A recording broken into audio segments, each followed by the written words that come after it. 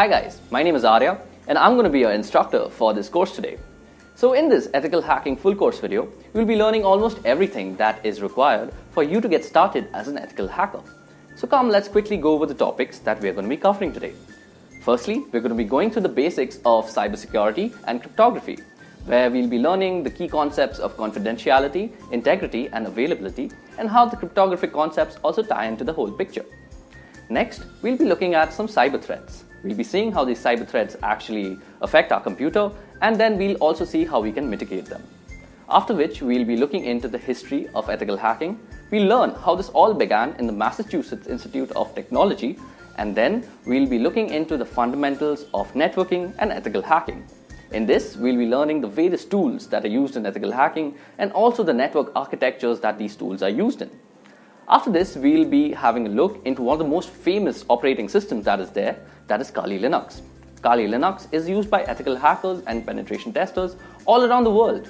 We'll be learning how to install this on our local systems. We'll be learning the tools that come along with it and where we should be using them. After that, we'll be learning about penetration testing. And penetration testing is a subset of ethical hacking.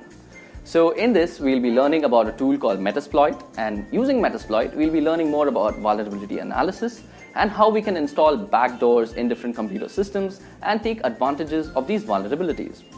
Now, Nmap is also another tool that we are going to be discussing in this course. We'll be learning how we can use Nmap to gather information from our networks and how we can use this information to our advantage. After that, we'll be learning deeply about 3 cyber attacks that are there in this industry. First is cross-site scripting, secondly, distributed denial of service, and thirdly, SQL injection attacks. Now, we'll be doing these attacks ourselves on dummy targets and learning more about these attacks and how they're orchestrated. And thus, we'll be learning more about how we can mitigate them if we actually become ethical hackers. Now, we'll also be discussing some very advanced cryptographic methods called steganography, which is basically used for hiding digital code inside images. Last but not the least, we'll be also discussing how you could become an ethical hacker yourself. So we'll be discussing a roadmap. We'll also be discussing the job profiles that are there in the industry, and we'll also be discussing the companies that are hiring for these job profiles along with the salaries that they are trying to offer. Also, we won't be leaving you hanging right there. We'll also be discussing the 50 most common interview questions that come along with these job profiles so that you can snag that job interview. And if you do like our content in the end, please leave us a like.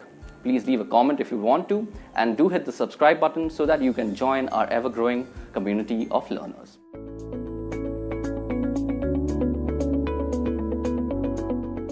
It can be rightfully said that today's generation lives on the internet, and we general users are almost ignorant as to how those random bits of ones and zeros reach securely to our computer.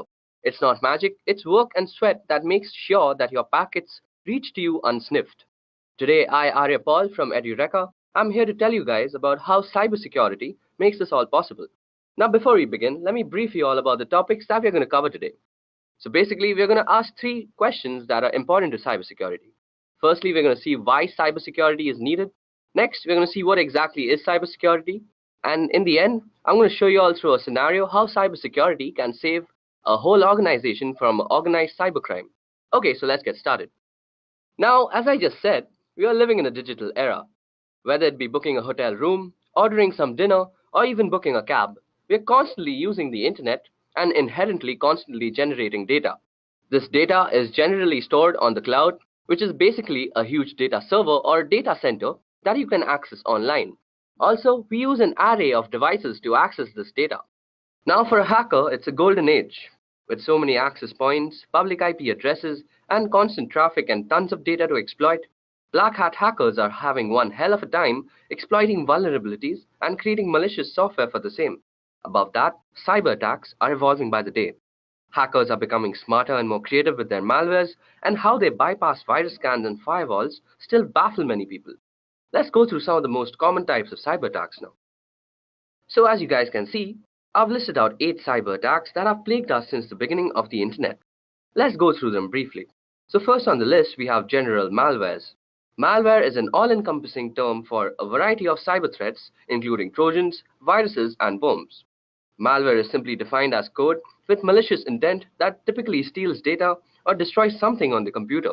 Next on the list, we have phishing, often posing as a request for data from a trusted third party Phishing attacks are sent via email and ask users to click on a link and enter their personal data.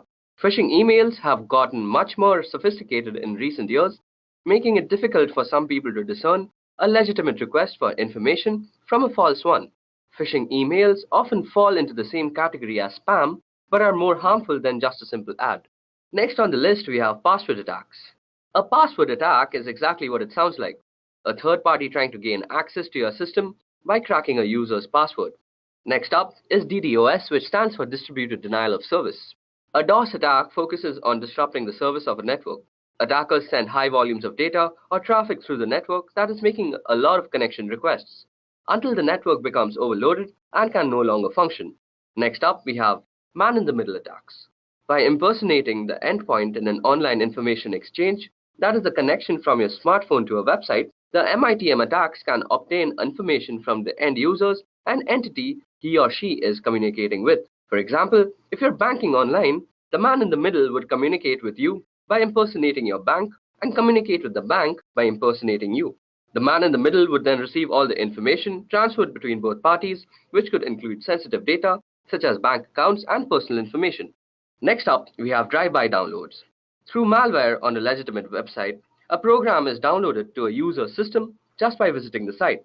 It doesn't require any type of action by the user to download it actually.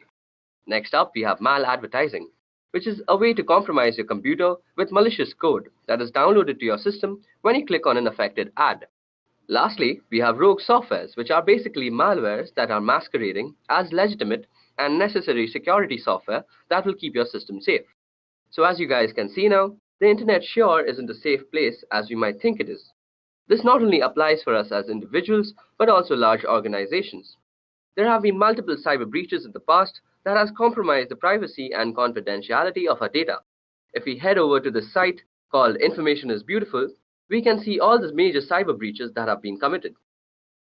So as you guys can see, even big companies like eBay, AOL, Evernote, Adobe have actually gone through major cyber breaches, even though they have a lot of security measures taken to protect the data that they contain. So it's not only that small individuals are targeted by hackers and other people, but even bigger organizations are constantly being targeted by these guys. So after looking at all sorts of cyber attacks possible, the breaches of the past, and the sheer amount of data available, we must be thinking that there must be some sort of mechanism and protocol to actually protect us from all these sorts of cyber attacks. And indeed, there is a way, and this is called cybersecurity. In a computing context, security comprises of cybersecurity and physical security. Both are used by enterprises to protect against unauthorized access to data centers and other computerized systems. Information security, which is designed to maintain the confidentiality, integrity, and availability of data, is a subset of cybersecurity.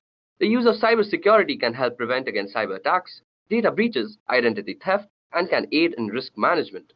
So, when an organization has a strong sense of network security and an effective incident response plan, it is better able to prevent and mitigate these attacks. For example, end-user protection defends information and guards against loss of theft, while also scanning computers for malicious code. Now, when talking about cybersecurity, there are three main activities that we are trying to protect ourselves against, and they are unauthorized modification, unauthorized deletion, and unauthorized access. These three terms are very synonymous to the very commonly known CIA triad, which stands for confidentiality, integrity, and availability. The CIA triad is also commonly referred to as the three pillars of security, and most security policies of bigger organizations and even smaller companies are based on these three principles. So let's go through them one by one. So first on the list, we have confidentiality. Confidentiality is roughly equivalent to privacy. Measures undertaken to ensure confidentiality are designed to prevent sensitive information from reaching the wrong people, while making sure that the right people can in fact get it. Access must be restricted to those authorized to view the data in question. It is common as well for data to be categorized according to the amount and type of damage that could be done should it fall into unintended hands. More or less, stringent measures can then be implemented across to those categories. Sometimes safeguarding data confidentiality may involve special training for those privy to such documents. Such training would typically include security risks that could threaten this information. Training can help familiarize authorized people with risk factors and how to guard against them. Further aspects of training can include strong password and password-related best practices and information about social engineering methods to prevent them from bending data handling rules with good intention and potentially disastrous results. Next on the list, we have integrity. Integrity involves maintaining the consistency, accuracy, and trustworthiness of data over its entire life cycle. Data must not be changed in transit, and steps must be taken to ensure that data cannot be altered by unauthorized people, for example, in a breach of confidentiality. These measures include file permissions and user access controls. Version control may be used to prevent erroneous changes or accidental deletion by authorized users becoming a problem. In addition, some means must be in place to detect any changes in data that might occur as a result of non-human caused events, such as electromagnetic pulses or server crash. Some data might include checksums, even cryptographic checksums for verification of integrity. Backup or redundancies must be available to restore the affected data to its correct state. Last but not the least is availability. Availability is best ensured by rigorous maintaining of all hardware, performing hardware repairs immediately when needed, and maintaining a correctly functional operating system environment that is free of software conflicts. It's also important to keep current with all necessary system upgrades. Providing adequate communication bandwidth and preventing the occurrences of bottlenecks are equally important. Redundancy, failover, and even high availability clusters can mitigate serious consequences when hardware issues do occur. Fast and adaptive disaster recovery is essential for the worst-case scenarios. That capacity is reliant on the existence of a comprehensive disaster recovery plan. Safeguards against data loss or interruption in connection must include unpredictable events such as natural disasters and fire. To prevent data loss from such occurrences, a backup copy must be stored in a geographically isolated location, perhaps even in a fireproof water-safe place. Extra security equipments or software such as firewalls and proxy servers can guard us against downtimes and unreachable data due to malicious actions such as denial of service attacks and network intrusions. So now that we have seen what we are actually trying to implement when trying to protect ourselves on the internet, we should also know the ways that we actually protect ourselves when we are attacked by cyber organizations. So the first step to actually mitigate any type of cyber attack is to identify the malware or the cyber threat that is being currently going on in your organization. Next, we have to actually analyze and evaluate all the affected parties and the file systems that have been compromised. And in the end, we have to patch the whole treatment so that our organization can come back to its original running state without any cyber breaches. So how is it exactly done? This is mostly done by actually calculating three factors. The first factor is vulnerability, the second factor is threat, and the third is risk. So let me tell you about the three of them a little bit. So first on the list of actual calculations, we have vulnerability. So a vulnerability refers to a known weakness of an asset that can be exploited by one or more attackers. In other words, it is a known issue that allows an attack to be successful. For example, when a team member resigns and you forget to disable their access to external accounts, change logins, or remove their names from the company credit cards, this leaves your business open to both unintentional and intentional threats. However, most vulnerabilities are exploited by automated attackers and not a human typing on the other side of the network. Next, testing for vulnerabilities is critical to ensuring the continued security of your systems by identifying weak points and developing a strategy to respond quickly. Here are some questions that you ask when determining your security vulnerabilities. So you have questions like, is your data backed up and stored in a secure offsite location? Is your data stored in the cloud? If yes, how exactly is it being protected from cloud vulnerabilities? What kind of security do you have to determine who can access, modify, or delete information from within your organization? Next, you could ask questions like, what kind of antivirus protection is in use? What are the license currents? Are the license current? And is it running as often as needed? Also, do you have a data recovery plan in the event of vulnerability being exploited? So these are the normal questions that one asks when actually checking their vulnerability. Next up is threat. A threat refers to a new or newly discovered incident with potential to do harm to a system or your overall organization. There are three main types of threat: natural threats like floods or tornadoes, unintentional threats such as employee mistakenly accessing the wrong information, and intentional threats. There are many examples of intentional threats including spyware, malware, adware companies, or the actions of disgruntled employees. In addition, worms and viruses are categorized as threats because they could potentially cause harm to your organization through exposure to an automated attack, as opposed to one perpetrated by human beings. Although these threats are generally outside of one's control and difficult to identify in advance, it is essential to take appropriate measures to assess threats regularly. Here are some ways to do so. Ensure that your team members are staying informed of current trends in cybersecurity so they can quickly identify new threats. They should subscribe to blogs like Wired and podcasts like the TechGenics Extreme IT that covers these issues, as well as join professional associations so they can benefit from breaking news feeds, conferences, and webinars. You should also perform regular threat assessment to determine the best approaches to protecting a system against a specific threat, along with assessing different types of threat. In addition, penetration testing involves modeling real-world threats in order to discover vulnerabilities. Next on the list, we have risk. So risk refers to the potential for loss or damage when a threat exploits a vulnerability.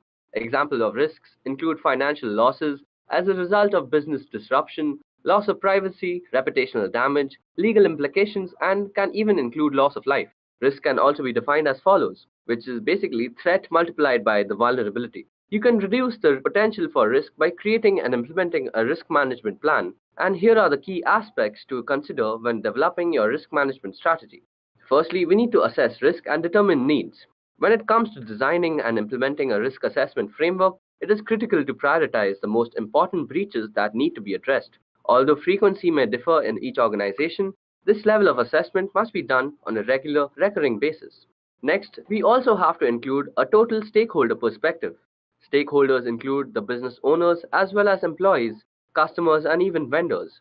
All of these players have the potential to negatively impact the organization, but at the same time, they can be assets in helping to mitigate risk. So, as we see, risk management is the key to cybersecurity. So, now let us go through a scenario to actually understand how cybersecurity actually defends an organization against very manipulative cybercrime. So, cybercrime, as we all know, is a global problem that's been dominating the news cycle. It poses a threat to individual security and an even bigger threat to large international companies, banks, and governments. Today's organized cybercrime far outshadows lone hackers of the past, and now large organized crime rings function like startups and often employ highly trained developers who are constantly innovating new online attacks. Most companies have preventative security software to stop these types of attacks, but no matter how secure we are, cybercrime is going to happen. So meet Bob. He is the chief security officer for a company that makes a mobile app to help customers track and manage their finances. So security is a top priority. So Bob's company has an activity response platform in place that automates the entire cybersecurity process. The ARP software integrates all the security and IT software needed to keep a large company like Bob's secured into a single dashboard and acts as a hub for the people, processes, and technology needed to respond to and contain cyber attacks. Let's see how this platform works in the case of a security breach. While Bob is out on a business trip, irregular activity occurs on his account as a user behavior analytics engine that monitors account activity, recognizes suspicious behavior involving late-night logins and unusual amounts of data being downloaded. This piece of software is the first signal that something is wrong. An alert is sent to the next piece of software in the chain, which is the Security Information and Event Management System. Now, the ARP can orchestrate a chain of events that ultimately prevents the company from encountering a serious security disaster. The ARP connects to a user directory software that Bob's company uses, which immediately recognizes the user accounts belong to an executive who is out on a business trip, and then proceeds to lock his account. The ARP sends the incident IP address to a threat intelligence software, which identifies the address as a suspected malware server. As each piece of security software runs, the findings are recorded in the ARP's incident, which is already busy creating a set of instructions called a playbook for a security analyst to follow. The analyst then locks Bob's accounts and changes his passwords. This time, the software has determined the attempted attack came from a well-known cybercrime organization using stolen credentials. Bob's credentials were stolen when the hacker found a vulnerability in his company's firewall software and used it to upload a malware-infected file. Now that we know how the attack happened, the analyst uses the ARP and identifies and patches all the things. The ARP uses information from Endpoint Tool to determine which machines need to be patched, recommends how to patch them, and then allows the analyst to push the patches to all the computers and mobile devices instantly. Meanwhile, Bob has to alert the legal departments of the breach, and the ARP instantly notifies the correct person of the situation and the status of the incident after the attack is contained. And Bob's account is secured. The analyst then communicates which data may have been stolen or compromised during the incident. He identifies which geographies, jurisdictions, and regulatory agencies cover the users and information affected by the attack. Then the ARP creates a series of tasks so the organization can notify the affected parties and follow all relevant compliances and liability procedures. In the past, a security breach this large would have required Bob's company to involve several agencies and third parties to solve a problem, a process that could have taken months or longer. But in a matter of hours, the incident response platform organized all of the people, processes, and technology to identify and contain the problem, find the source of the attack, fix the vulnerability, and notify all affected parties. And in the future, Bob and his team will be able to turn to cognitive security tools. These tools will read and learn from tens of thousands of trusted publication blogs and other sources of information. This knowledge will uncover new insights and patterns, anticipate and isolate and minimize attacks as they happen, and immediately recommend actions for security professionals to take, keeping data safe and companies like Bob's out of the headlines.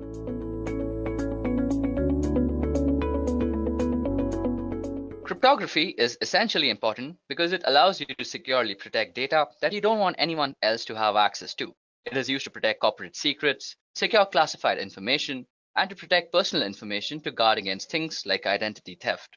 And today's video is basically going to be about cryptography. Now, before we actually jump into the session, let me give you guys a brief on the topics that we're going to cover today.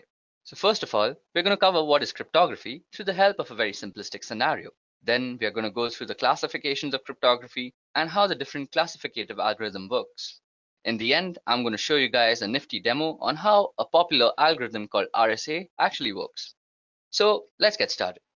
Now I'm going to take the help of an example or a scenario to actually explain what is cryptography. Alright, so let's say we have a person and let's call him Andy. Now suppose Andy sends a message to his friend Sam who is on the other side of the world. Now obviously, he wants this message to be private and nobody else should have access to the message. Now he uses a public forum, for example the internet, for sending this message. The goal is to actually secure this communication. And of course, we have to be secure against someone. Now let's say there is a smart guy called Eve who has secretly got access to your communication channel. Since this guy has access to your communication, he can do much more than just eavesdrop. For example, he can try to change the message in itself. Now this is just a small example. What if Eve actually gets access to your private information? Well, that could actually result in a big catastrophe. So how can Andy be sure that nobody in the middle could access the message sent to Sam? The goal here is to make communication secure, and that's where cryptography comes in. So what exactly is cryptography? Well, cryptography is the practice and the study of techniques for securing communication and data in the presence of adversaries. So let me take a moment to explain how that actually happens. Well, first of all, we have a message. This message is firstly converted into a numeric form, and then this numeric form is applied with a key called an encryption key, and this encryption key is used in an encryption algorithm. So once the numeric message and the encryption key has been applied in an encryption algorithm, what we get is called a ciphertext. Now this ciphertext is sent over the network to the other side of the world, where the other person who the message is intended for will actually use a decryption key and use the ciphertext as a parameter of a decryption algorithm, and then he'll get what we actually sent as a message. And if some error had actually occurred, he'd get an error. So let's see how cryptography can help secure the connection between Andy and Sam. So to protect his message, Andy first converts his readable message to an unreadable form. Here he converts the message to some random numbers, and after that he uses a key to encrypt his message. After applying this key to the numerical form of his message, he gets a new value. In cryptography, we call this ciphertext. So now if Andy sends the ciphertext or encrypted message over communication channel, he won't have to worry about somebody in the middle of discovering the private message. Even if somebody manages to discover the message, he won't be able to decrypt the message without having a proper key to unlock this message. So suppose Eve here discovers the message and he somehow manages to tamper with the message and message finally reaches Sam. Sam would need a key to decrypt the message to recover the original plaintext. So using the key, he would convert a ciphertext to numerical value corresponding to the plaintext. Now after using the key for decryption, what will come out is the original plaintext message or an error. Now this error is very important. It is the way Sam knows that message sent by Andy is not the same as the message that he received. So the error in a sense tells us that Eve has tampered with the message. Now the important thing to note here is that in modern cryptography, the security of the system purely relies on keeping the encryption and decryption keys secret. Based on the type of keys and encryption algorithms, cryptography is classified under the following categories. Now cryptography is broadly classified under two categories, namely symmetric key cryptography and asymmetric key cryptography, popularly also known as public key cryptography. Now, symmetric key cryptography is further classified as classical cryptography and modern cryptography. Further drilling down, classical cryptography is divided into two, which is transposition cipher and substitution cipher. On the other hand, modern cryptography is divided into stream cipher and block cipher. In the upcoming slides, I'll broadly explain all these types of cryptography. So let's start with symmetric key cryptography first. So symmetric key algorithms are algorithms for cryptography that use the same cryptographic keys for both encryption of plaintext and decryption of ciphertext. The keys may be identical, or there may be some simple transformation to go between the two keys. The keys in practice represent a shared secret between two or more parties that can be used to maintain a private information link. This requirement that both parties have access to the secret key is one of the main drawbacks of symmetric key encryption in comparison to public key encryption, also known as asymmetric key encryption. Now, symmetric key cryptography is sometimes also called secret key cryptography, and the most popular symmetric key system is the Data Encryption Standards, which also stands for DES. Next up, we're going to discuss transposition cipher. So, in cryptography, a transposition cipher is a method of encryption by which the positions held by units of plaintext, which are commonly characters or groups of characters, are shifted according to a regular system, so that the ciphertext constitutes a permutation of the plaintext. That is, the order of units is changed, the plaintext is reordered. Now, mathematically speaking, a bijective function is used on the character's position to encrypt and an inverse function to decrypt. So as you can see that there is an example on the slide. So on the plaintext side, we have a message which says, "Meet me after the party."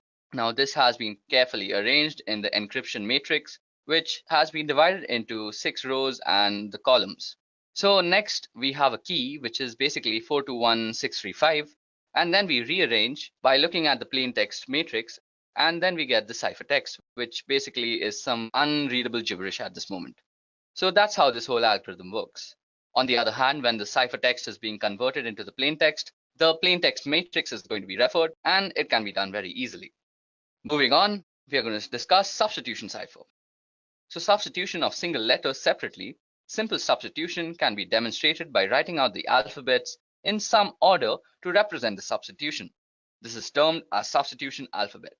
The cipher alphabet may be shifted or reversed, creating the Caesar and Upstash cipher respectively, or scrambled in a more complex fashion, in which case it is called a mixed alphabet or deranged alphabet. Traditionally, mixed alphabets may be created by first writing out keyword, removing repeated letters in it, then writing all the remaining letters in the alphabet in the usual order. Now consider this example shown on the slide.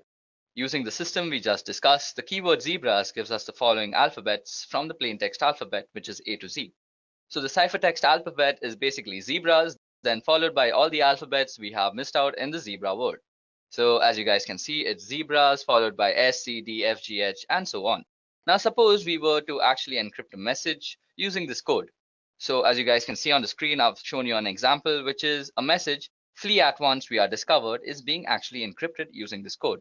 So if you guys can see out here, the F letter actually corresponds to S, and then the L letter actually corresponds to I out here.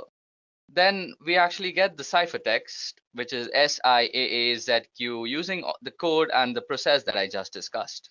Now traditionally, the ciphertext is written out in blocks of fixed length, omitting punctuations and spaces. This is done to help avoid transmission errors to disguise the word boundaries from the plaintext. Now these blocks are called groups, and sometimes a group count, that is the number of groups, is given as an additional check. Now, 5-letter groups are traditional. As you guys can see that we have also divided our ciphertext into groups of 5, and this dates back to when messages were actually used to be transmitted by telegraph. Now, if the length of the message happens not to be divisible by 5, it may be padded at the end with nulls, and these can be any characters that can be decrypted to obvious nonsense, so the receiver can easily spot them and discard them. Next on our list is stream cipher. So a stream cipher is a method of encrypting text to produce ciphertext in which a cryptographic key and algorithm are applied to each binary digit in a data stream 1 bit at a time. This method is not much used in modern cryptography. The main alternative method is block cipher, in which a key and algorithm are applied to block of data rather than individual bits in a stream.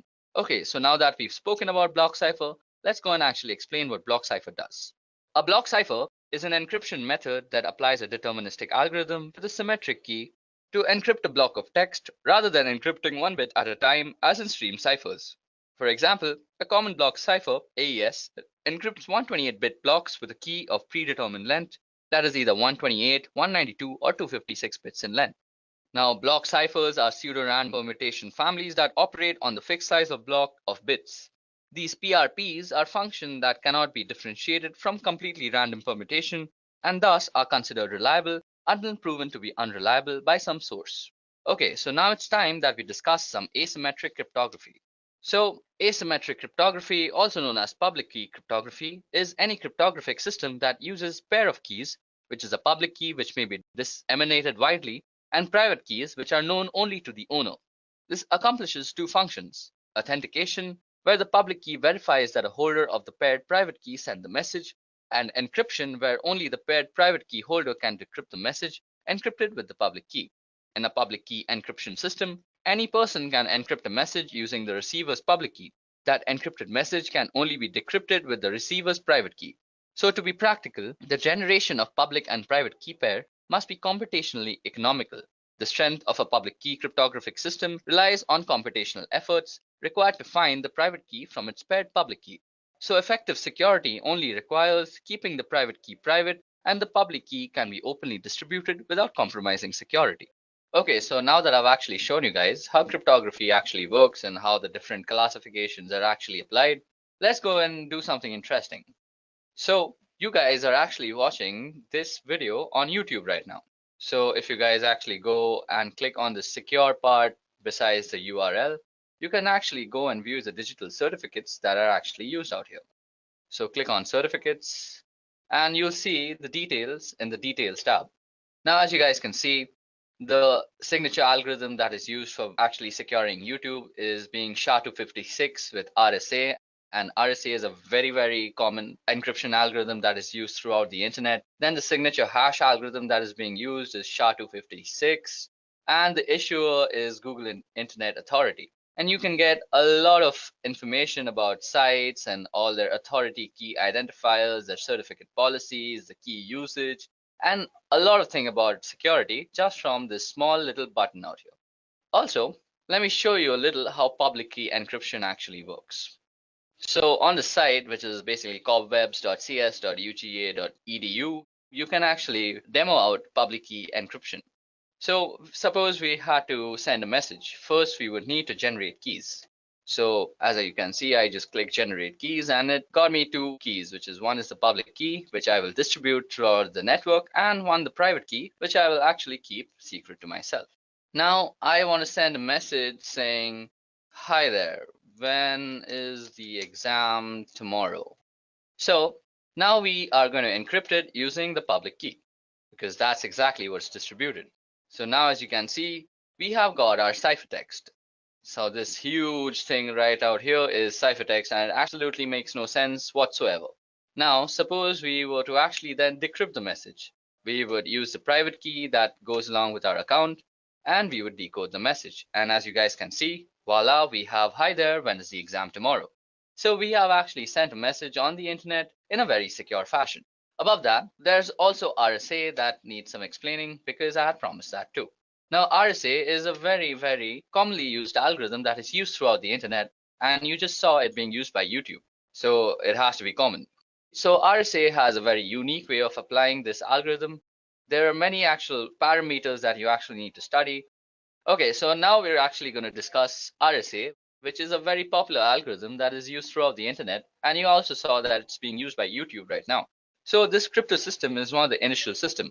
It remains the most employed crypto system even today. And the system was invented by three scholars, which is Ron Rivest, Adi Shamir, and Len Adelman. Hence the name RSA. And we will see the two aspects of the RSA crypto system. Firstly, generation of key pair, and secondly, encryption-decryption algorithms. So each person or a party who desires to participate in communication using encryption needs to generate a pair of keys, namely public key and private key. So the process followed in the generation of keys is as follows. First, we have to actually calculate n. Now n is actually given by multiplying p and q, as you guys can see out here. So p and q are supposed to be very large prime numbers. So out here p will be 35, but for some very strong encryption, we are going to choose very large prime numbers. Then we actually have to calculate phi. Now phi, as you can see, the formula goes is p minus 1 into q minus 1, and this helps us determine for the encryption algorithm. Now then we have to actually calculate E. Now E must be greater than 1 and less than phi, which is p minus 1 into q minus 1. And there must be no common factors for E and phi except for 1. So in other words, they must be co-prime to each other.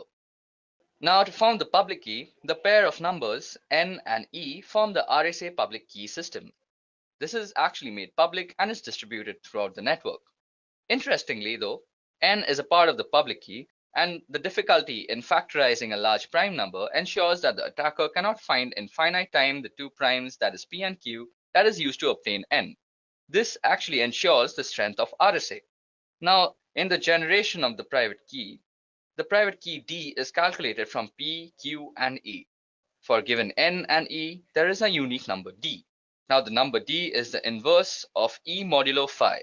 This means that d is a number less than phi such that when multiplied by e, it gives 1.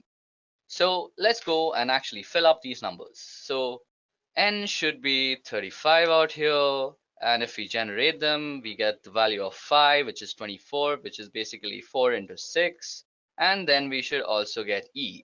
Now e should be co-prime, so we are going to give it 11, as 11 is co-prime to both. So now for the actual encryption part, we have to put in E and N out here. So E out here for us is 11 and N is 35. And then we're going to pick a letter to actually cipher, which is A. And then we're going to encode it as a number. So as you guys can see, we've encoded it as 1. And out here, now after we've given the message its numerical form, we click on encryption and we get it. Now to actually decrypt the message, we are going to need D and N. Now D for us was 5 and N was 35. So 5 and 35. And then we're going to take encrypted message from above and we're going to decrypt this message. So after you decrypt it, we have the numerical form of the plain text, and to then decode the message, just click here, decode message, and as you guys can see, we have decoded a message using RSA. So guys, that's how RSA works. I explained all the factors that we actually use in RSA, from N to 5 to E to D, and I hope you understood a part of it. If y'all are still more interested, y'all can actually research a lot on RSA. It's a very in-depth cryptographic system. D and N. Now D for us was 5 and N was 35. So 5 and 35. And then we're going to take encrypted message from above and we're going to decrypt this message. So after you decrypt it, we have the numerical form of the plain text, and to then decode the message, just click here, decode message, and as you guys can see, we have decoded a message using RSA. So guys, that's how RSA works. I explained all the factors that we actually use in RSA, from N to 5 to E to D, and I hope you understood a part of it. If y'all are still more interested, y'all can actually research a lot on RSA. It's a very in-depth cryptographic system.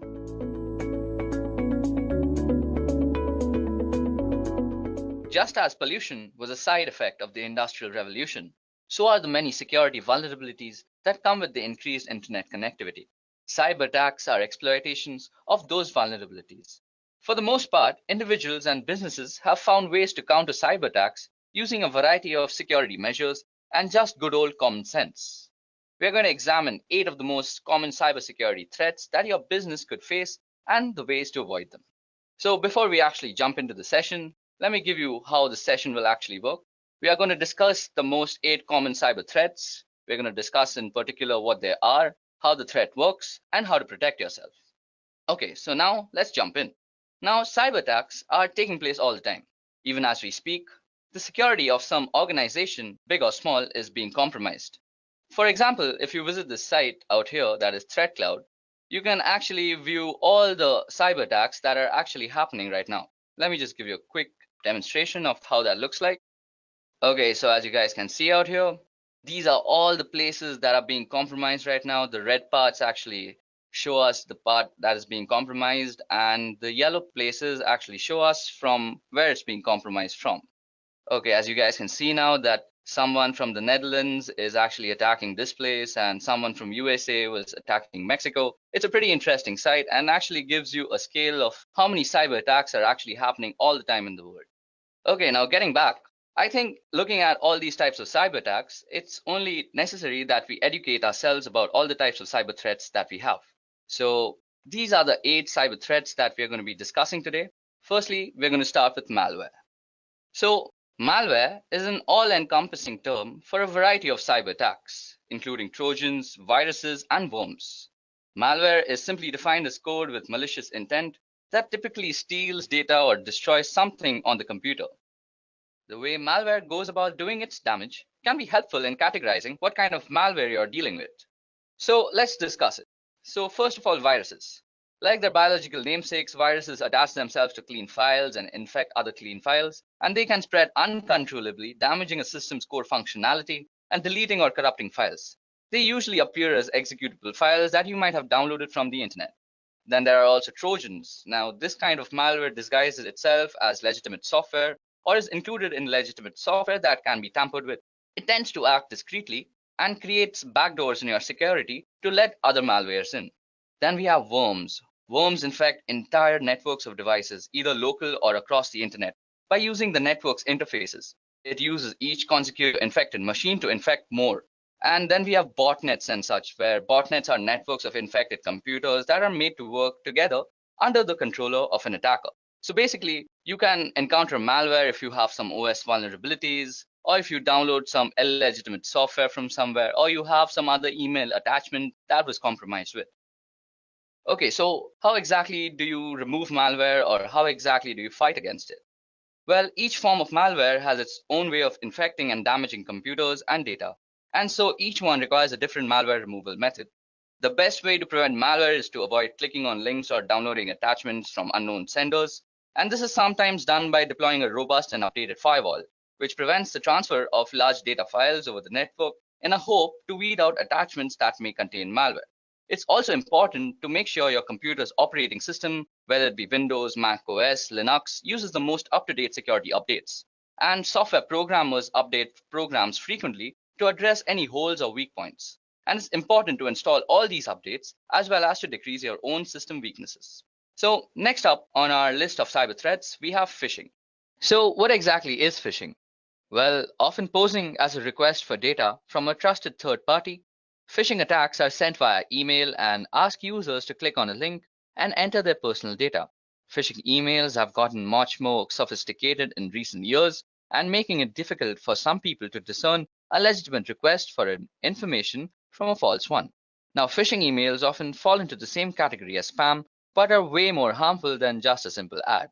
So, how exactly does phishing work? Well, most people associate phishing with email messages that spoof or mimic bank, credit card companies, or other businesses like Amazon, eBay, and Facebook.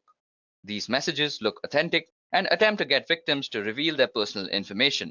But email messages are only one small piece of a phishing scam. From beginning to end, the process involves 5 steps. The first step is planning. The phisher must decide which business to target and determine how to get email addresses for the customers of that business. Then they must go through the setup phase. Once they know which business to spoof and who their victims are, phishers create methods for delivering the messages and collecting the data. Then they have to execute the attack, and this is the step most people are familiar with. That is, the phisher sends a phony message that appears to be from a reputable source. After that, the phisher records the information the victims enter into the web page or pop-up windows. And in the last step, which is basically identity theft and fraud, the phishers use the information they've gathered to make illegal purchases or otherwise commit fraud. And as many as a fourth of the victims never fully recover. So how exactly can you be actually preventing yourself from getting phished? Well, the only thing that you can do is being aware of how phishing emails actually work. So first of all, a phishing email has some very specific properties.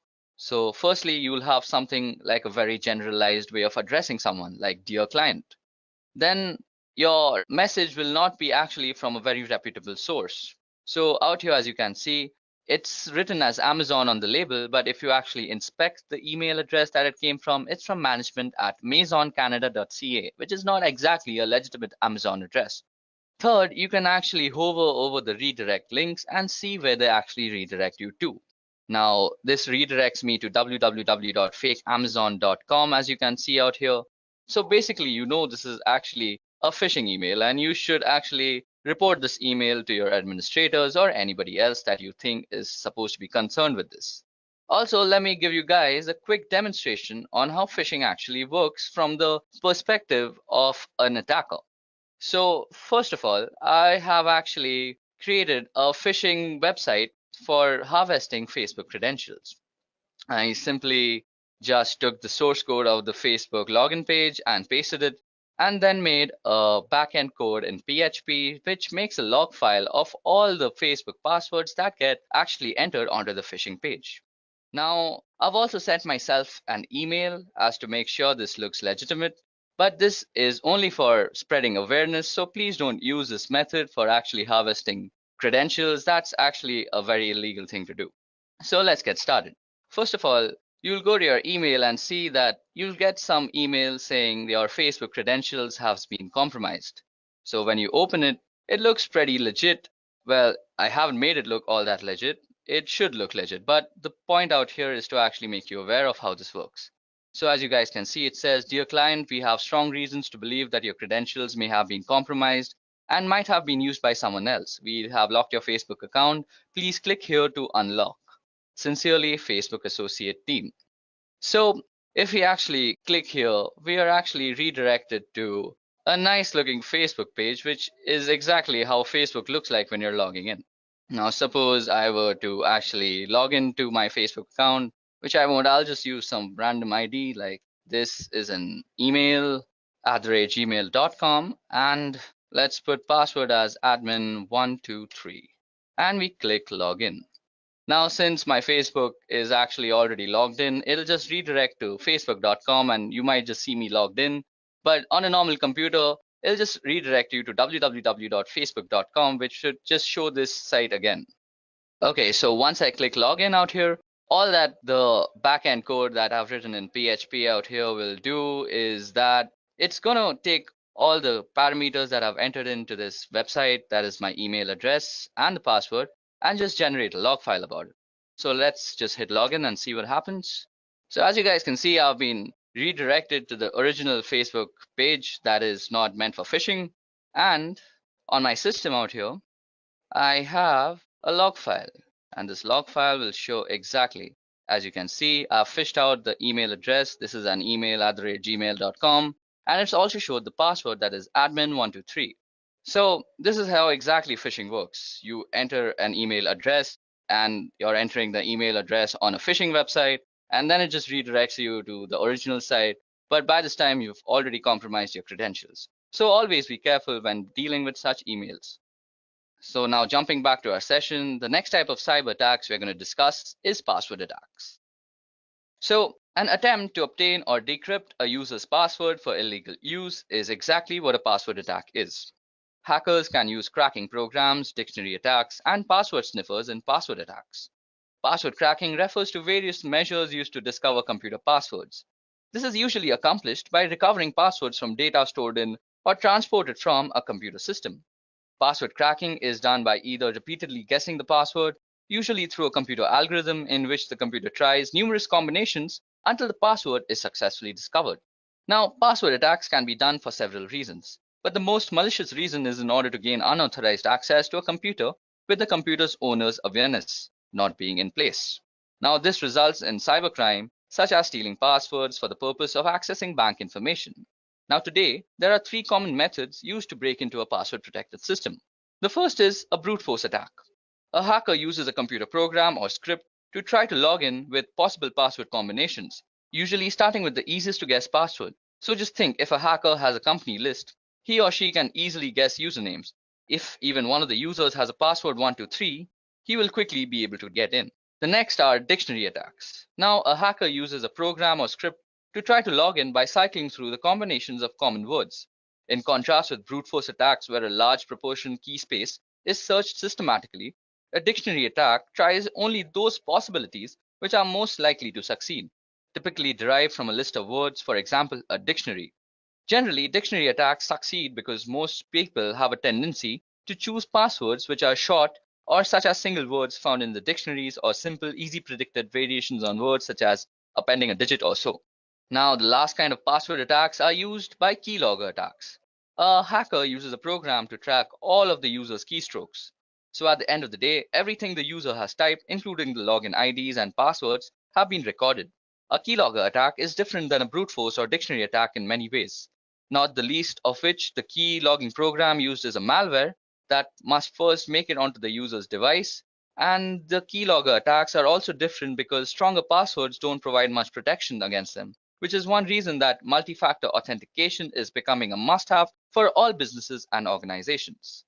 Now, the only way to stop yourself from getting killed in the whole password attack conundrum is by actually practicing the best practices that are being discussed in the whole industry about passwords. So basically, you should update your password regularly. You should use alphanumerics in your password. And you should never use words that are actually in the dictionary. It's always advisable to use garbage words that make no sense for passwords, as they just increase your security. So moving on, we're going to discuss DDoS attacks. So what exactly is a DDoS or a DOS attack?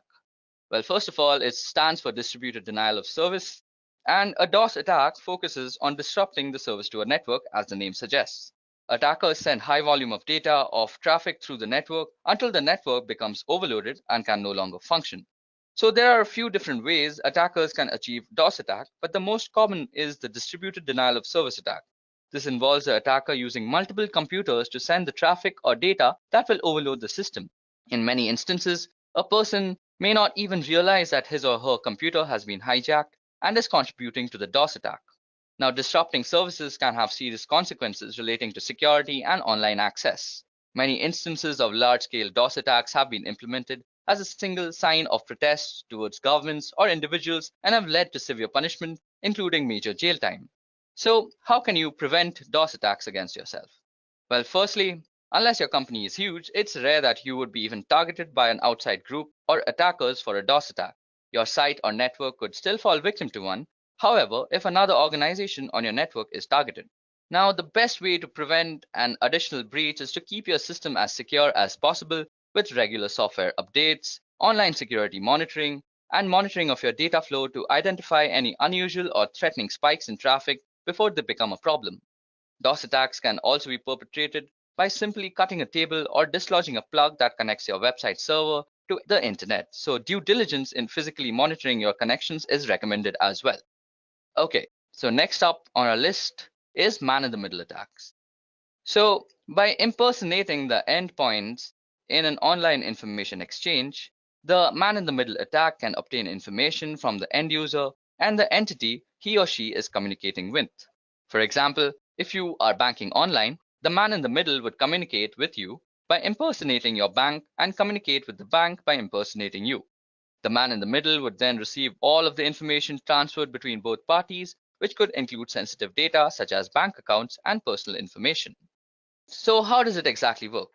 Normally, an MITM gains access through a non-encrypted wireless access point, which is basically one that doesn't use WAP, WPA, or any of the other security measures. Then they would have to access all of the information being transferred between both parties by actually spoofing something called address resolution protocol. That is the protocol that is used when you are actually connecting to your gateway from your computer. So how can you exactly prevent MITM attacks from happening against you? So firstly, you have to use an encrypted WAP, that is an encrypted wireless access point. Next, you should always check the security of your connection, because when somebody is actually trying to compromise your security, he will try to actually strip down the HTTPS or HSTS that is being injected in the website, which is basically the security protocols.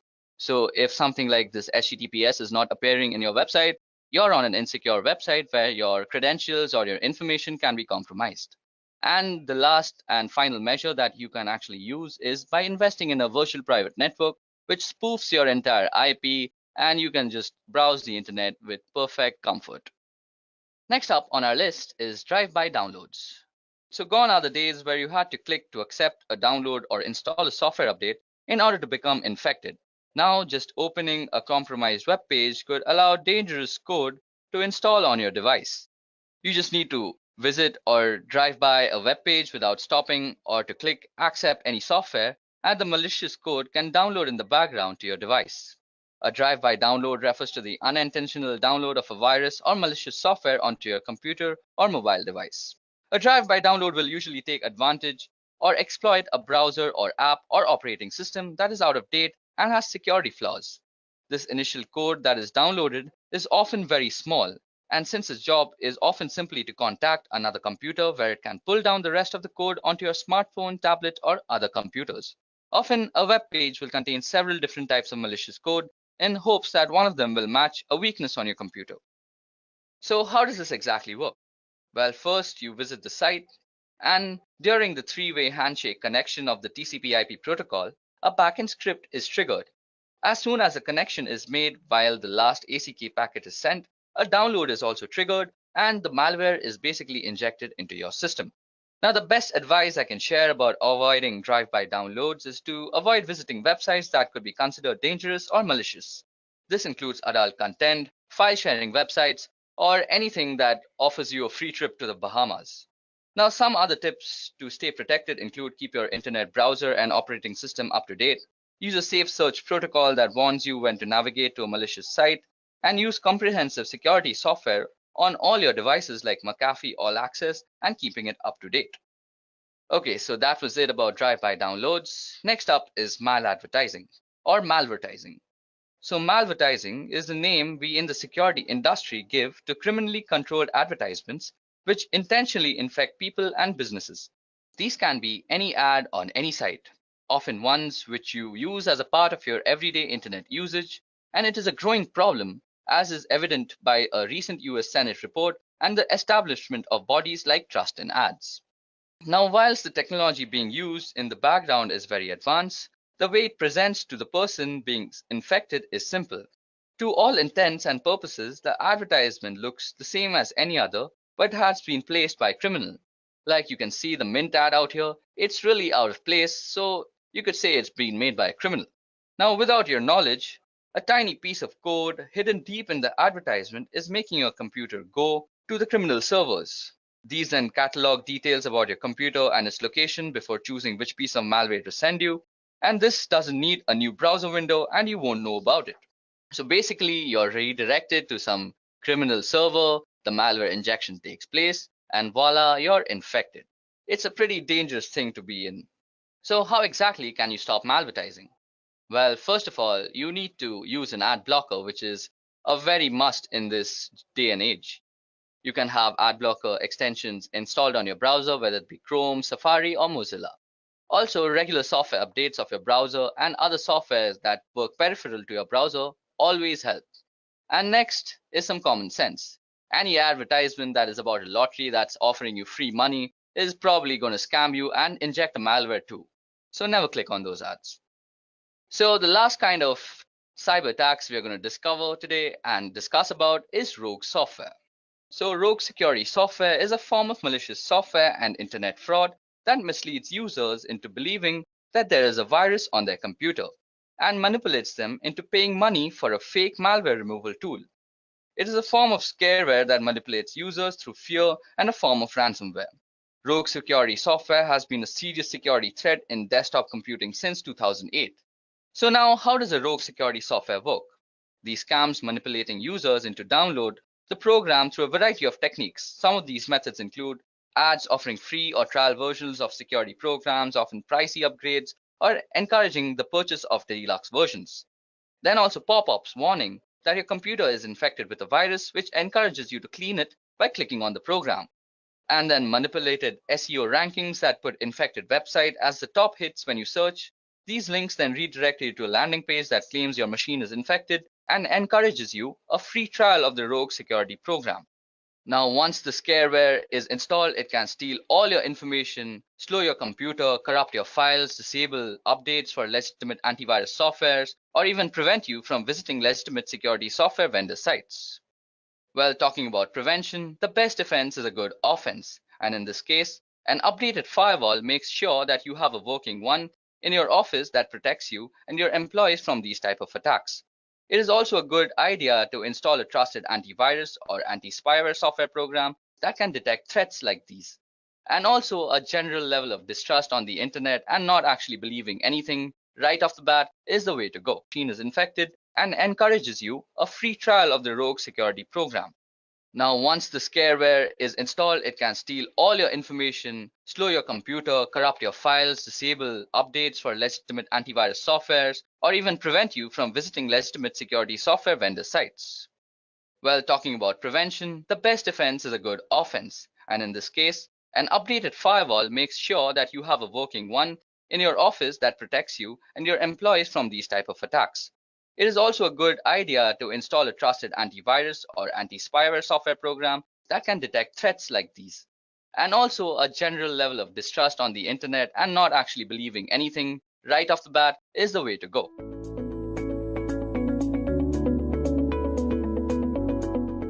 The keyword of this video is ethical hacking course. But in reality, it's just an expansive video on the fundamentals of ethical hacking. There is no such thing as an ethical hacking course, to be honest, because no course can teach you a discipline like ethical hacking. All the best that you can do in creating content for ethical hacking is that you can tell people about the fundamentals that are followed in this discipline.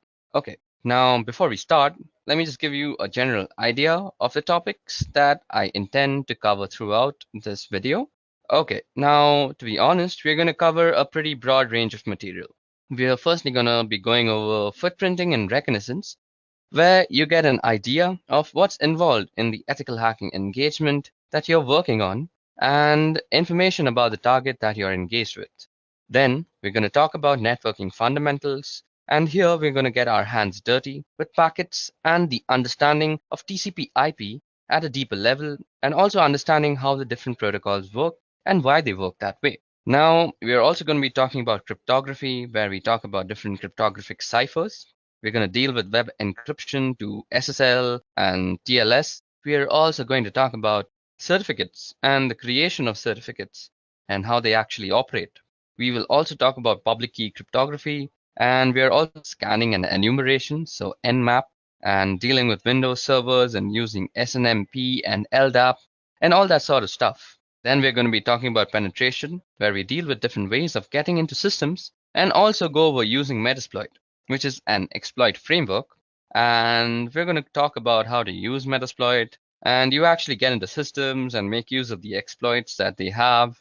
Then we're going to talk about malwares, viruses, and worms and rootkits, and all of that sort of stuff. We're going to take a look at the different pieces of malware and how you would pull that apart in order to understand what it's doing and potentially make use of that malware during an ethical hacking engagement. Then we're going to talk about different types of denial of service attacks or DOS attacks, and the difference between a denial of service attack and a distributed denial of service attack. And there is a difference there. So we're going to go over those attacks. Now, we're also going to go over web application hacking and the types of tools that you would use during web application hacking, and the different vulnerabilities that web applications have, and how to make use of these exploits and those vulnerabilities. We're going to talk about wireless networking, how to probe wireless networks, what wireless networks are doing, and how to secure wireless networks. We're also going to talk a little bit about detection evasion, and to be honest with you, detection evasion kind of comes up in a lot of different areas through the many of the topics that we're also going to talk about: programming attacks, and how to protect oneself against programming attacks. Okay, so that was the number of topics that we are actually going to cover through this video. Now, the approach that I'm going to be taking in the series of videos is whenever possible, we're going to be going to use a hands-on approach. So we're going to show you the actual tools I'm going to make use of and the tools to do some sort of demonstration and how they actually work. I am a big believer in getting your hands dirty as the best way to learn anything. So, as we go through the series of videos, I strongly encourage you to get access to the tools that I'm going to be demonstrating wherever possible and dig in and get your hands dirty along with me. And there are places where we're going to be going over some theoretical material, and I'm not a big fan of PowerPoint slides. But sometimes they're a necessary evil in order to convey certain types of information. So wherever possible, I'm going to minimize their use, but you will run across places where they're just a necessity. And we're going to have to go through some slides where in order to get some particular points across, they are primarily of a theoretical nature. So that's the approach that we'll be taking through this video. And I hope you have fun as you go along the way. Okay, so let's begin. Now, the first topic that we're going to tackle is what is hacking? Okay, so let us take a trip to the early days of hacking to start with. Now, the Internet Engineering Task Force is responsible for maintaining documentation about protocols and various specifications and processes and procedures regarding anything on the Internet. They have a series of documents called the Request for Comments or the RFCs. And according to RFC 1389, it says a hacker is a person who delights in having an intimate understanding of the internal workings of a system, computers, and computer networks in particular. While the expression hackers may go back a long time and have many different connotations or definitions, as far as computers go, some of the earliest hackers were members of the Tech Model Railroad Club at the Massachusetts Institute of Technology. And what those people did and the various things that they did and were involved in are detailed in Stephen Levy's book called Hackers for Our Purposes. Now, for our purposes, we'll be talking about other types of hackers. Although the spirit of what we do goes back to those early days, now the definition of hacking or hackers has changed particularly in the 1980s, and in part as a result of a couple of people, namely Robert T. Morris, who was a Cornell graduate, who unleashed a piece of software that was called a worm on what was an early version of the internet worm, went on to cause a lot of damage and create a lot of downtime on systems across the country and across the world. Now, the Morris worm did end up resulting in something good, however. That is, the Computer Emergency Response Team at Carnegie Mellon was created primarily in response to the Morris worm. Now, there's also Kevin Mitnick, who is another well-known hacker who was responsible for various acts of computer crime over a couple of decades. He was the first convicted in 1988. So the definition of hacker or hacking moved from something benign to something far more sinister in popular culture. Now, we see hacking or hackers in all sorts of popular culture. We've seen them in hacker movies called war games, also the movie Hackers. Of course, you also see it in the Matrix movies, where you can see, if you look really closely, that they are using a tool called Nmap, which we will get into the use of in great detail later on as we go on. Now, also the movie Sneakers and the movie Swordfish. And on television, in addition to other places, you can see the agents at NCIS regularly doing things like cracking complex cryptography in just a matter of seconds or minutes. So, what is hacking really? Well, hacking is about a deep understanding of something particularly with relation to computers and computing. It's also about exploring and the joy of learning new things and understanding them very clearly and being able to manipulate those things in ways that maybe other people haven't before. It's also about digging into problems to find out solutions in creative and interesting ways, and sometimes finding problems where there weren't problems previously. And that's a little bit about what is hacking. Okay, so now that we have talked about what exactly is hacking and how the meaning and connotations of that word has changed over time, how it came into existence, how it was coined, let's go over the reasons that people normally hack. Now, you may want to hack just for fun. As discussed previously, hacking is a tradition that goes back several decades at MIT, even preceding the computer-related definition of hacking. Now, MIT has a long and storied history of hacking, and sometimes of a computer related nature, which in this case happens to be true, and sometimes of a non computer related nature instance. Now, here you can see that MIT's homepage has been hacked, or you might even say defaced, to indicate that Disney is buying MIT. This was an April Fool's Day prank in 1998, and again, this is just the kind of hacking that you would do for fun rather. Now, sometimes you might want to hack just to prove a political point, or any point for that matter. In this case, again, Bill Gates had donated some money to the MIT, which allowed them to have a new building. And he was coming to MIT to visit and give a talk about Microsoft Windows and its systems. And as you can see, the Windows systems that were installed in the entryway at the building were hacked to be running Linux instead. And you can see here that Tux the Penguin is saying, "Welcome to the William H. Gates building." Again, that's some students who decided that they wanted to make a point about Linux and Microsoft and Windows to Bill Gates, and they thought hacking was the best way to go about it. Sometimes you hack just for the challenge. Here's an example again at MIT, where some students turned the facade of a building into a Tetris game board. Now, this was a reasonably difficult hack, and the students went after it just for the challenge of completing it. And it just so they could have some pride of ownership and to be able to say that they were able to pull this off. You know, the things that teenagers do to show off to other teenagers, it just increases with increase in scale. Now, in spite of its difficulties and its challenges and all the obstacles and planning that had to go into it, they were able to pull it off, and now they have those bragging rights. So that was one of them, and one of the instances where somebody would hack just for the challenge and for the fun in it. Now, sometimes you want to hack to prevent theft, and this is where we get more specifically into computer related hackings. You see a lot of articles and stories in the news over the last few years about cybercrime, and here's an example of data theft compromised. And a fewer than 1.5 million cards for global payments. So there are some attackers who got into this company, Global Payment, and they were able to pull out about 1.5 million credit card numbers during the intrusion there. So what you may want to do is you may want to learn how to hack in order to find these holes in your systems or applications or employer systems so that you can fix these holes and prevent these compromises from happening because of the reputational hit that your company takes whenever things like these happen. You have the risk of completely running out of business. So just to protect your job, to protect your company, and to protect your own desire of business, you may just want to learn to hack, and that's a very good reason. Now, you may also want to find all the problems that exist in your system before putting them out and deploying them so that you can keep these attackers from getting in and stealing critical or sensitive information. Sometimes you may want to hack to get there before the bad guys. And the same sort of idea is the last one where we're just going to talk about, and that exactly is ethical hacking. Now, we were just talking about how sometimes you may want to hack into your own system before publishing it out to the public. Let's take Internet Explorer for example.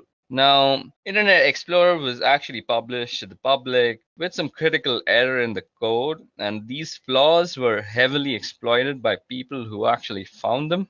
Now, a number of people in the world go out looking for these flaws, and they call themselves security researchers, and they get in touch with the vendors after they found a flaw or a bug and work with the vendors to get it fixed.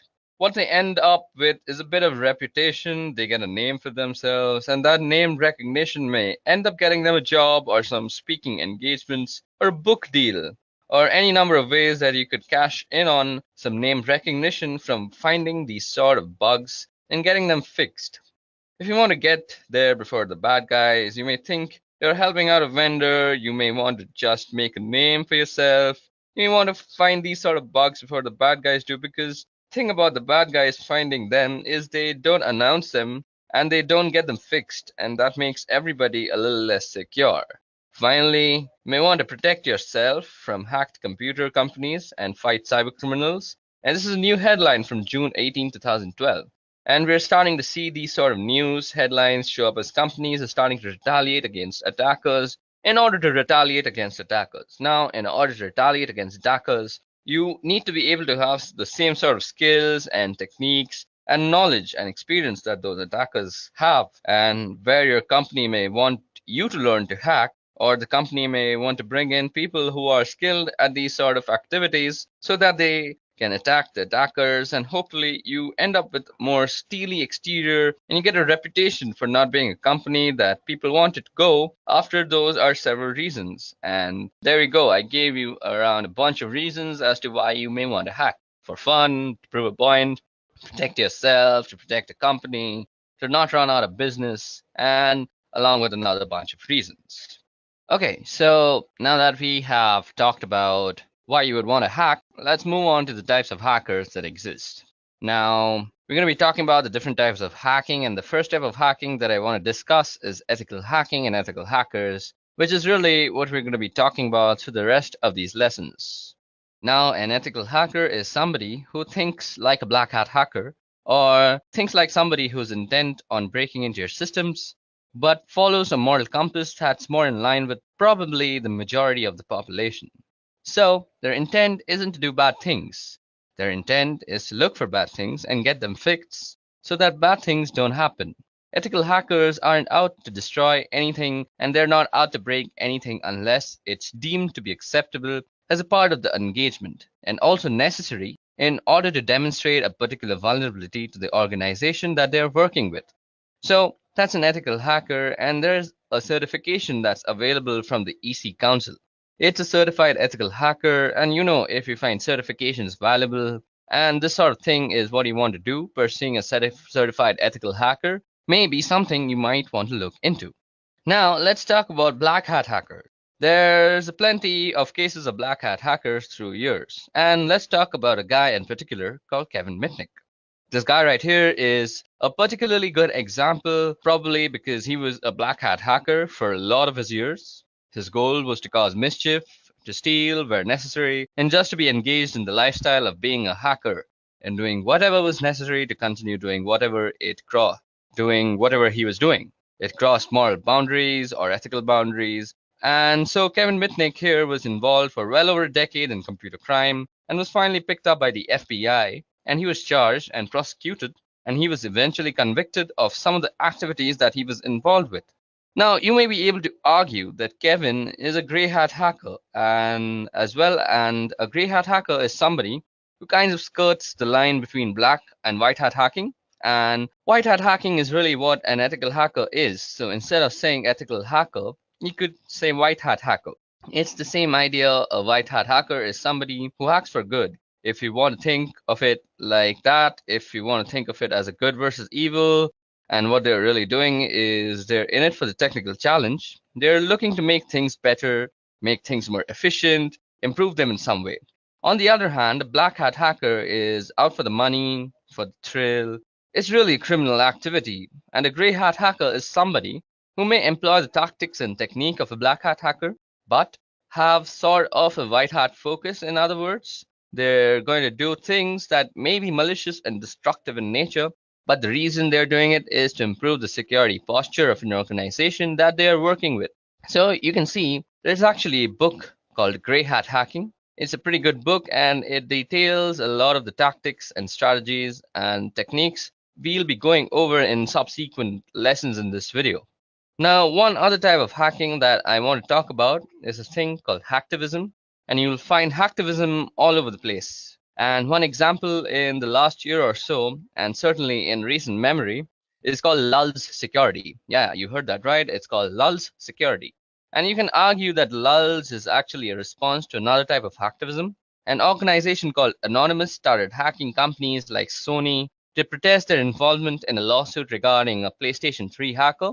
Now, Lulz Security was supposedly protesting the treatment of Anonymous, or was hacking in support of this group, Anonymous. So they hacked a number of companies and did things like pulled information, usernames, and passwords from the databases at these companies. And they said that the reason was to shine a light on the security of these companies, and also theoretically to embarrass the companies with their weak or poor security postures. And the problem with that they were doing this through were posting information that they had found online. And that information often included details about customers for these particular corporations. And for an ethical hacker, a white hat hacker, that would cross the boundary of causing harm. So there's no reason for me as an ethical hacker to post information in a public forum about somebody, because I could be doing damage to them. But in this case, Lal Security and Anonymous, specifically Lal Security, were engaged in a form of hacktivism, and what they were doing was not only damaging to the corporation, that certainly was detrimental to those people. So different types of hackers and different types of hacking. We've got ethical or white hat hacking, we've got black hat, gray hat, and then we've finally got hacktivism. It's really the goal and the means that vary from one to the other. Okay, so now that we've discussed the types of hackers, let's also discuss the skills necessary to become one. So, what we're going to discuss in this part are the different skills that are required or will be learned as a part of this video. So, initially, just for basic computing, you need a basic understanding of operating systems and how to work them. There are going to be several fundamental types of tasks that I won't be going into any detail at all, and you'll need to know how to run programs and do things like open up a command prompt without me walking you through and how to do that. So I am going to assume that you have some basic understanding of how to do these sorts of tasks. Also, you need an understanding of the basic system software, and you'll need a basic understanding of how to use command line utilities. There are a number of tools and programs that we're going to be going through this video, and many of them use the command line. Now, whether it's on Windows or Linux, you'll need to be familiar with typing and being able to run programs from the command line and the various command line switches and parameters that those programs or types of programs are going to use. Now, from a networking perspective, you need a basic understanding of some simple networking concepts. You need to know what cables are and switches and hubs and how systems are networked together. You don't really need a deep level of understanding. I'll be going through some protocols at a reasonably deep level because I think it's important as an ethical hacker to understand what's going on at the protocol level so that you can know better what you are doing and how to achieve the goals and tasks that you have before you. So we're going to be going over some protocols. So just understanding what protocols are and how they go together, those sort of things are necessary from a networking perspective. Now, we're going to also be learning a bunch of life skills. Yes, there are some life skills that it's important to have. I think the most important one is the ability to accept failure and persevere. And by that, I mean you're going to be just running across several things that just don't work the first time around. And it's going to take a little bit of time and stick-to-itiveness to plug away and keep going until you get something to work. And the way that you get things to work is having an ability to problem solve. And sometimes solving problems requires being a little creative. Sometimes you need to think out of the box and come at a problem from a different perspective in order to find a solution. Throughout the course of this video, you're going to run across a lot of sticky problems through the course of learning about being an ethical hacker and just doing the work because it's not as simple. So here's a little recipe for how to do this. Now go follow this recipe every time and you're going to be successful. Every situation is different. Every system is different. You're going to run across some pretty sticky problems and you're going to have to just wait and get your hands dirty and keep failing and failing and failing and failing until you find a way to succeed. So I think those skills are very necessary to learn how to be an ethical hacker. Digging through some of the material that we'll be going over in this video, as far as what you're going to be learning, you're going to be learning about how to use a lot of tools. You're going to learn networking, and by that I mean we're going to be talking about different protocols that are involved in networking systems together. You're going to learn about security and security postures. Security is the heart and soul of ethical hacking. It's why we do ethical hacking in order to make systems and networks more secure than they were previously. That's the goal from a networking perspective. We're going to be talking about how to read packets from network captures. We're going to be going into TCP/IP related protocols in a fairly significant amount of detail. And you're going to understand how protocols interact with one another. So we're going to do all that, and the reading packets is going to be really important. And we're going to do a fair amount of that in addition to just a fundamental approach to learning how to read packets in several lessons. We're going to read packets as a way of understanding the different tools that we're using and how they're going to learn tactics and methodologies. And you get to learn to use the information you've gathered in order to get more information. And information is really what is this all about. You can't do anything without information. And sometimes it takes a fair bit of digging in order to find that information. And what you're going to learn is the entry points and the stepping stones to get the information that you need. And then once you have that information, you're going to be learning about ways to exploit it in order to get deeper into the target. You're going to learn security awareness. We're going to talk about risk and understanding risks and vulnerabilities.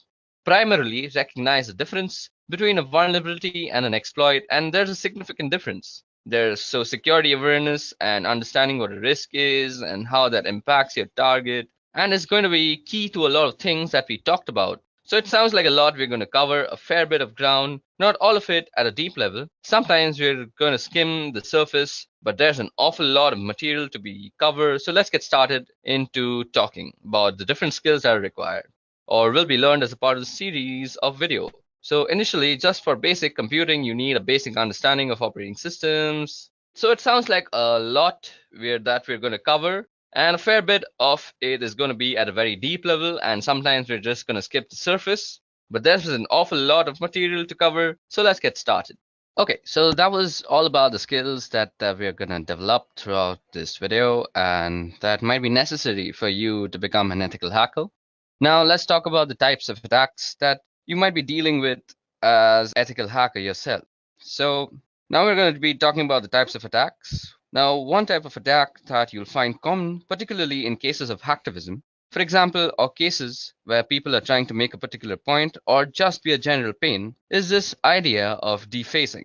Now, defacing goes back for quite a while. It's the idea of sort of digital graffiti, where you've left your mark or your imprint behind so that everybody knows you were there.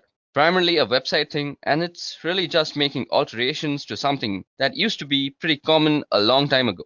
Now, it's very particular for businesses or people or just organizations in general to have their home pages be replaced by this other thing that was along the lines of, hey, I was here and I took over your web page. We also have a pretty common one, or certainly has been common over the years, and it's a pretty good path towards quality exploits and high profile vulnerabilities, and that's buffer overflow. Now, a buffer overflow is a result of the way programs are stored in memory. When programs are running, they make use of a chunk of memory called a stack. And it's just like a stack of plates. When you put a bunch of plates down, when you pull a plate off, you're going to pull the top plate. You're not going to pull the oldest plate, you're going to pull the one that was on the top. So the same thing with the stack here. We're accessing memory, and this has to do with the way functions are called in memory. When you call a function, a chunk of memory gets thrown on top of the stack, and that's the chunk of memory that gets accessed. And you've got a piece of data in memory within that stack, and that's called a buffer. And when too much data is sent and tried to put into the buffer, it can overflow. Now, the bounds of the configured area for that particular buffer, it can overflow the bounds of the configured area for that particular buffer. Now, the way stacks are put together, we end up with a part of the stack where the return address from the function is stored. So when you overflow the buffer, you have the ability to potentially override that return, at which point you can control the flow of execution of programs. And if you can control the flow of execution of the program, you can insert code into that memory that could be executed. And that's where we get buffer overflow that turns into exploits that creates the ability to get like a command shell or some other useful thing from the system where the buffer overflow is running. So that's a buffer overflow in short. Sometimes we also have format string attacks, and sometimes these can be precursors to buffer overflow formats. Now, format strings come about because the C programming language makes use of these format strings that determines how data is going to be input or output. So you have a string of characters that define whether the subsequent input or output is going to be an integer, or whether it's going to be a character, or whether it's going to be a string or a floating point, that sort of thing. So you have a format string that defines the input or the output. Now, if a programmer leaves off the format string and just gets lazy and provides only the variable that's going to be output, for example, you have the ability to provide that format string. If you provide that format string, what then happens is the program starts picking the next piece of data off the stack and displays them, because that way we can start looking at data that's on the stack of the running program just by providing a format string. And if I can look at the data, I may be able to find information like a return address or some other useful piece of information. There is also a possibility of being able to inject data into the stack. I may be able to find some information like a return address or some other useful piece of information. There is also a possibility of being able to inject data into the stack. I may be able to find some information like a return address or some other useful piece of information. There is also a possibility of being able to inject data into the stack using this particular type of attack. Now, moving on to our next type of attack is a denial of service. A denial of service This is a pretty common one, and you'll hear about this a lot. This is not to be confused though with the one that I'll be talking about after this, and that is a distributed denial of service. So this one that you see is a denial of service attack. And a denial of service is any attack or action that prevents a service from being available to its legitimate or authorized users. So you hear about a ping flood or a SYN flood, that is basically a SYN packet being sent to your machine constantly, or a Smurf attack. And the Smurf attack has to do something with ICMP echo requests and responses using broadcast addresses. That one's been pretty well shut down over the last several years. You can also get a denial of service simply from a malformed packet or a piece of data, where a piece of data is malformed and sent into a program. Now, if the program doesn't handle it correctly, if it crashes, suddenly you're not able to use that program anymore. So therefore, you are denied the service of the program and thus the denial of service. Now, as I said, a denial of service is not to be confused with a distributed denial of service. And I know it's pretty trendy, particularly in the media, to call it any denial of service a DDoS or any denial of service a DDoS. Now, it's important to note that any denial of service is not a DDoS. A DDoS, or as you might know, a distributed denial of service, is a very specific thing.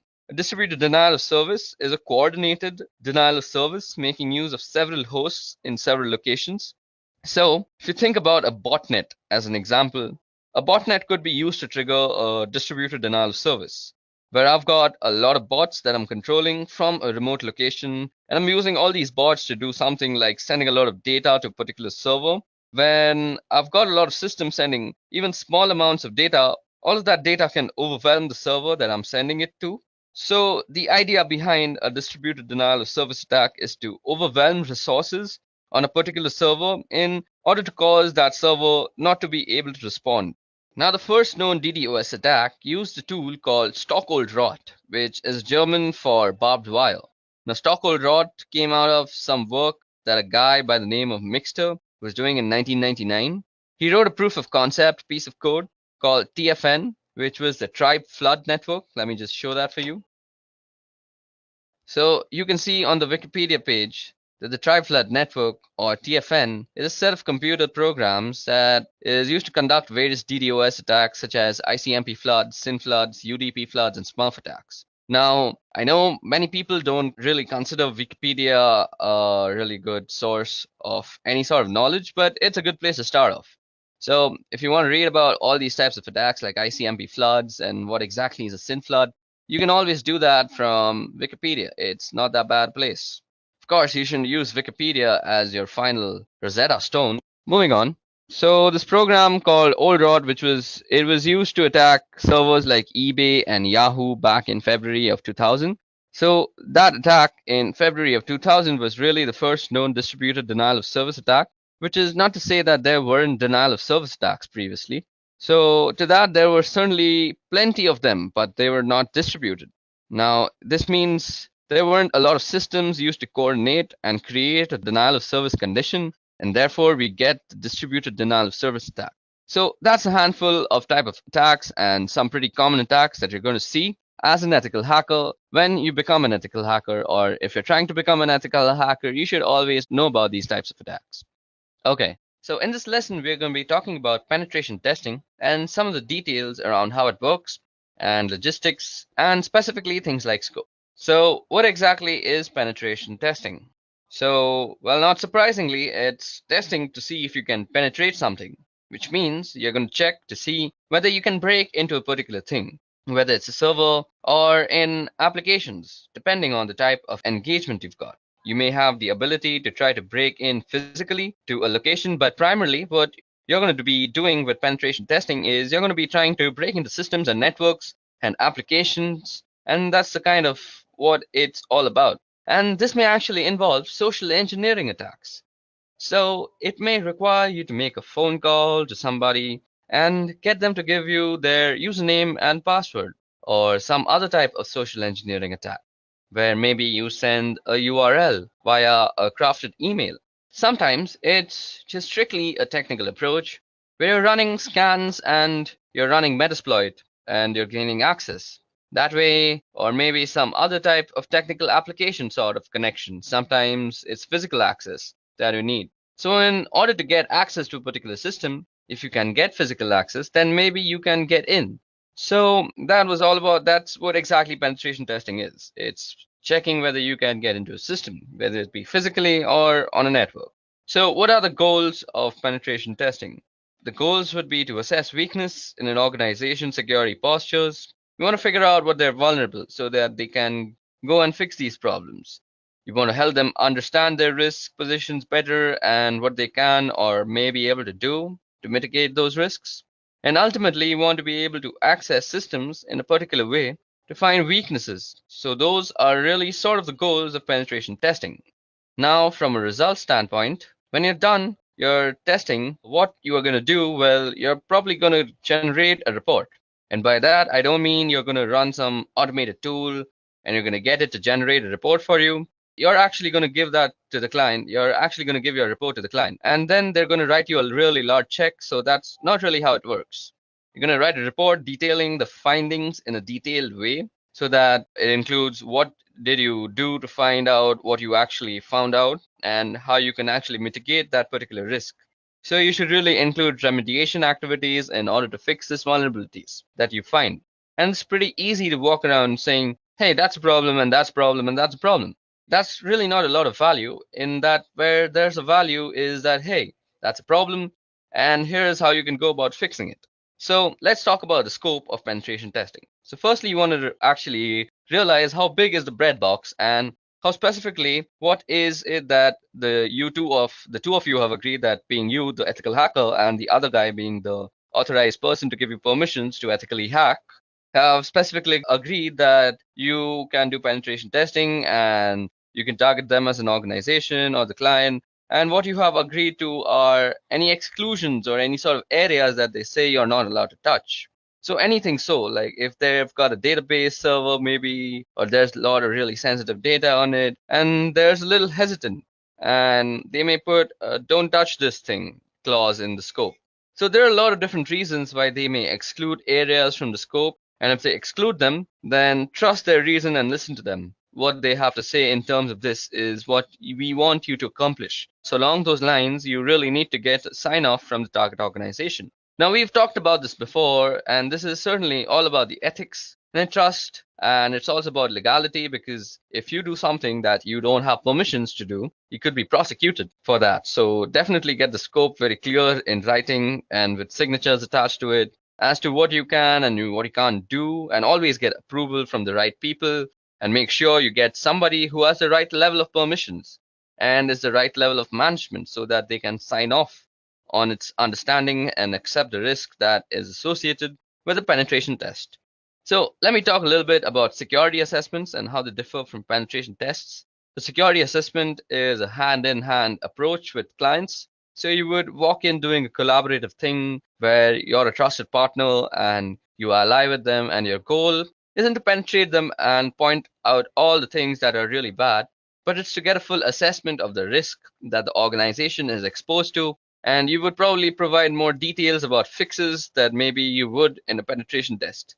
Now, what we're going to do is we're going to walk in and make sure that the policies and procedures they have in place are really what they need for the organization and the risk appetite that they've got. And we're going to make sure that the policies and procedures have controls that can tell us whether they are being actually adhered to or not. So the procedures and policies are being followed. A security assessment is probably a little bit more comprehensive than a penetration test, and you would look at more factors to assess the security postures of the organization in their overall risk.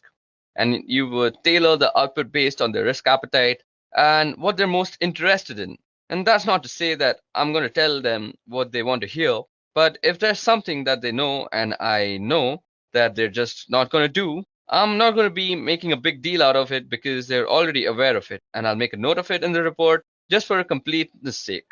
But I'm not going to go out in a lot of detail, so it's really kind of a hand-in-hand collaborative approach, where again, you're not just saying that they want us to say we're providing some real security and risk guidance towards their activities and other things. So it may provide an unrealistic view, so you've got a week, let's say, to do this penetration test against your target.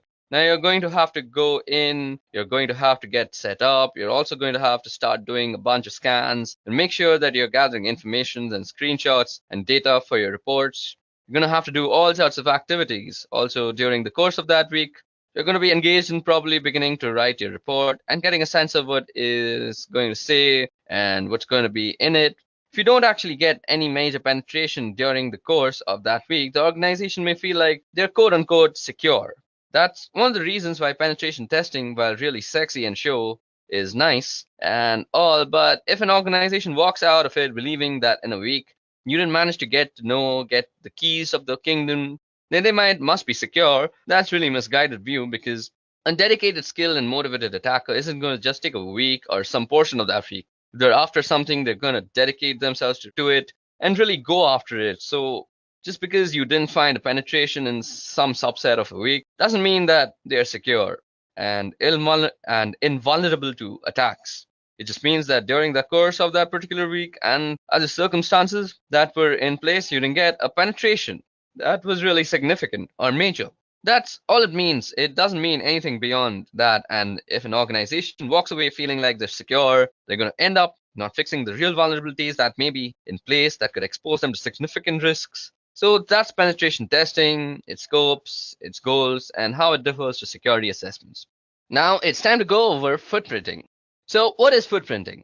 Well, footprinting is getting an idea of the entire scope of your target. That means not just the scope that you were given, which may be an address block or it may be a domain name, that even may be a set of address blocks.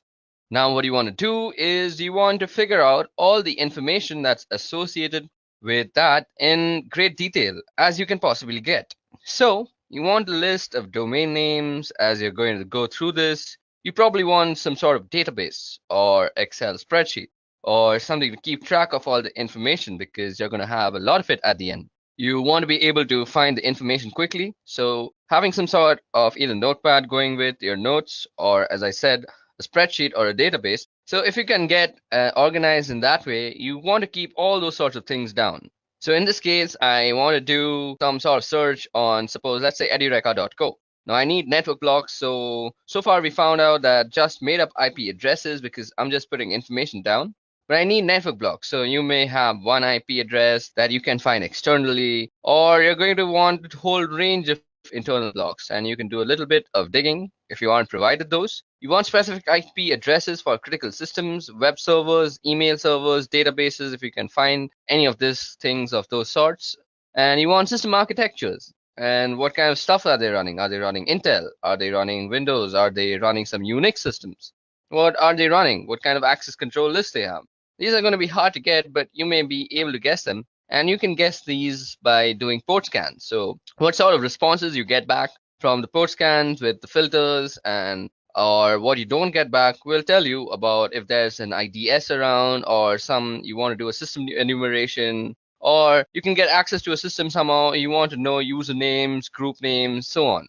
So the basic idea of footprinting is gathering information. Now, if you can get access to systems somehow, you want to know usernames, group names. So you want system banners, routine tables, SNMP information if you can get it, DNS host names if you can get those. So now this is for both internal and external on the side. If you're doing an internal penetration test or ethical hacking engagement, you want to know the networking protocols that are there. Are they using TCP/IP, or are they using some UDP, or are they on IPX or SPX? Are they using DECnet or AppleTalk? Or are they using some sort of split DNS? In other words, do they have internal DNS servers that give different form for their external? And will it give different information if you want to check for remote access possibilities? Now, in the footprinting process, you want to be very exhaustive. You might want to try and take out email addresses, server, domain name services, IP addresses, or even contact numbers. And you want to be very exhaustive with your approach. You don't want to miss anything out. Because if you do that, you can continue and also provide some launching points for additional attacks or tests that you may be able to do. But this is definitely a starting point of the types of information that you need to have as you go about footprinting your target. Now, next thing that we are going to see is very interesting. This is one of the many common tools that are out there on the internet, and that is the Wayback Machine, or also known as archive.org. Now, while it might not give you all the information that you need, but it certainly gives you a starting point. And what we're talking about out here is the Wayback Machine, or archive.org. So let me just give you a quick look at what archive.org looks like. Okay, I already have it open out here. So out here, what you can see is how a website looked like around some time ago. So for example, if you want to look at what Google looked like, so you just have to search for Google out here and wait for results to come back. Okay, so we see that Google goes way back to 1998. So that was the last capture, or the first capture rather. It was the first capture by the Wayback Machine, and we can see that it has a screenshot of November 11th and how Google looked. So let's see what Google looked like in November 11th of 1998. So this is what Google looked like. There was actually nothing to it. It just said, "Welcome to Google, Google search engine prototypes," and it has some link. So yeah, this is what the Google search engine looked like. It had a Stanford search, it had a Linux search, and you could do all sorts of stuff. You could just put the results. Now, what I'm trying to tell y'all is you can see the evolution of a website through time through the Wayback Machine. And this gives you rather informative look into how website has actually evolved. Okay, now that we know what footprinting is and how it falls into the whole reconnaissance process, so let's go over a couple of websites to do a little bit of historical digging about companies and the types of infrastructure that they may be using. And this information, of course, is useful so that we can narrow down our focus in terms of what we want to target against them for attacks. Now, over time, we've improved our awareness about what sorts of information we may want to divulge. So several years ago, you may have gone to a company's website and discovered that you could get email addresses and names of people in positions that you may find relevant. And there were all sorts of bits of information that could be used against the company. And over time, we have discovered that those sorts of pieces of information probably don't belong on a website where they can be used against a company, and so they've been pulled off. Now, it used to be also that Google had the ability to pull up information that it had cached so far. For example, if a website was no longer available, or if it was temporarily down and offline, there was a little cache button that you could click when you did, and the Google search, and you could pull up that cached information. So even though the website wasn't available, you could still get information from Google's servers. Now, Google's removed that, so we don't have that ability any longer. However, there is an internet archive that we can use. So this thing is called the Wayback Machine, and I have it open out here. So it's archive.org/web. So archive.org is a website that gives us information about other websites and how they looked like in years ago. And by so, I'm going to go to the Wayback Machine, which you can see is at the archive.org, and I'm going to go and try and search for edureka.co.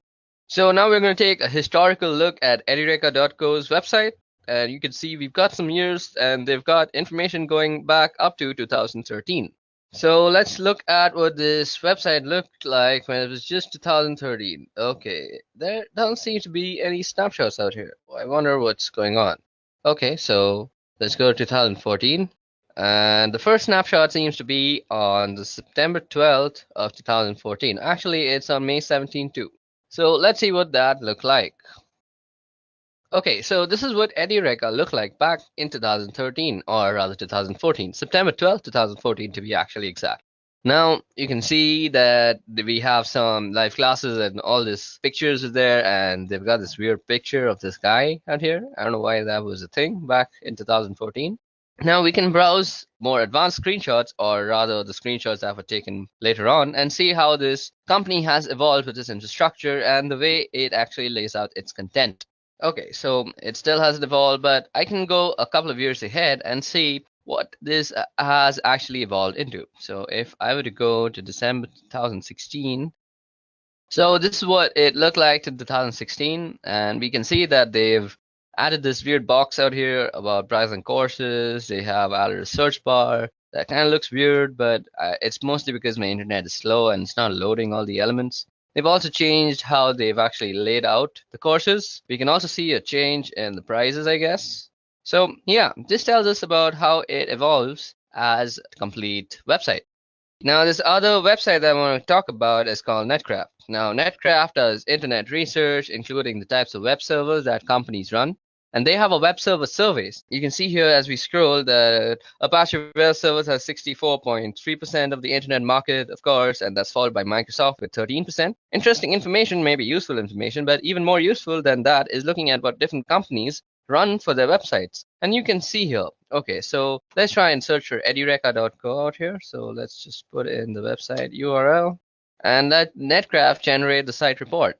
So as you can see that some of the stuff is not available. We know that the NetBlock owner is by Amazon Technologies. The name server is this thing right here. The DNS admin is AWS DNS host master. We also have the IP address. We can go for a look up the IP on VirusTotal. We can do that. There is no IPv6 present, so that's some information that we can see. So we can obviously opt out to not target IPv6 ranges. Then there's also reverse DNS. Then we also have a bunch of hosting history. So this is a history of it. And we know that it's hosted on a Linux system with an Apache web server. And it was last seen, and this was when it was last updated. So this is some very useful information. You can also get information on stuff like Netflix. So if you just type, okay, I just spelled that wrong. So let me just change it from the URL out here. So if you go and type for netflix.com, and you'll see that it'll show you all sorts of information. So as you see that it's on an AWS server, it's an Amazon Data Services Ireland, and this is all the hosting history that it goes along with. It has some send policy frameworks, domain-based message authentication, and reporting confirmations. And there's all sorts of information that you can get about websites and their web servers from Netcraft. So the Wayback Machine, along with Netcraft, make up for some interesting tools that are available on the internet, from which you can do a little bit of your reconnaissance process.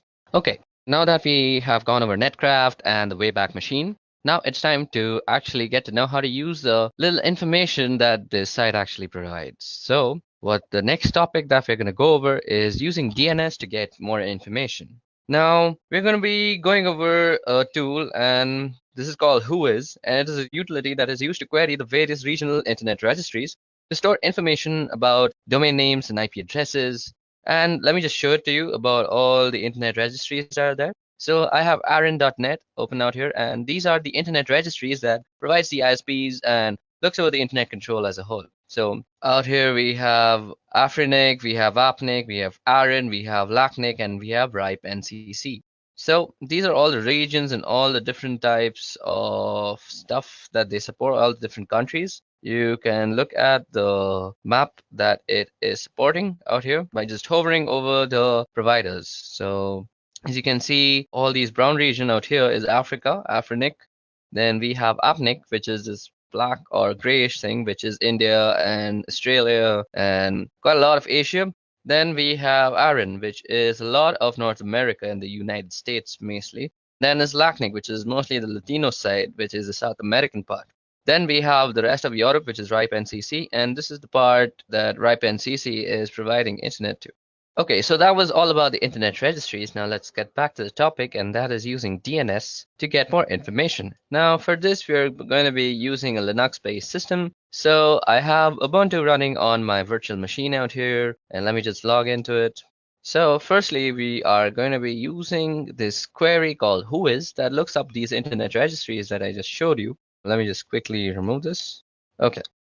So for querying information from the regional internet registries that I just talked about, you can use Whois to get information about who owns a particular IP address. So for example, I could do Whois, and let's see, I could do Whois Google, or rather Netflix.com, and we can get all sorts of information about Netflix.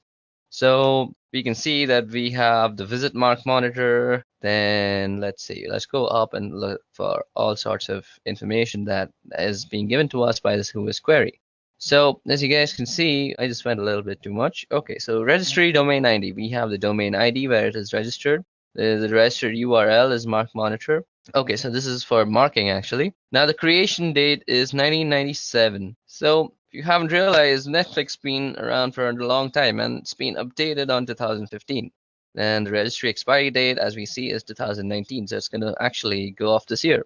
Then this is all useful information. So we can see all sorts of domain status, the name server, the URL, the DNS sec that it says unsigned. This is very useful information that is being provided by a very simple query. Now, if you want to know who owns a particular IP address, so let's see.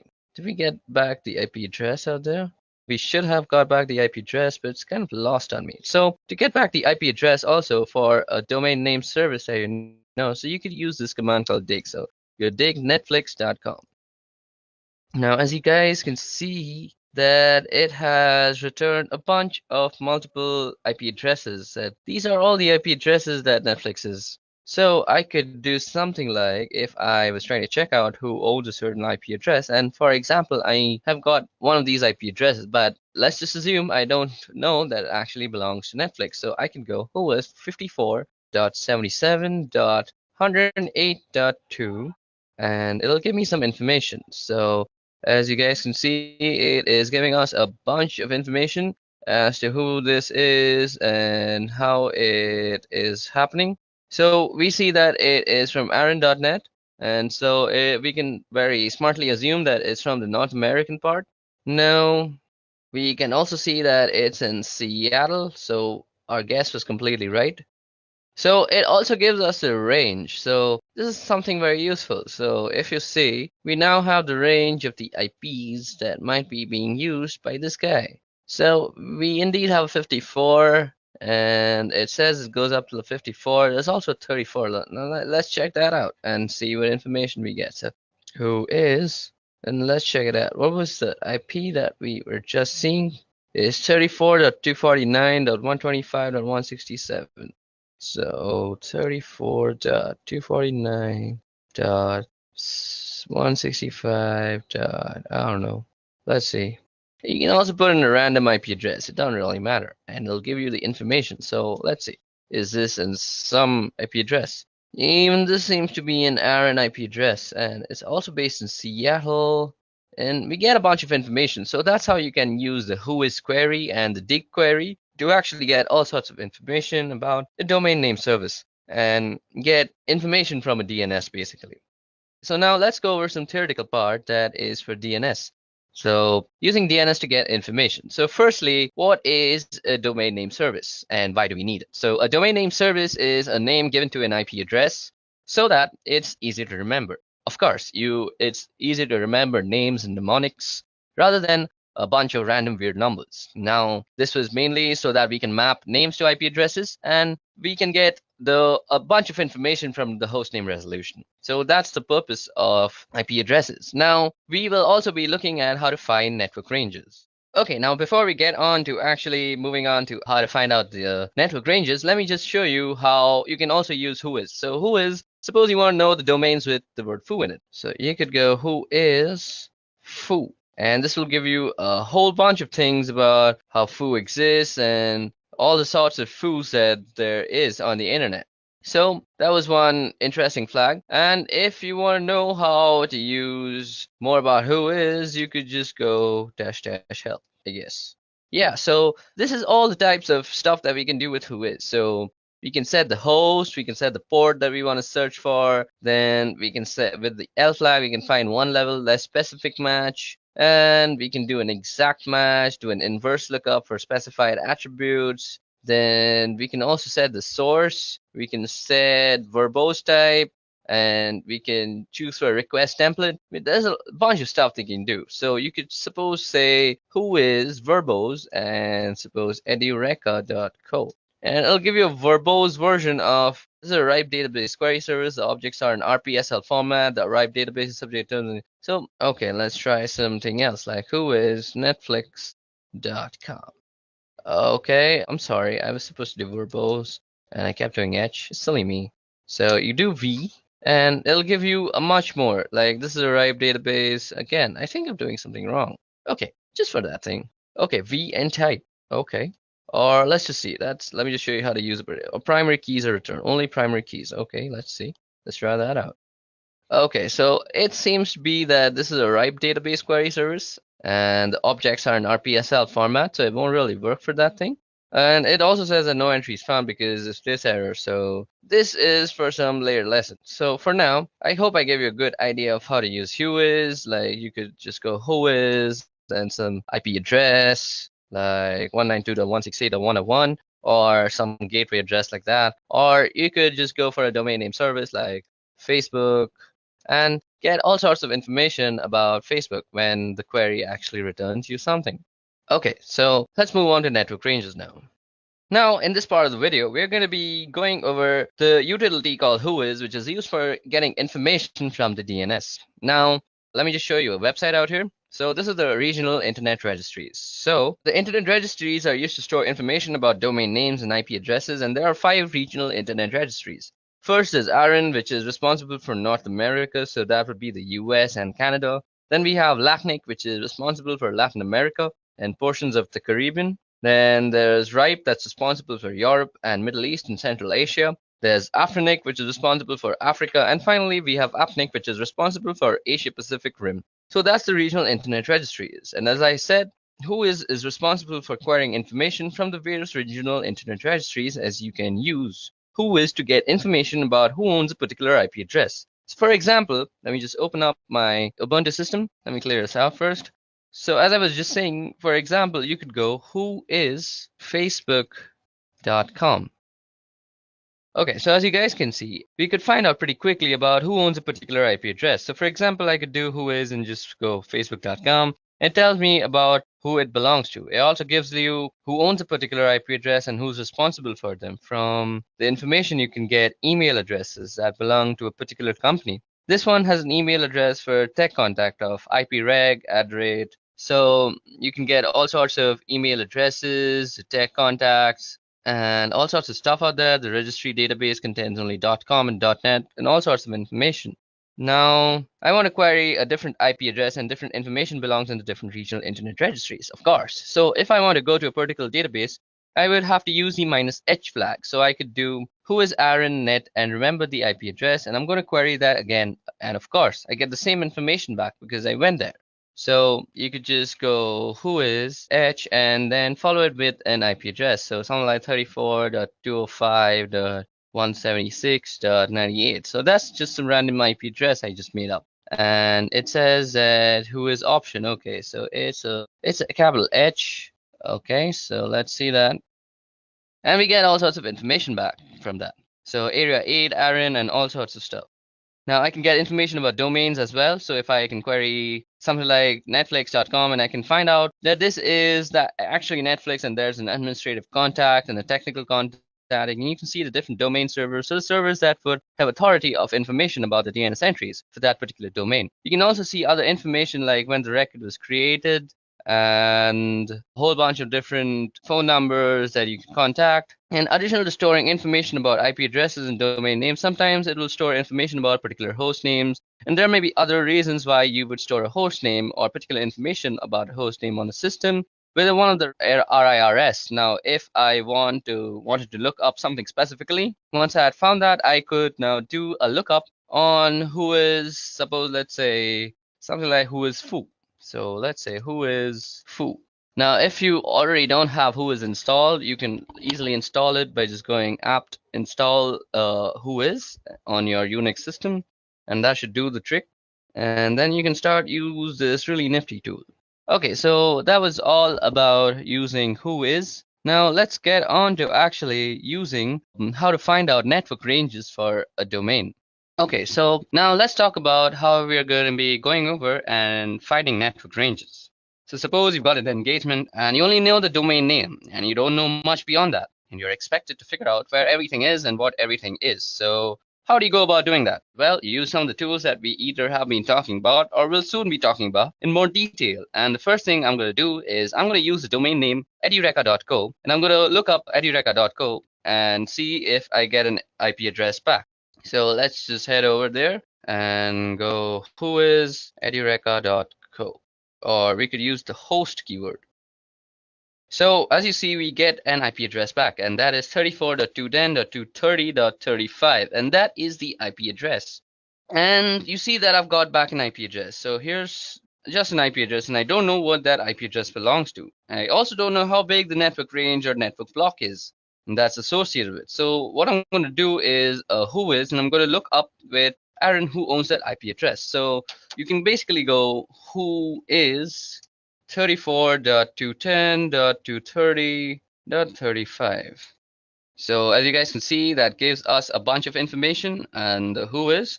Now, this doesn't seem to have a very big network range, but unlike something like Netflix, so suppose we were to do something like host netflix.com and see, now we have a bunch of IP addresses. So suppose we were to do whois let's see, who is 52.19.40.147. Now, I'm expecting Netflix to be a much larger company and have a better, yeah, now see, we get net range. So this is the network range that we're talking about. So we had a random IP address, and now we have found the network range. So that's how you find network ranges, and this can be very useful. So this gives me evidence that Netflix.com has a presence on different addresses. The one I have also located by looking up that particular host name. So I've got one address here that I can look at, and let's take a look at the website because that may be a different address. Now, if I didn't have that, I could also go and do something like an MX flag. So let's see. I could go dig, and this will give us all the mails. So dig MX, and let's see what MX does actually. You go help. So we could do dig-h for a list of options.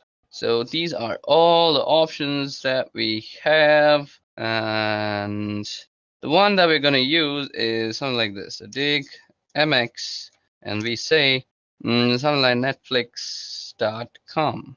So these are all the mailings and MXs that we have gotten from Netflix, and this is information regarding it's still producing information. That's a big thing to produce. Okay, so as I was just saying, you can use the MX flag, and I could get back all the mail handlers in this case, and their mail is being handled by Google. And let's see, wait, let's go on to then it's going to tell me that Google's not particularly surprising, and other things that you can do is check for different host names, since I'm assuming DNS probably doesn't allow zone transfers, since most DNS servers don't anymore. Although they used to, you may have to start guessing, so I could do something like webmails that we find out here. So this shows us a dump of all the outstanding memory stuff. Okay, so that was all about finding network ranges. Now moving on to our next topic is using Google for reconnaissance. Now some people also call this Google hacking. Now if you know how to use Google to exactly target and find what you are looking for, Google is an excellent tool for reconnaissance purposes. And today I'm going to show you how you could use Google exactly for your searches. So first of all, let's open a tab of Google. Let's open up here.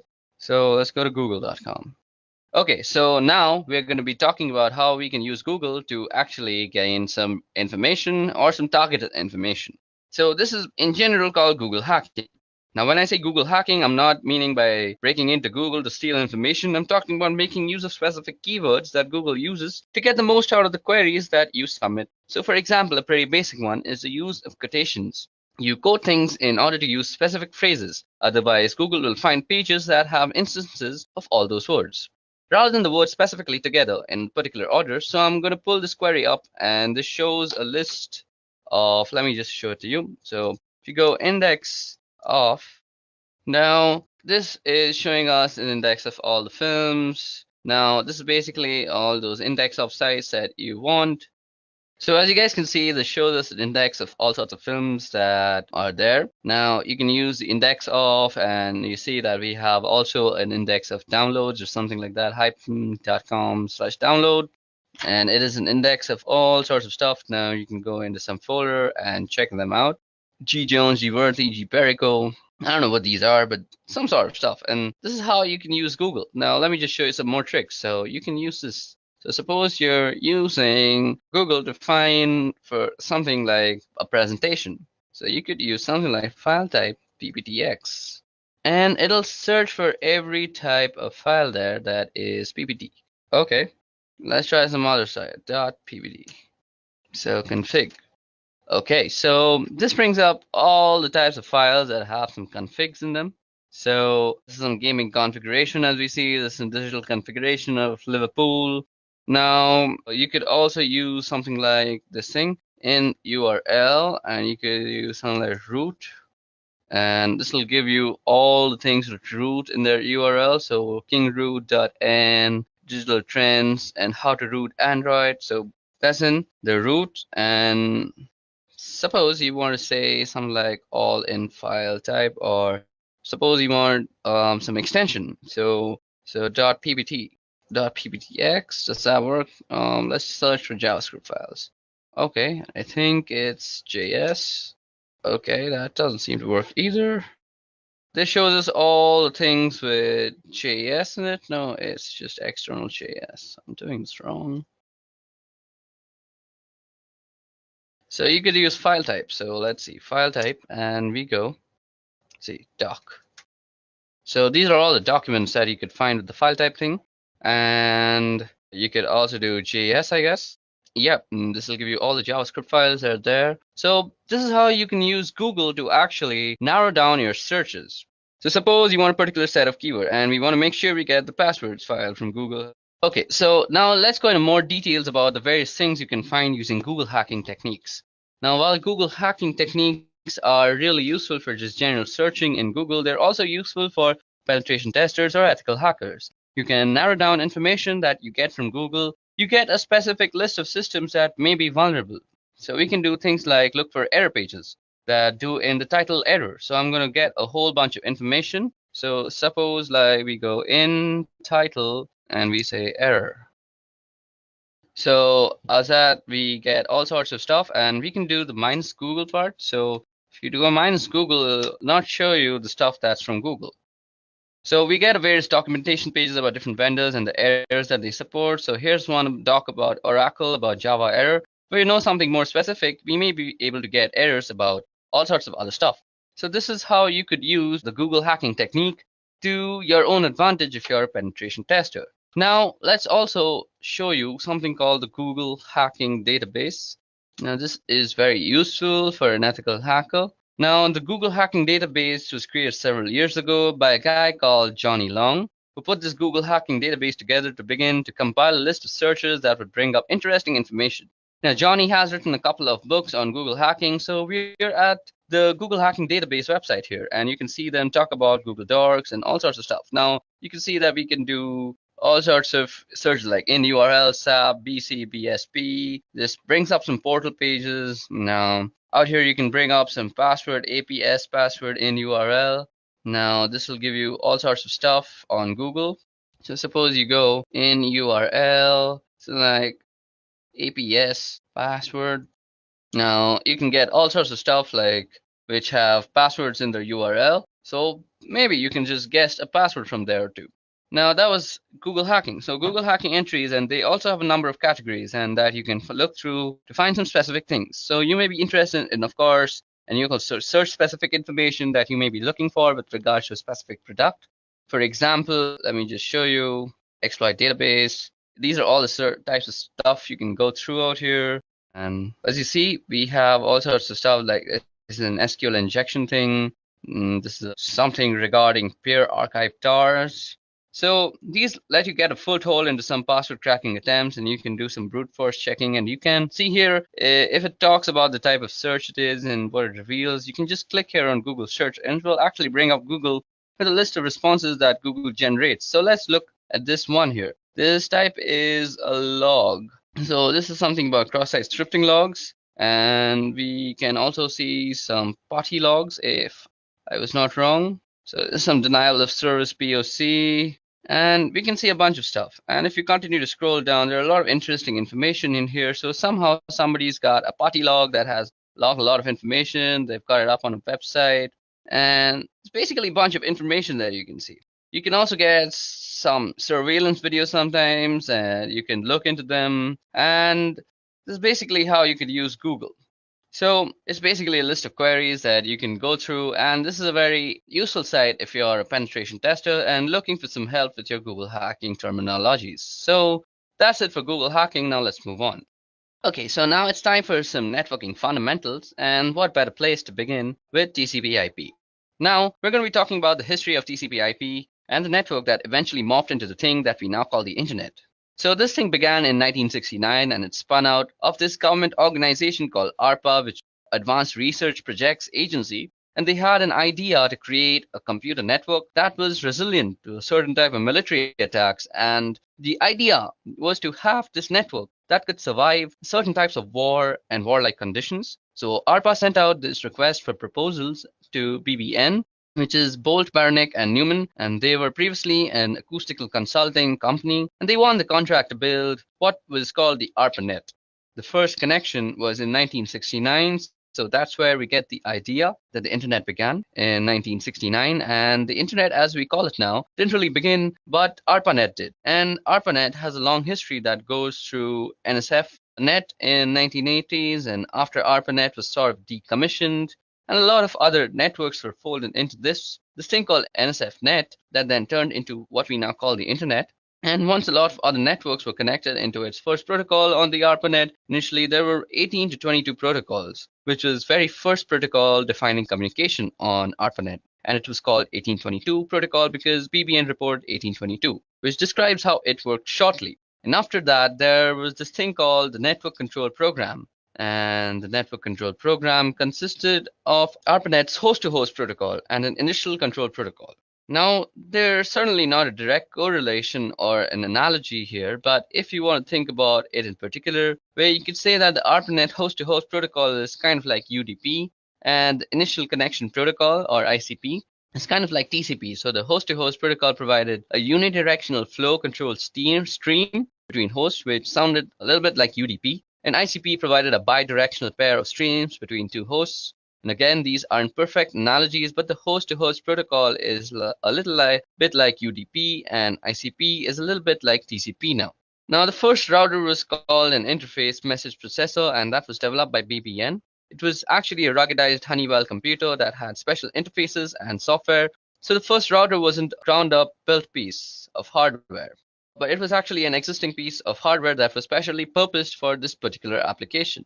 So Honeywell had this computer that they made out, and BBN took that and made some specific hardware interfaces and wrote some special software that allowed it to turn into this interface message processor, which passed messages over ARPANET from one location to another. So where did IP come in here in 1973? So IP came in here as well in 1973, as I just said, and a guy by the name of Vint Cerf and another guy by the name of Robert Kahn took the ideas of NCP and what the ARPANET was doing, and they tried to come up with some concepts that would work for the needs that the ARPANET had. And so by 1974, they had published a paper that was published by the IEEE, and they proposed some new protocols. They originally proposed a central protocol called TCP. Later on, TCP was broken into TCP and IP to get away from the monolithic concept that TCP was originally. So they broke it into more modular protocols, and thus you get TCP and IP. So how do we get to our version 4, which is IPv4, since that's the kind of internet that we're using right now? Version 6 is coming and has been coming for many, many years now, but we're still kind of version 4. So how did we get here between 1977 and 79? And we went through version 0 to 3 by 1979, and 1980 we started using version 4. And that's eventually became the de facto protocol on the internet. In 1983, when NCP was finally shut down, because of all the hosts on the ARPANET were using TCP IP by that point in 1992, work began on an IP next generation, and for a long time, all of the specifications in the RFCs talked about PNG eventually, and IPNG became known as IPv6. You may be wondering where IPv5 went. Well, it was a specially purposed protocol that had to do something with streaming, and certainly not a widespread thing. One of the differences between IPv4 and IPv6 is that IPv6 has a 128-bit address, which gives us the ability to have some ridiculously large numbers of devices that have their own unique IP address. IPv4, by comparison, has only 32-bit addresses, and as you've probably heard, we're well on our way to exhausting the number of IP addresses that are available, and we've done a lot of things over the years to conserve address space and reuse address space so we can continue to extending to the point till where we completely run off IPv4 addresses. Another thing about IPv6 is it attempts to fix some of the inherent issues in IP, and some of those has to do with security concerns, and there are certainly a number of flaws in IPv4. And when they started working on IP next generation or IPv6, they tried to address some of those concerns in some of those issues. And they may not have done it perfectly, but it was certainly an attempt. And IPv6 attempted to fix some of the issues that were inherently in IP. And so that's the history of TCP/IP till where we've reached today. Okay, so now that we've discussed a brief history on TCP/IP and how it came about to the TCP/IP version 4, let's discuss the model itself. Now we're going to be discussing two models, and those are the OSI model and the TCP/IP model. Now, as I said, we'll be talking about the OSI and TCP models for network protocols and the network stacks. OSI, first of all, is the one that you see out here. It's the one on the left hand side of the screen. And OSI stands for Open Systems Interconnect. And in the late 1970s, they started working on a model for how a network stack and network protocols would look originally. The intent was to develop the model and then develop the protocols that went with it. But what ended up happening was after they developed the models, TCP/IP started really taking off. And the TCP/IP model was what went along with it and matched better what was going on with TCP/IP, which became the predominant protocol, and as a result, the OSI protocols never actually got developed. However, we still use the OSI model for a teaching tool, as well as a way of describing what's going on within the network stack. And in networked applications, you'll often hear people talking about different layers, like that's a layer 2 problem, or we're under a layer 3 space. Now, continuing through these lessons, I'll refer occasionally to the different layers, and when I do that, I'm referring to the OSI model. So let's take a look at the OSI model. Starting from the bottom, we have the physical layer, which is where all the physical stuff lives. The wires and cables and network interfaces and hubs, repeaters, switches, and all that sort of stuff. So all that sort of physical stuff is sitting in the physical layer. Now sitting above this is the data link layer, and that's where the Ethernet protocol, ATM protocol, frame relay, those sort of things live.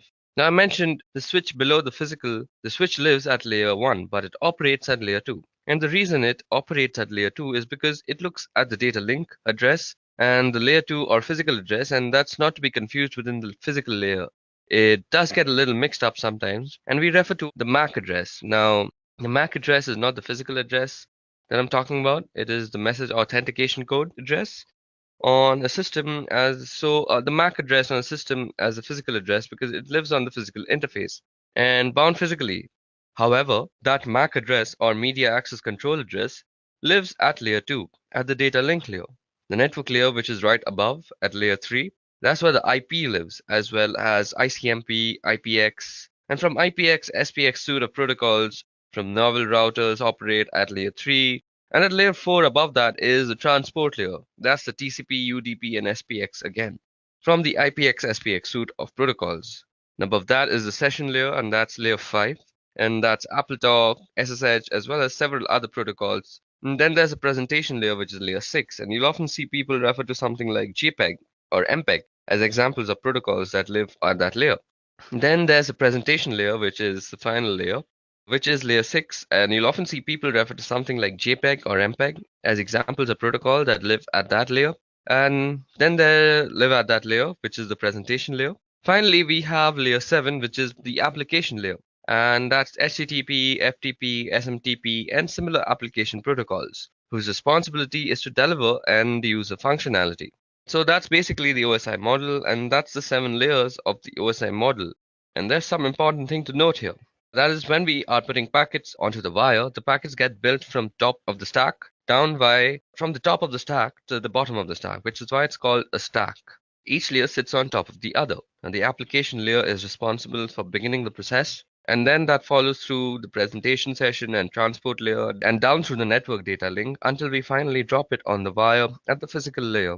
When it's received from the network, it goes from the bottom up and we receive it on the physical and it gets handled by the data link and then the network and till the application layer. So basically when a packet is coming in, it comes in from the application, goes out from the physical, and then when it's going out also, it goes from the physical through the data link, then the network, transport session, presentation and application, and finally to the target system.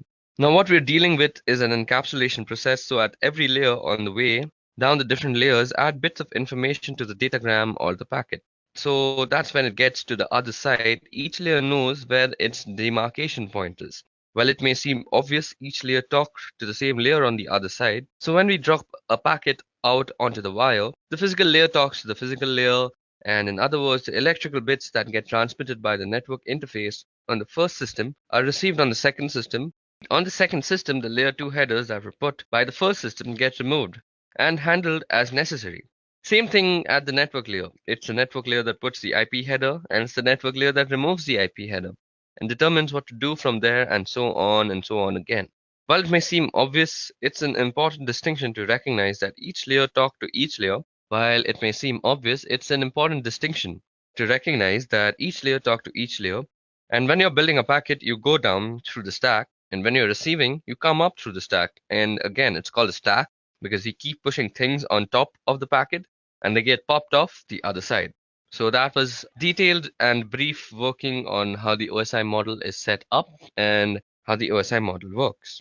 Now let's move on to the TCP/IP model, which is on the right hand side. And you'll notice that there's a really big difference here. That being that there are only 4 layers in the TCP/IP model as compared with the 7 layers of the OSI model. Now we have the network access layer, the internet layer, the transport layer, and the application layer, and the functionality. Now we have the access layer, the internet layer, the transport layer, and the application layer. The functionality that the stack provides is the same, and in other words, you're not going to get less functionality out of the TCP/IP model. It's just that they've changed where different functionality resides and where the demarcation point between the different layers are. So there are only 4 layers in the TCP/IP model, which means there are a couple of layers that have taken in functions from some of the OSI models, and we can get into that right here. The difference between the models at the network access layer in the TCP/IP model that consists of the physical and the data link layer from the OSI model. So on the right here, you see the network access layer that takes into the account the physical and the data link layers from the OSI model. On the left-hand side, similarly, the application layer from the TCP/IP model encompasses all the session presentation and the application layer of the OSI model. So on the right, the very top box, the application layer, encompasses the session presentation and application layer. And on the left-hand side, that of course leaves the transport layer to be the same. And in the OSI model, they call it the network layer. And in the TCP/IP model, it's called the internet layer. Same sort of thing, that's where the IP lives. And even though it's called the internet layer as compared to the network layer, it's the same sort of functionality. So those are the really big differences between OSI and TCP/IP model. Anytime I refer to layers through the course of this video, that I'm going to be referring to the OSI model, and in part because it makes it easier to differentiate the different functionality. If I were to say layer 1 function in the TCP/IP model, you would necessarily know if I was talking about a physical thing or a data link thing. Since there's more granularity in the OSI model, it's better to talk about the functionality in terms of the layers in the OSI model, and that's the predominant model, the OSI model and the TCP/IP model for network stacks, network protocols, and applications. Okay, so now that we've discussed the TCP/IP model, let's go over another important protocol, and that is UDP. So what you see out here on your screen right now is Wireshark, and we'll be going over the uses of Wireshark and what it's useful for in the upcoming lessons. But for now, let me just show you a UDP packet. Okay, so before we get into the analysis of the packet while it's still filtering, let me just tell you a little bit about UDP. So UDP is a protocol in the TCP/IP suite of protocols. It's in the network layer. That's the network layer in the OSI. So a 7-layer reference model, the IP network layer carries the IP address, and that has information about how to get packets to its destination. The transport layer sits on top of the network layer, and that carries information about how to differentiate network layer applications. And that information about how those network application gets differentiated is in the form of ports. So the transport layer has ports, and the network layer has, in this case, an IP address. And UDP is a transport layer protocol. And UDP stands for User Datagram Protocol, and it's often called connectionless or sometimes unreliable. Now, unreliable doesn't mean that you can't really rely on it. Unreliable means that you can't trust that what you send is reaching the other side. So what means actually that there's nothing in the protocol that says it's going to guarantee that the datagram that you send or the packet that you send is going to get where you want to send it. So the protocol has no sort of safety feature like that. So you shouldn't use this protocol, that is UDP, if you want some sort of safety net. And if you needed that type of safety net, you would have to write it into your own application. So basically UDP is a fast protocol, and that's one of the reasons why it's good. It's also one of the reasons why it's unreliable, because in order to get that speed, you don't have all of the error checking and validation that messages are getting there. So because it's fast, it's good for things like games and for real-time voice and video, anything where speed is important, and you would use UDP. So right here, I have a packet capture. So I'm using Wireshark to capture some packets, and let's check out a UDP packet. So out here, you see that there are some frames that says it's 167 bytes on wire, 167 bytes have been captured. But we're not really interested in the frame part. We're interested in the user datagram protocol part. So out here, you can see that the source port is 1853 and the destination port is 52081. Now, it has a length and it has a checksum and stuff. So as you guys see out here, well, we don't really see a bunch of information. What you only see is the source port and the destination port, the length, and there's also a checksum. So UDP doesn't come with an awful lot of headers because it doesn't need any of the things that you see in the other packet headers. The only thing it needs is to tell you how to get the application on the receiving host, and that's where the destination port comes in. And once the message gets to the destination needs to know how to communicate back to the originator, and that would be through the source port or a return message. So a return message would convert the source port to a destination port and send back to that port in order to communicate with the originator. So we have a source port and destination port, and the length is a minimal amount of checking, and to make sure that if the packet that you received is different from the length that's specified in the UDP header, then there may have been something wrong. So you may want to discard the message to check for more messages. So the checksum also makes sure that nothing in the middle was tampered with, although if there's some sort of man in the middle attack or something like that, a checksum is pretty easy to manufacture after you've altered the packet. So you can see here in the message that there's a number of UDP packets. Some of them just say UDP. The one look at happens to be from some Skype application, I guess. So talking to Skype servers, and we've already got the DNS. Now DNS also needs some fast response times because you don't want to spend a lot of time looking up information about servers that you're going to before, because just to go to them. So DNS servers throw out their queries onto the wire using UDP hopping to get fast sponsors. They don't want to spend a lot of time setting up connections and doing all the negotiating that comes with a protocol like TCP, for example. So here you see that the DNS is using UDP, and what we've got here is another UDP packet with port destination and all sorts of stuff. So you can see it out here. So you can see the checksum, it's unverified checksum status. So you can check out all sorts of stuff using Wireshark. So that was about UDP, or the user datagram protocol. Okay, so now that we're done with the user datagram protocol, let's talk about addressing modes. So addressing modes is how you address a packet to your different destinations. So there are three kinds of addressing modes. The first kind of addressing mode is unicast. This is a pretty simple one to understand. So there's one destination and one source, and the source sends the packet to the destination. And it depends on the protocol that you're using to actually address. So if it's something like TCP/IP, you're probably using a bidirectional stream, so the blue computer can talk to the red computer, and the red computer can talk back to the blue computer. But you can also use a UDP stream, which is like one directional stream. So I'm not sure if I'm using the correct word. So it's a stream that's in one direction. I guess I'm driving home the point here. So if it's a UDP, only blue is talking, and when blue stops talking, then red can talk. But if it's TCP/IP, blue and red can talk simultaneously at the same time. Now moving on, there's also broadcast. Now broadcast means that you are sending your packet to everybody on the network. So broadcast messages are very common from mobile network providers. So when you get those advertisements saying something like you have a new postpaid plan from Vodafone or Airtel or something like that, those are broadcast messages. So it's one server that is sending out one single message to all the other systems. Now there's also multicast. Now multicast is like broadcast but selective. Now multicast is used for actually casting your screen to multiple people. So something like screen share, when you're doing it with multiple people, is multicast, because you have the option to not show a particular computer what you are actually sharing. So those are the three modes of addressing: unicast, broadcast, and multicast. Okay, now moving on. Let's look into the tool that we just used to understand UDP, that is Wireshark. So what exactly is Wireshark? So this utility called Wireshark is a packet capture utility, meaning that it grabs data that's either going out or coming in of a specific network. And there are a number of reasons why this may be useful or important. One of the reasons why it's really important is what's going on in the network is always accurate.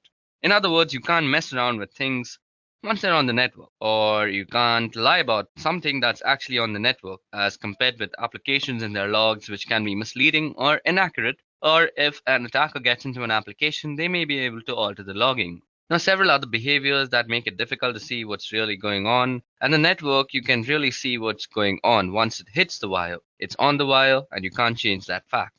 Now, once it hits the wire, so we're going to do here is a quick packet capture. So let me just open up Wireshark for you guys. So as you guys can see, I have already Wireshark open for us. Let me just remove this UDP filter that was there. So Wireshark is recapturing. So let us go over the stuff that you can see on the screen.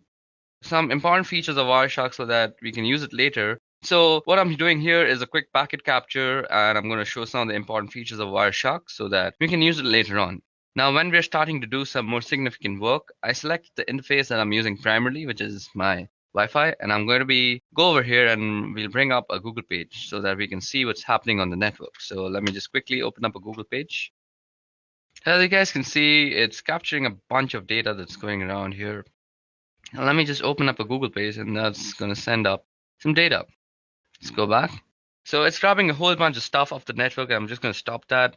I'm going to go back and take a look at some of the messages here. So some of the features of Wireshark, as you can see on the top part of the screen, here there's a window that says number, time, source, destination, protocol, length, and info.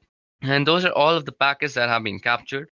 And they're numbering starting from 1, and the time has to do with being relative to the point that we've started capturing. And you'll see the source and destination addresses and the protocol, the length of the packet in bytes, and some information about the packet. At the bottom of the screen, you'll see detailed information about the packet that has been selected. So suppose I'm selecting this TCP packet out here. So we can go through the frames.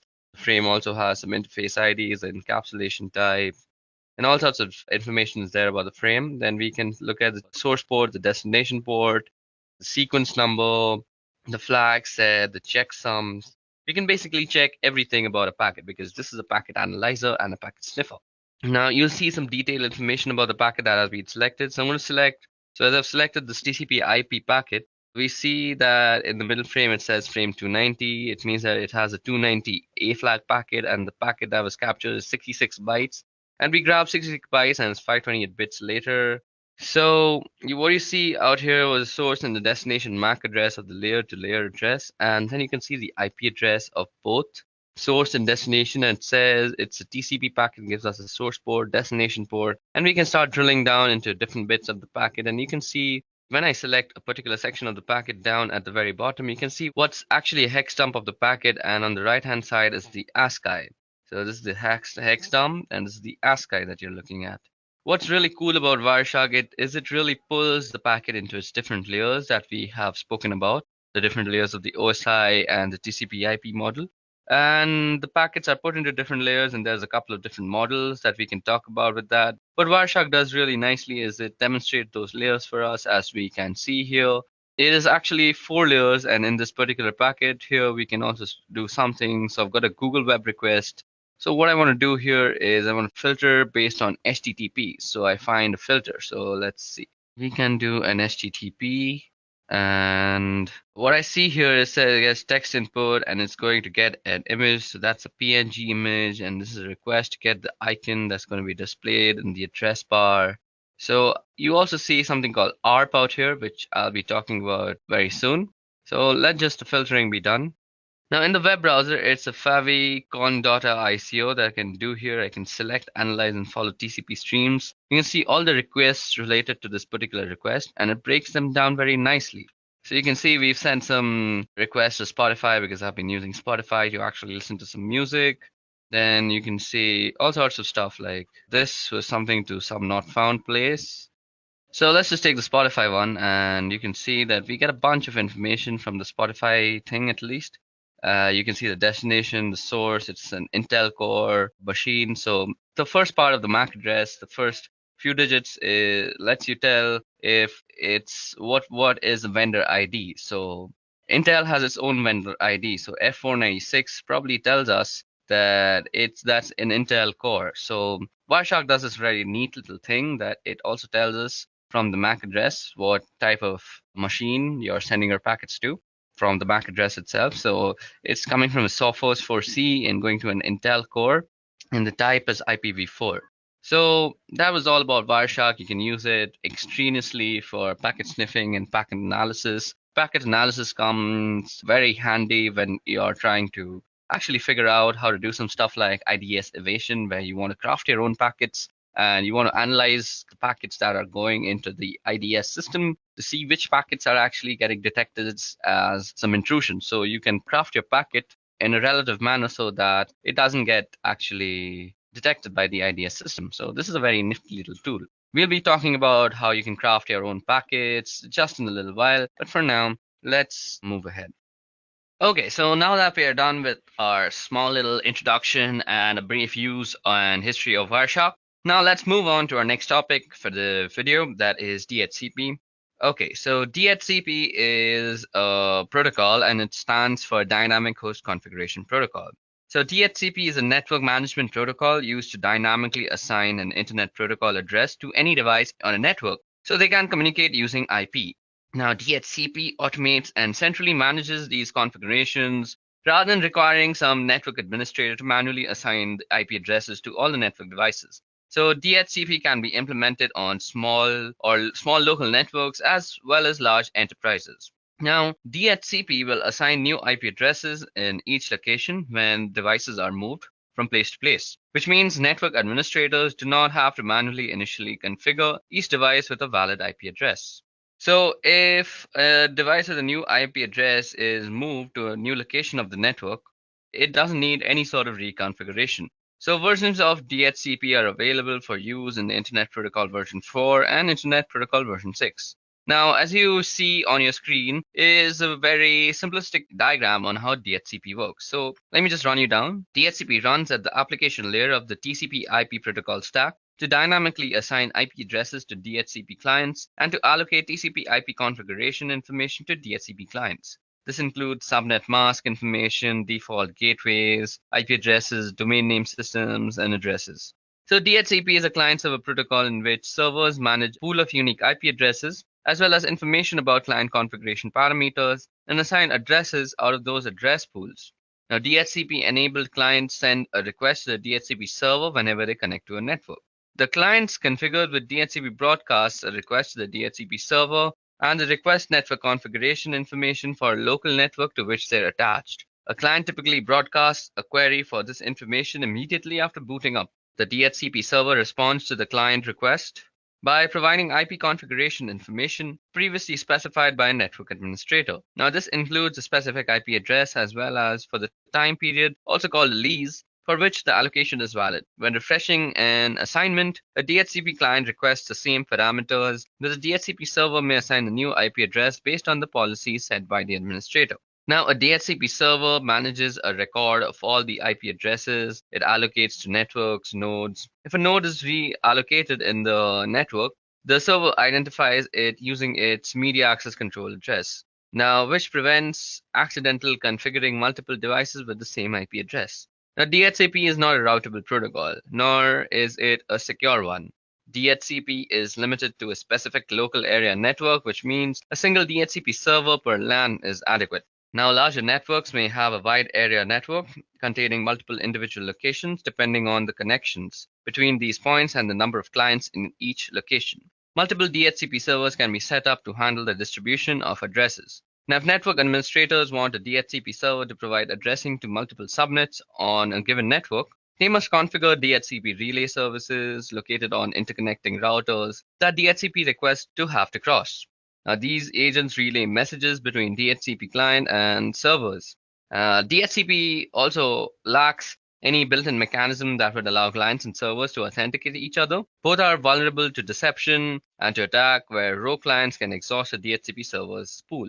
Okay, so let's move on to our next topic, and that is why use DHCP. So I just told you that DHCP doesn't really have any sort of authentication, so it can be fooled really easily. So what are the advantages of using DHCP?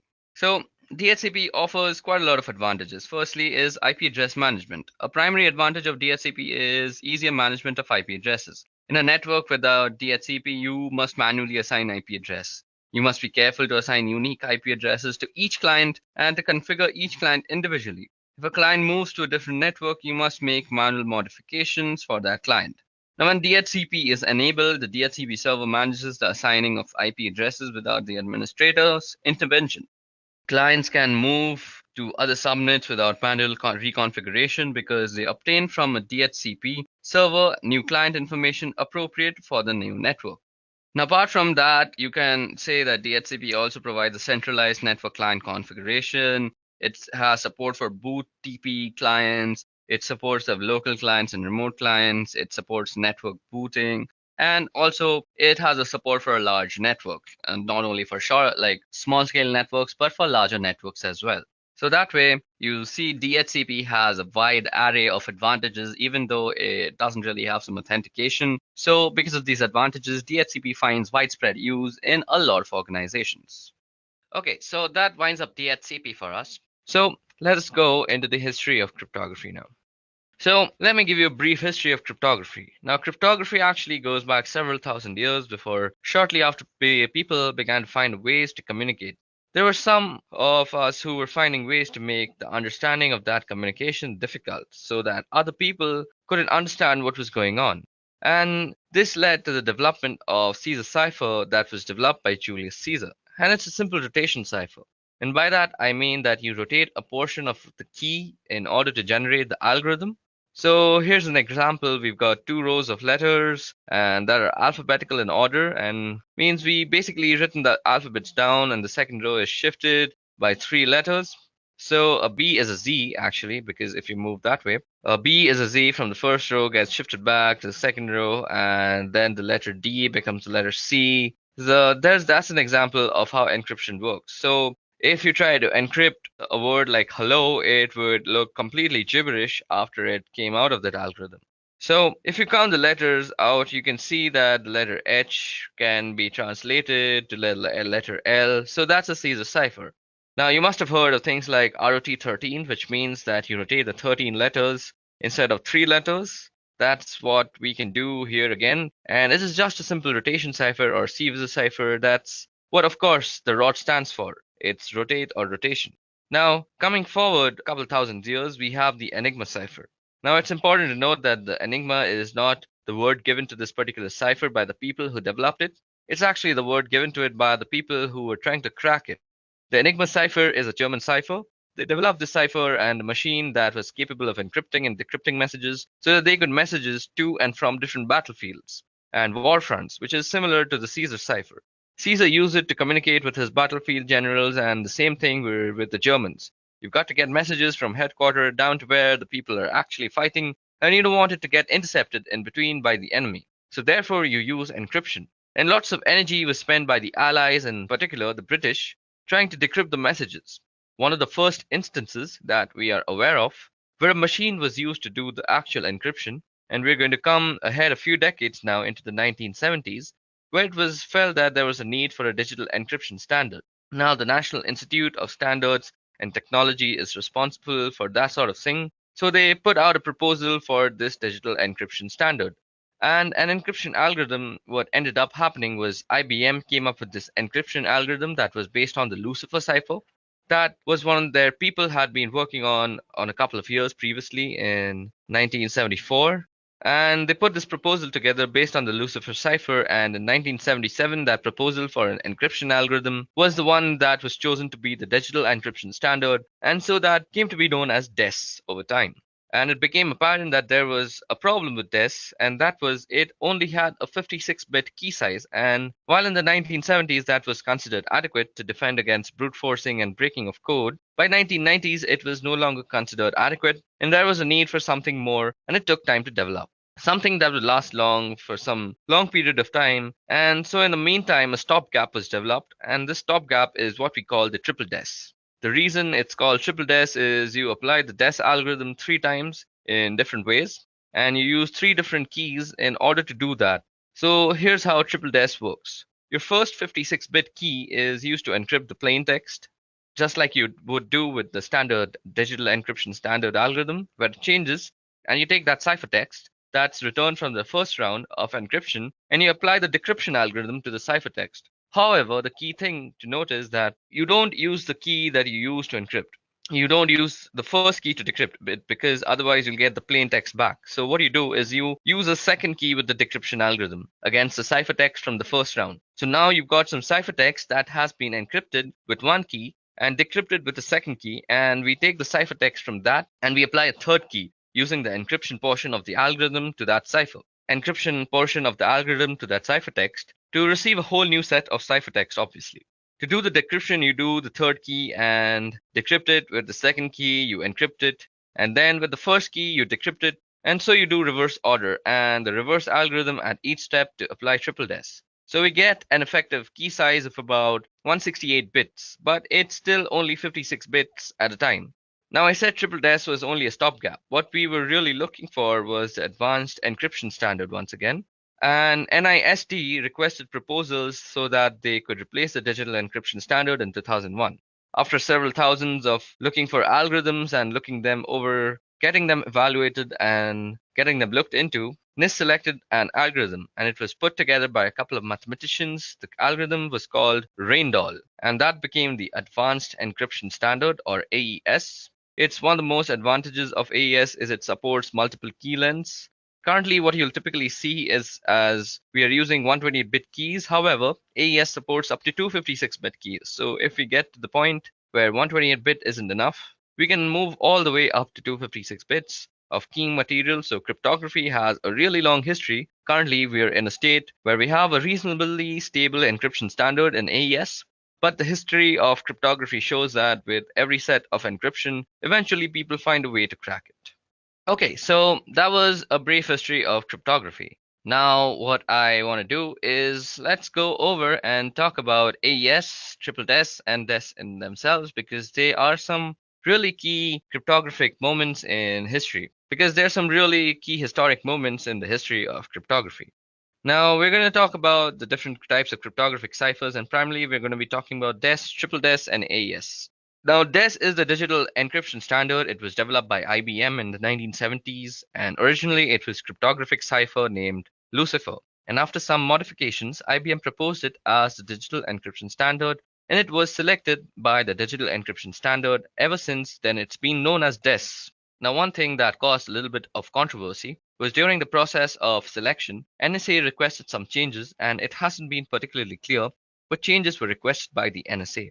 There has been some speculation that wondered if the NSA was requesting a backdoor into this digital encryption standard, which would allow them to look at encrypted messages in the clear. So basically, it would always give the NSA the ability to decrypt DES encrypted messages. It remained the encryption standard for the next couple of decades or so. So what is DES and how does it work? Basically, it uses 56-bit keys rather than a stream cipher. It's a block cipher and it uses 64-bit blocks. And in 1998, DES was effectively broken. When a DES encrypted message was cracked in 3 days, a year later, a network of 10,000 systems around the world cracked the DES encrypted message in less than a day. And it's just gotten worse since then with modern computing power being what it is. Since DES was actually created, we already had come to the realization that we needed something else. So along came triple DES. Now, triple DES isn't 3 times the strength of DES necessarily. It applies DES just 3 times. And what I mean by that is what we do is we take a plain text message, then let's call that P, and we're going to use a key called K1, and we're going to use that key to encrypt the message. And use a key that we will call K1, and we're going to use that to encrypt the message. And that's going to result in the ciphertext, and we'll call this C1. So C1, the output of the first round of encryption, we're going to apply a second key, and we'll call that K2 with that second key.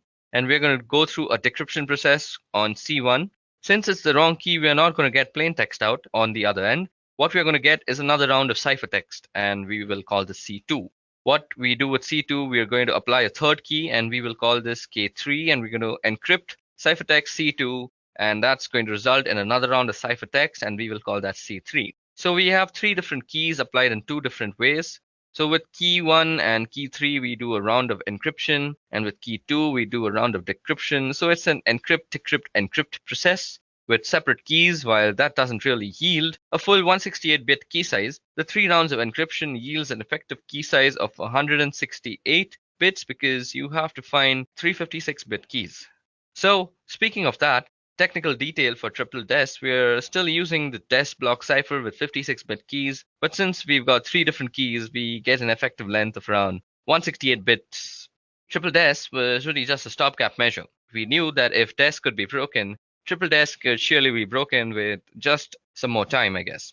And so the NIST was trying to request a standard that was in 1999, and in 2001, NIST published an algorithm that was called AES. So this algorithm that was originally called Reindoll was published by NIST as the Advanced Encryption Standard. Some technical specifications about AES. is that the original Randall algorithm specified variable block sizes and key lengths. And as long as those block sizes and key lengths were multiples of 32 bits, so 32, 64, 96, and so on, you could use those block sizes and key lengths. When AES was published, AES specified a fixed 128-bit block size and key length of 128, 192, and 256. AES with three different key lengths, but one block size, and that's a little bit of detail about DES, triple DES, and AES. So when AES was published, AES specified a fixed 128-bit block size and a key length of 128, 192, and 256 bits. So we've got with AES three different key lengths but one block size, and that was a little bit of detail about DES, triple DES, and AES. We'll use some of these in doing some hands-on work in the subsequent part of this video. Okay, so now that I've given you a brief history of how we have reached to the encryption standards that we are following today, that is the advanced encryption standard, let's go ahead and talk a little bit more about DES, triple DES, and AES. So DES is a digital encryption standard. It was developed by IBM in the 1970s, and originally it was a cryptographic cipher named Lucifer. And after some modifications, IBM proposed it as the digital encryption standard. It was selected to be the digital encryption standard, and ever since then, it's been known as DES or DES.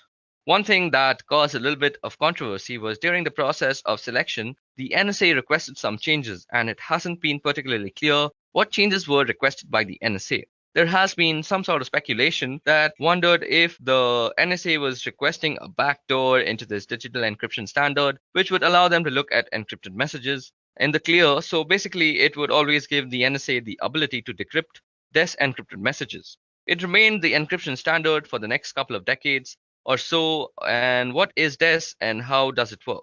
Now, DES remained the digital standard for encryption for the next couple of decades. So what does it do and how does it work? So basically, it uses a 56-bit key rather than a stream cipher. It's a block cipher and it uses 64-bit blocks. And in 1998, if you know, DES was effectively broken when a DES encrypted message was cracked in 3 days. And then a year later, a network of 10,000 systems around the world cracked a DES encrypted message in less than a day. And it's just gotten worse since then with modern computing being what it is today. Now, since DES was created and broken, we knew we needed something. And what came in between advanced encryption standards and DES is triple DES. Now, triple DES isn't 3 times the strength of DES necessarily. It's really DES applied 3 times. And what I mean by that is we take a plain text message, then let's call that P, and we're going to use a key called K1. And we're going to use that key to encrypt the message, and that's going to result in the ciphertext 1. So we'll call that C1. Now, C1 is the output of the first round of encryption, and we're going to apply a second key called K2. And with that second key, we are going to go through a decryption process on C1. Now, since it's the wrong key, we are not going to get the plain text out of the decryption process. On the other end, we are going to get another round of ciphertext, and we're going to call that C2. Now with C2, we are going to apply a third key, and we are going to call that K3, and we're going to encrypt ciphertext C2, and that's going to result in ciphertext C3. So we have 3 different keys applied in 2 different ways. So with key 1, key 3, we do a round of encryption. With key 2, we do a round of decryption. So it's basically an encrypt, decrypt, encrypt process with 3 separate keys. But what it does really is it doesn't really yield a 168-bit key size, because in effectiveness, it's basically 56-bit keys that are being used thrice, whether it be 3 different keys. So in effectiveness, you could say that it's a 168-bit key, but it is not the same strength, because people realize that triple DES can be easily broken, because if DES is broken, you can do the same thing with 3 different ways with whatever key that you use. So it just takes longer time to decrypt if you don't know the key, and if you are just using a brute force attack, you know that triple DES can be broken if DES can be broken. So triple DES was literally a stopgap between DES and AES, because people knew that we needed something more than triple DES. And for this, the NIST, or the National Institute of Standards and Technology, in 2001, they chose AES as the algorithm that is now called the Advanced Encryption Algorithm. So it was originally called the Randall algorithm. And the main thing about the Randall algorithm and the Advanced Encryption Standard algorithm is that the Randall algorithm specifically states in its papers that it has a variable block size and a variable key size as long as they are in multiples of 32. So 32, 64, 96, like that. But what AES does differently is that it gives you one block size, that is 128 bits, and gives you three different key sizes, that is 128, 192, and 256. So with AES, three different key lengths, but one block size. Okay, so that was a little bit more information on AES, DES, and triple DES, and we are going to be using this information in some subsequent lessons. Okay, now moving on. Okay, so now that we've discussed the different history of cryptography and the more important cryptographic algorithms, let's discuss the different types of cryptography. Now, the first type of cryptography I'm going to talk about is symmetric cryptography. And by symmetric cryptography, I mean that the key is the same for encrypting or decrypting. So I use the same key whether I am encrypting the data or decrypting the data. One of the things about symmetric key cryptography is that they use a shorter key length than for asymmetric cryptography, which I'll get into a couple of minutes. It's also faster than asymmetric, and you can use algorithms like DES or AES, as those are both symmetric key cryptography algorithms, and you can use a utility like AES script. Let me just demonstrate how symmetric key cryptography works. So for this, we can use a tool called AES script. So in AES script is actually available for Linux and Windows and Mac, all the systems. So I'm using it on the Windows one, and I'm using the console version. So first of all, I have a text file called text.txt. So let me just show that to you. So as you guys can see, I have this thing called text.txt. Now to do text.txt, let me just show what text.txt contains. So as you guys can see, it has a sentence called "The quick brown fox jumped over the lazy dog." So that's the sentence that has all the alphabets in the English language, rather. So now we are going to try and encrypt it. So we can use something like AES or DES because both of them are symmetric key ciphers, symmetric key algorithms, rather. So we are using AES in this case. So what we're going to do is say AES script. We're going to encrypt it, and we're going to use a password of, let's say, Pokemon. So we're going to call it Pokemon, and we're going to do text.txt. We're going to encrypt that file. So now we have encrypted that file. Now let's go see. We must be having a new file. So this is called text.txt.aes. So that is our encrypted file, and this is what we would generally send over the network if we are sending it to anybody. So let's assume the person who's received it also knows our encryption algorithm. I mean, encryption algorithm and the key that goes along with it. So let's try to decrypt it now. Now, before I decrypt it, let me just show you what an encrypted message looks like. So this is what the ciphertext looks like. Type text.txt.aes. So yeah, as you guys can see, the Windows console can't really read everything, but if I were to go here, if I were to just go into the file and just edit Notepad++, you'll see that it's a bunch of crap. You really can't make out anything. What is being made here, we can't really decipher much. So that's the point of using encryption. Now, if you were to decrypt it, all we have to do is AES script. We're trying to decrypt. We're trying to give the password is going to be, what was the password? Pokemon. Okay, so, and we're going to try and decrypt text.txt.aes. Now let's dir that again. Okay, so that just decrypts our message for us. So this is how you would use AES script for encryption and decryption. So that just decrypts it, and that's how you would use symmetric key encryption to encrypt a file for this example. Symmetric key uses either a stream cipher or a block cipher, and the differences between stream or block ciphers is that block takes a block of bits at a time, and it's a fixed length. So for example, 64 bits, if I were to use a block cipher with 64 bits, I would need to take in 64 bits before I could start encrypting. Now, if I didn't have 64 bits to encrypt, I would have to fill it with padding in order to get up to 64 bits a stream cipher. On the other hand, it will encrypt a bit at a time, so it doesn't matter how many bits you've got. You don't need to have some multiple of the block length in order to encrypt without padding. And another type of cryptography is asymmetric. Now, asymmetric, as you would expect, uses two different keys, and that's where we have public key and private key. Asymmetric key cryptography uses a longer key length, and it also has more computation, and the encryption process is slower with a symmetric key encryption. And the encryption process is slower than with the symmetric key encryption. One of the uses for symmetric key is for signing documents or emails, for example, where I would have the private key sign something and the public key would be used to verify a signature.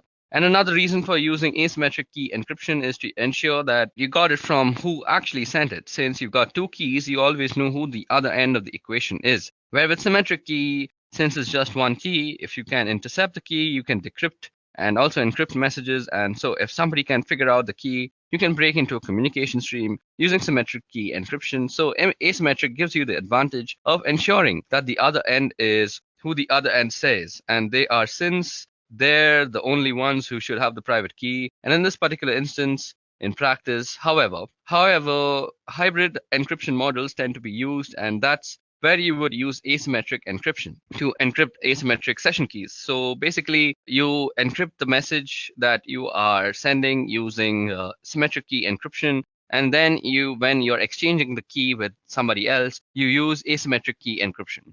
So this is going to be a slower process. You probably won't want to use it for smaller files. In order to do that, fortunately, the file example that I have is a smaller one. So I'm going to try and generate a key right now. So for this, we have to head over to our Ubuntu system. So let's see.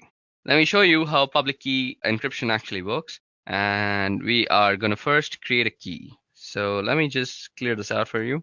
So first of all, let's create a file and let's call that text.txt. Now, if you see, we are going to edit text.txt to have some file. So have some text in it. So there seems to be a warning with the GTK. I'll just use echo instead. So now let's see if that is in our file. Okay, so let me just show you how asymmetric key encryption or public key cryptography works. So first of all, we need a text file. So let me see. Do we have a text file? So there seems to be a text.txt. So let's see what this text.txt says. So it says that this is a random text file. Now what we want to do is we want to create a public key first. So I'm going to use OpenSSL for doing this. So we go OpenSSL and we are going to use it with RSA. So we're trying to generate a key, so gen RSA, and we're going to use des3 to use this, and we're going to output it into a file called private.key. So we are also going to be using a 4096 bit. So this is going to be our private key. So this will create a private key using RSA algorithm. So let it work its way out. So first of all, it's asking me for a passphrase now. So since you can protect your keys with a passphrase, so I'm just going to use my name. Okay, so now we see if we ls and we have a private dot key, I guess. Yep. So we have this private dot key. Now we're using this private key, we are going to generate a public key. So for this, I'm again going to be using OpenSSL. And OpenSSL is a Unix based, so you will need a Unix system. So you go RSA-UTL, that's RSA utility, and what we want to do is encrypt, and we want the public key in key, and we want to use the public key that we just generated. I'm sorry guys, so we are going to be using RSA. So first of all, we need to generate a public key. So for that, we use the private key. So we will give the private key as an argument after the in flag. So private.key, and we are trying to get out a public key. So pub out, and we're going to call it public.key. Okay, so there seems to be, okay, I messed it up a little. I forgot to give the output. So you go out, and then you use public.key. So it's asking me for a passphrase, and now it's writing the RSA key, and since the password was correct, we have a public key too. So if you see, now we have a public key and a private key. So we are going to encrypt our file using the public key. So we go OpenSSL, and we go RSA-UTL, and we go encrypt, and we can do pub in. So we are going to use the public key, and we want to put the text.txt as the file to be encrypted. So text.txt, and what we want to output is an encrypted file. So encrypted.txt. Okay, I called it OpenSLL. I need to go and edit that out now.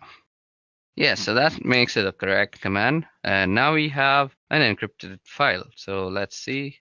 Ls and yep, encrypted.txt. So if we just cut that out, so we see it's a bunch of garbage and we really can't read it unless we decrypt it. So for decrypting the key, all we have to do is again use OpenSSL. Let's clear this out first.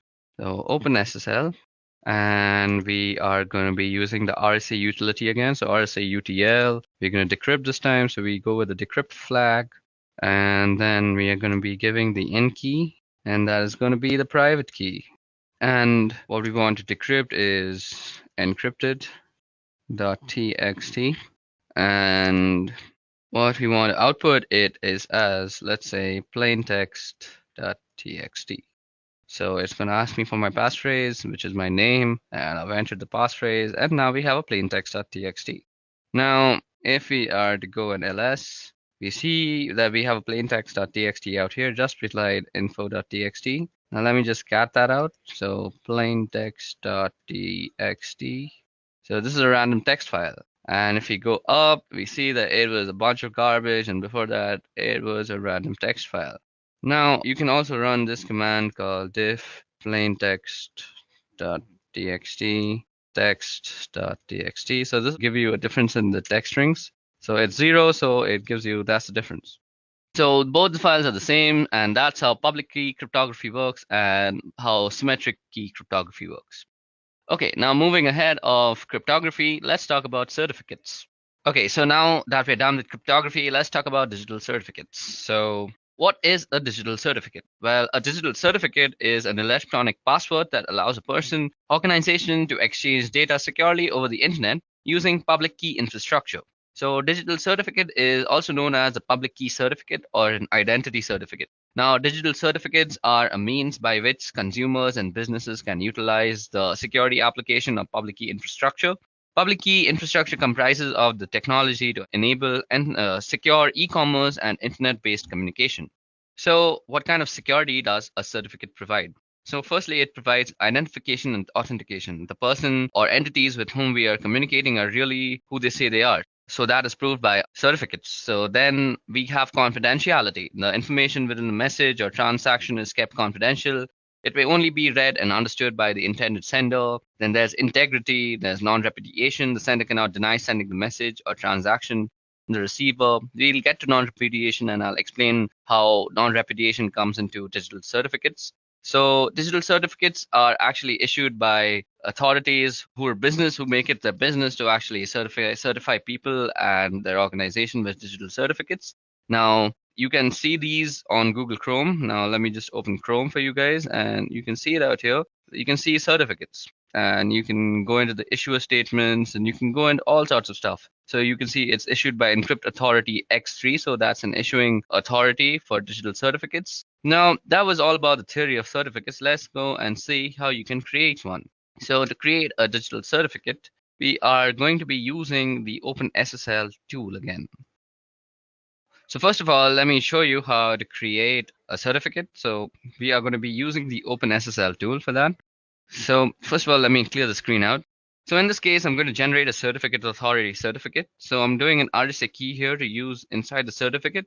So first of all, I need to generate a private key.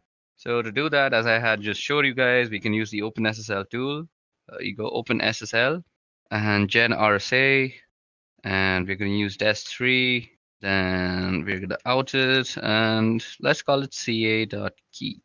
And we're going to use 4096 bits. So I'm doing an RSA key here to use inside the certificate. So I'm generating a private key, and the private key is used as a part of the certificate.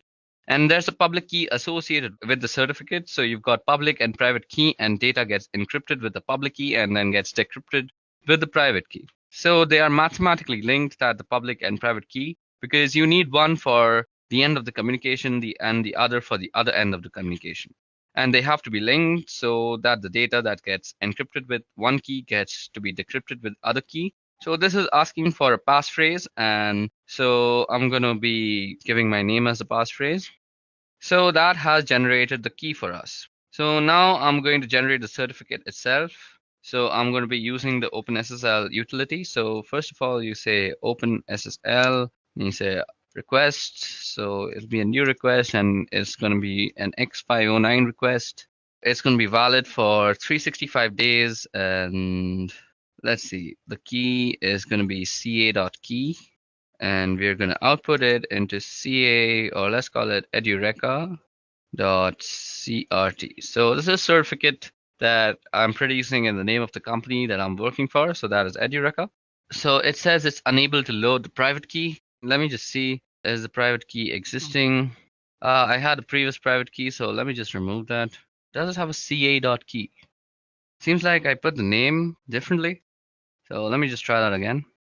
Open SSL, then we do request. So we're requesting a new certificate, and it's going to be X509, and it's going to be there for 365 days, and key is ca.key. Apparently that's for it's called out here. So, and it's going to be out into edureca.crt. Let's see if that works. So let's enter the passphrase. So it's my name. So now it's going to ask me a bunch of information that's going to be inside the certificate. So let's say it's asking the country name. Again, so let's put in the state. Okay, so IN, state, province name, some state. So Bangalore. Locality, let's say Whitefield. Organization name is Edureka. Unit name, Brain Force. Common name, let's leave that out. Email address, let's leave that out too. And we have our certificate. So if you go and list out your files, you'll see that there is a certificate called edureka.crt out here, which is highlighted. Okay, so now if you want to view this file, you could always use the OpenSSL. You could always use the OpenSSL utility. So you say you want to read an X059 request and you want it in text, and what you want to see is edureka.crt.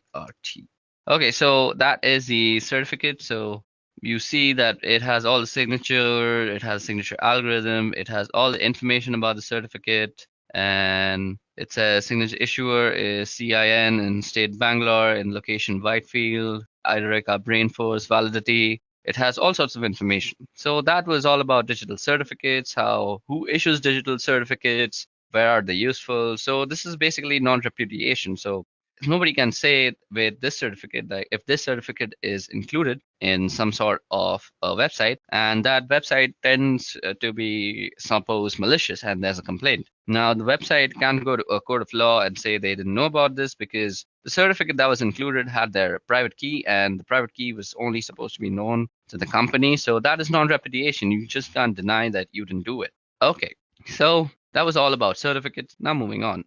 Okay, so moving on, we are going to be talking about cryptographic hashing.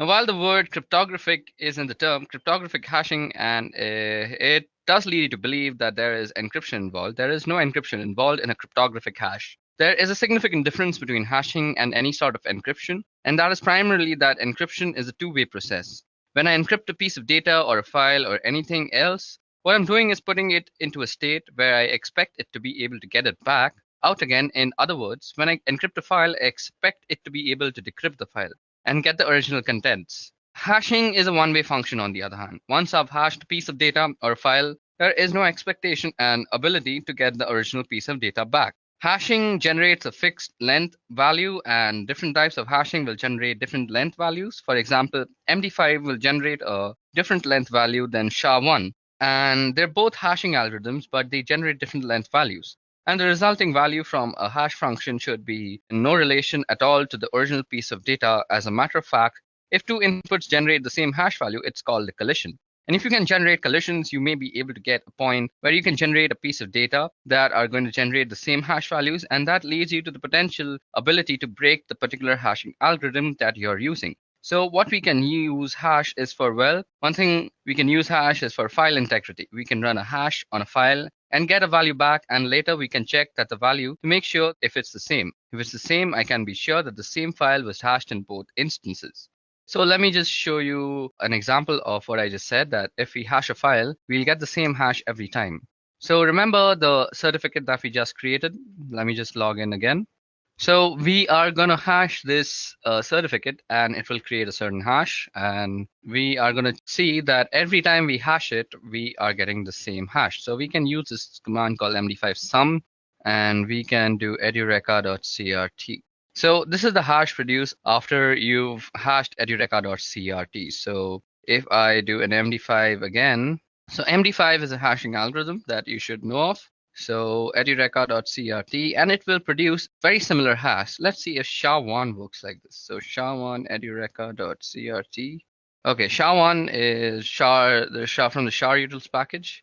Okay, so I've proved my point that with MD5, which is a cryptographic hashing algorithm, we are getting the same hash back. So if you are able to produce the same hash, that means you have broken the algorithm in itself. So if you run MD5 on Linux, you can get a version of MD5 and MD5 summation program on Windows and Mac OS, where with the utility MD5, which does the same thing. So I just showed you the file and I hashed it. And another reason we use hashing is we are storing passwords. So passwords are stored after hashing. We hash the passwords, and the reason for hashing passwords is so you're not storing the password in clear text, which would be easily seen even if you got it protected with permissions. If I hash the password every time I hash that password, I'm going to get the same value back from the same algorithm. So what I do is store the hash in some sort of password database. Since it's a one-way function, you can't get the password back directly from the hash. Now, what you can do with most password cracking programs, do some variation of this, and you just generate hashes against a list of words until you get a hash value that matches the one in the password. Once you get the hash that matches the one in the password, you know what password is there and here. And we come back to the idea of collisions. If I can take two different strings of characters and get the same values back, then it's easier to crack the password because I may not necessarily get the password, but if the hash that I get back from a particular string of data is the same as that I get from the original password, then it doesn't matter whether I know the password because the string of data that I put in is going to generate the same hash value that you're going to compare when you log in. And this hash value will just give you that it's valid and you'll be able to log in. So suppose the password that you chose while making your account is dog, and the dog word produces this hash value. And if I were to like hash cat with the same algorithm, and if the algorithm was prone to collisions, it might produce the same hash value as dog. So with the password cat, I could open up your password. I could open up your account. So that was all about hashing and hashing algorithms. Let's move on now. Okay, so in this part of the video, we're going to go over SSL and TLS. Now, SSL and TLS are ways of doing encryption, and they were developed in order to do encryption between websites, web servers, and clients or browsers. SSL was originally developed by a company called Netscape, and if you don't remember, Netscape eventually spun off their source code and became Mozilla Project, where we get Firefox from. So back in 1995, Netscape released a version 2 of SSL, and there was a version 1, but nothing was ever done with it. So we got to version 2 of SSL, and that was used for encryption of web transmission between the server and the browser to do a whole number of flaws between the server and the browser. Now, SSL version 2 had a whole number of flaws, and SSL 2 has the type of flaws that can lead to decryption of messages without actually having the correct keys and not being the right endpoints. And so Netscape released SSL version 3 in 1996. And so we get SSL 3.0, which is better than 2.0, but it still had some issues. And so in 1999, we ended up with TLS.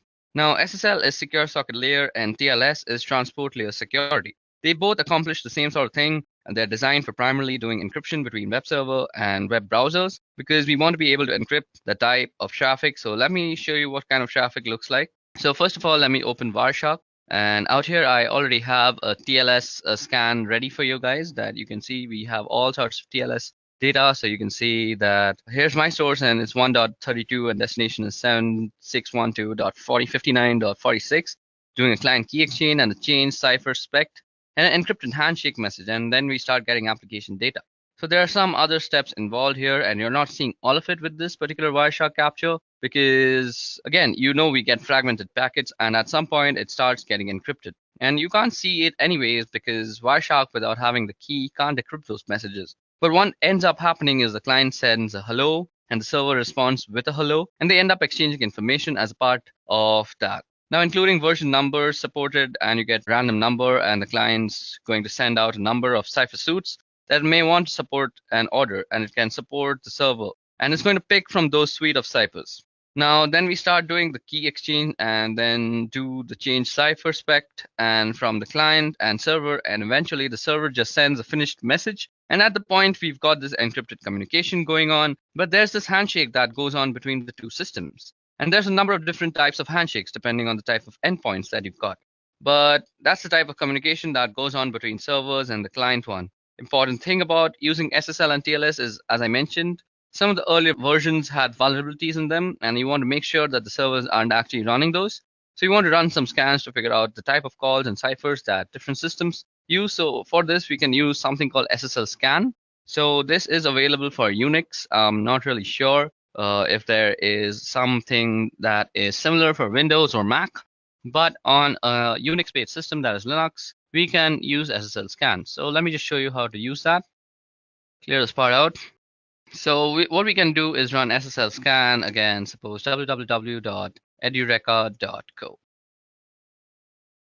So I'm going to do an SSL scan here against the website, and you can see it's going out and probing all the different types of ciphers that we know on this system. Start with SSL v3 and are going to TLS version 1. And we could force SSL scan to try to do an SSL v2. If I scroll back up, here I get the surface ciphers, which is SSL version 3. It's using RSA. And it's using RSA for the asymmetric. Now, in order to do the key exchange, and once we get the session key up, we're going to use AES 256, and then we're going to use the secure hash algorithm to do the message authentication, or the MAC. It sometimes calls the HMAC for the hashed message authentication code. And what it does is simply hashes the MAC address that you would check one side against the other to make sure that the message hasn't been fiddled with in transmission. You can see here all the different types of cipher suites that are available. Here's TLS running RC4 at 40 bits using MD5, so that would be a pretty vulnerable type of communication to use. And between the server and the client, a 40-bit cipher using RC4 is a low-strength cipher, and we would definitely recommend that clients remove those from the supported ciphers that they have on their server. All that configuration would be done at the web server as well as when you generated your key and your certificates. Normally, certificates would be handled by a certificate authority. Now, you can also self-sign certificates and have those installed in your web server in order to do communications with your clients. The challenge with that is browsers today warn when they see a certificate against a certificate authority that is entrusted of it, and it doesn't have any certificate authority at all. So you'll get a warning in your browser indicating there may be a problem with your certificate. If your clients are savvy enough, and if the users are savvy enough, you may be able to make use of these self-signed certificates and save yourself some money. But generally, it's not recommended simply because clients are starting to get these bad certificates. And when they run across one that's really a problem, a real rogue certificate, they're going to ignore the certificate message in their browser and just go to these sites that could have malicious purposes in mind and may end up compromising the clients or your customers or users. So that's SSL and TLS and how they work and negotiate between servers and endpoints. Okay, so now that we've talked about TLS and SSL, let's talk about disk encryption. Now, disk encryption is actually something that was not really difficult to do, but sort of out of the reach of normal desktop computers for a really long time. Although there have long been ways to do encryption of files, and to a lesser degree, maybe entire disks, as we get faster processors, certainly encrypting the entire disks and being able to encrypt and decrypt on the fly without affecting performance is something that certainly comes within reach. And it's a feature that shows up in most modern operating systems to one degree or another. Now, these days, we're going to look at a couple of ways here of doing disk encryption. I'm going to tell you about one of them first, and it's not the one I can show. I can't really show the other one either. So with Microsoft, their Windows system have this program called BitLocker. Now, BitLocker requires either Windows Ultimate or Windows Enterprise. I don't happen to have either version, so I can't really show it to you, but I can tell you that BitLocker has ability to do entire disk encryption, and they use AES for the encryption cipher. And the thing about BitLocker is that they use a feature that comes with most modern systems, particularly laptops. They'll have a chip in them that's called the Trusted Platform Module, or TPM. The TPM chip is what it does is it stores the keys that allows the operating system to be able to access the disk through this encryption and decryption process. And they use a pretty strong encryption cipher, which is AES, but you have to have one of the couple of different versions of Windows in order to be able to use BitLocker. And it's one of those things you would normally run in an enterprise, and so that's why they included it on its enterprise version. Now, on the macOS side, they have this thing called File Vault, and you'll see in the system preferences on the security and privacy, if you go to File Vault, you can turn on File Vault. Now, if you have the little button that there says turn on File Vault, then you can turn on the File Vault and it would ask you about setting up keys, and it works similar to Windows BitLocker.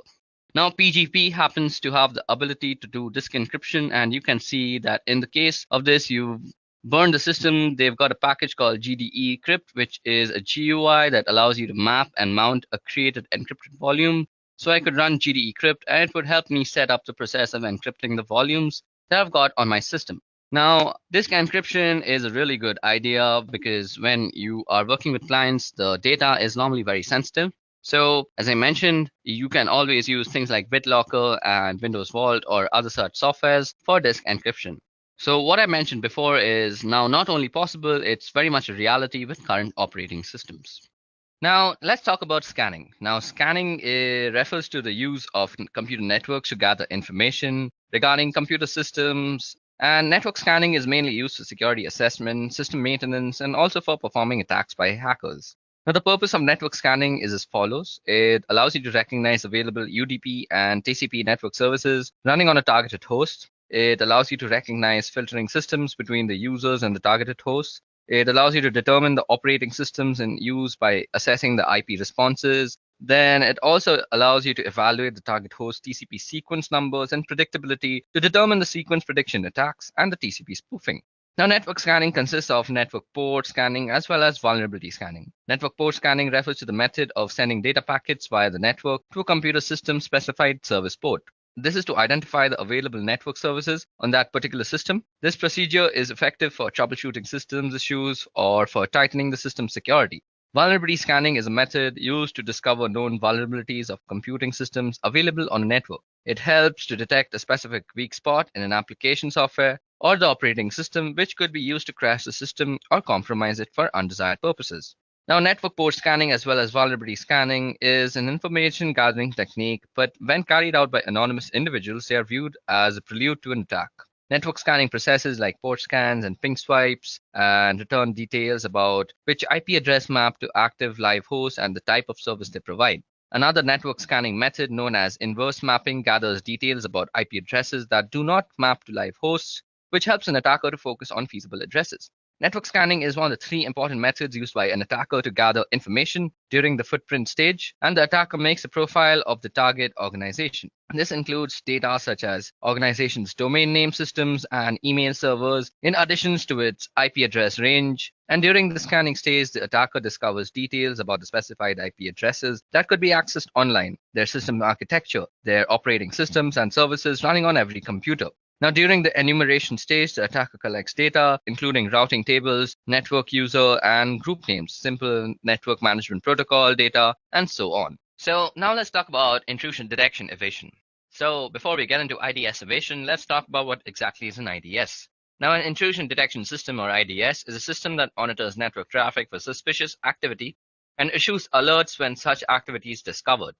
While anomaly detection and reporting is primary function, some intrusion detection systems are capable of taking actions when malicious activity or anomalous traffic is detected, including blocking traffic sent from suspicious IP addresses. Although intrusion detection systems monitor network for potentially malicious activity, they are also prone to false alarms or false positives. Consequently, organizations need to fine-tune their IDS product when they first install them. That means properly configuring their intrusion detection system to recognize what normal traffic on their network looks like compared to potentially malicious activity. An intrusion prevention system also monitors network packets for potentially damaging network traffic, but where an intrusion detection system responds to potentially malicious traffic by logging the traffic and issuing warning notification, intrusion prevention systems respond to such traffic by rejecting the potentially malicious packets. So there are different types of intrusion detection systems. So intrusion detection systems come in different flavors and detect suspicious activities using different methods. So kind of intrusion detection is a network intrusion detection system. So that is NIDS is deployed at a strategic point or points within the network where it can monitor inbound and outbound traffic to and from all the devices on the network. Then there is host intrusion detection system, that is HIDS, which runs on all computers or devices in the network with direct access to both the internet and the enterprise internal network. HIDS have an advantage over NIDS in that they may be able to detect anomalous network packets that originate from inside the organizations or malicious traffic that NIDS has failed to detect.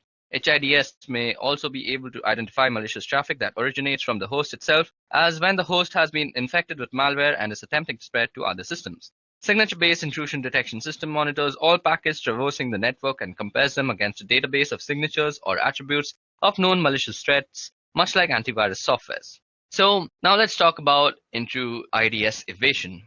Okay, so now let's talk about IDS evasion. Now, IDS is an intrusion detection system, as we just spoke about, and is there to detect exactly the types of activities that we are engaged in sometimes.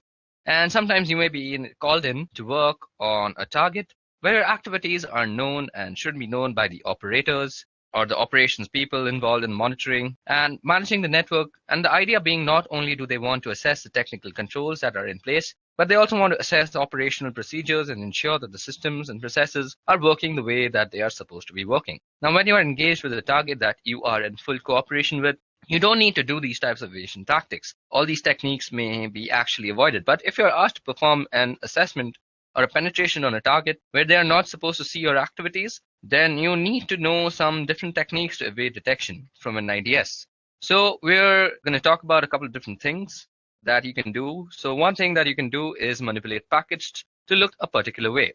Now, for this, there is a tool called Packeth. So Packeth is a really good way to actually manipulate traffic, and by actually manipulating the contents of a packet, like you can specify the destination and source. So it's a really useful tool to set up packets, look a particular way. One thing it can do is allow you to spoof IP addresses. So I could set a source IP address here that was something completely different from mine. Now, if I'm using TCP or UDP, I'm not going to see the response back.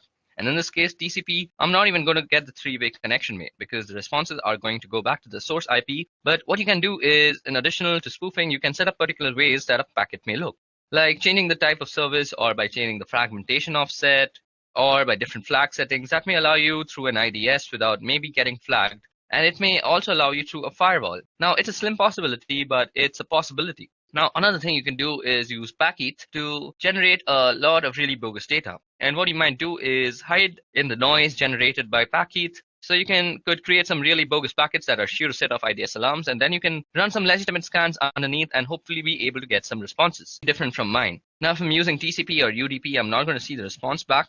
And in this case, TCP, I'm not even going to get the three-way connection made because the responses are going to go back to the source IP. But what you can do is, in addition to spoofing, you can set up particular ways that a packet may look, like changing the type of service or by changing the fragmentation offset or by different flag settings that may allow you through an IDS without maybe getting flagged. And it may also allow you through a firewall. Now, it's a slim possibility, but it's a possibility. Now, another thing you can do is use Packeth to generate a lot of really bogus data. And what you might do is hide in the noise generated by Packeth. So you could create some really bogus packets that are sure to set off IDS alarms, and then you can run some legitimate scans underneath and hopefully be able to get some responses.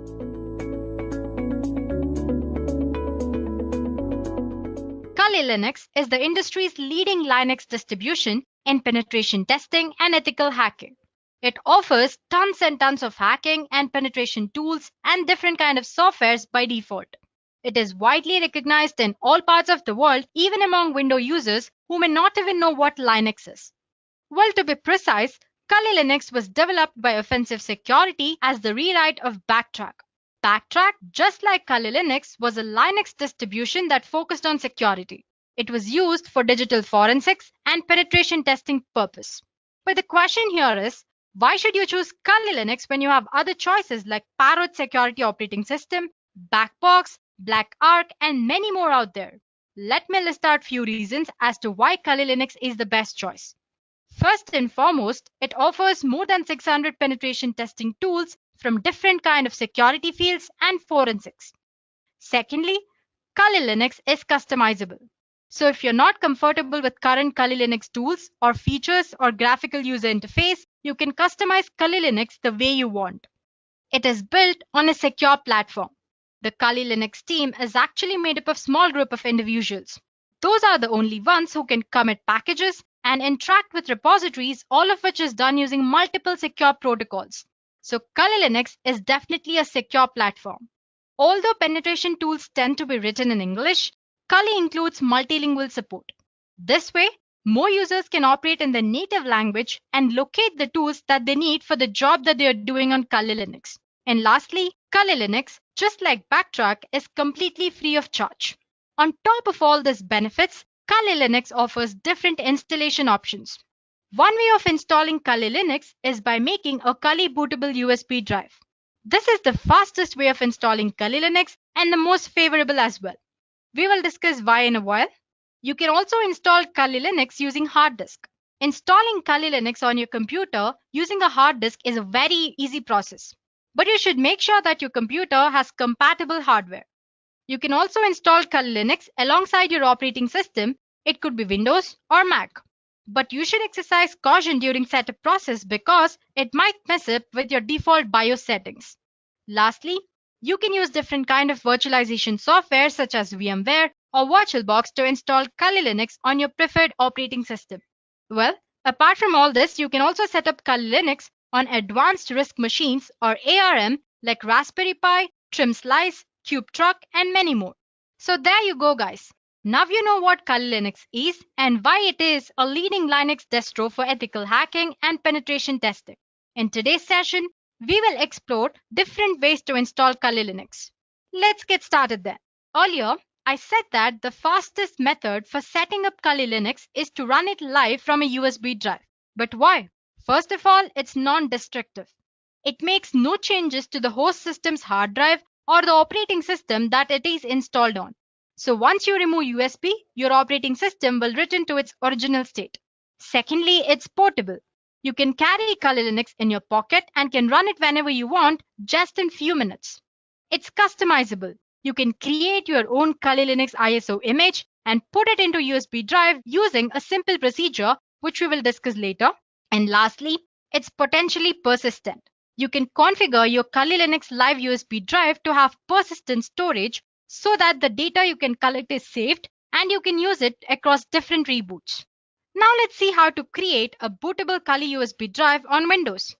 Guys, actually the process is very simple. It's just a 3-step process. First of all, you need to plug your USB drive into an available USB port on your Windows PC. Next, you need to note down the destination drive it uses once it mounts. For example, it could be F drive. After that, you will have to download and launch a software called Win32 Disk Imager. On this software, you'll have to choose Kali Linux ISO file that needs to be imaged and verify that the USB drive to be overwritten is the correct one. Lastly, once the imaging is complete, you need to safely eject the USB drive from Windows machine. So like I said, it's very simple, right? Well, I'm not going to show you demo on this one because like I said, it's very easy and I'm sure you guys can pull it off. If you have any doubts, you can post them in the comment section. We'll get back to you. And as for the demo part, we'll be doing 4 installations here. First of all, we'll see how to install Kali Linux using VMware on Windows operating system. Then we'll see how to install Kali Linux on Mac using VirtualBox. Moving on, we'll see how to install Kali Linux tools on different Linux distributions. I'll be showing how to install it on Ubuntu. Well, the procedure is same for every other Linux distribution, so you can go ahead and use the same procedure for the Linux distribution that you're using. And lastly, we'll see how to install Kali Linux on Windows 10 using Windows Subsystem for Linux. So I hope it's clear that what we'll be learning in the session. Let's get started with the first demo. In this demo, we'll see how to launch Kali Linux using VMware. So guys, you can install Kali Linux using any virtualization software. It could be VMware or VirtualBox. In this demo, I'll show you how to install it using VMware. So first of all, obviously, we'll have to install VMware, right? So just type of VMware. And it's the first link that you find. You can go ahead and download VMware Workstation Pro. You have it in the downloads. Here you can download Workstation Player as well. Or you can download VMware Workstation Pro. Now, once that is downloaded, you'll have to download a Kali Linux ISO image. For that, you'll have to go for official Kali Linux website. Just type for Kali Linux and it's the first link. You can see downloads option here. Click on download. And yeah, you can see different download options here. You have Kali Linux Lite for 64-bit as well as 32-bit. And then there is Kali Linux 64-bit and 32. And you have separate images for VMware and VirtualBox as well. Suppose you want to skip the entire lengthy procedure of installing it and you want to just use the image, then you can go ahead and use this Kali Linux 64-bit for VMware or VirtualBox. Same goes for the 32-bit as well. But since we are focusing on installing right now, let's just go ahead and download our ISO file and install it from the beginning until last step. I've already downloaded it, so I have an ISO file downloaded on my computer. So all you have to do is just click on the torrent link, it'll be downloaded. Let's open VMware then. So as you can see, I have VMware Workstation Pro installed here. So I already have about two virtual machines installed on my VMware Workstation. As you can see on the home page, 3 different options. It says create a new virtual machine or open a virtual machine and connect to remote server. So if you want to create a Kali Linux or any other virtual machine from step 1, you can use this create a new virtual machine option. Well, if you have an image of a virtual machine already, and if you want to just use it and avoid installation procedure, then you can go ahead and use this open a virtual machine option. Well, just click on this create a new virtual machine and click on next. As you can see here, you have an option which says installer disk image file ISO file you'll have to attach here. So click on browse. Let's see where I've stored my Kali Linux. As you can see, I already have it here. And there's one file here. Let me click on that and open. So yeah, don't bother about this error. It usually shows that. And then click on next here. So it's asking which operating system will be installed on this virtual machine. I want it to be Linux. So make sure you select Linux 64-bit and click on next. You have an option to name your virtual machine. Let's say Kali Linux. And where do I want to store it?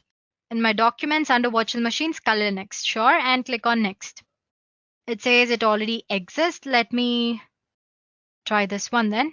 Let's say Kali Linux 1 and next. Yeah. So basically your Kali Linux will need about a 20 GB. Let's assign some 40 GB here. That's the maximum disk size that you can allot. Well, you can allot more than that as well, but minimum it needs about 20 GB. And you have an option which says store virtual disk as a single file or multiple files. Let's just select store virtual disk as a single file to avoid complications and click on next here. So as you can see, you can review your virtual machine settings here. You have an option to make changes to the settings. You can make changes right now or you can do it later as well. Let's just go ahead and make changes now. Click on this customize hardware option here. Well, as for the memory for this virtual machine, it totally depends on what you're using virtual machine for.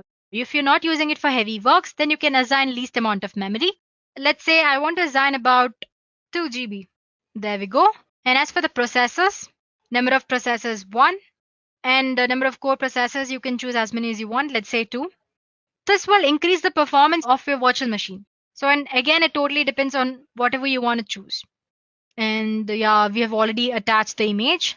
Network adapter, you can set for NAT. USB controller and sound card, you can retain the default settings. And as for the display, click on accelerated 3D graphics since what Kali Linux has a graphical user interface. And it says 768 MB is the recommended amount of memory that you can use for graphics. So let's go ahead and select that and click on close.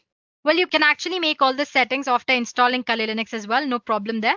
Once you've done that, click on finish here. As you can see, my Kali Linux image is ready for installation.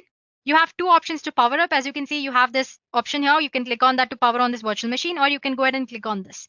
Let me click on this. So once you click on that, you should be greeted with this Kali boot screen. As you can see, there are a lot of options here. We did discuss live option earlier, right? So if you don't want any trace of Kali Linux on your operating system, you can go ahead and use live option here. You have live USB persistence mode and live USB encrypted persistence as well.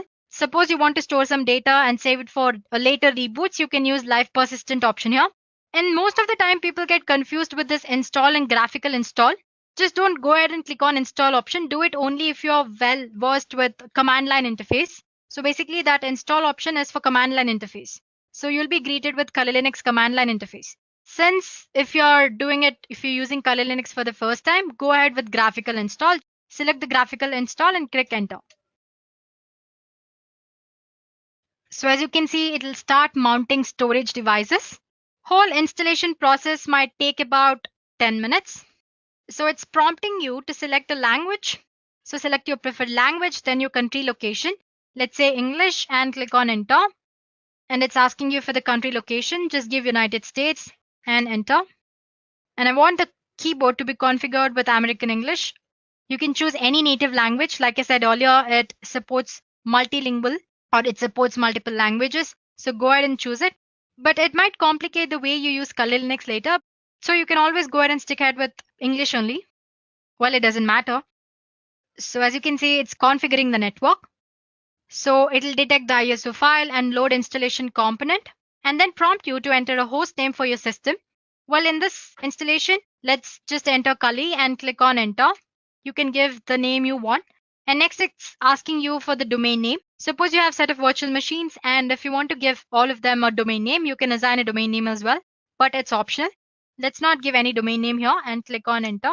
The next thing it does is it'll prompt you for the password that you'll have to enter every time you launch your Kali Linux. So just give some password of your choice and click on continue. The best thing about Kali Linux is you can set up date and time as well. You can make it later as well, but you can choose it here. So just click on Eastern or whichever choice you like and click on enter. So the installer will now probe your disk and offers you 4 different choices. As you can see, it says guided use entire disk. Guided use entire disk can set up LVM, which is logical volume manager. Same thing, which is encrypted, and manual. So if you're an expert, if you've already used this Kali Linux before, you can go ahead and select any of these 3 options from the bottom. That's LVM or manual or encrypted LVM. Otherwise, you can always go ahead and choose guided use entire disk option here if you're a beginner and click on enter. So this is the disk partition where all the data will be stored and click on continue. It's asking if you want to store all files in one partition or if you want to make partitions. So depending on your needs, you can go ahead and choose to keep all your files in single partition, which is default, or you have separate partition for one or more of the top level directories. Let's just choose the first option and click on enter. So once you've done that, you'll have one last chance to review your disk configuration. Once you're sure that you've given correct details, click on enter here. It's asking if the changes that you make to Kali Linux should be written to the disk or not. So say yes. So it will start partition and install the virtual machine. It took a while, but as you can see, installation is almost done. It's asking me to configure the package manager. Well, if you select no in this session, you will not be able to install packages from Kali repositories later. And click on continue. So suppose if you want to install other repositories or updates later on, you can always go and click on yes. Otherwise you can go for no as well. Now it's going to configure the package manager. It'll install package manager and configure it. Then it'll install grub bootloader. And it's asking if you want to install grub bootloader to master boot record.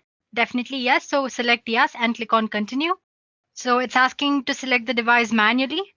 You can click this, select the device. So yeah, guys, we're done here. So you can finally click on continue option to reboot your new Kali installation. So as you can see, the entire process took about 10 to 11 minutes. So yeah, let's go ahead and click on continue here. It's going to finish the installation. So guys, as you can see, the installation process from the step where we selected the language till the last step is same. It's just the medium on which you're installing is different. For example, right now we used VMware. Later on, I'll show you how to use VirtualBox. But once your Kali Linux image is ready to boot, the rest of the installation process is similar to this. So it's finished installing. It's loading the image. So if you have done everything right during the installation process and according to your needs, you'll land up in this page. Username. So we've given it this Kali, right? Kali and password. As you can see, it's showing an error. It says that didn't work. Please try again. This is mostly because first time when you log in, you should use word root as your default username. But later on, once you've already logged in, you can change the username according to your need. So root and password, you can use the same password which you set during installation process. So as you can see, login is successful. And here I go. My Kali Linux is up and running. So I can start using Kali Linux according to my needs. So once you've done that, you can go ahead and install VMware tools so that you can maximize it, full screen and all that stuff. You can also go ahead and change the date and time settings. As you can see here, you can go for the settings option here and do the settings. And you can start using Kali Linux for hacking and penetration testing purposes. So it's as easy as that, guys. So please go ahead and try installing it. Well, if you find any errors during installation process, let us know in the comment section. We'll get back to you as soon as possible. Now let's move on to our second demo. Now we'll see how to launch Kali Linux on Mac operating system using VirtualBox. In the previous demo, we used VMware, and now we'll be using VirtualBox. But actually, I'm not using any Mac system here, operating system. But I'll show you how to install using VirtualBox. The procedure is very similar. So all you have to do is on your Mac operating system, go ahead and click for VirtualBox download. So this is the VirtualBox official page. You can go ahead and click on downloads here. As you can see, you have different options here. It says Windows for Windows operating system, OS X host, Linux, and Solar host. Since if you're using Windows, then go ahead and select Windows host. But as for Mac, you'll have to select this. It's mostly a .exe file. Once you've done that, you can install VirtualBox. It's just click on next, and it'll work out and provide settings according to your need. I already have installed VirtualBox. The next thing you do is similar as what you've done with VMware. go ahead and download official Kali Linux image. Make sure you don't download any duplicate versions of ISO file from other websites. Make sure you download it from original website. If you want to do it from the beginning, go ahead and install ISO file here, torrent, or you can just go ahead and download just the image for VirtualBox here for 64-bit, and you have option for 32-bit as well. I've already done that. So let me open my VirtualBox. Yeah, here it is. The procedure for VMware and VirtualBox is almost same, just slight difference. Let me maximize the screen for you guys. As you can see, I already have a virtual machine launched up here. I haven't powered it up yet. Anyway, I'll show you how to install new one. Just click on new option here. This is your VirtualBox homepage, guys. So click on new here and just give a name. We've already given Kali Linux earlier, right, for the virtual machine. So let's give it some other name. Let's say capital KL Linux, and choose the type of operating system, that's Linux. And here 64-bit, minus 64-bit. According to your operating system needs, you can go ahead and choose 32-bit as well. Click on next. And again, like I said earlier, depending on what you're doing on Kali Linux operating system or virtual machine, you go ahead and assign the memory. Since I'm just showing you how to install, I'm not assigning much memory here. So let's just retain the default 1024 MB, that's 1 GB, and click on next. And it's asking, you have 3 options here. You have not to add virtual hard disk, create a virtual hard disk now, and you can go ahead and add a virtual hard disk here, use an external virtual hard disk. Go ahead and select the second option, click on create, and use VirtualBox image. Like I said earlier, we downloaded ISO image, right? And it's an ISO file with extension .iso. So basically it's nothing but image. So click on next, and I want the storage on physical hard disk to be assigned dynamically, and click on next. So this is the name of the virtual machine which we just gave earlier. It's asking you to choose the path wherever you want to store your virtual machine. Let's say documents and virtual machines. Click on open and save. So that's the path I've set up. And as for the memory, Kali always needs you to assign at least 20 GB. So let's go ahead and give 20 GB. You can always assign more than that. And click on create. So this is the one we just created, right? It's ready. Just click on settings. Before you power up, you'll have to make certain settings. So if you want to change name or type and version, you can always go ahead and do that here. We don't have anything in advance. It's just the folder where your virtual machine will be stored.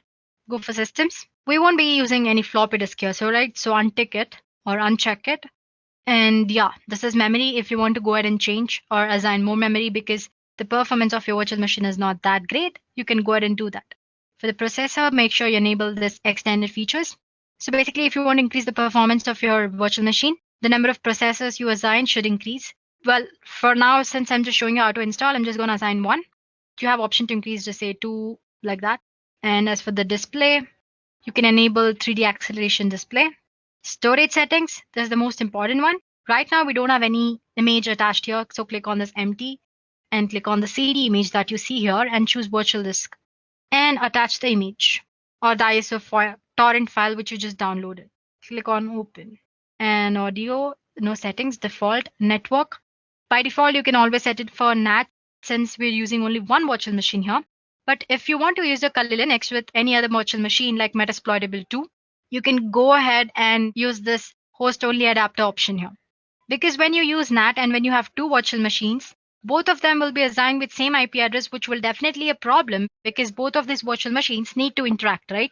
So yeah, well, I'm just saying all this for the information. So you can go ahead and click on host only adapter if you're using 2 virtual machines and you want them to interact. As for now, I'm just retaining it NAT.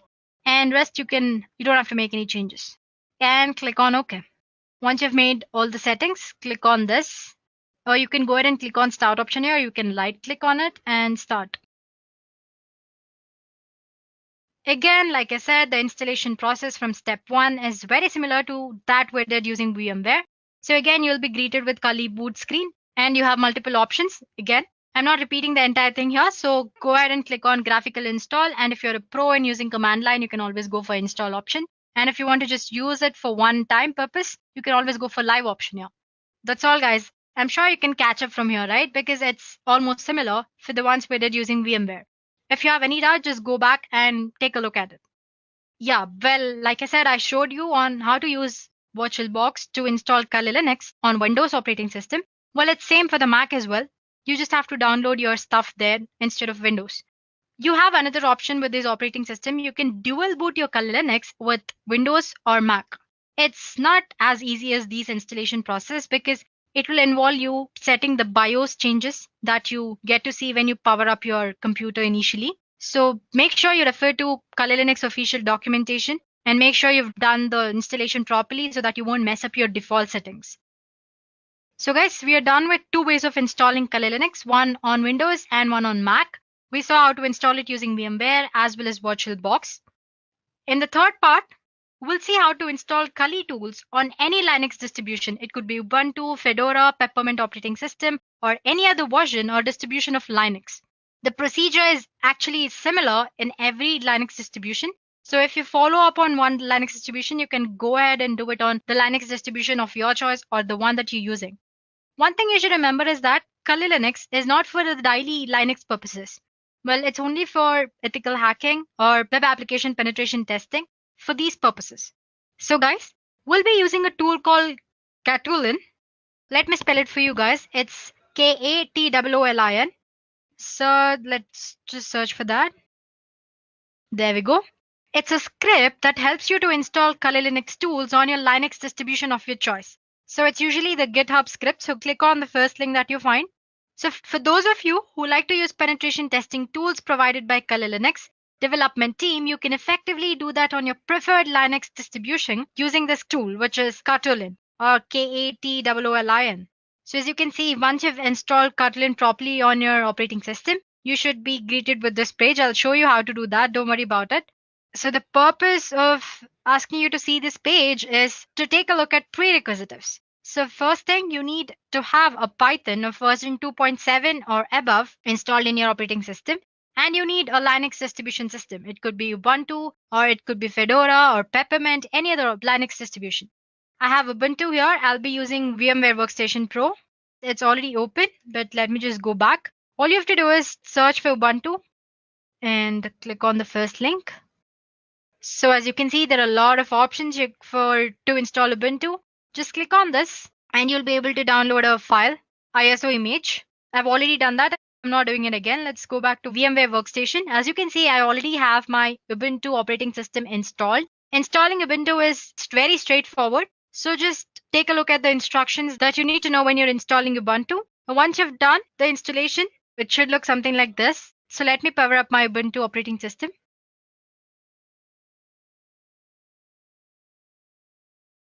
So as you can see, once you install, you'll land up on this page and it's asking for the password.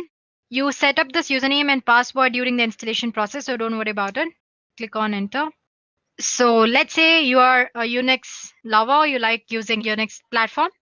But right now you want to use certain tools for performing application penetration testing and ethical hacking. You just don't need all the tools, you need few tools.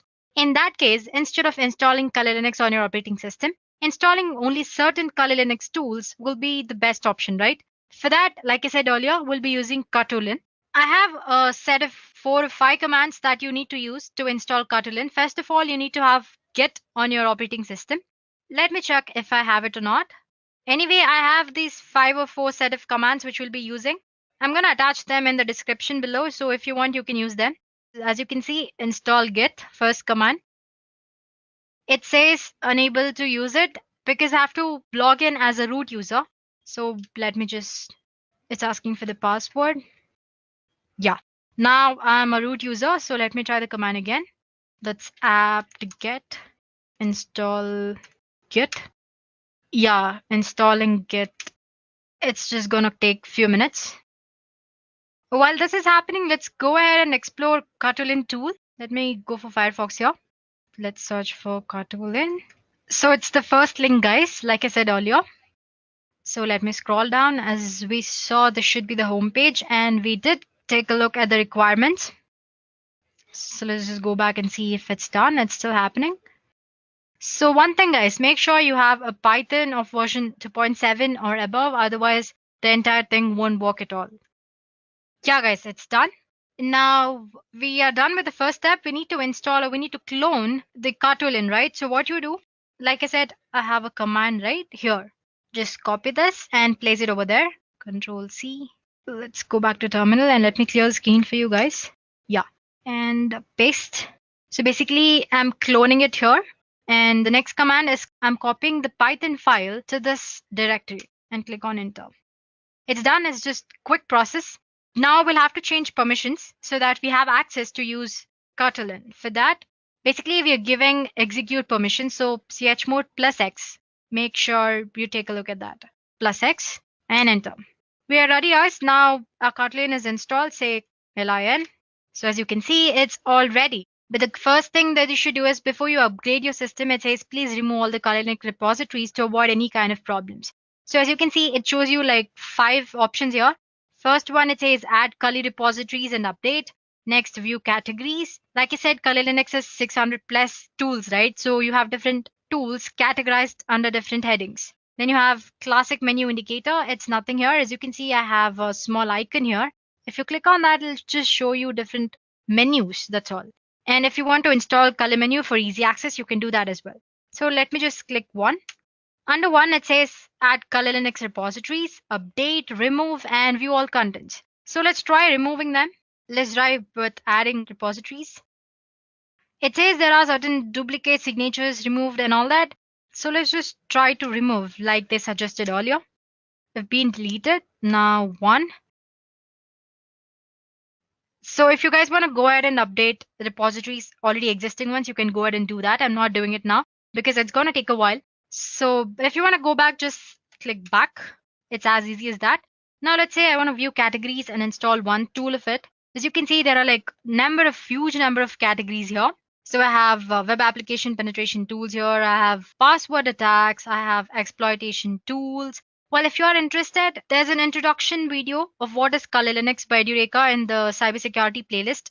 So go ahead and take a look at that. We have explained like about 5 to 6 popular tools in Kali Linux. Anyway, getting back to today's session, let me just say 4. As you can see, it lists all the web application tools.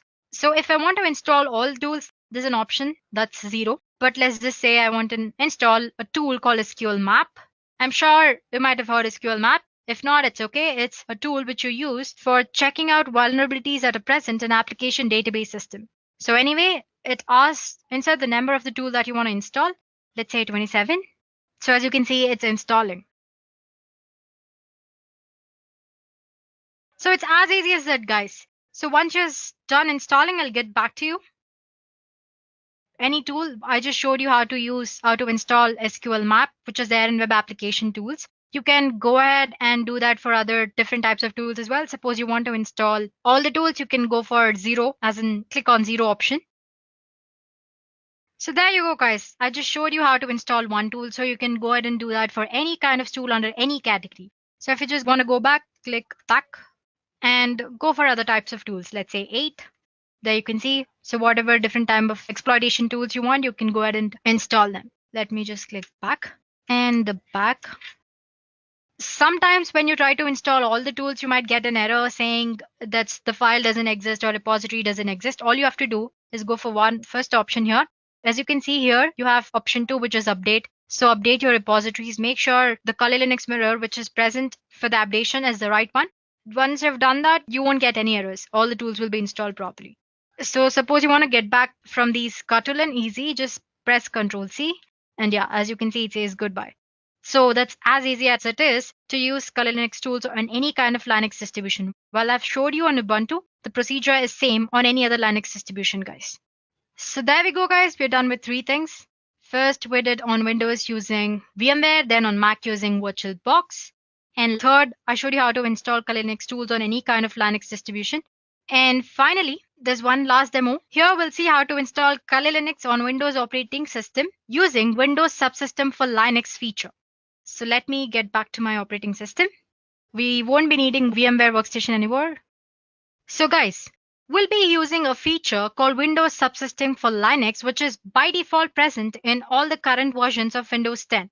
This is actually for those who prefer using Kali Linux command line interface.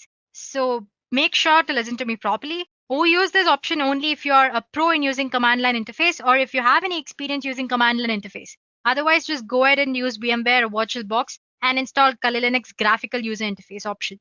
So yeah, this Windows Subsystem for Linux allows you to run Linux distributions as subsystem on your Windows operating system. This feature is really a new feature. It exists only in Windows 10. So you need to use latest version of Windows 10 to perform this demo or use this option. And in addition to that, we also have other prerequisites, especially we need to have Git installed, or you can go ahead and zip the file, which is Windows Subsystem for Linux files normally, but having Git is also a nice thing. Secondly, you need to have Python of version 3 or above. Make sure you've installed Python and set up the path.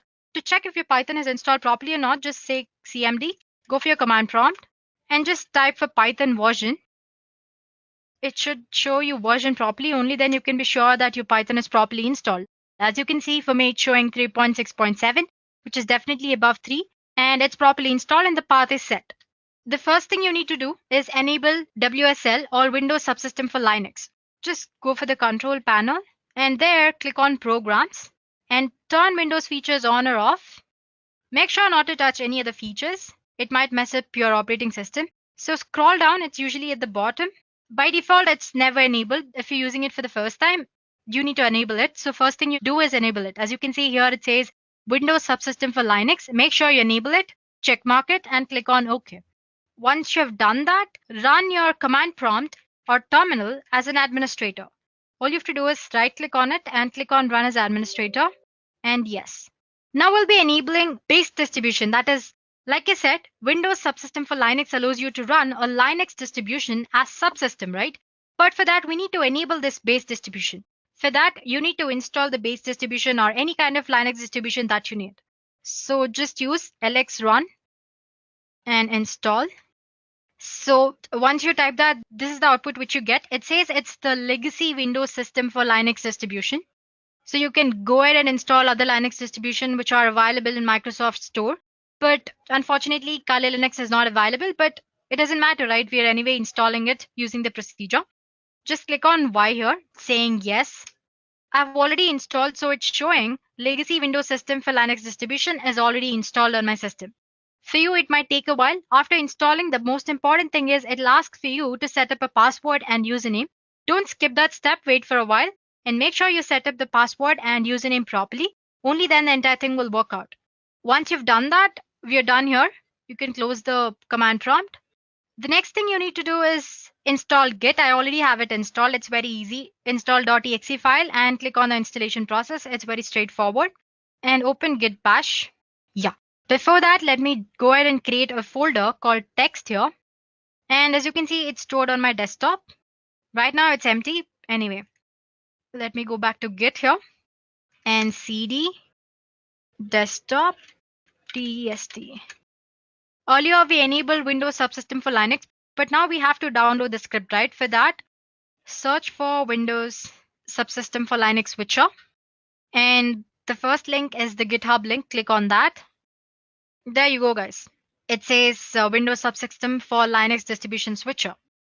It says the purpose is to let you easily download and install Linux distribution as subsystem on your Windows operating system. So yeah, as you can see, you have different options here for the base operating systems. So yeah, copy this link here, Control C, and go back to Git clone, and paste the link which you just downloaded, paste it. It shouldn't take very long. It's done, guys. So now if you check your test folder, Windows Subsystem for Linux will be downloaded properly. Let's just go back and check that. Here is our test folder. As you can see, Windows Subsystem for Linux is already there. Now open your command prompt, cd, let's go for the text file. And if you search for the directories under that, you can see WSL here. Now let's go for that as well. You can just press tab, directories under that. So as you can see, the two things, the most important things is this get prebuild.py and install py. This get prebuild.py will fetch Kali Linux Docker files, and install.py will install Kali Linux for you. I already have it installed, but I'll just show you how to do it. So go back to the browser and type Docker file. Click on the second link. I just wanted you to copy the command easily so that you won't make mistakes. This is the one which you'll have to copy to fetch the Kali Linux Docker file. So you can just copy this part and go for command prompt. Let me maximize this for you. Here you can say, so if you remember, I said Python is must So make sure you've installed it properly and set up the path. Python get pre-built. Let me just pre-build.py and copy it. As you can see, it's installing. It's going to take probably like 2 minutes.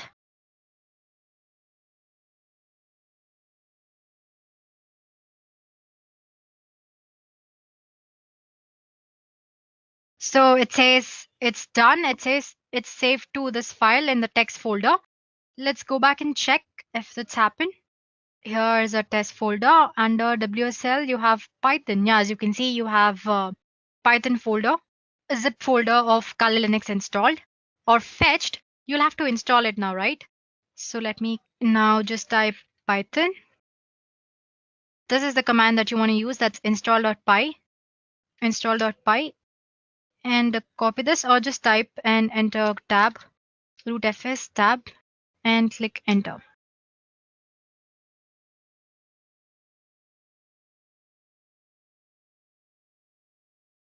So as you can see, it took a while, but it did install, right?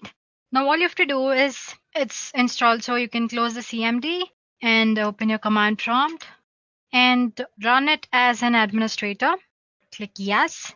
Let me maximize the screen. You'll have to set the root password or the default user as root. So set default. It's the command that you need to use. Set default user as root. As you can see, it's now set to root. And click bash. Done, guys. Right now we are running on Kali operating system on command line interface. If you want to make sure if you're actually running on Kali, just type cat etc and issue. It shows that Kali Linux rolling. So as you can see, we have successfully installed Kali Linux command line interface or how to use command line interface on Windows using Windows subsystem for Linux. And I'm telling it to you again, just use it if you know how to use command line interface very properly. Otherwise, it might be a little overwhelming for beginners. Default, it's the command that you need to use. Set default user as root. As you can see, it's now set to root and click bash. Done, guys. Right now we are running on Kali operating system on command line interface. If you want to make sure if you're actually running on Kali, just type cat etc and issue. It shows that Kali Linux rolling. So as you can see, we have successfully installed Kali Linux command line interface or how to use command line interface on Windows using Windows subsystem for Linux. And I'm telling it to you again, just use it if you know how to use command line interface very properly. Otherwise, it might be a little overwhelming for beginners.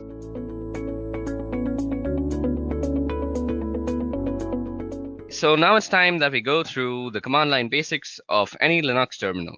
Now the Linux terminal is a very powerful tool. It allows you to move around the whole operating system through the files and folders. It allows you to create files, change their permissions, change how they behave, and a bunch of other things. You can do filtering, you can grab stuff, the specific stuff from a specific file, and there's a bunch of interesting things that you can do. And as an ethical hacker, you will be working with a Linux distribution most of the time, whether it may be Kali Linux or some other thing like Parrot OS. But you will be working on Linux most of the time because it's a powerful tool for networking analysis and scanning and all sorts of stuff that you want to do as an ethical hacker. So the first essential step is to actually know how to use the tool that is available to you. And that is out here, which is the terminal. Now, as I'm running this on a virtual machine, you might find it that my execution times are much slower. And that is because I have a very, very slow laptop because my virtual machine is actually eating up a lot of my RAM. And I have a bunch of other processes that are also rendering. I do this on my free time. So let's go ahead and go through the commands that we are going to actually go through. Now, let me actually make a list of commands that I want to teach you guys. So let me see if LeafPad is available. Firstly, LeafPad is basically a text editor. So the first command that we are going to start off with is cd. Now, cd stands for change directory. Now, at this moment, we are in the root directory, as you guys can see. We can print the current working directory with this thing called pwd, and that is a current working directory, as you see. It's called root. And suppose we want to change our directory to the home directory. So all we have to do is cd, which stands for change directory, as I just said, and specify the path. Now cd/home. Okay, so once we're in home, I want to make a list of commands that are used on the CLI that I want to teach to you guys. So what would I do? I would firstly see if any files are available that I can edit. Okay, so these files are available, but let's create a new file for ourselves. So firstly, let's do nano list.txt. Now what nano does is Nano will open up a small command line text editor. Now, command line text editors are very much used by ethical hackers because they save a bunch of time. If you're always switching between GUI and command line because you'll be doing a bunch of stuff on the command line, and suppose you want to write something, you're always switching to GUI, it's a wastage of time, and you want to save time as an ethical hacker. So you can use this thing called a command line editor, and it can basically do most of the stuff a GUI editor would do. Now you say nano and the name of this file. So Nano basically has created this file now, and it has opened up this new fresh window, which overrides the command line that we were in, the bash. And this is the place where you can actually edit what goes into the file. Now, let's see the list of commands that I'm going to teach you. I'm going to teach you ls. ls will be the list of files. We did cd. We saw a pwd. So that was the print working directory. We'll be looking at how you can copy stuff with the cp command. Then we'll be looking at mv, which is basically move. Then we'll be looking at cat, and that's an interesting one. And also less, which is another interesting thing. Then we'll be looking at grep, which is actually used for grepping or grabbing things from files that you might want to see. You'll see what I mean in a short while. We'll see echo, which probably does what you think if you have any experience with Linux. Then we'll be doing touch, and we'll be doing make dir, which is make directory, and then we'll do in chown, chmod, then one of the most dangerous commands, that is rm, and then you can do man plus help. Okay, so these are the list of commands that we are going to go through in this part of the video. So suppose I was making this video and I wanted to save this somewhere. So if you see down here, there are a bunch of options that are shown to you. Now this caret sign might be not what you're thinking, that the shift 6 one, it's not shift 6. It's actually a control. So caret is control, and then G of course means G. So if you go control G, it will actually get help. Now what we want to do is save the file, and that is control O, and that is write out. So what we want to do is say control O, and now it's going to say if we want to name the file list.txt, and we want to name the file, and it says that we have written down 15 lines. So that's how you save a file. Now all we want to do is exit out of here. Okay, so first let's go ls, and let's go through whatever there is. So ls shows us the list of files that are there in that directory. Now ls can also show you the list of files in a directory with the paths that you specify. Like if I say ls var, it'll show me everything that is in var. Okay, there are a lot of interesting things in var, so let's head over to var. So cd/var, and you hit enter, and now we are in the folder var. So now to actually demonstrate how powerful ls is, we have a few flags. Now to see the flags of any command, you can just do -- help universally throughout the Unix command line. So out here you see some information that is kind of tough to read, but if you go on top and scroll out here, you'll see all the flags that you can use with the command, that is ls, and how you can use them. So you can see what to use, and you can read a little bit about it. So if you use all, it ignores entries starting with dot. So suppose we were to do ls in var, let's see. So it shows us like this. Now if we do lsl, it'll show a long list with more information. So these are the permissions that you see out here.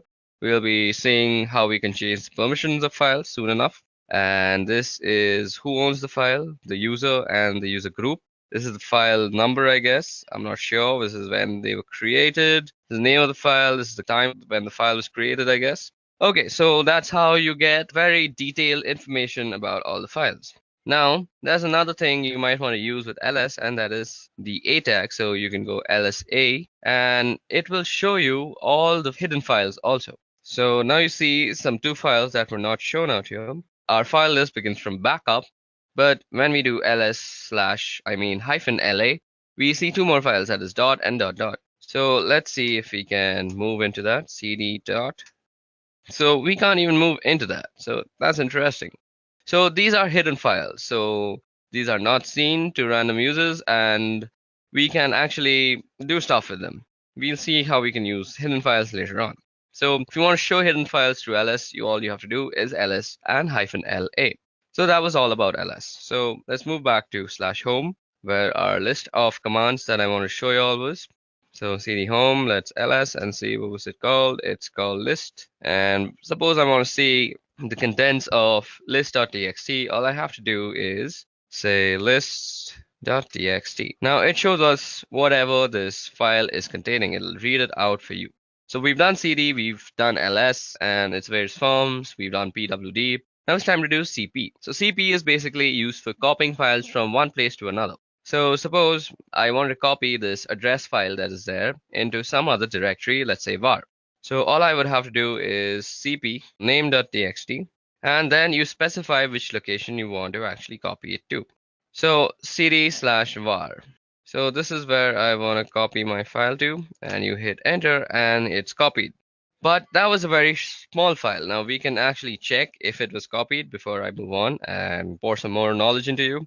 So let's go into var. So cd/var, hit enter, and you're in var again, and you see ls, and now you see a name.txt. So let's remove name.txt from here because I want to copy it again and show you all a difference between a flag that I'm going to use right now. So the hyphen and letters that you use are called flags technically in the Linux terminology. So let's go back to home. Now, instead of the name of the file and moving back to home just like I did, you can type out the complete name of the file out here. So you could have gone cd/home/name.txt and copy it to /var. But this time what we're going to do is we're going to use a -v, which is basically used for a verbose output of whatever you're doing. So most of the commands that we're going to using will have a -v with them. So let's see how this actually affects the output. So what we're going to do is we want to copy, so cp and verbose, and we want to copy the file name.txt, and we want to copy it to the folder called var, right? So now you'll see that it will give us what is being moved, rather, that is name.txt, and where it is being moved to. So this is a very good way of knowing what is actually happening, because if you do it without the verbose part, and suppose name.txt was just a 20 GB file, and you just don't know if it has finished or not. So if it's a 20 GB file, it'll continuously update you on where what is being copied. So basically, all you have to do is type -v if you want to know where your file is being copied and the exact path. Okay, so that was about how you can copy files from here and there. Now, what was the next command that we want to see? So cat.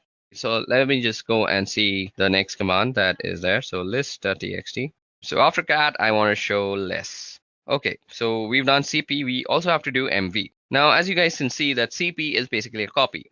Copy is, as you would expect, it leaves a copy of the file that in the original directory while also maintaining a copy in the directory that you specified. But if you wanted to move the file completely, all you would have to do is use the command mv. So mv is for moving the file. Now let's see what all goes with mv. So you can type help, and as I said, you get the verbose option and you get suffixes. You can force things to happen. So suppose you don't have the permission, do not prompt before overwriting. So it'll give you a prompt and you can completely overlook the prompt with the F thing. So let me just show you how that looks like. We'll be doing a verbose and we will be copying the address.txt file. And okay, so every time I've been actually typing, so you can do address.txt by just pressing tab and it'll autocomplete. So address.txt to /var. Now it'll show you that it is actually renamed address.txt to var address.txt. Now, if you go and do ls out here, you will see that address.txt is not actually here, but if we were to move to var, so cd/var. Okay, I've also been typing out commands that I've been previously using, and you can simply toggle through all the commands that you've used by the up and down keys. So ls, mv, mvv help, cat list. I did cd home, and now I have to go through all this just to prove a point. So cd var, we want to change there. Now we're in the variable folder, and we also want to see what we have out here. So address should be out here, and ls. And as you guys can see, address.txt is the first file that has come up. And it is basically the same file, and I can prove that to you by just catting the file, and there's address.txt. And you see that is some random address for some random person. Okay, now let's quickly clear out our file, our window. You can do that with the Control L, or you can just type out clear. Now what we want to do is move back to home. So yeah, cd home. Okay, so now that we're back in home again, let's cat out our next file. So list.txt, and after move, I wanted to go through cat. Now cat, as you guys can see, is printing out the contents of a file, and there's also less, which does something very similar to cat. So let's see what it does. So if you go less and do list.txt, you actually see the contents of the file in a completely new window, which overlays on the previous window. And this is a very neat way to actually see the contents of a file, which is through less if you want to keep your main command line interface not so cluttered, which cat clutters it completely. So if you want to get out of this place, this less place, and all you have to do is press Q, and Q gets you back. And as you see, nothing was printed out on our main interface. So this is a very cool way to actually keep your command line interface neat and tidy when you're doing work. Okay, so grep. So grep is used for actually filtering out stuff from a file. So suppose we want to see whether a command has some verbose option to it or not. So now I know that mv has a verbose command, but suppose I didn't know that. So mv dash dash help, then you use the pipe sign. So what the pipe sign means is you have to take this command, the first command, and then you pipeline it through the second command. And you want to see grep-v if that exists. Okay, so let's see grep verbose. Yep, so a verbose exists, and that is -v, and that's -- verbose. So explaining what is being done. So what happened out here is basically we took this first command and then we filter it, and filtering is done through the piping. So basically think about you're taking some information and pipelining it through something else, which funnels it out of this command, which is grep. So you can use mv/help in conjunction with a bunch of other commands, just not grep. And I'll leave the creativity up to you. So grep is basically used for getting what you want from a file. And grep is used very, very much throughout this course of this video, through this Kali Linux tutorial that you're going to be watching. So that is a very easy way to see if you have a particular option, or let me do something else also. So cd/var. Now we're in the var folder, and let's ls. We actually have name.txt. Now let's also go into backup. So cd b and tab, and that brings us the backup folder, and we're now in the backup folder. Let's do an ls out here. Okay, so we have a bunch of files. Okay, we have some password.back. Now see, if you have cat and you go password.back, you can see the entire thing. Now what if you didn't want this entirety of it, or if you want something in particular? You want to be very neat. So you can do that same command. You can pipeline it, and you can say grep, and you want everything with no login. So we can see that there are a bunch of things that say no login, and we only want those. And these are all the things that say no login in them. And it's a much lesser list, and it gives us a very particular list that you are looking for. So that is how you use grep. So now let's head back to home. Okay, I typed that wrong. And again, let's see what the next command is. So now let's start txt. So we've done grep. We now have to do echo. Echo and then touch. Okay, let's go back. Q. We press Q and we get out of there. So what did I have to teach again? I'm such a dummy. We have to do echo. Okay, so what is echo used for? So suppose you were to say echo and open quote hello world. It would basically do what command says, and that is echo whatever you say. Now it'll say echo hello world, and that will basically echo whatever you typed out in the quotations, that is hello world, spelled very wrong. Okay, now suppose you want to actually put this into a file. So you could do echo hello world, let's spell it properly this time, and you want to insert into a file. We had a phone number, I guess, phone number.txt, yep, and we can echo it into that thing. Now that was done. Now let's see what is in phone number.txt. Phone number.txt, and it says hello world. So you can basically input text into a certain file with the echo command, and that's how you do it. Okay, now let's also see how you can make directories, and that is with the make directory command. So, okay, we also had to do touch before that. I forgot. Now, touch is used for quickly creating files. So, touch, you could say touch and then the file name. So, we can create a name file again, name.txt. Or that will create a name.txt. Let me just show it to you, lsl. And we have a name.txt. We can also create multiple files with touch. And we could say file 1, file 2, and file 3. So like this, you can create multiple files. And let me just ls that out and show it to you, lsl. And we have file 1, file 2, and file 3. Now we can also create a directory. So make dir and the name of the directory. So suppose you wanted to save all your movies in one directory. It makes directory movie. And now you have a directory called movies. And you can also move into movies. So cd movie. Okay, so that's how you create directories, and you can move into them with the change directory folder. Now let's see what the next command was. So cd and dot dot. So if it's cd dot dot, you can move back to the previous folder if I'm already not told you that. And since we're in movies, we can just go back to home with cd dot dot after. Now let's see what else is there. So cat list.txt. And okay, now chown chmod. Now chown will be a little tough to show because we don't have any sort of other user out here. The root user is the only user that we have on this VirtualBox that is set up.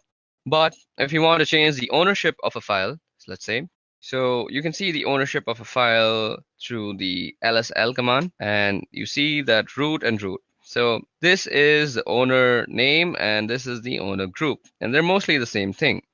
So our next command that we're going to actually see is called chown. So let's see how chown is actually used. Chown is used for changing the ownership of a file. So I actually don't remember how to use chown. So if you actually don't remember or you're getting stuck somewhere, just use the help function. So if a command line argument is symbolic, so let me just go through this once. So this is how you use it, owner and then colon group.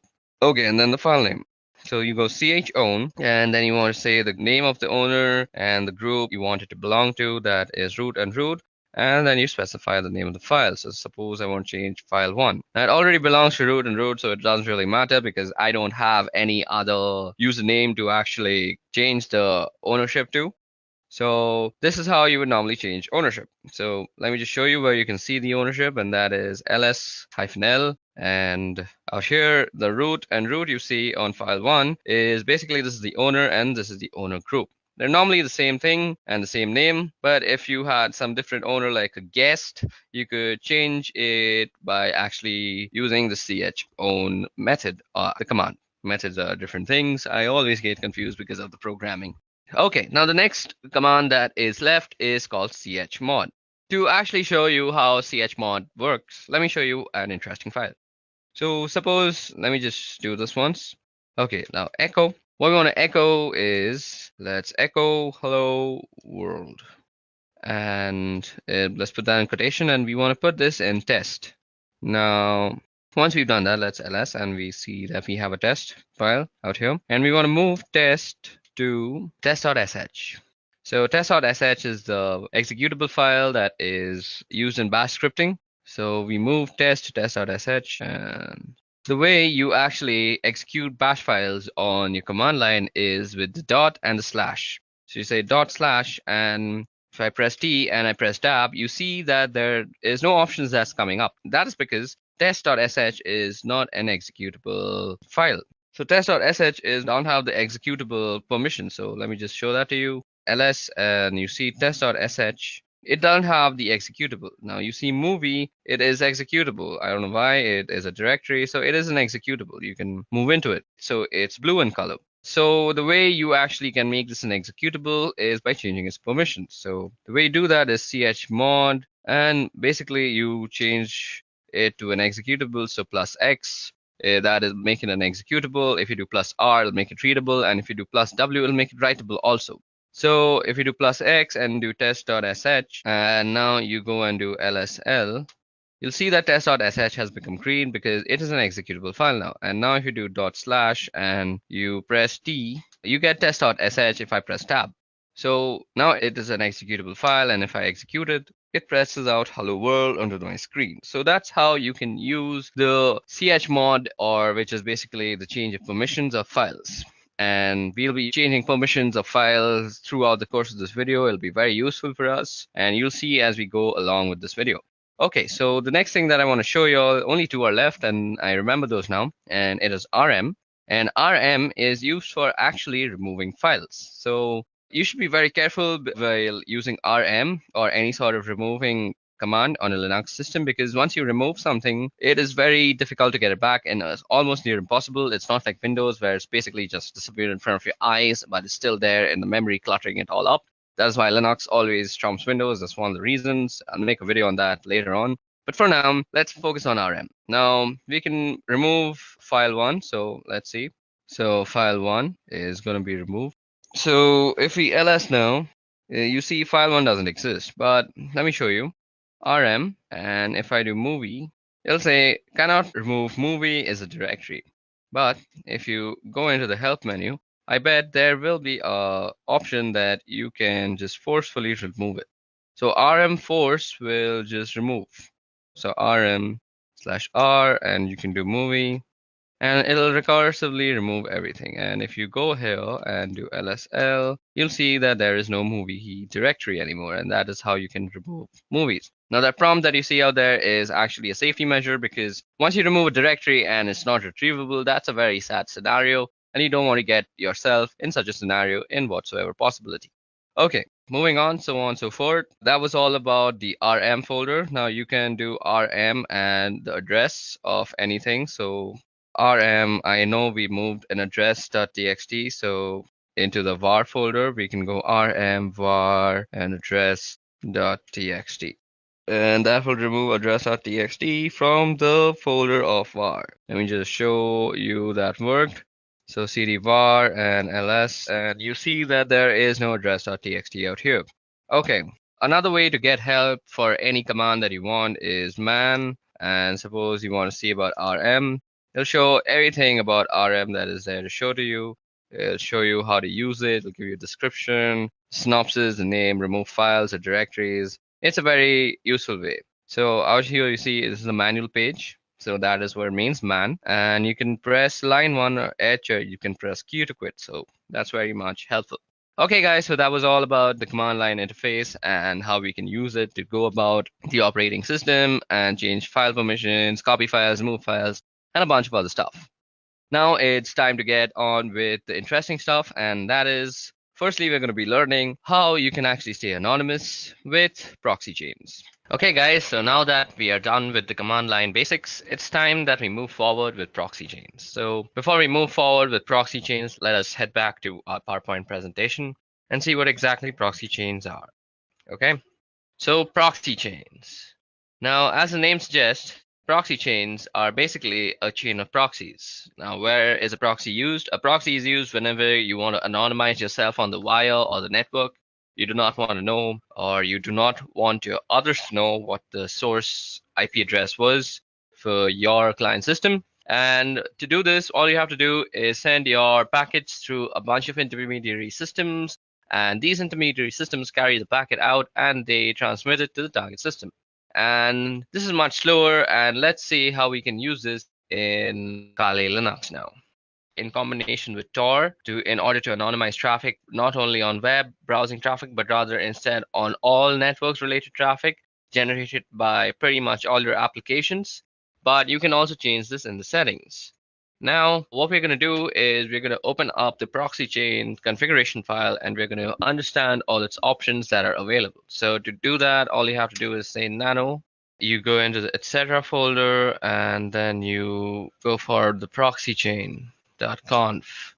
And what you see out here is the nano editor, and we had spoken about the nano editor when we were discussing the CLI part. I hope you haven't skipped that. Now what you see out here is a bunch of instructions and options. So let me just zoom in into this command line interface, and now you can read everything much well.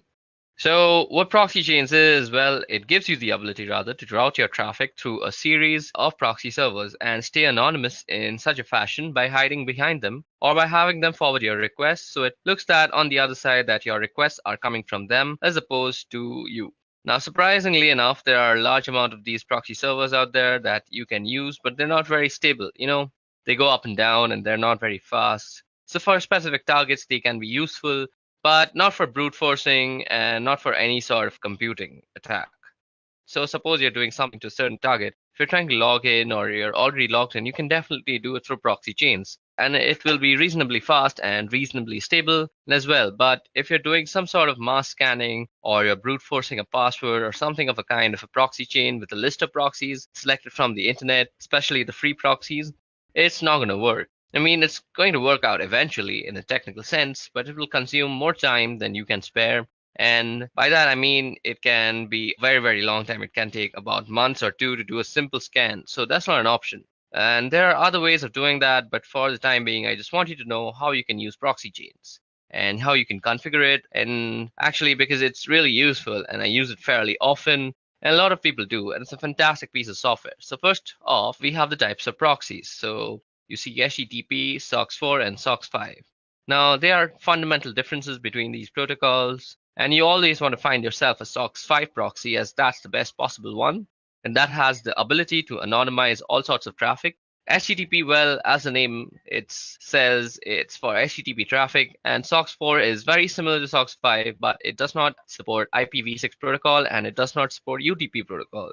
So this can be SOCKS4 and it can be rather problematic. And you always want to make sure that you're using SOCKS5 wherever and however.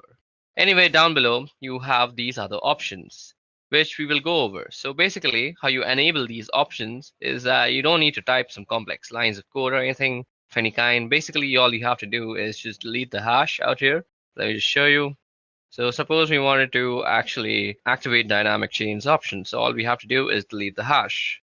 But let's put in the hash right now. So after you delete the hash, all you have to do is save the file and the option is enabled. This hash presents a commented outline, meaning that the system reading this will ignore if there is a hash, and if there isn't a hash, it will take it into consideration and interpret it accordingly. Anyway, what we have here are statements which allow us to specify how we want our traffic to be routed. So first off, we have dynamic chain. Now, dynamic chain is a sum and is an option which you will find people using the most. It is most commonly used option and a preferable one too at that. And honestly, I think it's the best one out there, primarily because it's the most stable one. And here's why. Now, suppose you have ABCD proxies. So those are some servers with IP addresses, with open ports. And if you have a strict chain policy, which is enabled on this computer right now, as you see, if you have a strict chain policy, we can only be able to access any site on the internet in general by going through ABCD. So you have to go through all of them, and you have to go through them in that specific order, that is ABCD. And that's not always a good thing. I mean, if you're paying for 5 proxies, that's not a problem because they will always be operational and they will always be up. And why not? That's not a bad idea or an option. But there are, however, people who use proxies for free and they don't tend to pay for them. Why would you pay for like 5 proxies for a simple scan or something of that kind? They're not free and they cost money and they're rather expensive also. But still, I mean, the act of paying itself identifies you and kind of diminishes the amount of anonymity you have on the internet. So some complex payment methods can still be used to actually anonymize yourself, but it's fairly simpler to just use a dynamic chain. So firstly, we're going to go ahead and uncomment the dynamic chain option, and we're going to comment out the strict chain option. So strict chain will no longer be used, and I will be using dynamic chains. And one more thing to note here is that if you want to use proxy chains in combination with Tor, if you want to route all your traffic through the Tor network, not just web traffic, you must be enabling dynamic chains. I mean, there is a chance that it will work with strict chains, but due to the instant instability of Tor nodes, it is highly unlikely you will need dynamic chains, and that is why I'm using them. Anyway, if you're using dynamic chains, just give you the ability to go from ABCD to your desired destination by not having to adhere to any order. So let's say C is down and you would go a B, D, and it would work with no problems.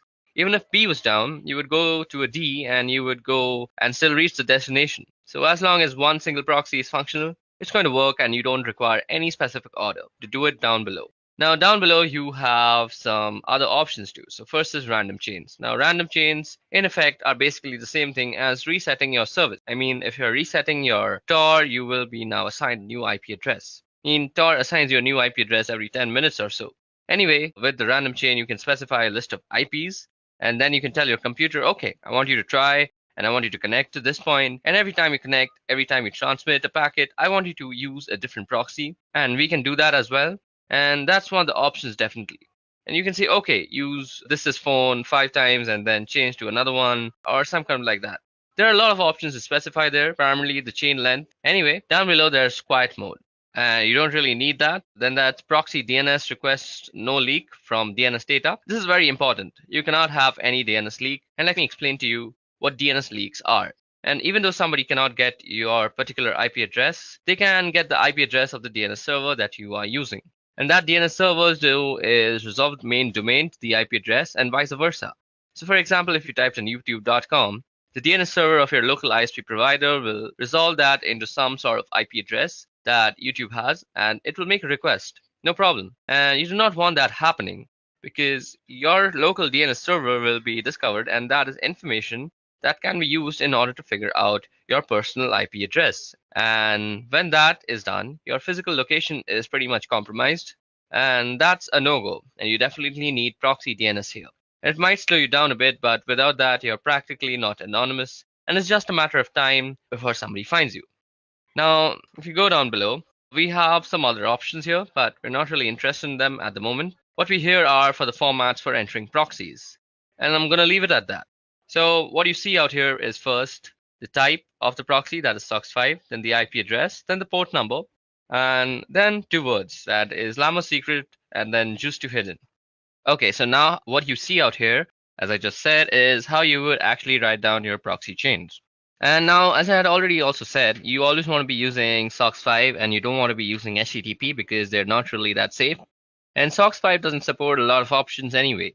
And this is the IP address of the proxy server that we will enter a few of them manually later on. And this here is the port number that you see on which the proxy server is listening.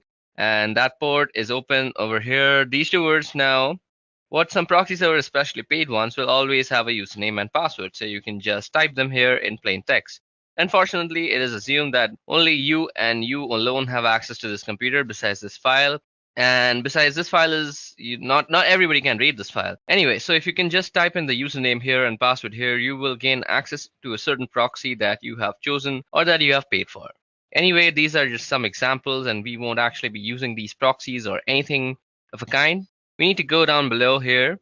Out here you see. And at the end of the file, so if I just press enter a couple of times, there we go. So here is only one proxy active at the moment, and it says SOX4, and all traffic being routed here through Tor by default. So let's set to Tor now, and Tor default listens on this port. So this 9050 port is where Tor listens on. Now, what we want to do is we want to add a SOX5 proxy address. So what you want to do is just type in SOX5 and the same IP address, SOX5. And you want to be keeping the spacing correct, just use tab. So 127.0.0.1, and then you want to specify the port number also, so 9050.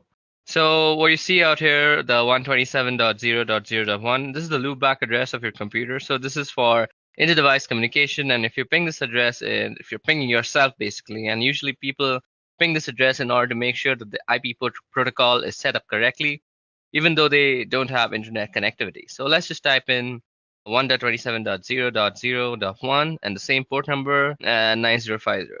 So now we have to press Control O to save our file, and we're going to save under the same name, and we wrote 65 lines of codes down, and that's written. And now you have to press Control X and you exit out. So let's press Control L and clear out our screen. Now we just edited our proxy chains configuration in a very neat environment. So to go ahead and type in our service door status, so we want to check the status of our Tor service. So service Tor status. So Tor service could not be found. So do we have the Tor service installed? Okay, so Tor service is not installed. Just give me a little moment. I'll quickly install it. Okay, so now that we have set up our proxy chains configuration file and we have put in a SOC5 proxy chain giving it the Tor service, now what we need to do first is start up our Tor service. Now to actually check if Tor is running or not, or if the Tor service is running or not, let me just clear that out. We need to go service Tor status. And you see it says it's inactive. So what you have to do is say service Tor start, and that will start the Tor service. It might take some time depending on the system that you're using, and voila, there it has started it for me. Now, what you have to do to actually use proxy chains before you go to any website. So all you have to do is say proxy chains. Then you specify the browser that you're using. So we're going to be using Firefox, and you could say something like www.duckduck.com. So now here you will see how your thing is being transmitted to DuckDuckGo.com. When I say thing, I mean your packets and your requests. I'm sorry for my vocabulary. So now your packets are going to be directed through a bunch of IP addresses, but we haven't actually put a bunch. We just have put the loopback for the Tor network. So we will let Tor do the rest of the things for us. Okay, so depending on your system, this might take a little bit of time to actually open up. Okay, so let's go ahead and see what's actually happening on the terminal while this thing is loading up.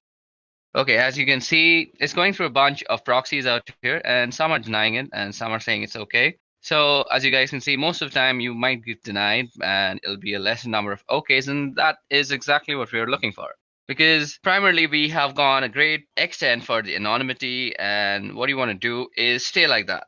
So this is basically how you use proxy chains. Now, if this computer just decides to open up DuckDuckGo.com on Mozilla, I could actually show you some interesting stuff, but it seems my computer has kind of given up on actually opening DuckDuckGo. It's still waiting for DuckDuckGo's actually confirmation, but that's about it. So this is how you can actually configure proxy chains. I'm really sorry that my computer isn't working right now so well, and nothing is actually opening on Mozilla. It's mostly because my RAM is overloaded. I think I should go ahead and get myself a new RAM. But for now, let me just also say that we can put some custom proxy lists, and instead of just saying, let me just go ahead and open up that file again. As you guys can see out here, I'm going to end this right now because my computer can't really take all this pressure. See, it's lagging so hard. Okay, let me just quit out of that and let me just open up a new one. Now, as I had said that you can put up some custom proxy lists. Not really going to do that, but let me just show you how you can do that. You go nano and you go etc and proxy. So you basically have to go into the proxy chain. Okay, so I think I have to put this again. Yeah, now if you just go in and edit out here, all you have to do is set up dynamic chains, and you can go online and search for free proxy lists, and that'll give you everything with the port number to the IP address. Let me just show it to you. Free proxy server list. So all you have to do is search for free proxy server list, and you can see out here the proxy type is HTTPS, and you basically want to find a SOC5 proxy.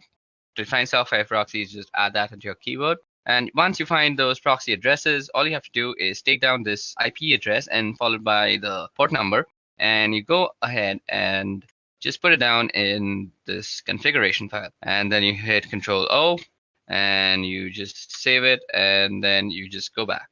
So that was all about proxy chains and how you can set up proxy chains to make yourself very anonymous. I'm sorry, the whole Mozilla part didn't work. That's the sad state of my computer. But moving on, let's go ahead and study about MAC changes. Okay, guys, so that was all about proxy chains. Let's move ahead to MAC changer. Okay. Now, before we go into the tool called MAC changer, let's just see what a MAC address is. Now, MAC address actually stands for Media Access Controller Address of a device and is a unique identifier assigned to a network interface controller for communication purposes. Now, MAC addresses are used as a network address for most IEEE 802 network technologies, including Ethernet, Wi-Fi, and Bluetooth. Now, in this context, MAC addresses are used in the medium access control protocol sublayer, and as typically represented as MAC addresses are not recognizable as 6 groups of 2 hexadecimal digits each. Now, these are separated by a colon, and the first 3 hexadecimals are actually the organizationally unique identifier, so they actually represent your vendor, and the next 3 hexadecimals actually represent your network card uniquely. Okay, so when you are actually on a network, you are recognized on something called an ARP table. Let me just show you the ARP table, how you can see it. Let's go in. So the password is root. So an ARP table is basically an address resolution protocol table, and well, this is a virtual machine and it doesn't really know many machines on the local network. But if I were to go on my Windows system and show you my ARP table, let's see. Okay, so if I show you the ARP table of my Windows machine, on any machine that has a TCP/IP protocol suite installed, you will have this command that is working called ARP. and you give the -a, and now you see that your IP address or somebody else's IP address is actually mapped to a physical address. Now, the MAC address is very commonly used in the ARP protocol, and this is how you are actually identified on a network. Now, sometimes what you want to do is be unknown on this network. There are various reasons why you want to do that. Let me just give you an example of a very malicious reason that was done in my college. So we as students would actually change the MAC address of our own computer to the professor's computer. So we would somehow look up the professor's IP address and then come to know about his MAC address. And then we would spoof our MAC to be his MAC address. And then we would do some sort of malicious activity on the college internet. And then the internet administrators of our college would come to know that that MAC address is doing some sort of malicious activity. And that MAC address would get permanently banned for that session on the college network. So basically, our professor would not be able to use the wireless projectors that he would use to actually show us his presentations. And we'd end up getting a free class. Now, I am not actually promoting any sort of bad activity like this. I have just experienced this in my own college life. So that was something. But there are many other reasons that you might want to spoof your Mac. Now, Mac Changer is an amazing tool for actually spoofing your Mac. So first of all, how do you come to know your MAC address? So let's see, you go ifconfig, and this will give us our MAC address. Now, this address that you see out here is the MAC address of this machine. So you can also check out the MAC address by going Mac Changer. Then let's type in the help options, and this will show us how to get the MAC address. So if you see there's a show flag, so we can go Mac Changer, and you can put the S and then you put the interface. Now the interface is where it's working. So @0 is where we are actually getting. We don't want the loopback one. So @0, and this will give us the MAC address. So our current MAC address is 080027. Let's see if that was the same one shown. Where is that MAC address? Okay, so ether 080027. So I'm sorry, this was the MAC address. I selected the wrong thing. What I was showing you is the IPv6 address, and you can see that's very, very long. So this is our MAC address. Now, what you might want to do to change your MAC address, well, let's see. With V, we can get the version. With S, you can show. We can do the E. And as I said, if you remember that the first 3 bits is about the vendors, so you can also get the vendor list by going -L. So you go -L, and this will give you a list of MAC addresses and which vendor they belong to. So sometimes if you know the vendors that are actually being used on the network of your college, for example, and you want to just stay anonymous and not raise any flags of suspicion, so you could hide yourself as a Cisco router. So suppose your college was using all sorts of Cisco routers, and you decided that today I'm going to spoof myself as a Cisco router and I'm going to screw around with the network. So it would not raise any flags before you actually decided to do some malicious activity. In some deeper inspection of your MAC address, people would actually realize that you are actually spoofing the address. And after some investigation, they would indeed take some time to actually reach to you and how you spoofed it. But the point of changing your MAC is not raising any flags. And that is exactly what you should try to do. So MAC Changer is also very useful for getting the list of all the MAC addresses and their vendor IDs. Now let me just clear the screen out quickly. So we go clear, and let's bring back the help. So we go MAC Changer and --help. Now what we want to do is give ourselves a random MAC address. Now MAC Changer, so that is done with the R flag, and we want to do it on each 0. So once you run that, you will be given a new MAC address. So our new MAC address is F6C649. Now you can verify that by running ifconfig. Now we could just do ifconfig, and you see our new MAC address is on Ether. So we could also do something like this, ifconfig, and you could grep Ether. So that is telling you the MAC address, and this is completely new. Also, you could show it through the MAC Changer tool itself. Okay, so we need to give it the E0. I forgot that. Now you see that this is our current MAC address and this is our permanent MAC address, and they two are completely different. Sometimes you also might want to actually change your MAC when your laptop is or your system is booting up, because you might want to stay anonymous all the time. Who knows? And sometimes you might think, I'll actually change it when I want to change it. But let's face it, we are forgetful as human beings, and we tend to forget things that we are supposed to do. So what else is better than to actually automate the whole process yourself and forget about remembering all these stupid nitty-gritty stuff? So you can tell Linux or Kali Linux to actually change your MAC address on boot up is use this tool called crontab. Now crontab is actually used for scheduling tasks on Linux. So let me show you how to do that. Firstly, let's clear our screen and go crontab and go help. Now you see it's a pretty small menu. So first we start with the U flag, which user this file is going to work for. Then we got the E flag, which is for editing crontab users, the users crontab list. And you can see the list of users crontab. And let's see, so do we have any crontab lists?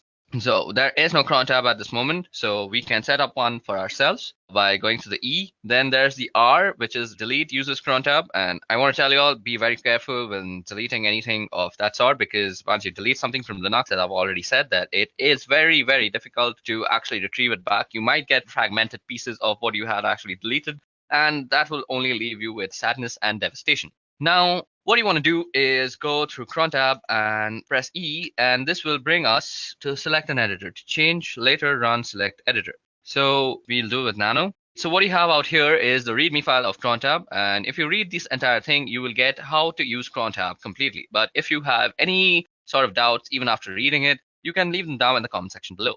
Now what you want to do is actually set up a cron tab so that you can change your MAC address whenever you reboot your computer. So all you have to do is say at reboot, what you want it to run is MAC changer. And if you remember, we want a random MAC address and we want it on each 0. So that's done. Now all you have to do is save this thing. So you go Control O, and that will write it out to cron tab. And you press enter and you have written down one line. Now you go Control X, you have exited out. So now let's us clear the screens by pressing Control L and enter. And let's go ahead and get our MAC address. So if we go ahead and run that, our MAC address is set to F6, C6, 49. So just remember the first few letters, F6, C6, and 49. Now let me just reboot my computer, and you will see after I reboot and run ifconfig again with grep ethop, we will see a different MAC address. Now, rebooting might take some time because I'm actually using a virtual machine, but till now it's given problems with the Firefox, but let's hope this won't take much time. Okay, so now that our computer has booted up and we have actually opened up our terminal, let's go in and type ifconfig and let's get in our ether, that is the MAC address. So if you remember the MAC address, now you see that it has completely changed. And that's how you can spoof your MAC address on your local network. And this will basically help you in staying anonymous on our protocols and anything that actually maps your IP address to the MAC address. Okay, so that was all about MAC changers. I'll meet you in the next section now. So in this section, we'll be talking about wireless encryption protocol cracking. So that is basically Wi-Fi cracking. Now, Wi-Fi in today's day and age uses pins or passwords to normally encrypt their data usage. Basically, if you want to access the wireless access point, you need a password or a pin to actually gain authorization. Now, this authorization is done using a 4-way handshake, which we will try to capture using a tool called aircrackng. And then we will try to crack into the password using a wordless generator called crunch. Now you can use aircrackng to crack WPA and WPA2. There's also another protocol called WEP or WEP, and that is not normally used these days. If you find anybody using that, you should always advise them to actually upgrade to WPA or WPA2, because WEP is actually very easily cracked in these days, and people are generally punished for using WEP by hackers all around the world. Okay, so now you can actually go ahead and go into a terminal and type ifconfig to actually look at your network card name. As you guys can see out here, it's called WLO1. So the first step that we need to do to actually go into the process of Wi-Fi cracking is set up our network access card or our access point into monitor mode. So as you guys can see out here, after typing ifconfig, it shows me that my Wi-Fi access card is WLO1 interface. Now, our process of cracking passwords is pretty simple. What we want to do is actually monitor for all sorts of access points that are nearby to us. Once we have chosen the access point that we want to actually penetrate into and find the password, what we want to do is run an arrow dump scan on it, and then we will try and de-authenticate any device that is connected to that access point. Now, one assumption out here is that the password is saved in that device and it will automatically try to re-authenticate itself with the access point. And we want to catch and log this re-authentication process, which will actually have a four-way handshake between your device and the access point. So this is basically the procedure we are going to follow. Now, another thing that you need to know before actually using this process to gain any access to any Wi-Fi is that you need to know a little bit about what the password is. Maybe it could be the length, or it could be something like a specific character at a specific place. Maybe you know a series of characters. So you just can't really guess the password out of thin air. That is not how cracking works, unless you have some unlimited potential of processing power. In that case, you can very well brute force it and just find the password. But if you're not somebody who has unlimited processing power and you're trying to use AirCrack NG, you need to know a little bit about the password. Also, before we proceed with this wireless encryption protocol cracking, what I want to say is if you want to get into somebody's Wi-Fi network or you want to actually test for vulnerabilities, it's better that you test for router vulnerabilities than actually cracking a Wi-Fi password because you're more likely than not to find more router vulnerabilities than actually successfully crack a Wi-Fi password if you don't know anything about it. If you don't know anything about the password, just go ahead and run some vulnerability tests on the router itself, and more often than not, you will just find something you can abuse. Okay, now let's talk about the two tools that I'm going to be using. Now, these two tools, one of them is already installed on Kali Linux, but if you're not using this on Kali, you can also use this on any Linux-based system. So what you have to do is download and install aircrack ng, which is easily installed with the command apt-get install aircrack ng. And you also have to install this word list generator called Crunch. Now, Crunch is easily downloadable by just Googling the name, and the first link will be a SourceForge link, and all you have to do is go inside that and install it. And once you figured out how to install Crunch, you can make sure that it's installed.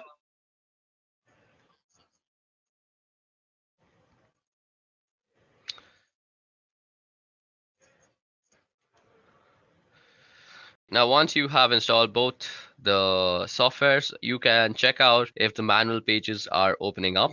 Let me just open the manual page of AirCrack NG and show you that it has been properly installed. Now, as you guys can see, the manual page of AirCrack NG opened up and the manual page of Crunch is also opening up. So that means both of our softwares have been successfully installed on our system. Now, before we go ahead, let me just show you how Crunch actually works. So Crunch is basically a word list generator.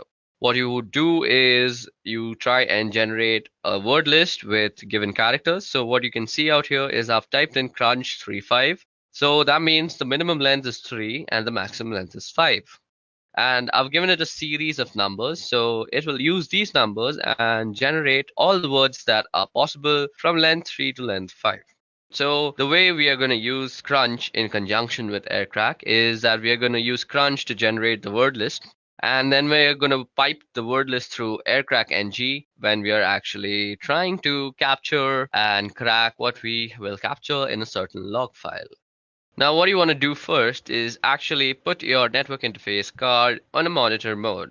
Now, you can do that by typing in ifconfig and then the interface name, which happens to be WLO1. And first, you have to put it down. So, ifconfig WLO1 down. Now, to put your interface card into monitor mode, you have to type in iwconfig and you go the name of the interface and then you go mode monitor. Okay, it seems I've spelled it wrong, so let me just do it once again. So that has put our network interface card into monitor mode. And what we need to do after that is we need to start up our network interface. So all we have to do is type in ifconfig WL1 up. Now, once it is up and running, you can check by typing in ifconfig that indeed your network interface card is up and running. Don't worry, it's running in monitor mode if it's up and running. What we want to do next is pretty important to the whole process. So what we want to do now is check for some services that might still be running in the background that might hamper with our whole scanning process. So we do this by actually typing in the command airmon ng check, and then the name of the interface. So as you guys can see, nothing is exactly running right now. But if there were any process running, you would only add the command airmon ng check, and instead of writing the interface name, all you have to do is say kill, and it will kill any processes. Now, if you see any process named the network administrator, you want to kill that process first separately and then kill any other child processes. You may need to actually run this command a few times before all the processes are killed, and then you're good to go. Okay, so now that we have finished killing all the subprocesses, what we want to do is run an error dump scan on the network card. So that is WLO1. So for this, we go error dump -ng, and then we put in the name of the interface. And this will start up a scan that will look something like this. So after you run the error dump scan on your interface, what you see out here is a result of all the access point that is found out through the monitoring mode. Now, if you see, we have a bunch of columns out here. First of all, we have the BSS ID column. Now, the BSS ID column is basically the MAC address of all the routers that are found. Now, every router obviously has a MAC address. So those are the MAC address that is tied to the router names, which is shown by the ESS ID. Then we have the PWR column, we have the beacons column, we have the data packets column. Another important column is the channel column. It's important to know which channel your router is working on. Then we can see the cipher column, the authentication. So out here, we can see the encryption that is used. So most of it is using WPA2. So what we will be cracking is basically WPA2. So from this list, what you need to recognize is basically the Wi-Fi router that you want to crack into. Now, I'm performing this particular test in my office, and I don't really have the permission to actually go in and test them for these vulnerabilities. I'm not the security analyst of here, so I don't really have the permissions to penetrate into them. So what I have done is I have run a similar test at home using my own Wi-Fi, and I will show you the results for that. But for this working example, you will see the scans that I'm running in this office. So as we intend to stay ethical, what we are going to do out here is we are going to capture whatever we find in our office for only educational purposes. But when we are doing the actual cracking step, that is the last step of this whole procedure, I'll be running it on a file that I had generated at home, as I just said, because I have permissions to do whatever I want with my own Wi-Fi and password. Okay, so for this example, I'm going to pick this Wi-Fi that is called EduReca Wi-Fi, and it's running on channel number 6. So what we want to pick from here is the BSS ID and the channel number. We need to remember these two things. First, the BSS ID, and second, the channel number. Now, what you want to do after that is open up a new window on your terminal and log in as root. Now, what we want to do here is run a separate error dump scan on this specific BSS ID and check for all the devices that are actually connected to this access point. Now we do this by running the command error dump ng, and while we are doing this, we also want to capture all the scan outputs that we actually get into a certain file. So we'll be actually storing it in a file called capture, and then we just have to pass in the BSS ID and the interface. We also have to specify the channel. So let's see what the channel is one. So the channel is channel 6. So that's what we want to do. And we specify the channel with the -C flag.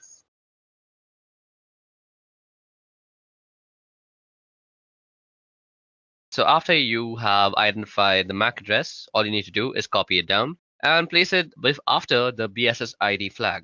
Okay, so we're going to run our command out here, and we just want to say our file is going to be called test.capture. Now that our scan is up and running, all we want to do is wait till someone is actually connected to this access point. So I forgot to mention this. For this process to actually work properly, somebody needs to be connected to that access point, because what we are going to try and do is disconnect that certain device and let them reconnect and capture that log file. Okay, so it seems like nobody is actually connecting to it. So at this time, all I'm going to do is go back to our error dump scan that we had run on our network interface and look for some other MAC address or other access point to actually penetrate into. And let's see if something has actually connected to that. Okay, so, oh, voila. Now what you see out here is that somebody has actually connected to this access point, and his MAC address can be seen under the stations tab.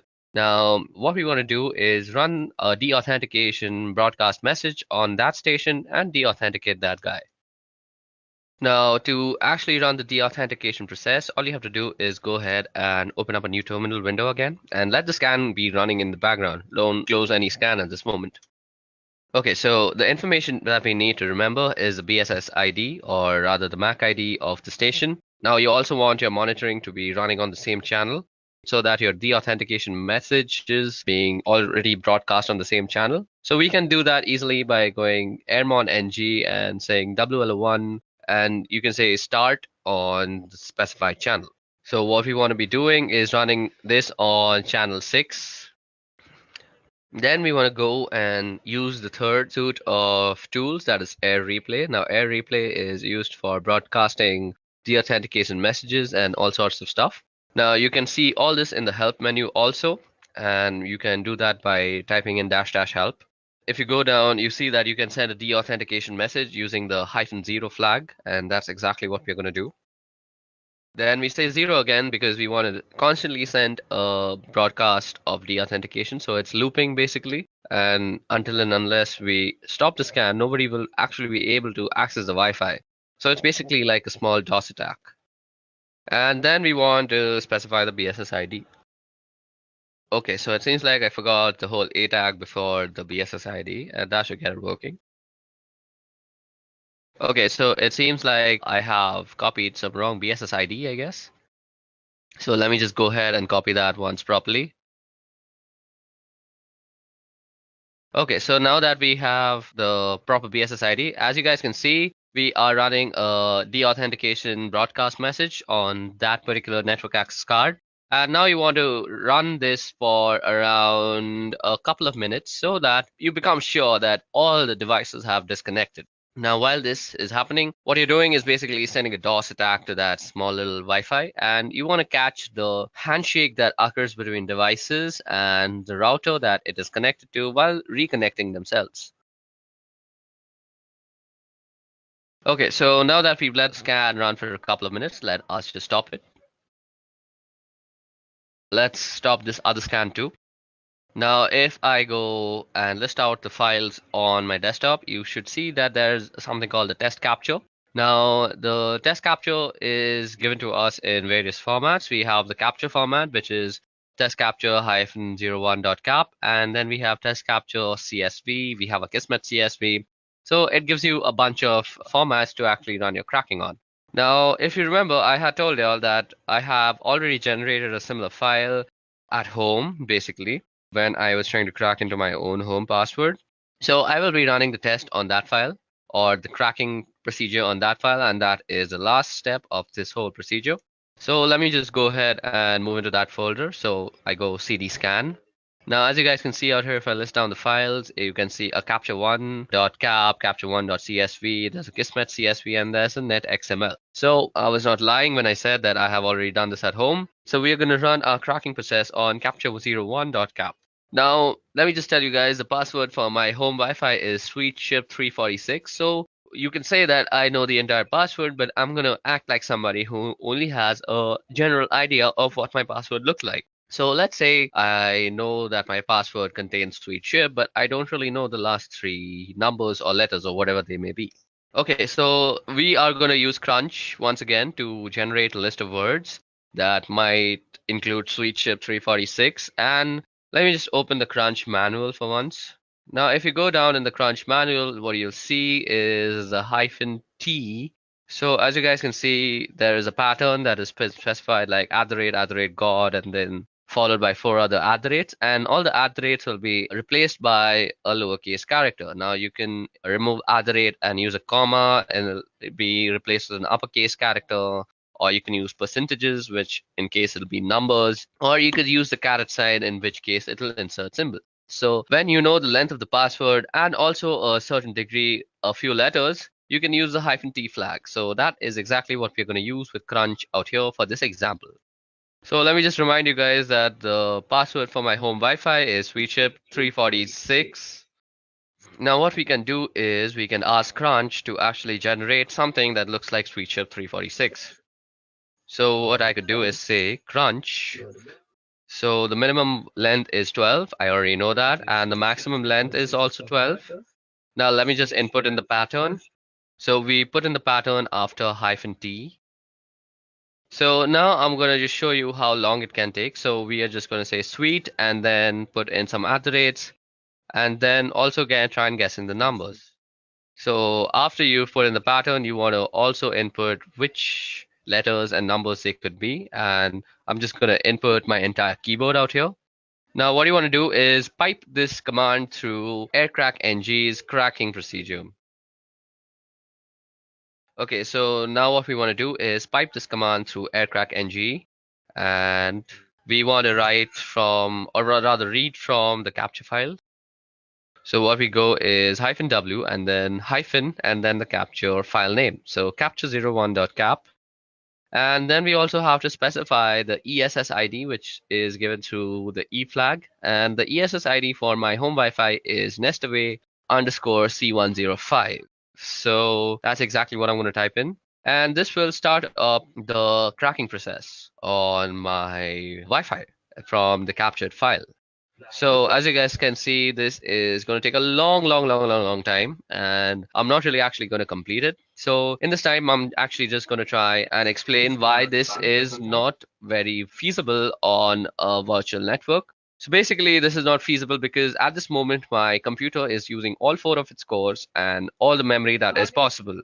So what this means is on a virtual box, this is not really possible. Your virtual box doesn't really have that much power.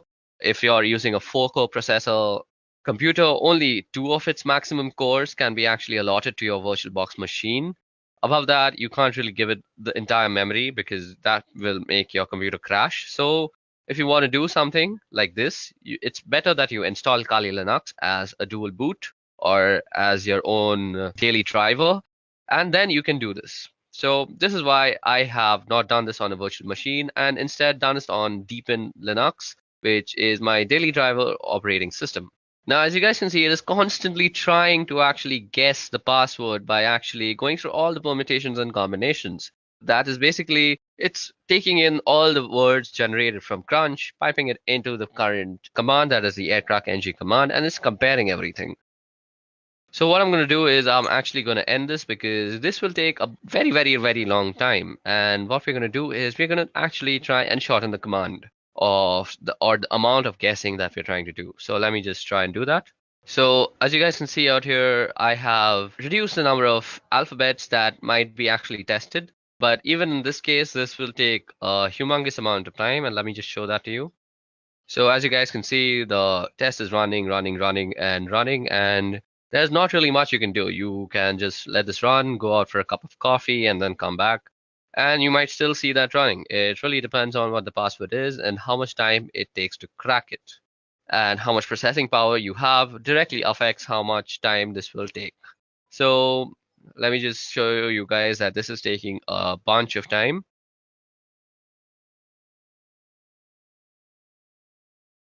Okay, so now that I have fast forwarded a lot into the scan, you can see that I have tried almost 2127608 keys. So that's more than a million keys. That's 2 million keys that I've tried. So, and it still hasn't reached SweetShip 346. So what we're going to do is just to show you for demonstration purposes that this procedure actually works. Let me just shorten our guessing even more. So what we want to do is this time we want to just guess the numbers. So we will modify our command accordingly. So we just put in SweetShip and let the algorithm just guess the 346 part. So we're going to remove the alphabets from the guessing scope also. And as you guys can see, the password is almost immediately guessed because only 456 keys were tested. And as you guys can see, it shows that the key was found and it's SweetShip 346. Now, let me also show you that it works with the guessing of letters, just because I don't think I've justified that letters are also guessed and not just numbers. So let me make it just guess the P part. That is sweet she, and then it should guess P and then 346. So let me just show you that. And as you guys can see, it guesses it almost immediately after just going through 15,000 keys. Okay, so that brings us to the end of this Wi-Fi cracking tutorial and also to the end of this video, which was regarding ethical hacking using Kali Linux. I hope you guys had a bunch of fun learning about MAC changes, proxy chains, and a bunch of stuff that we did like Wi-Fi password cracking. I hope you practice these procedures and methodologies that I've taught you only for your own educational purposes and not use it to harm anybody or do anything harmful with it, because let me just tell you very seriously that you can be prosecuted by the law. So let's end this video on a good note by saying please practice this for only educational purposes. Let me just show you that. And as you guys can see, it guesses it almost immediately after just going through 15,000 keys. Okay, so that brings us to the end of this Wi-Fi cracking tutorial and also to the end of this video, which was regarding ethical hacking using Kali Linux. I hope you guys had a bunch of fun learning about MAC changes, proxy chains, and a bunch of stuff that we did, like Wi-Fi password cracking. I hope you practice these procedures and methodologies that I've taught you only for your own educational purposes and not use it to harm anybody or do anything harmful with it, because let me just tell you very seriously that you can be prosecuted by the law. So let's end this video on a good note by saying please practice this for only educational purposes.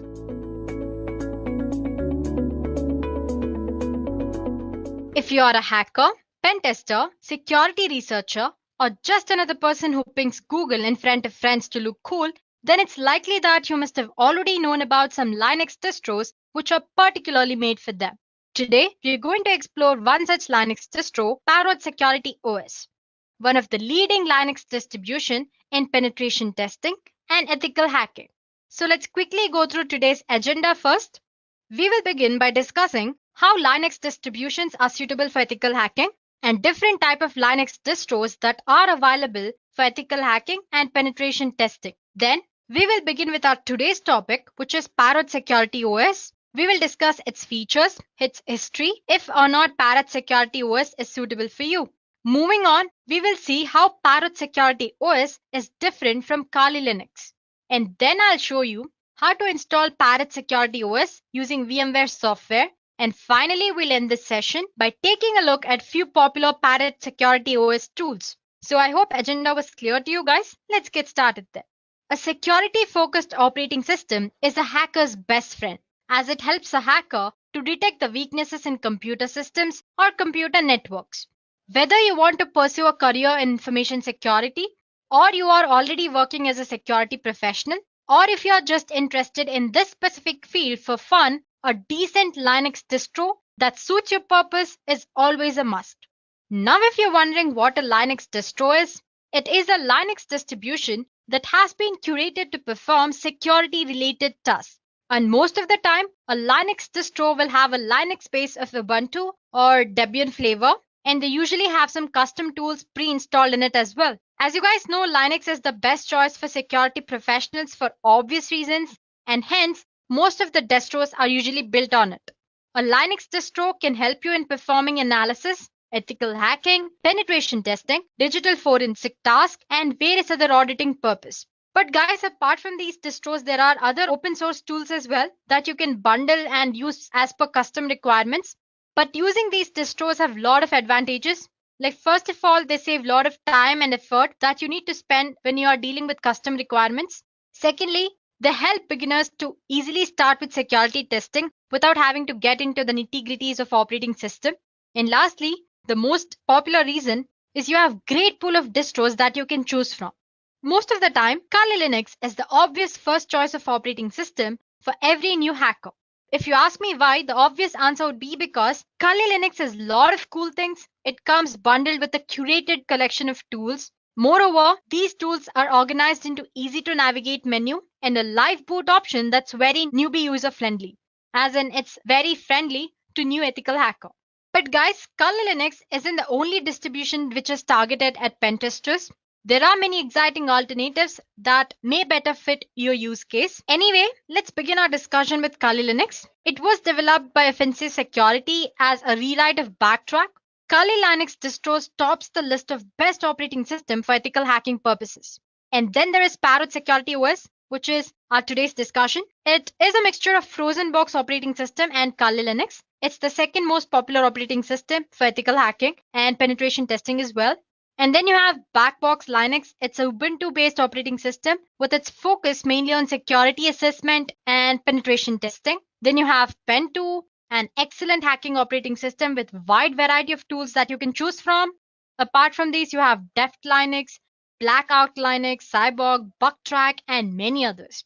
But as for today's session, we will be discussing about Parrot operating system. Parrot OS is the second most popular Linux distro for ethical hacking after Kali Linux. It is a comprehensive, portable security lab that you can use for cloud penetration testing, computer forensics, reverse engineering, hacking, cryptography, and many other security purposes. Now, a little bit about its history. The first release of Parrot OS appeared in April 10, 2013. Originally, it was developed as part of Frozen Box. Now it has grown to include a community of open source developers, professional security experts, advocates of digital rights, and Linux enthusiasts from all over the world. Well, compared to others, Parrot Security OS promises a lightweight operating system and it's highly efficient. Along with its plethora of legally recognized tools, you also get the opportunity to work and surf anonymously, which is like a granted wish to an ethical hacker or any penetration tester. We'll learn about other features in the later part of the session. So moving on, since its release in 2013, Parrot has grown rapidly and currently offers many different flavors targeted towards different use cases. For example, like I said, we have Parrot Security. It's the original Parrot OS and is designed with penetration testing, forensics, hacking, development, and privacy in mind. Then you also have Parrot Home, which is targeted towards desktop users. It strips out the penetration testing packages and presents a nicely configured Debian environment. Then you have Parrot Air. It's focused on wireless penetration testing. Parrot Studio. It's designed with multimedia creation in mind. Then you have Parrot Cloud, the most popular. It targets server applications, giving the user access to full suite of penetration testing tools included in Parrot Security. But it doesn't have a graphical front end like we do in Parrot Security. Moving on, we also have Parrot IoT. It's designed for low resources devices such as Orange Pi, Raspberry Pi, and you have Pine64 and many others. So it's true that Parrot Security OS doesn't have large community of users behind it as Kali Linux does, but the distribution has been gaining a lot of momentum recent years, so things could be very different just a year or two from now. So let me convince you more. Let's just discuss the features of Parrot Security OS. Let's start with the system requirements. It's based on Debian 9. It runs on a custom hardened Linux 4.5 kernel. It uses a made desktop and LightDM display manager. It requires a minimum of 256 MB RAM and works with both 32 and 64-bit systems as well as ARM compatible version. Apart from this, Parrot OS can also be installed on cloud and updated to perform cloud-based security testing. So basically, it runs on Debian 9. It is compatible with 32 as well as 64-bit systems and ARM systems as well. And it requires a minimum of 256 MB RAM. So those are the system requirements. Moving on, it also supports anonymity. It offers a tool called AnonSurf, including anonymization of entire operating system.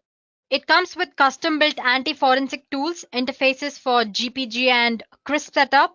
Additionally, it also supports encryption tools such as LUKS, TrueCrypt, and VeraCrypt, and many others. Moving on, it also supports forensic boot option to shut boot automations plus many more. It braces Falcon programming language, multiple compilers, debuggers, and beyond. It also provides full support for developing frameworks for embedding systems and many other amazing features. So guys, these are a few features of Parrot OS. So basically, Parrot operating system supports anonymity. It offers different kind of cryptography tools. It also supports forensic mode, and it also provides opportunity to develop frameworks for embedded systems and many other amazing features. Moving on, before you go ahead and use Parrot OS, there are some important considerations that you need to take a look at. First of all, Parrot OS provides general purpose features like any other normal operating system. But guys, before you go ahead and use Parrot OS, there are some important considerations that you need to take a look at. First of all, it provides general purpose features like any other normal operating system does, but at its core, it is still tuned for security and forensics. Now let's see how different Parrot OS is from other distributions. Parrot is different from a general purpose distribution because it does not try to hide its features. For example, there is a tool called Parrot Update Reminder. It's simple yet powerful program. Using this program, you can check for system upgrades once a week. But instead of hiding the upgrade process behind a progress bar like any other operating system, it shows the user the full upgrade process from the apt output. So you can see the upgrade process going on. Secondly, Parrot was designed to be a very comfortable environment for security experts and researchers. It includes many basic programs for daily use, which other penetration testing distributions usually exclude. Parrot security includes its own sandbox system. I mean, it provides a secure distribution. User applications in Parrot are protected to limit the damages in case if the system is compromised anytime. So this way, no harm is caused. So, like we discussed earlier, it also supports digital forensics. Digital forensics experts need an environment that does not compromise their proof. So, Parrot comes with auto-mount functions which are disabled by default to allow forensics acquisitions to be performed in a very safe way. So, before you go ahead and choose any of these operating systems, make sure you check out their features or the services they offer and make sure if they are suitable for the task which you want to perform. But as for Parrot OS, these are its features we discussed earlier, and these are the certain points that you should take into consideration before you go ahead and use it.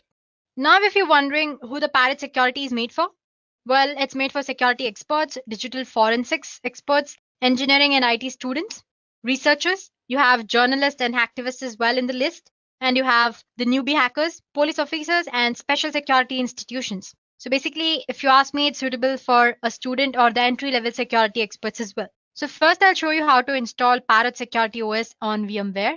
So basically, when it comes to installation, you have two options. You can install Parrot Security OS alongside your operating system using dual boot option, or you can install it using any of these virtualization software like VirtualBox or VMware. As for today's session, I'll show you how to install it using VMware. So let's get started with our installation. So guys, just search for the Parrot Security OS and it's most probably the first link that you find on the net. This is Parrot Security OS official website. As you can see, there's a little bit about its history, its features. It says it's based on Debian. It's designed for security development and privacy in mind. It also includes a laboratory for security and digital forensics experts. Along with that, it also focuses if you want to develop your own software and all that. And its project goals mostly are security, privacy, and development. This is the part which you should consider important development, unlike other operating systems. Its features, it's secure, lightweight when compared to Kali Linux or any other operating systems, and it's a free source.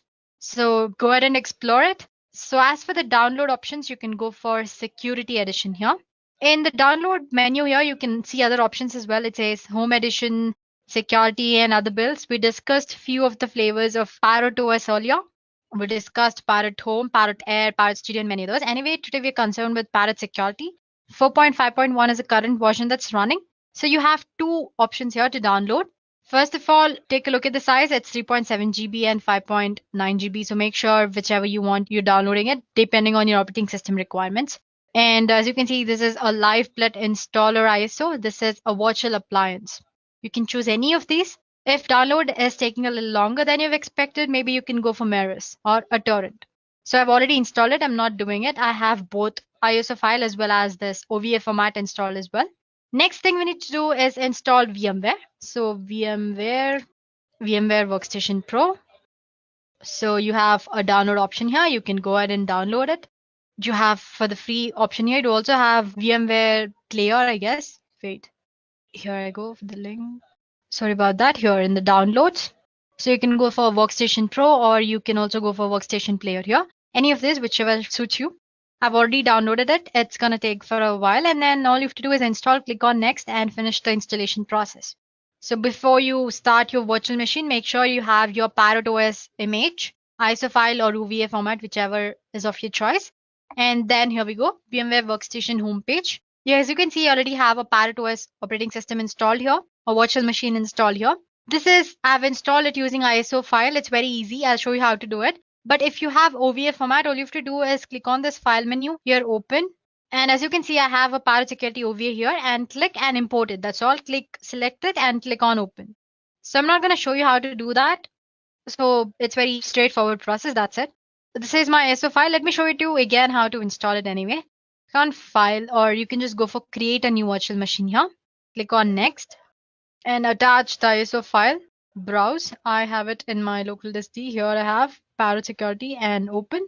Next, it's a Linux. It Debian, the latest version, which is 64-bit, and click on next.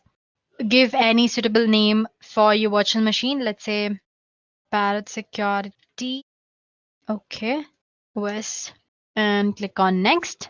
Let's assign about 40 GB. It again depends on what you want to do. If you're doing heavy tasks, maybe you can assign more disk. So as it asks, store virtual disk as a single file or split into multiple files. I'm going to choose single file. Click on next. And you can always go ahead and make this customize hardware settings earlier later, but you can do it now as well. Customize hardware. I have NAT connection as for network adapter, memory 512. Let's just say 2 GB.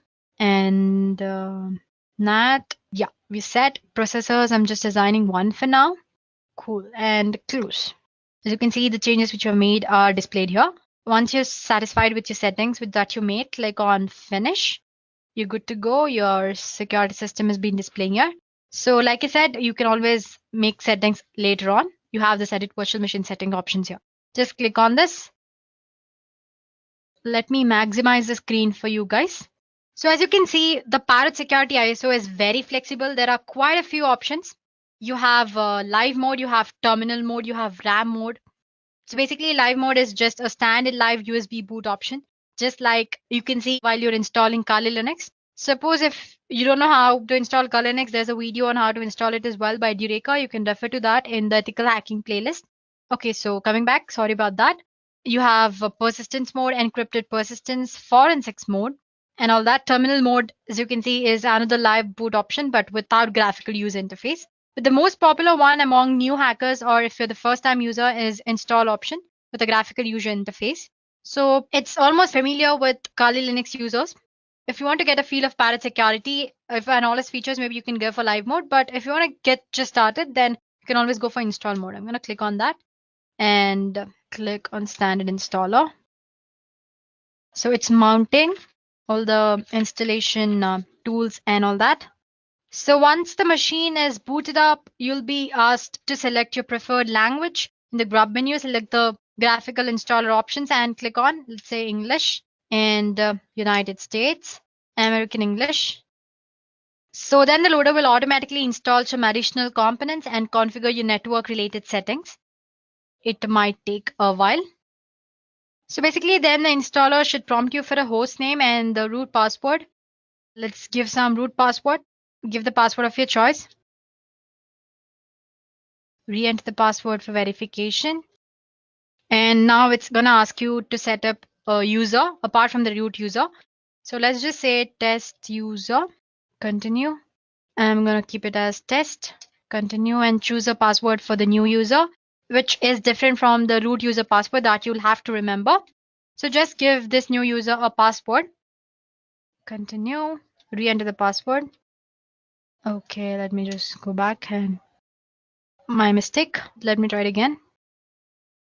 Select your time zone. So basically, after you've set your password, it's asking you for the time zone. Let's say Central, Eastern. So now the installer will provide you 4 choices about the partition of the disk.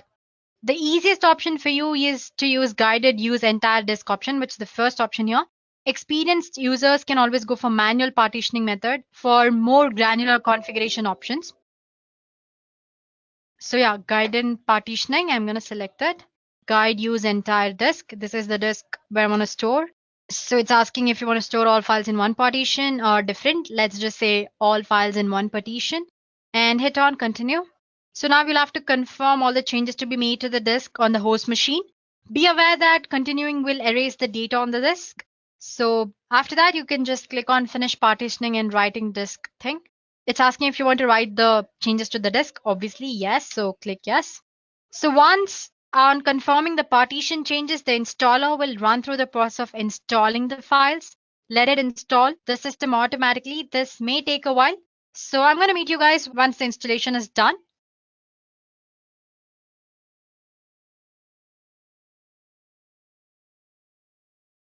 So once the installation is done, it'll ask you if you want to install the grub bootloader on your hard disk. Just say yes and click on enter device manually. Oh, sorry, just click the device which is already there. go back. The installation process is now almost complete. So guys, the installation is done. Once the installation is done, you can see the machine boots you into Mate desktop environment. As in, if you have chosen the install option, you'll be presented with a LightDM login screen. So basically, you'll have to enter the password and the which you set up for the test user earlier, not the root password. Please do remember that. I'm sure you remember setting up a password for the user, right? That password. And login. So here we go. So guys, here we are. As you can see, the machine boots you into the Mate desktop environment. Let me pronounce it M-A-T-E. You can call it whatever you want, Mate or Mate desktop environment. So as you can see, it's very good looking. Apart from that, Parrot Security will automatically detect when updates are available and prompt you to update the system as soon as you install it. Here it's not showing it to me because I've already updated it. But otherwise, all you can do is just go to the terminal here. You can see a terminal option here, right? Go to terminal there and just say sudo apt-get update. It'll ask me for the password. Here we go. Might be I might have updated in another virtual machine anyway. I installed the other one as well. Maybe it's in that. Anyway, it'll update for you. So let me just minimize this. While it's updating, let's go ahead and do other things. Oh, it's almost done, I guess. Yeah, as you can see, it's almost updated. And it says 116 packages more can be upgraded. And if I want, I'll have to run update list. If I want to see which of those packets are, I have to just list out those using apt command here. I'm not showing you to you guys. So anyway, when you're making use of it, make sure your system always stays updated. Okay, let's go back to exploring Parrot OS. So as you can see, system is laid out in a very straightforward manner with a collection of tools that you might be familiar with if you've used Kali Linux before. The menu system is almost similar to Kali Linux and it's very easy to navigate. The real difference is that Parrot Security is meant to be used as a daily driver, as in your regular operating system, to do the other things as well. To prove that, you can see you have sound and video options here, a lot of programming languages options as well. You have system tools and you have graphics included. You have office applications or softwares. You have base, you have math, writer and planner, just like any other normal operating system. So while you can use Kali Linux as a desktop workstation, it really is a penetration testing distribution first. I'm talking about Kali Linux. So with Kali, you need to build the system towards being a daily use system. As in, you start using Kali Linux, you need to modify or you need to customize it in such a way that you make it more plausible or easy for you to use for the daily purposes. But that's not the case with Parrot Security OS. Its interface and everything is so good, it almost appears like a normal operating system and it is like a very normal operating system. So you have your penetration testings which are there, and along with that, you have your day-to-day applications are also there in this. Now talking about the system requirements, the default Parrot Security install uses about 313 MB of RAM. So as you can see here, you can see this quite little bar. It's like a task manager, which you can find it in your Windows. You can click on that, it'll show you all the progress that's going on. First of all, it says the Parrot GNU Linux system and the release and the kernel, all the information about your ISO file. And you have Mate desktop environment here and the hardware, which is this, and the processor it's based on, available space and all that. When you click on the processes, it shows all the processes which are currently running, sleeping, just like your task manager and your Windows operating system. So yeah, like I said, it requires about 313 MB of RAM, approximately around that. But of course, this is only system related process running. When compared to Kali Linux, it's very lightweight. Kali Linux install requires about 604 MB of RAM, and that too only with system related process running. So like I said, it's a very lightweight system. So yeah, the bar is a task manager. It lists all the processes that are running and all that. You obviously have a terminal, which I showed earlier. The cool thing with terminal is that it goes with their interface. Other than that, it's pretty much like any other normal terminal. And then there is appearance of the interface, I mean. My first reaction when I saw it was, wow, amazing, right? When compared to the plain Kali Linux. So yeah, you get to use cool collection of wallpapers as well. You have change desktop background here. You have fonts, interface, and see you have quite a lot of collection of wallpapers. And you can go ahead and add your customs as well. That's all about the interface. And like I said, it's like any other normal operating system. So it comes with a lot of programming languages and a bunch of text editors. You also have IDEs as well. It uses Pluma as your default text editor. So that's it when talking about the normal operating system. Now talking about the performance, almost all of us know that Kali Linux is a bit laggy, and when you run it on a low-end system, sometimes it's like a nightmare when you have brute force attack going on in the background or you're doing something else. It's gonna, what do you say, stuck or it's very slow. But in Parrot OS, it's very lightweight and doesn't lag much. As you can see, it's smooth. Now, talking about hardware requirements, pretty much both Kali Linux and your Parrot require high-end hardware, but Parrot needs low specification hardware as compared to Kali. So, if I have to conclude in one word, Parrot is a good-looking distro. It's very lightweight. It's resource friendly, and if you want to know how much resources it's consuming and all that, you can always go ahead, click on the little bar which is available there, click on the resources. You can see the CPU history, memory, network history, file systems, and all that. So basically, it's a good looking distro, lightweight, resource friendly. All these features apart, Parrot Security OS has pretty good collection of features as well, which we discussed earlier. It comes like with hell lot of tools, but if you see the sections, there are a lot of other things which are not in Kali Linux. So the most pointed tool here is that in Kali Linux, suppose if you want to say private when you're doing hacking or any other stuff, you'll have to install Anonsurf, Tor, and then enable them, or proxy chain. You also have option of proxy chains to stay yourself anonymous on the system while you're doing hacking or pen testing or anything. But with Parrot OS, you already have Anonsurf pre-installed. All you have to do is click on that start button. So let me show you how to stay anonymous. So this is one of the best feature in Parrot Security OS. It has proxy chains as well as Anonsurf to make yourself anonymous. So you can go for this Anonsurf and click on Anon Start here. Before that, you can check your IP of your system. So it says 106.51.73. Just remember it. You don't have to note it down anywhere. 106.51.73. Now, if I go and enable this, first of all, it'll ask you for the administration password. Give that. Okay. So basically, once you enter the password, it'll ask you if you want the Anonsurf to kill the dangerous process, which that can be de-anonymize your clear cache files or modify your IP table rules and all that. It'll ask you if you want to do that. Just say yes. So basically, as soon as you click on S, as you can see the notifications here, the tool will attempt to kill dangerous processes that can de-anonymize you anytime. It'll clear your cache files. It'll modify your IP tables, modify your resolve config file, disable your IPv6, and only allow you the outbound traffic through Tor. As you can see, it says Tor is running, started it for you. Imagine doing all this stuff by yourself if you don't have a non-surf, like in Kali Linux. This would be quite a bit of effort manually, but with the script already present here, it's just a click away. So Parrot Security also includes a similar script for I2P as well. Apart from that, once you've enabled, you can also check, like I said, your IP address now.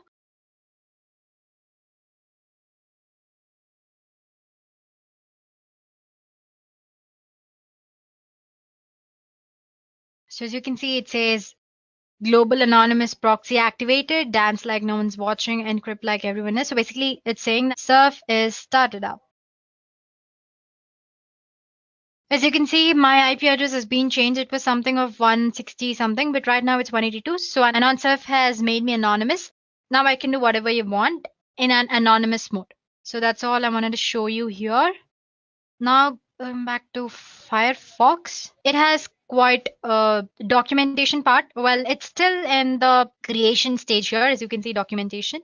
It's not all that well prepared or created yet. So if you have any minor doubts, you can go ahead and refer to the documentation part here. So yeah, here you go. Okay, then let's go back to the distro. One thing that you can point out about Parrot OS is that it has a lot of cryptography tools, such as it has Zulu script, Zulu mount, a graphical utility that will help you mount your encrypted volumes. Then there is something called CryptKeeper. It's another graphical utility that allows you to manage encrypted folders and much more.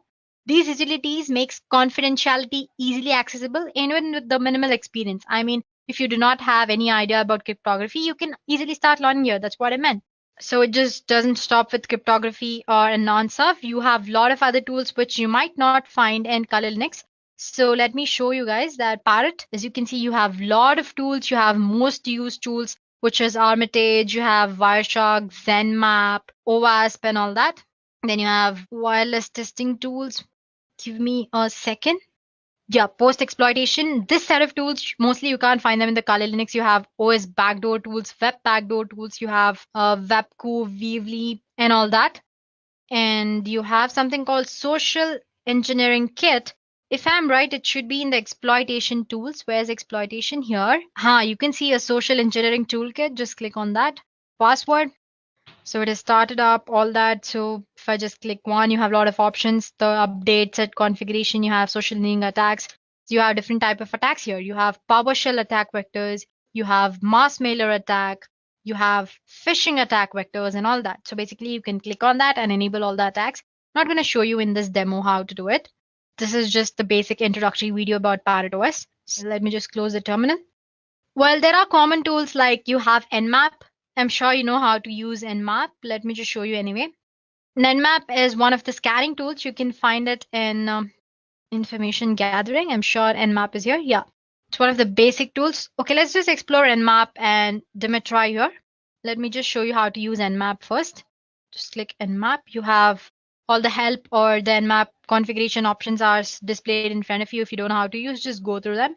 It's pretty easy. A simple example, I'm already using the one which is already there. Just say scanme.nmap.org. Okay, here I go, making spelling mistake again. Sorry about that. It's gonna take a little while, that's all. While it's scanning, let me just show you another tool, which is Dimitri. It's a deep magic information gathering tool. It has ability. So here it is. It should be in the information gathering only. You have, yeah, here it goes.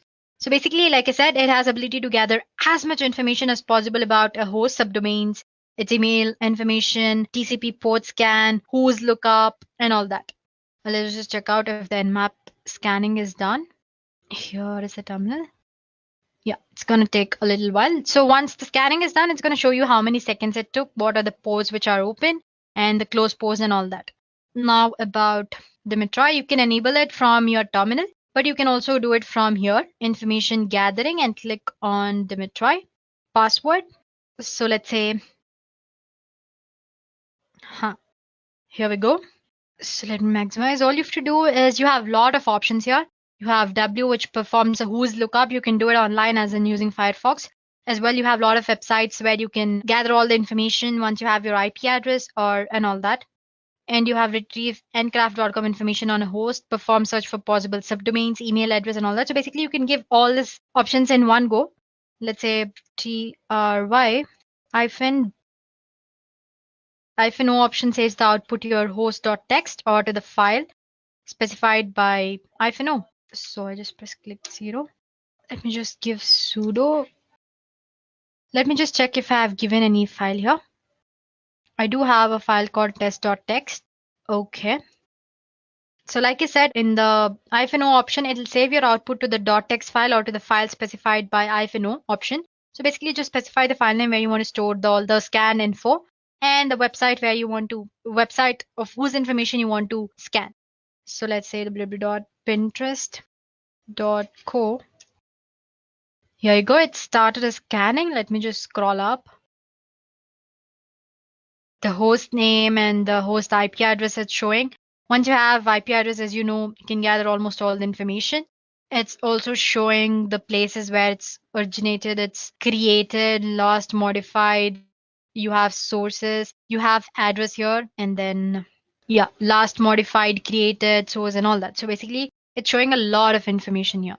Similarly, you can, using Dimitri or a deep magic information gathering tool, you can actually gather information about any other website you want to know. Let's just check out if Nmap is done scanning. So see, as you can see, it's done. So I've given a website name here. Instead of that, you can go ahead and give the IP address, which is this one, and it'll show you the same results. As you can see, there are a lot of ports. Usually Nmap scans about more than 1,000 ports. As you can see, it says 992 are the closed ports and these are the open ports. And suppose you want to know information about each port, because basically if you're an hacker, if you try to hack something, you don't need information about all the ports. It's basically the one port which you want to. So to know that, there are a lot of options which are provided by Nmap. If you want to know more about by Nmap, there's a video in the Edureka playlist all about Nmap. It's under network security. So you make sure to take a look at that. So while you are taking a look at Parrot Security OS, make sure you go ahead and watch a video on Kali Linux as well. So you will know how different Parrot OS and Kali Linux are, though they are similar in few parts. So yeah, that's it about system as in Parrot OS. So like I said, it's one good looking distro, which is lightweight when compared to Kali Linux and lot of tools, lot of unique tools as well when compared to Kali Linux. And it's very smoother, way smoother. Apart from all these good things, there are few things that are problematic with Pirate OS. First of all, like you don't find a search bar here. That's not a problem, but that's one demerit you can say. And it's also a little problematic when it comes to launching your application. The process is a little slow, unlike Kali Linux. So guys, this is your Parrot OS. So basically, this was a crisp video on what Parrot OS is, its review, its features and all that. And make sure to watch a video on Parrot OS versus Kali Linux.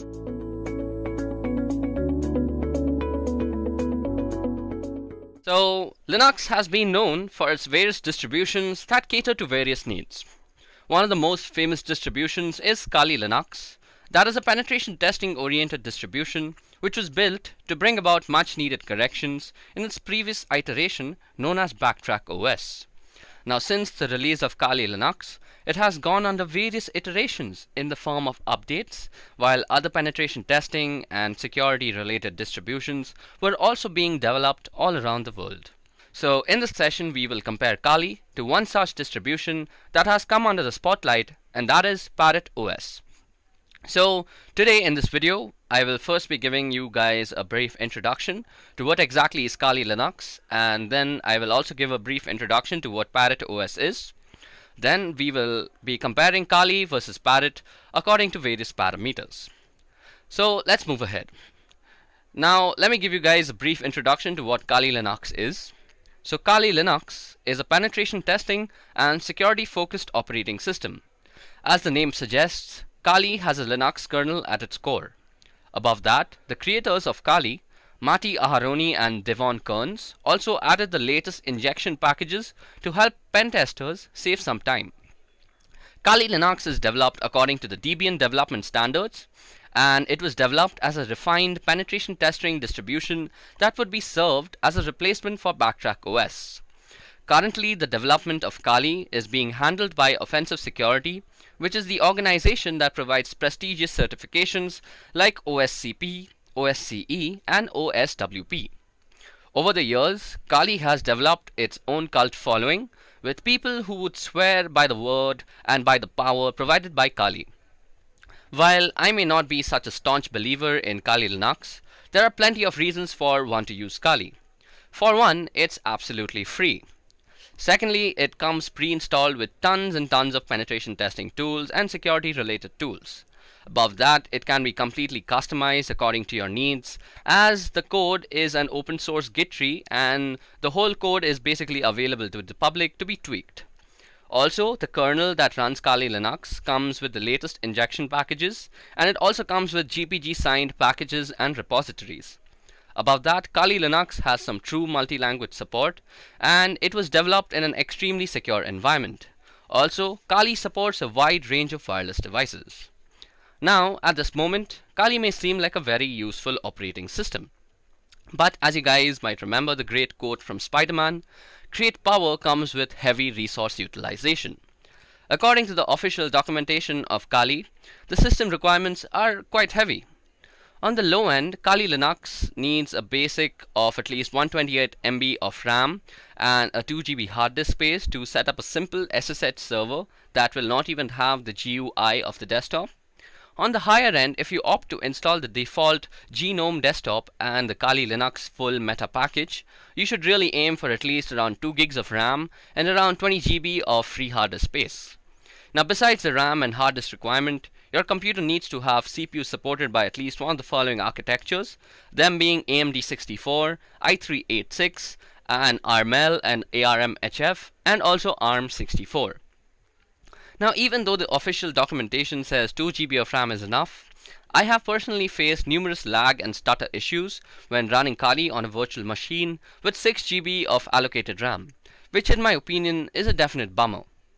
Now let's take a moment to discuss about Parrot OS.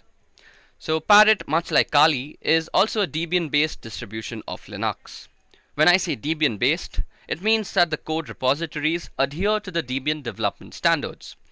Parrot OS 2 comes with its own arsenal of penetration testing and security-related tools. Most of these tools are also available on Kali. Now, Parrot was first released in 2013 and was developed by a team of security experts, Linux enthusiasts, open source developers, and advocates of digital rights. The team was headed by Lorenzo Falletra, and Parrot is designed in a very unique way. While the operating system has everything that is needed for a security expert, it doesn't present itself to be a daunting learning experience for beginners who want to set foot into the world of ethical hacking and vulnerability analysis.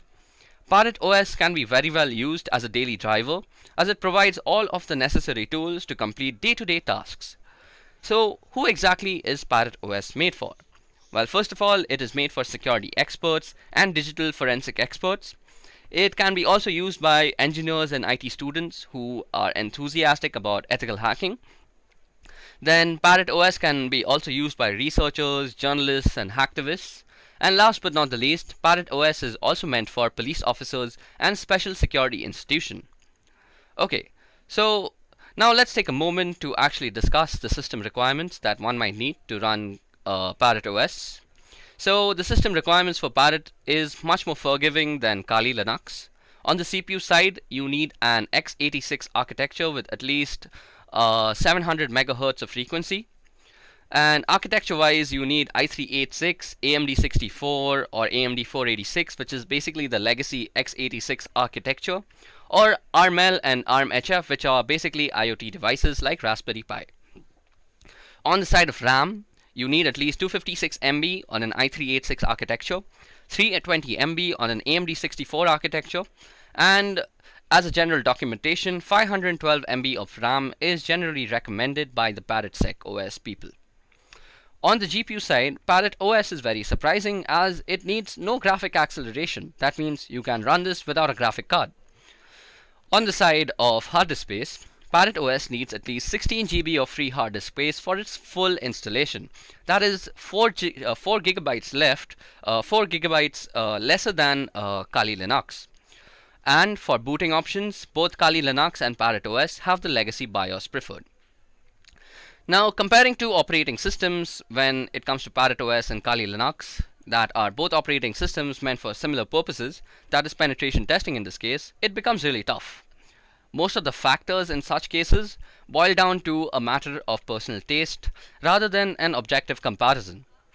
Now, before we move ahead with the comparison, let me list out a few similarities that you might have noticed between the two operating systems. So first of all, both operating systems are tuned for operating penetration testing and network related tools. And both operating systems are based on Debian development standards. Both of the operating systems support 32 and 64-bit architecture, and both operating systems also support Cloud VPS along with IoT devices. And of course, both of them come pre-installed with their own arsenal of hacking tools. Now, let's get down with the differences. The first criteria of differences that we are going to discuss is hardware requirements. Now, as you guys can see on the slide, I have put down the system requirements of Parrot OS on the left hand side, and I have put down the system requirements of Kali Linux on the right hand side. So, as you guys can see, Parrot OS and Kali Linux both need 1 GHz dual core CPU. When it comes to RAM, Parrot OS needs much lesser RAM than Kali Linux. Parrot needs 384 MB of RAM for its minimal running time, and Kali Linux needs 1 GHz of RAM on the other hand. In terms of GPU, Parrot OS doesn't really need a graphic card as it has no need for graphical acceleration. Kali Linux, on the other hand, if you're trying to run the GNOME desktop version, you will certainly need a graphic card. On the other hand, Parrot OS needs 16 GB of free hard disk space for its full installation, and Kali Linux needs 20 GB of free space. So basically, Parrot OS is a much more lightweight version. So we see that Parrot OS definitely wins against Kali Linux when it comes to hardware requirements due to its lightweight nature. Not only does it require lesser RAM to function properly, but the full installation is also pretty lightweight, thanks to the use of the Mate desktop environment by the developers. So basically, if you're having an older hardware configuration on your computer, Pirate OS should definitely be your choice. Now the next parameter that we're going to compare the two OSs in is look and feel. Now this section completely boils down to personal choice. Personally, I prefer the minimalistic look that is given by Pirate OS. The interface of Pirate OS is built using the Ubuntu Mate desktop environment. There are two clear sections. On top, you see a pane, which contains applications, places, systems, which is much like Kali itself. Pirate also gives some cool information about CPU temperatures along with a usage graph. And the bottom pane contains the menu manager and the workstation manager, which is a brilliant addition to the Linux system. Kali Linux, on the other hand, follows the Genome desktop interface. While it still has the functionality that is offered by Pirate OS, it doesn't provide the same clean and refined look in my opinion. If you don't know your way around a Kali interface, it is pretty easy to actually get lost. Now, the next parameter that we're going to compare them is hacking tools. Now, since both these operating systems are tuned for penetration testers and ethical hackers, I think hacking tools is the most important criteria that both the operating systems are going to be compared in. So when it comes to general tools and functional features, Pirate OS takes the prize when compared to Kali Linux. Pirate OS has all the tools that are available in Kali Linux, and also it adds its own tools. There are several tools that you will find on Pirate that is not found on Kali Linux. Let's take a look at a few of them. So the first one that you see is called Wi-Fi Fisher. Now Wi-Fi Fisher is a rogue access point framework for conducting red team engagements or Wi-Fi security testing. Using Wi-Fi Fisher, penetration testers can easily achieve a man-in-the-middle position against wireless clients by performing targeted Wi-Fi association attacks. Wi-Fi Fisher can be further used to mount victim customized web phishing attacks against the connected clients in order to capture credentials or infect the victim stations with some sort of malware. Another tool that is seen on Pirate and is much appreciated that is not seen on the Kali side is called Anon Surf. Now, being anonymous for a hacker is the first step before hacking a system. And anonymizing a system in an ideal way is not an easy task. No one can perfectly anonymize a system, and there are many tools available on the internet that say that they anonymize system. One such tool is Anon Surf. Now, Anon Surf is pretty good as it uses the Tor IP tables to anonymize the whole system. Also, if you guys have not already realized this, Tor also comes pre-installed on Pirate, while it has to be externally installed on Kali. Now, these things that you see, that Wi-Fi Fisher, Tor browser, and Anon Surf, surely they can be imported and downloaded on Kali, but they don't really come pre-installed, and that is what counts right now. So, since Pirate OS also is designed with development in mind, it also comes pre-installed with a bunch of useful compilers for various languages and IDEs for their respective development, which is completely absent on the Kali Linux side. So for this part of hacking tools, Pirate OS definitely takes the prize. Now the next thing that we are going to compare both these operating systems is release variations. Now both operating systems come with a variety of variations, but Pirate OS has much more diversity in terms of variety. So let me just explain what I mean. So as you guys can see on the left hand side, I have listed down the release variations that are available for Pirate OS. Now, aside from the full editions, which is both provided by Pirate and Kali, they also both provide the light editions on Pirate side and the light edition on Kali side. They are both basically the same thing, wherein minimalistic tools are actually pre-installed and you can install and customize the operating system according to your own needs. If you don't choose to customize the operating system, you can very well use it as a very lightweight and portable operating system. So Pirate OS Lite Edition and Kali Lite Editions are two flavors of the operating system. Now this is where the differences start. So Pirate OS Air Edition also exists. So this is an edition that is used for wireless penetration testing and wireless vulnerability testing. So basically anything wireless, Pirate OS Air Edition does it faster and does it better. Then there's also Parrot OS Studio Edition, which is used for multimedia content creation. Yes, you heard that right. Parrot OS can also make content for your social media. So if you're thinking about using Parrot OS for marketing as well as security, Parrot OS here is definitely your go-to operating system. Kali, on the other hand, aside from its light version and full edition, offers some desktop interfaces like the E17, KDE, XFCE, the Ubuntu Mate, and the LXDE. So these are basically just skins that run over Kali and basically make Kali look a little different from one another. You can check out all these different customizations on the Kali documentation. Other than that, Kali has also support for cloud and IoT devices in the form of the ARML and ARMHF releases. These releases are also available in Parrot OS, so Parrot OS doesn't stand down. So as you guys see, Parrot OS provides you a lot of diversity in the variety that it is offering. So in my opinion, Parrot OS also takes the prize in this section. Now the main question remains, which of these two distributions is better for beginners? Well, it is to be duly noted that both these distributions are not exactly meant for beginners. If you want to learn about Linux as an operating system, you're better off using something like Ubuntu or Deepin. This also doesn't mean that you cannot learn the basics on Parrot or Kali.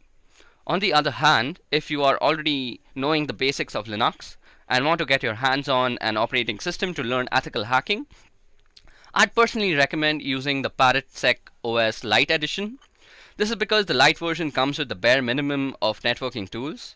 This means as you learn your ethical hacking concepts slowly, you could develop or install tools one by one, instead of being overwhelmed with a whole bunch of them from the beginning. Not only does this allow yourself to evolve as an ethical hacker and penetration tester, but it also makes sure your fundamentals are built in a methodical manner. Now, I recommend Parrot OS over Kali for one other reason too.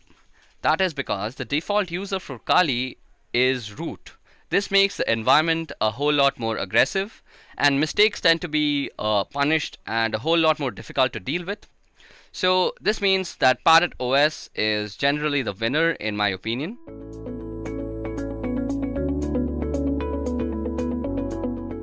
When you get hired as a penetration tester or a security analyst, one of your main roles is vulnerability assessment. So what exactly is vulnerability assessment? Well, a vulnerability assessment is the process of defining, identifying, classifying, and prioritizing vulnerabilities in a computer system, application, and network infrastructures, and providing organization doing the assessment with the necessary knowledge, awareness, and risk background to understand the threats to its environment and react appropriately to them. So vulnerability is a situation that can be taken advantage of by a hacker or a penetration tester for their own misuse or actually for fixing the issue. So vulnerability assessment has three steps. So the first step is actually identifying the assets and the vulnerabilities of the system. The second step is actually quantifying the assessment. And the third is reporting the results. Now, vulnerability assessment is only a small part, and pen testing is an extended process of vulnerability assessment. Pen testing or penetration testing includes processes like scanning, vulnerability assessment in itself, exploitation research, and reporting whatever the results are. So, in the industry, one of the most widely used frameworks when penetration testing is Metasploit. So, Metasploit is widely used in penetration testing, as I just said, and also used for exploitation research.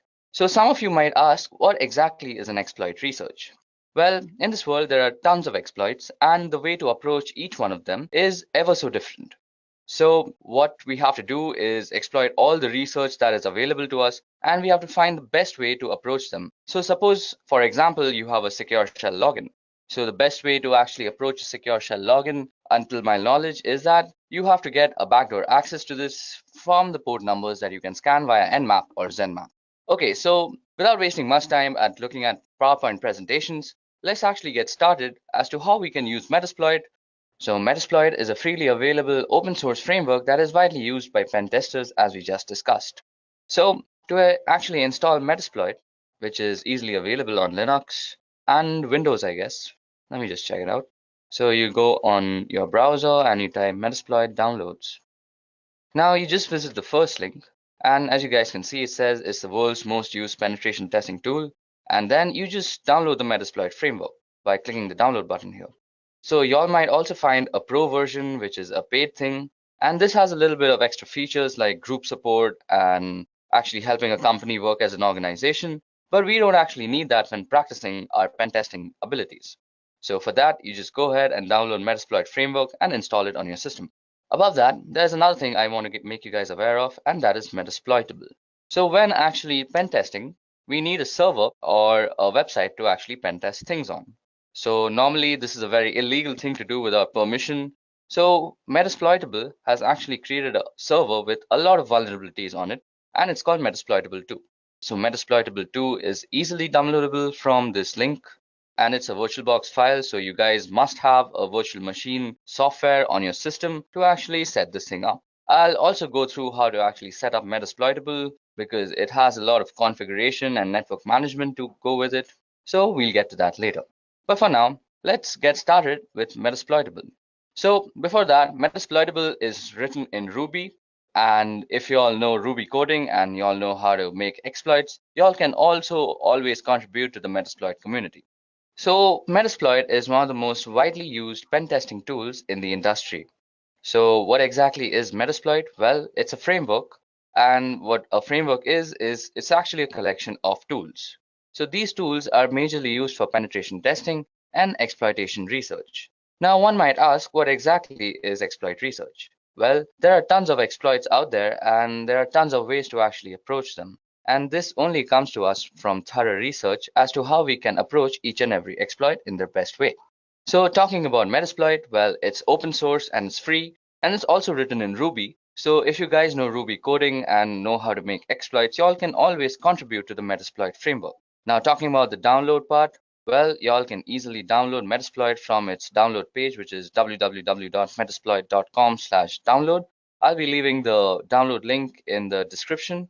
And once you're on the download page, you'll see two versions. One is the free version, which is the original Metasploit framework, and it's the core framework that everybody works on. And then there's Metasploit Pro, which comes with a 14-day free trial. So Metasploit Pro actually has a few extra features, which is great for an organization. Like it helps you work as a team. But if you're a guy who's just practicing pen testing like me, Metasploit framework, the free version, is the absolute way to go. Now also, when pen testing, y'all will also need Metasploitable. Now Metasploitable is an intentionally vulnerable target machine for actually practicing your Metasploit skills on. So we'll go over the installation of Metasploitable later, but for now, let's go over Metasploitable. So once you guys have actually downloaded the link, y'all can actually install it on your systems, and Metasploit actually has three interfaces. So we are going to be using the command line interface, or the MSF console in other words, but y'all can also use the GUI interface, which is called Armitage if I'm not wrong. So let's get started. So first of all, I've already actually downloaded Metasploit and installed it on my computer. And y'all can just do the same by pressing the download button, as you guys can see. So to start up Metasploit, all you have to do is go on your terminal, and so to start a Metasploit, all you have to do is go on your terminal on Linux. Well, we're starting a PostgreSQL server because, first of all, the PostgreSQL server is the basis of all the Metasploit exploits that are stored, and starting it will just make it run faster. So we go service PostgreSQL and start. So that should start up a service, and indeed it has. So the next thing you want to do is go in and type MSF console. And that's going to take a little bit of time because I have a very slow computer, and it's going to start up our Metasploit frame. So as you guys can see, we got a big banner out here which says Metasploit Cyber Missile, and the banner changes every time. Don't get worried if you have a different banner. And the main thing is that you should see this MSF thing out here. So this means we are in the MSF shell right now, which is the Metasploit framework shell. So let's get started by actually clearing our screen. So first things first, the first command that you might want to run on Metasploit is the help command. So help will tell us everything that we can do with this framework. So as you guys can see, there are a bunch of commands and their descriptions to go along with it. Y'all can give it a quick read and find the things that are interesting to you. So as you guys can see, banner is display an awesome Metasploit banner. Y'all can change the banner. As you guys can see, there are a lot of juicy commands, like there's a banner command which I just had used. So if you go and type banner, it'll give you a nice cool banner about Metasploit. And there are other commands which work very similar to Linux, like cd, which changes the current directory. You can change the color by toggling colors. And then you can connect with a host and all sorts of stuff. So Metasploit has a bunch of exploits. So before we go further, I want to make you guys aware of 3 important terms regarding Metasploit. So the first is a vulnerability. And we had already discussed this, that a vulnerability is a situation which can be taken advantage of by a system or a person who access. So the second part is an exploit. So what exactly is an exploit? Well, an exploit is a module which is a bunch of code written in Ruby on Metasploit that is used to target different vulnerabilities. And the third thing is a payload. So a payload is the action that you do once you actually have access to somebody's system. So basically, suppose you've hacked somebody and you've gained access to their system. Now the activities you do after gaining access is defined as the payload. So we just spoke about exploits, and I told you guys that Metasploit has a bunch of exploits. So how do we see all the exploits that are there? So you go show exploits.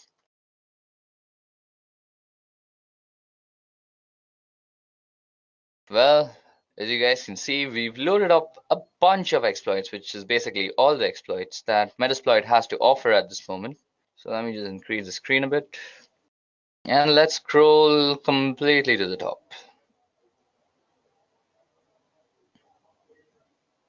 Yep.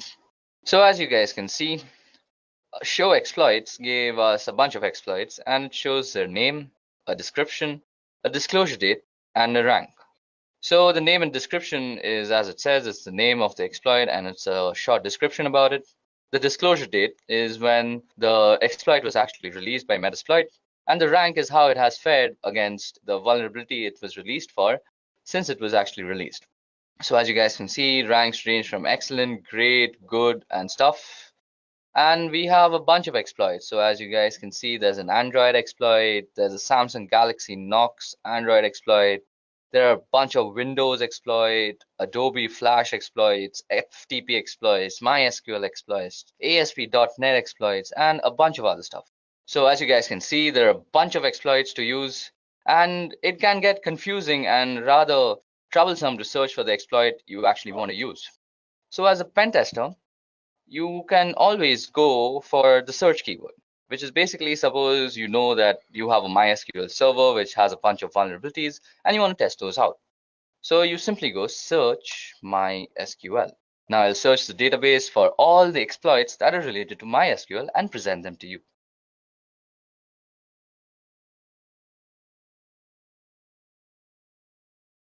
Okay, so we have our results. So as you guys can see, we have a bunch of MySQL related modules now. Now, this makes it way easier if you're a pen tester and you're looking for MySQL exploits. Now, suppose you choose your exploit and let's see. Let's choose, which one do we want to use today? We're going to just use this MySQL hash dump. So to actually use this, we have to copy the name. So double click on it and it'll just select it, and then you go Control-Shift-C in your terminal. So that copies it. And so if you want some more information about it, you can always go info and then just paste in the name of the exploit. So this gives us a bunch of information, actually gives us all the information you need about the exploit. So it gives you the name, that it's a MySQL password hash dump. Its module name is auxiliary scanner and all this stuff. It's licensed by Metasploit framework in itself, and it has a normal rank. And these are all the options that you might need to set when actually using the exploit. And this also gives you a small description. So it says this module extracts the usernames and encrypted password hashes from a MySQL server and stores them for later cracking. So seems like pretty cool stuff you can do with MySQL server and its password database. So if you actually want to use this, so you have to use the use keyword. So we go use and Control-Shift-V. So as you guys can see, it's denoted in red out here that we are indeed in the exploit that we want to use. Now, the first thing you want to do when you're using an exploit is you want to go and say show options. Now, as you guys can see, these are the options that we actually need to set before using the exploit. Now, the options can be necessary or they can be optional. So there's a password field out here, which is not really necessary, but will help your exploit if you actually provide it. But you need to provide the R hosts, which is the targeting host machine, and the port and the threads is already set. Now, suppose you want to set the R hosts, so you can just go set R hosts and you can set it to whatever IP address you want. Like suppose you want to address 192.168.2.56, something like that. So that will set the R hosts. You can also set the number of threads. Now, threads are actually what the threads mean in parallel processing. That means how many parallel threads you're going to run so that you have faster computation. So this means you need GPU power if you have multiple threads running. So let's set threads to 30 for now. So we've set the threads to 30, and then you can go show options again and see that you have indeed actually set your options. So we've set the threads to 30 and our host has also been set. So that was all about how you can get into a module, get some information about a module, and how you can also use the module. So once you're done using the module, or once you're done setting up the options rather, you can go ahead and run the command run or even exploit. And this will start actually running the exploit on the system that you want to. Now I've put in a very arbitrary IP address and that did not have MySQL port running, so our exploit failed. Now, once you have tested out your exploit and you want to go back to the main MSF Unix shell, just go ahead and type back. It's as simple as that. So that brings us back to the MSF command line. So let's go ahead and clear our screen now. Okay, so it's time we do something interesting. So to do that, first of all, we need to go ahead and actually download Metasploitable 2. So to download Metasploitable 2, you have to go on this link. I'll leave the link in the description. So, or rather, you can just go on your browser and type in Metasploitable 2 download. So Metasploitable, as we had earlier discussed, is a Linux-based distribution, and it's mostly meant for actually practicing your pen testing skills. So basically, it has a bunch of ports open on it. So it's basically just for your ease so that you don't go ahead and test it out on some valid website and then get thrown into jail, because that's a very illegal thing to do. So go ahead and download Metasploitable 2 and then also download Oracle VirtualBox Machine or Oracle VirtualBox. So you all can also easily download that from www.virtualbox.org. And this is because you should never run Metasploitable 2 on a system that is connected to a network. You should always use it on a virtual machine because it's protected that way so that nobody else can access it. So to actually set up Metasploitable, once you've downloaded it, you go ahead and open up your VirtualBox. So out here, you have to go into Global Tools and you create a host-only network manager. Now I've already created a host-only network manager, and then you go ahead and enable the DHCP server by pressing this out here like enable. Then you go back and you just go new. You give it a name like whatever you want to name it. I have already named mine Metasploitable 2, as you guys can see. So we're going to call this demo for just demonstration purposes. Choose the type to be Linux, and it's a 1 to 64-bit. Click next, give it a gig of RAM, and you are going to use an existing virtual hard disk. So out here, you just click on this button out here, and you browse to the place where you've actually downloaded and unzipped your Metasploitable download file. Then you'll get this virtual machine disk file, which is a VMDK file, and you just go ahead and load it up. So I'm not going to do that again because that's just going to eat up my RAM, and I've already installed it out here. So that was all about the installation and the configuration. So now let's get started and let's start playing around with Metasploitable. So once you're done downloading and installing Metasploitable on your computer, all you have to do is go ahead and start it up in your VirtualBox machine.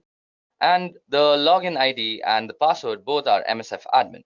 So first of all, we need the IP address of our Metasploitable server. So we go ifconfig, and this gives us the address. So as we can see out here, our address is 192.168.56.101.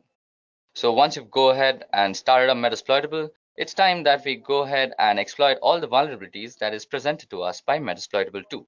So to do that, let's head back to our Linux terminal again. So once we have the IP address, that was 192.168.56.101 if I am correct. So let's go and quickly get a little bit of information about that. So who is 192.168.56.101? So this will give us a who is on Metasploitable 2, and it'll give us a bunch of information as to how the server is set up, where it is set up, the ports that are open, and various other things.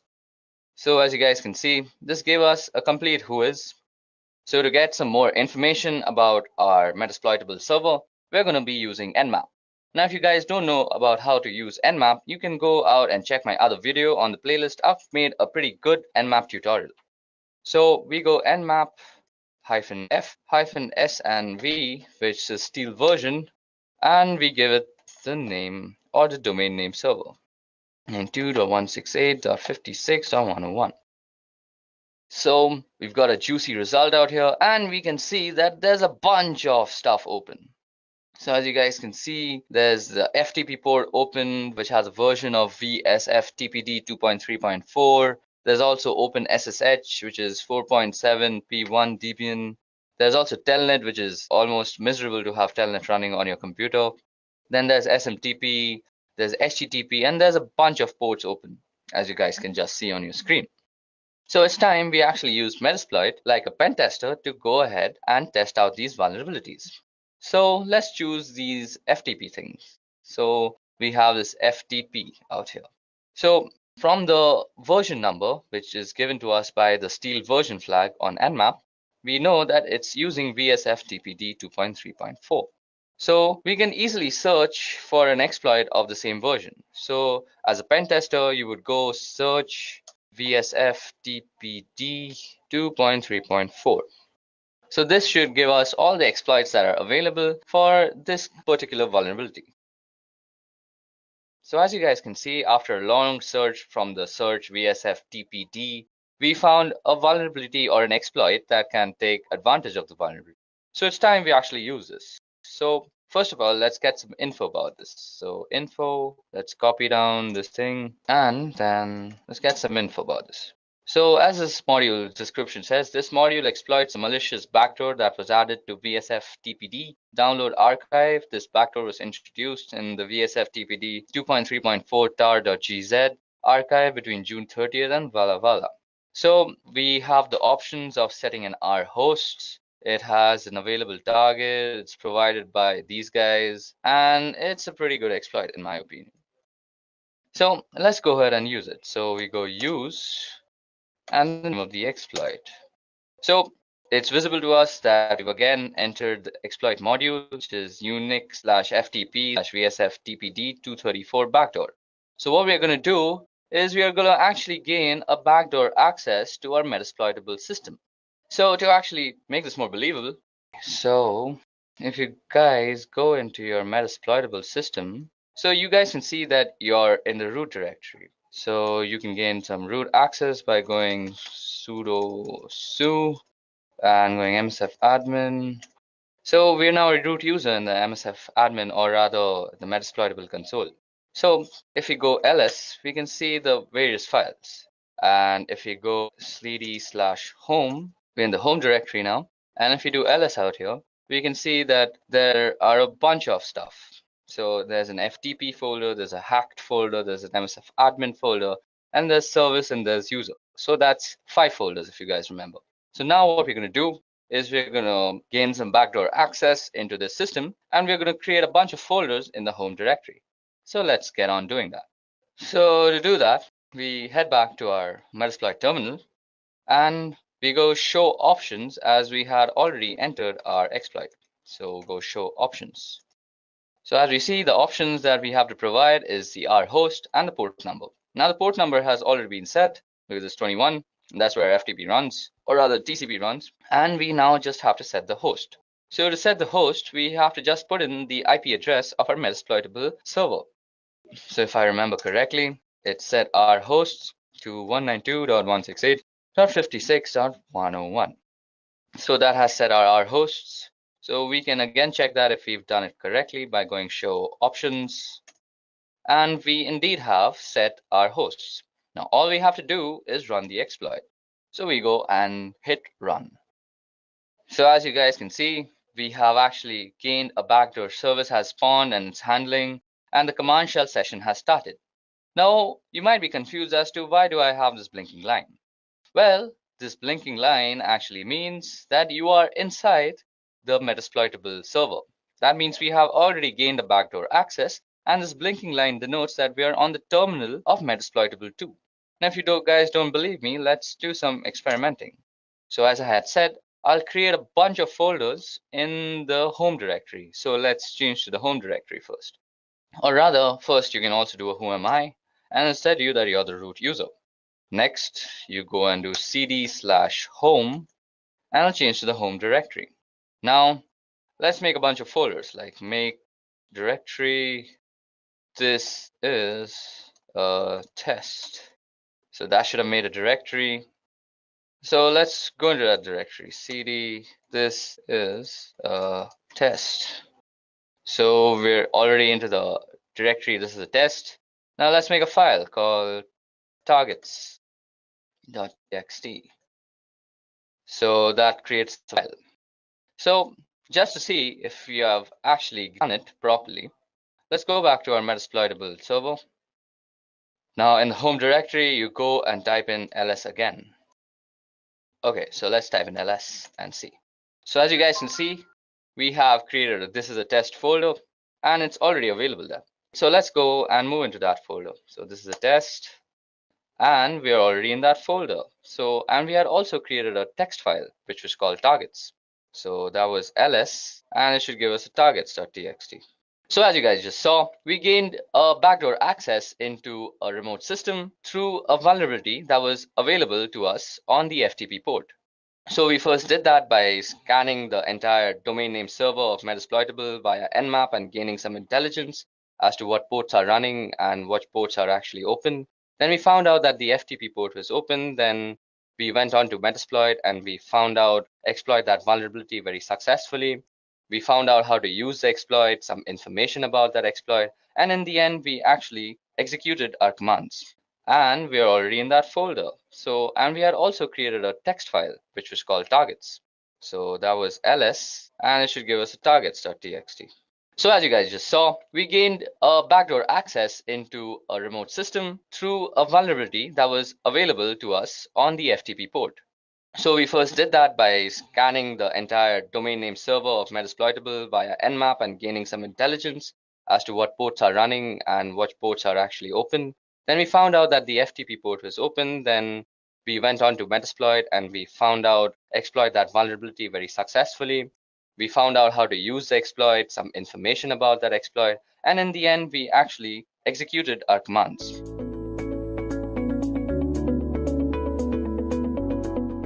Now, you guys must be wondering what exactly is Nmap and why should I learn it? Well, Nmap is a network scanner that is widely used by ethical hackers to scan networks, as the name suggests. Now, you might wonder, why do I need a network scanner?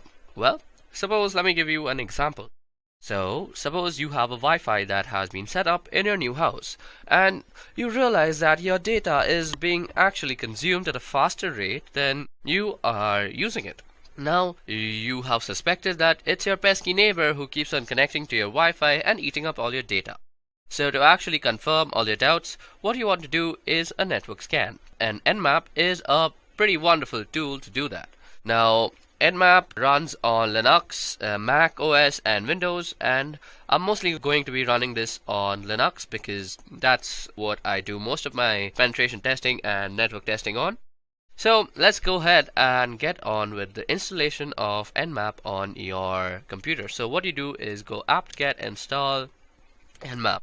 Now for this you have to be logged in as root. If you're not logged in as root, just add sudo before this whole command and it will install it. Now I already have Nmap installed, so I'm not really going to install it again and again, so let's just go ahead and just do a few scans on our website, that is www.edureka.co, and we are going to see what we get back as results. So first of all, let me just show you how you can scan a certain domain name service or certain DNS. So Nmap, we are going to use a flag all the time. Now let me just tell you what are flags. So if you just go into Nmap and type --help, this will give you all the flags and options that are available to actually use on Nmap. So if you are actually stuck and you can't remember stuff, just go in and type nmap-help and it will give you all the stuff. Now, network scans generally take a long time, so I'm going to be using the fast mode most of the time.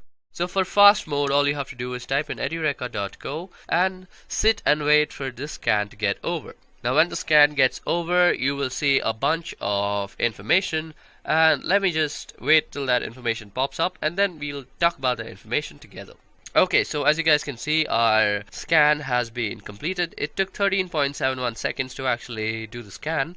Now as you guys can see, it shows us the ports, the states, and the services. Now the ports is basically the port number which our service, that is also binder to, is working on. So we can see that SSH service is working on port number 22, SMTP on 25, HTTP on 80, RPC bind on 111, and HTTPS on 443. So that is how you can use Nmap to scan a certain website. Now if you see, Nmap has also given us the public IP of the DNS, because what Nmap does is it looks up the DNS and then translates it to an IP that is recognized to that DNS server. So Nmap also returns the public IP. So what we can do also is Nmap-f and 34.210.230 and .35. Okay, so as you guys can see that our command also works when we put in the IP address and it produces the same results. Now we can also scan for multiple hosts. Now suppose you are on a network and you want to scan for multiple hosts. Now you don't really want to run different commands for that. Now what you can do is just go in and type nmap and a bunch of IP addresses like 192.168.1.1 and 192.168.1.2 and 192.168.1.3. And what this will do is it will run an nmap scan on these three different IP addresses, and you did this in just one command. So that's a way that you can do this. Now you can also know about how much of your scan is left by just pressing the up button. So that will tell you and give you a constant update on how your scan is going. Like mine is 32.4% done and 34.7 now, and also show you kind of the time remaining. Okay, so till this port scan is going on, let me just tell you about the states. Now states can be of two types: open, closed, and unavailable. Sometimes you'll see that it is unavailable, and that's because some sort of firewall or something is running out there. States can also be closed. In that case, mostly Nmap will not return you any result unless you're explicitly finding something of the closed state. So that was a little trivia on states and how they work. Let's see how much our scan is done. So our scan is done 81% and it takes around another 20 seconds. It should be done soon.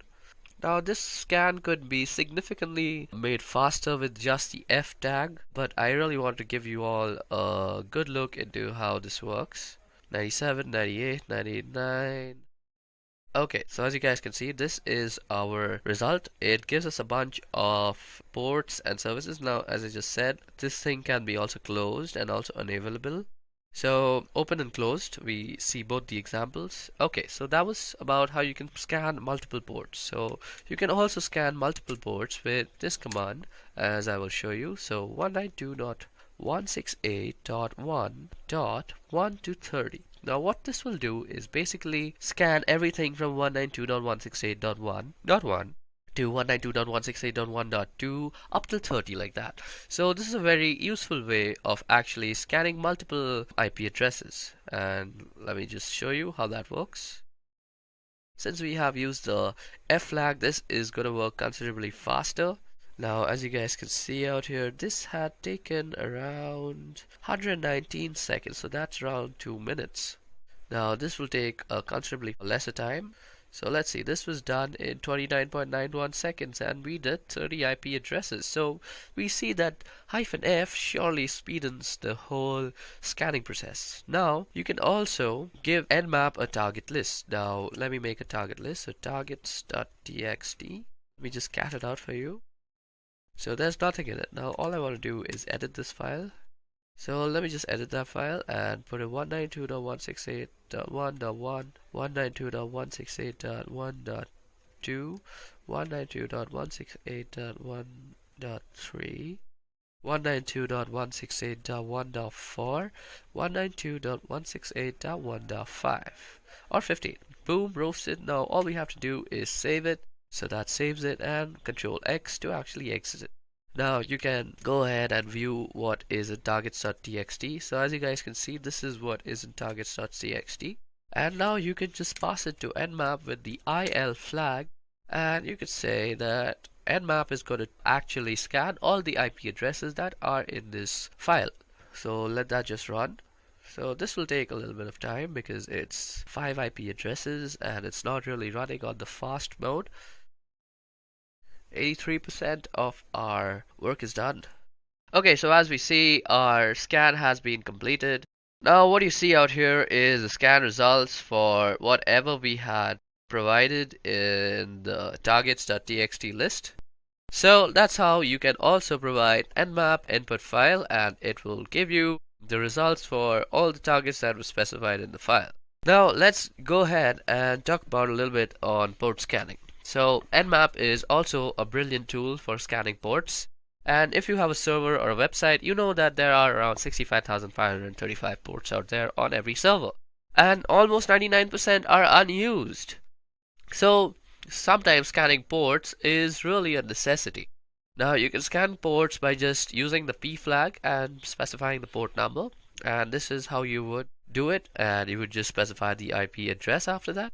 So I'm going to use www.edureka.go, and what you can also do is this will scan only the port number 20, but you can also scan from port number 20 to 25. You can also put in commas and tell nmap you also want to scan all these other port 80 as HTTP and 443 as HTTPS. So you can surely do that. So let me just go ahead and run this. Okay, so that gives us an information on the ports that is there. Now something about ports also, you suppose you know you want to scan for some HTTP ports, so you can just say nmap, and with the -p you can just say that I want to scan the HTTP port on www.edureka.go. So that will just go ahead and do that, and as you guys can see, that gave us a result. And you can also add in stuff like MySQL, FTP, and stuff like that. So let me just see and show you how that runs. Okay, HTTP is not a port, HTTP. Okay, so as you guys can see, these are the ports that are running, and it gave us according to the name. Now if you want to scan all the ports, you can use -p and then the IP address at www.edureka.go. Now this generally takes a lot of time because you're basically doing 65,000 scans, so I'm not really going to do that. I'm going to quit this out. Another thing that I wanted to show you all that generally takes a lot of time to actually execute is called something like an aggressive scan. So as you guys can see out here, I have done an aggressive scan on Edureka.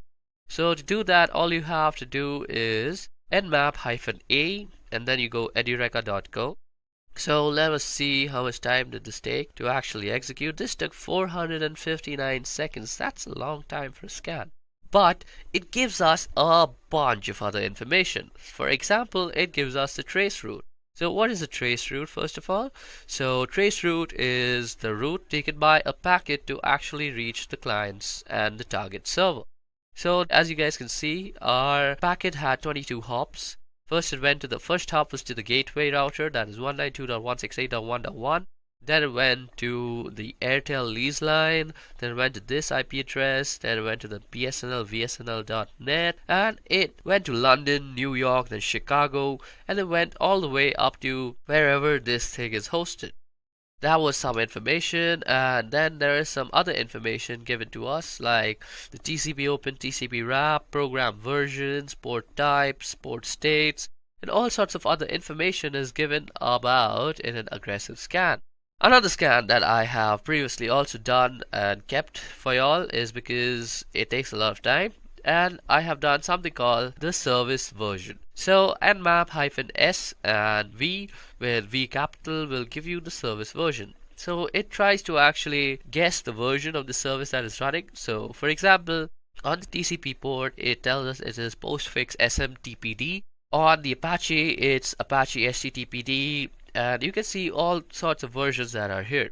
Another thing Nmap is generally brilliant is for guessing the operating system that is running. Now, I have already done this scan previously because this takes a humongous amount of time that I don't really have, and that is 386.34 seconds. And this scan together basically took me more than 10 minutes, and I don't really have that kind of time for explaining all this stuff.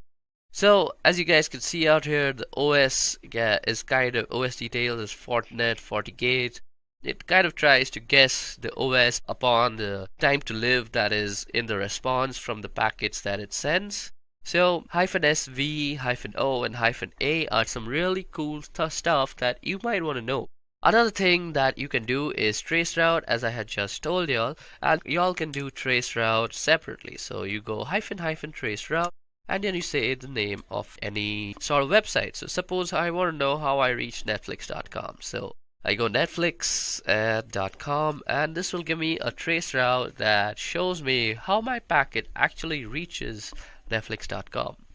Okay, so this is basically it was a direct one hop. Okay, so that was surprising. On the other hand, if I were to do this on edureka.co, it would take a bunch of hops to actually reach there. Okay, this might just take some time to run. Okay, so it's 94% done. I'm just waiting for it to get completed. Okay, so this gave us the hop, and as you guys can see, we took 22 hops to actually reach edureka.co, and it's the same process. You go through a bunch of IP addresses, and then you reach this thing called US West to compute.amazon AWS. Okay, so that was about traceroute. Now, just to end this tutorial, let me just tell you guys that you all can also save a file to Nmap, and that is basically save all whatever you found from a search into a file, and let me just show you how to do that. Now, sometimes when you are working as a security analyst, you will have to perform network scans on a wide area network that is huge. It's basically huge. And these scans take a lot of time, and you don't really have the space on your command line to actually store that and see that in a way that is feasible for analysis. So what you want to do is actually save it in a file.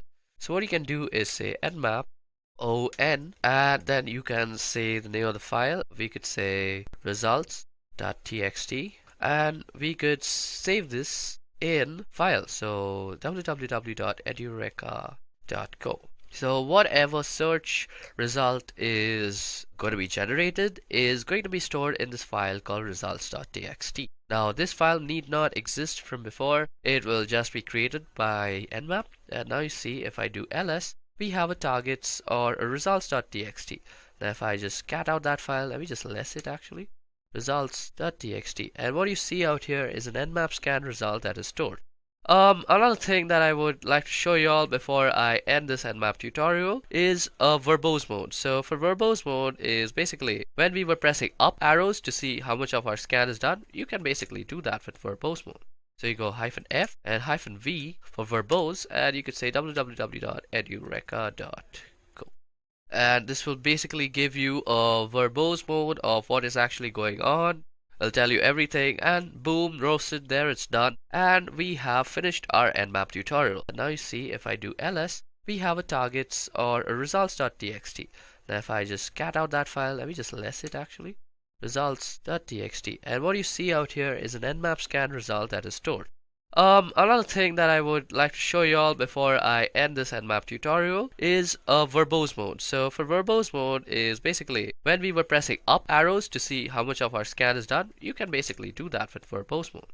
So you go -f and -v for verbose, and you could say www.edureka.co. And this will basically give you a verbose mode of what is actually going on. I'll tell you everything, and boom, roasted, there it's done. And we have finished our Nmap tutorial.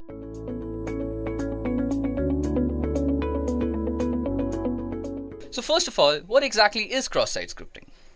Well, Cross-site scripting refers to client-side code injection attacks wherein an attacker can execute a malicious script, also commonly referred to as a malicious payload, into a legitimate website or web application. Now, XSS is amongst the most rampant of web application vulnerabilities and occurs when a web application makes use of something like an unvalidated or unencoded user input within the output that it generates. Now, by leveraging XSS, an attacker does not target a victim directly. Instead, an attacker would be exploiting a vulnerability within a website or something like a web application that the victim would visit, and essentially using the vulnerable website or the web application as a vehicle to deliver a malicious script to the victim's browser. Now, while XSS can be taken advantage of within a VirtualBox script, ActiveX, and Flash, unquestionably the most widely abused is JavaScript. This is mostly because JavaScript is the fundamental to any browsing experience. All the modern sites today have some JavaScript framework running in the background. Now, XSS can be used in a range of ways to cause serious problems. Well, the traditional uses of XSS is the ability for an attacker to steal session cookies, allowing an attacker to probably impersonate a victim, and that just doesn't stop there. So XSS has been used to wreak havoc on social websites, spread malware, website defacements, and phish for credentials, and even used in conjunction with some clever social engineering techniques to escalate to even more damaging attacks. Now, cross-site scripting can be classified into three major categories. So the first is reflected cross-site scripting. The second is stored or persistent cross-site scripting. And the third is DOM-based cross-site scripting. So out here, DOM refers to the document object model that is used while web application building. So let's take a moment to discuss the three types of cross-site scripting. So the first one we're going to be discussing is reflected cross-site scripting. Now, by far the most common type of cross-site scripting that you'll be coming across is probably reflected cross-site scripting. Here, the attacker's payload is a script and has to be part of a request which is sent to the web server and reflected back in such a way that the HTTP response includes the payload from the HTTP request. Now, using a phishing email and other social engineering techniques, the attacker lures in the victim to inadvertently make a request to the server which contains the cross-site scripting payload, and then he ends up executing the script that gets reflected and executed inside his own browser. Now, since reflected cross-site scripting isn't really a persistent kind of attack, the attacker needs to deliver this payload to each victim that he wants to serve. So a medium like a social network is very conveniently used for dissemination of these attacks. So now let's take a step-by-step look at how cross-site scripting actually works. So firstly, the attacker crafts a URL containing a malicious string and sends it to the victim. Now the poor victim is tricked by the attacker into requesting the URL from the website which is running a website response script, and then the website includes the malicious string from the URL in the response. And then in the end, the victim's browser executes the malicious script inside the response, sending the victim's cookies to the attacker's server. Okay, so at first, reflected XSS might seem very harmless because it requires the victim himself to actually send a request containing a malicious string. Now, since nobody would be willingly attacking himself, so there seems to be no way of actually performing the attack. But as it turns out, there are at least two common ways of causing a victim to launch a reflected cross-site attack on himself. So the first way is if the user or targets a specific individual and the attacker can send a malicious URL to the victim, for example using email or for example instant messaging, and then trick him into visiting the site. Secondly, if the user targets a large group of people, the attacker then can publish the link or the malicious URL on his own website or social media, and then he'll just wait for visitors to click on it. So these two methods are similar and both can be very successful with the use of a URL shortening service like one provided by Google. So this masks the malicious string from users who might otherwise identify it.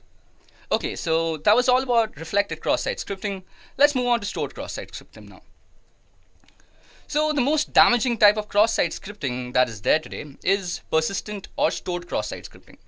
In stored cross-site scripting attacks, in stored cross-site scripting attacks, the attacker is injecting a script into the database that is permanently stored on the target application. So a classic example is a malicious script inserted by an attacker in the comment field or on a blog or a forum post. So when a victim navigates to the affected web page now in a browser, the cross-site scripting payload will be served as a part of the web page, just like any legitimate comment would be. Now this means that the victim will be inadvertently ending up executing the malicious script once the page is viewed in the browser. Now let's also take a step-by-step look at how cross-site scripting in the stored version works. So the attacker uses one of the website's form to insert a malicious string into the website's database first. Now the victim unknowingly requests a page from the website, and then the website includes the malicious string from the database in the response and then sends it to the victim. Now the poor victim will be actually executing the malicious script inside the response and sending all the cookies to the attacker's server. So that's basically how stored or persistent cross-site scripting works. Now it's time for the last type of cross-site scripting, which is document object model based cross-site scripting. So DOM-based cross-site scripting is an advanced type of cross-site scripting attack. So which is made possible when the web application's client-side script writer uses provided data to the document object model. So basically it means that data is subsequently read from the document object model by the web application and outputted to the browser. So if the data is incorrectly handled in this place, an attacker can very well inject a payload which will be stored as a part of the document object model and then executed when the data is read back from the DOM. Now let's see how that actually happens. So first the attacker crafts a URL containing a malicious string and sends it to the victim. Now this victim is again tricked by the attacker into actually requesting the URL from the website. This is like the primary step in actually performing cross-site scripting. Now the third step is that the website receives the request but does not include the malicious string in the response. Here's the catch of DOM-based cross-site scripting. So now the victim's browser executes the legitimate script inside the response, causing the malicious script to be inserted into the page. That is basically into the inner HTML attributes. And the final step is then the victim's browser then executes the malicious script inserted into the page and then just sends the victim the cookies to the attacker's server. Now, if you guys must have realized, in the previous examples of persistent and reflected cross-site scripting, the server inserts the malicious script into the page, which is then sent as a response to the victim. Now, when the victim's browser receives the response, it assumes that the malicious script is to be a part of the page's legitimate content and then automatically executes it during page load as with any other script would be. But in a DOM-based attack, there is no malicious script inserted as a part of the page. The only scripts that are being actually automatically executed during the page load is legitimate part of the page. So that's the scary part. So the problem is that this legitimate script directly makes user input in order to add HTML to the page. So the malicious string is inserted into the page using inner HTML. So it's passed as HTML. So mostly people who are actually servicing or surveying any server for cross-site scripting attacks, they will not be actually checking the client side. So it's a very subtle difference, but it's very important. So in traditional cross-site scripting, the malicious JavaScript is actually executed when the page is loaded as a part of the HTML server. And in DOM-based cross-site scripting, the malicious JavaScript is executed at some point after the page has already been loaded, because the page's legitimate JavaScript treating user input is using it in an unsafe way. So now that we have actually discussed all the three types of cross-site scripting that is widely available today, now let's see what can actually happen if you were actually a victim of cross-site scripting. So let's see what can happen if you actually were a victim of cross-site scripting. So the consequences of what an attacker can do with the ability to execute JavaScript on a web page may not immediately stand out to you guys, but especially since browsers like Chrome run JavaScript in a very tightly controlled environment these days, and JavaScript has very limited access to users' operating systems and user files. But when considering that JavaScript has the access to the following that we're going to discuss, we can only see how creative JavaScript attackers can get. So firstly, with malicious JavaScript has access to all the same objects that the rest of the web page has. So this includes a thing called cookies. Now cookies are often used to store session tokens, and if an attacker can obtain a user session cookie, they can impersonate that user anywhere on the internet. Secondly, JavaScript can read and make arbitrary modifications to the browser's document object model. So your page will just be incorporated with all sorts of scripts and viruses without you even knowing from the server side. Now, JavaScript can be used with the XML HTTP request to send HTTP requests with arbitrary content to arbitrary destinations. And the most scary part is that JavaScript in modern browsers can leverage HTML5 APIs, such as accessing a user's geolocation, webcam, microphone, and whatnot, and even specific files from the user's file system. Now, while most of these APIs require the users to opt in, cross-site scripting in conjunction with some very clever social engineering can bring an attacker a very long way. Now, the above in combination with social engineering, as I just said, allows an attacker to pull off advanced attacks including cookie theft, key logging, phishing, and identity theft too. Now, critically, cross-site scripting vulnerabilities provide the perfect ground for attackers to escalate attacks to more serious ones. So now that we understand what cross-site scripting attacks are and how damaging they can be to your application, let's dive into the best known practices that are actually followed to prevent them in the first place. So the first mechanism that is used is called escaping. So escaping data means that taking data an application has received and ensuring that it's secure before actually rendering it for the end user. Now, by escaping user input, key characters in the data received by a web page will be prevented from being interpreted in any malicious sort of way. Now, in essence, you're censoring the data your web page receives in a way that will disallow characters, especially those brackets that begin the HTML attributes, like in HTML and IMG. So these will be stopped from being rendered, which would otherwise cause harm to your application and users and database. But if your page doesn't allow users to add their own code to the page, a good rule of thumb is normally to escape any and all HTML, URL, and JavaScript entities. However, if you are running a forum and you do allow users to add rich text to your content, you have a few choices. So firstly, you will need to carefully choose which HTML entities you will escape and which you won't, or by replacement format for raw HTML such as Markdown, which will in turn allow you to continue escaping all the sorts of HTML characters. Now, the second method that is normally used is called validating input. So validating input is the process of ensuring an application is rendering the correct data and preventing malicious data from doing harm to the site, the database, and the users. So while whitelisting and input validation are more commonly associated with stuff like SQL injection, they can also be used as an additional method of prevention for cross-site scripting attacks. So input validation is especially helpful and good at preventing cross-site scripting in forms, as it prevents a user from adding special characters into the fields instead of refusing the request completely. But input validation is not the primary method of prevention for vulnerabilities, such as cross-site scripting and even SQL injection for that example, but instead they help to reduce the effects should an attacker actually discover such a vulnerability in your system. Now, the third way to prevent cross-site scripting attack is to sanitize user input. So sanitizing data is a strong defense, but should not be used alone to battle cross-site scripting attacks. It's totally possible that you find the need to use all three methods of prevention in working towards a more secure application. Now, as you guys might notice, that sanitizing user inputs is especially helpful on sites that allow HTML markup to ensure data received can do no harm to users, as well as your database by scrubbing the data clean of potentially harmful markup and changing the unacceptable user input into an acceptable format. Okay guys, so that was all the theory about cross-site scripting, and it's time for the demo right now. So for the demonstration now, I'm going to be showing you guys the three types of cross-site scripting that we have discussed throughout the course of this session.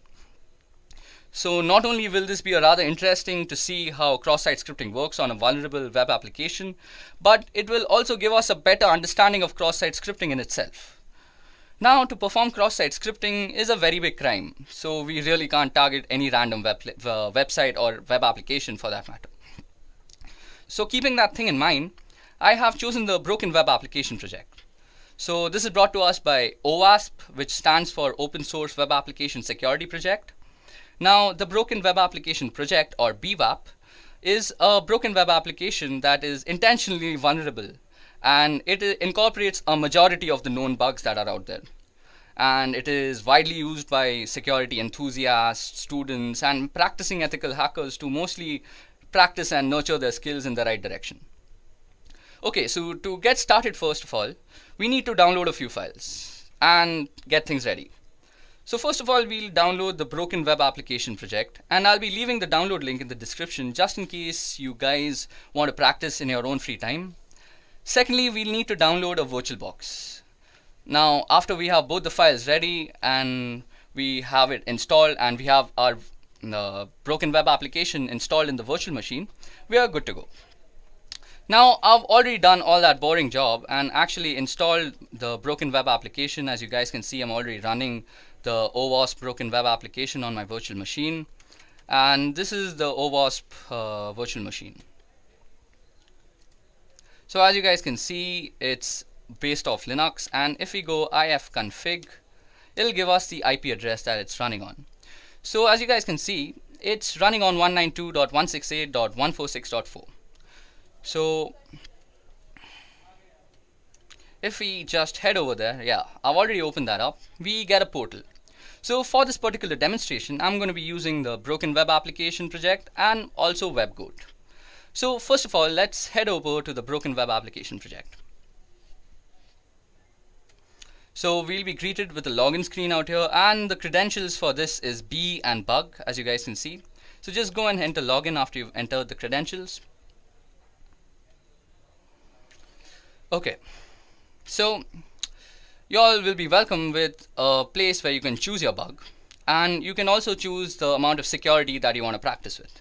So since this is a very simple demonstration, I'm going to set the security to low, and the first thing that we're going to test is actually reflected cross-site scripting. So reflected cross-site scripting mostly has things to do with the GET request when we are actually coding on the back end. So let's see. So first of all, we go ahead and choose reflected cross-site scripting for the GET method, and we go and press hack. Now we'll be presented with a form. Now form is a very good way of actually showing reflected cross-site scripting, because normally when an attacker will be trying to attack you, he'll be trying to send you a form or any way you can actually input something into his server. So interestingly, if we go and just input nothing into these two fields and just go, we'll see the URL change out here. So firstly, you guys see that the fields are very clearly visible, and these are the two fields, and that means that it's an unencoded input. So this is a very rich place to actually practice your web vulnerability and penetration testing skills. So if I were a hacker, I would try and run a script out here. So if I were to go script, and I've already practiced a few out here, as you guys can see. So if we go script alert, this is an example of reflected XSS. Yeah, and if we go and just end the script out here, this is going to actually render the JavaScript input as a part of the page, and we are going to get an output because of this. So that's how reflected cross-site script is actually working. So as you guys can see, what am I saying? As you guys can see, the web application has actually rendered our JavaScript, and now we can see that reflected cross-site scripting is actually working out here. So now you guys must have realized that in a practical scenario, this form must be sent to the victim and must be tricked into filling the form for the attack to be successful. Also, in more practical scenarios where sites are also having forms, they're going to be putting filters to the content of the input parameters such that you cannot run JavaScript in them, and you cannot also input any unencoded inputs into them. So that was all about reflected cross-site scripting. So now let's move on to stored cross-site scripting, which is the most dangerous form of cross-site scripting. Okay, so as I had discussed, the comment sections are normally the best place for actual stored cross-site scripting. So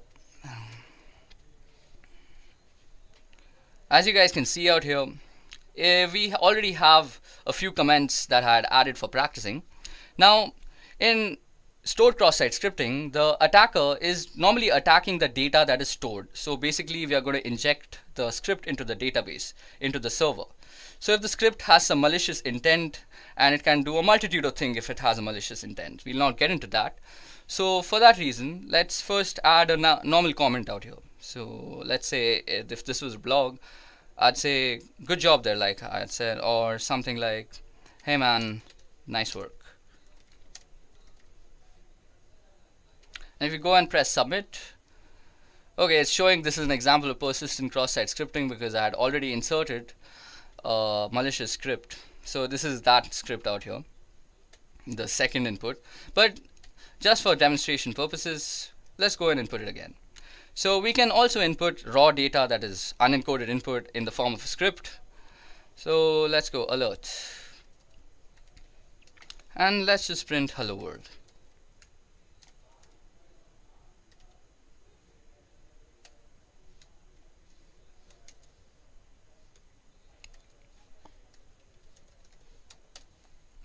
So if we go and press submit, so it first runs that other cross-site script, and then it'll say that this page isn't working. So this is also a very good example.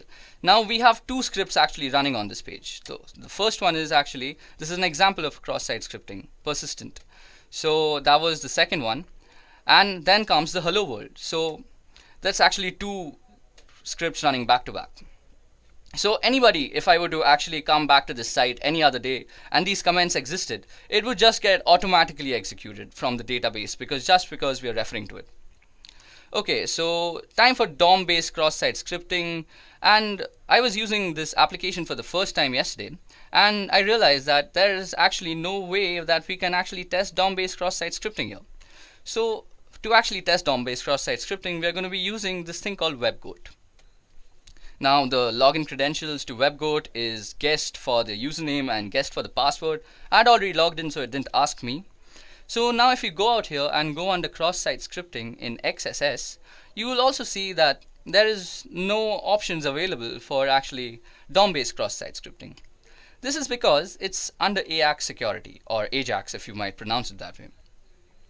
So this is under AJAX security because if you guys remember, we had just discussed that DOM-based cross-site scripting is a client-side cross-site scripting. So things like a normal script would normally be checked on the server side. But when we are talking on client side, we are talking about languages like HTML, AJAX, etc.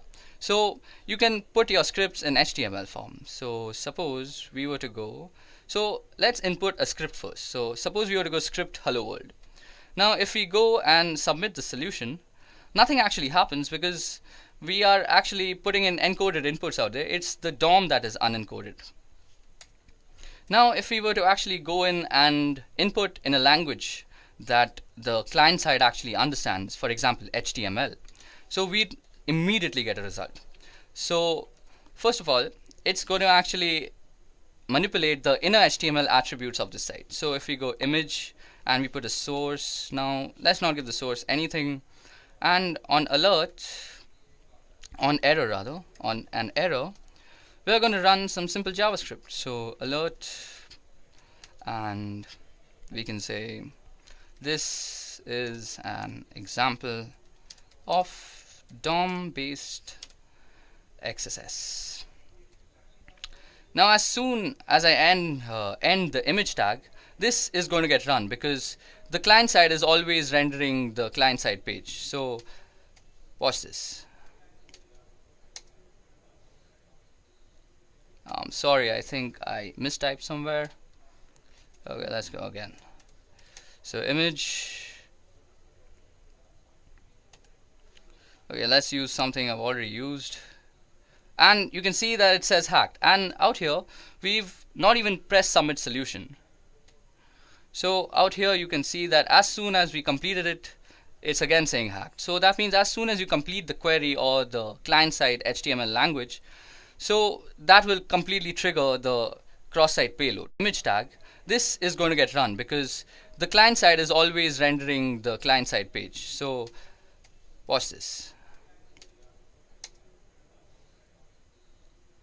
Sorry, I think I mistyped somewhere. Okay, let's go again. So image. Okay, let's use something I've already used. And you can see that it says hacked. And out here, we've not even pressed submit solution.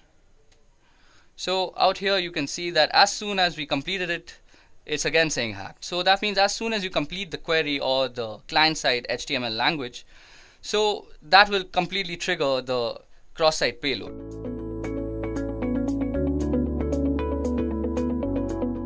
Firstly, let's go over what DOS and DDoS means. Now, to understand a DDoS attack, it is essential to understand the fundamentals of a DOS attack. DOS simply stands for denial of service. This service could be of any kind.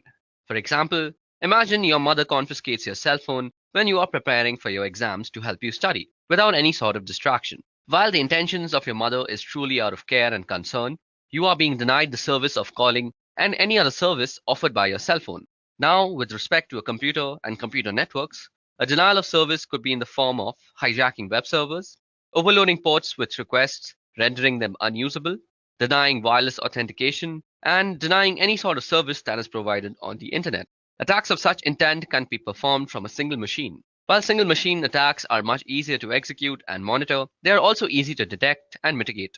To solve this issue, the attack could be executed from multiple devices spread across a wide area. Not only does this make it difficult to stop the attack, but it also becomes near impossible to point out the main culprit. Such attacks are called distributed denial of service or DDoS attacks. Now let's see how they work. The main idea of a DDoS attack, as explained, is making a certain service unavailable. Since everything that is attacked is in reality running on a machine, the service can be made unavailable if the performance of the machine can be brought down. This is the fundamental behind DOS and DDoS attacks.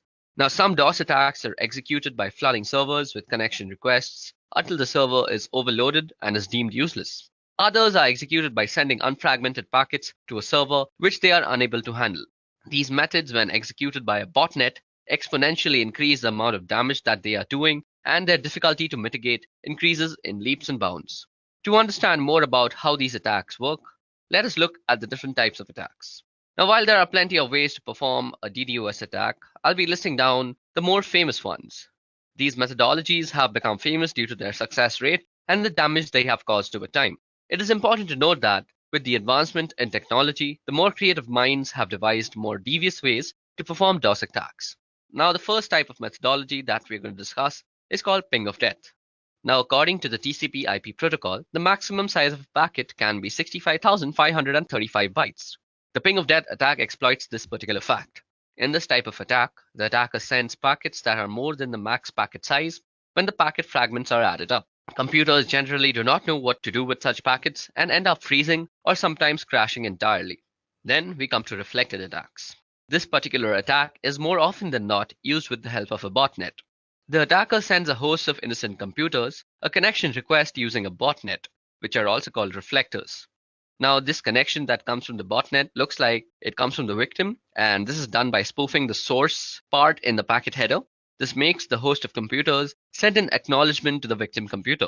Since there are multiple such requests from the different computers to the same machine, this overloads the computer and crashes it. This type of attack is also known as a Smurf attack. Another type of attack is called mail bomb. Now, mail bomb attacks generally attack email servers. In this type of attack, instead of packets, oversized emails filled with random garbage values are sent to the targeted email server. This generally crashes the email server due to a sudden spike in load and renders them useless until fixed. Last but not the least, we have the teardrop attack. So in this type of attack, the fragmentation offset field of a packet is abused. One of the fields in an IP header is the fragment offset field, indicating the starting position or offset of the data contained in a fragmented packet relative to the data in the original packet. If the sum of the offset and the size of one fragmented packet differs from that of the next fragmented packet, the packets overlap. Now, when this happens, a server vulnerable to teardrop attacks is unable to reassemble the packets, resulting in a denial of service condition. Okay, so that was all the theoretical portion of this video. Now it's time to actually perform our very own DDoS attack. Okay, so now that we finished the theoretical part of how DDoS actually works and what it actually is with its different types, let me just give you guys a quick demonstration on how you could apply a denial of service attack on a wireless network anywhere around you. Like this could be somewhere like Starbucks where you're sitting, or this could be a library also, or your college institution. No matter where you're sitting, this procedure will work. So the first thing we want to do is actually open up a terminal, as because we will be doing most of our work on a command line basis. Now for this particular demonstration, we will be actually using two tools. First is AirCrackNG, which is a suite of tools which contains AirCrackNG, AirmonNG, AirReplayNG, and AeroDumpNG. So these are the four tools that come along with it. And the second one that we'll be using is called MacChanger. Okay, so let me just put my terminal on maximum so you guys can see what I'm actually writing out. So first thing we want to do is actually log in as a root. So let me just do that quickly. So because we need to log in as root because most of the stuff that we're going to do right now will need administrator access. Now, the first thing we want to do is check out our wireless network card's name, and we can do that easily by typing ifconfig. Now you can see that my wireless card is called WLO1, and we get the MAC address and we also get the IPv6 address. So that's my wireless network card, and we'll be actually setting that up in monitor mode. Now, before we actually go into and start up our network card in monitor mode, let me just show you how you can install the two tools that I just spoke about, that is AirCrackNG and MacChanger.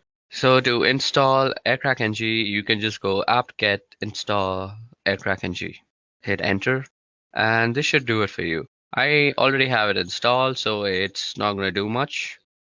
To install MacChanger, you could just go the same command, that is apt-get install MacChanger, and you can check if both the tools have been installed properly by opening the manual pages by typing man AirCrackNG, and this will open up the manual page for you. And let's also do the same for MacChanger. So what we're going to do first is set up our network interface card into monitor mode. So to do that, all we have to do is type ifconfig, and we need to put our network interface card down. So we go WLO1 down, and with the command iwconfig, we go mode monitor. Don't forget to specify the interface that you're working on. So iwconfig WLO1 mode monitor. And all we have to do now is put it back up. So what we are going to type is ifconfig WLO1 up. You can check the mode. It'll say managed if it's in monitoring mode. So as you guys can see, it says mode managed. So that's how we're going to go ahead.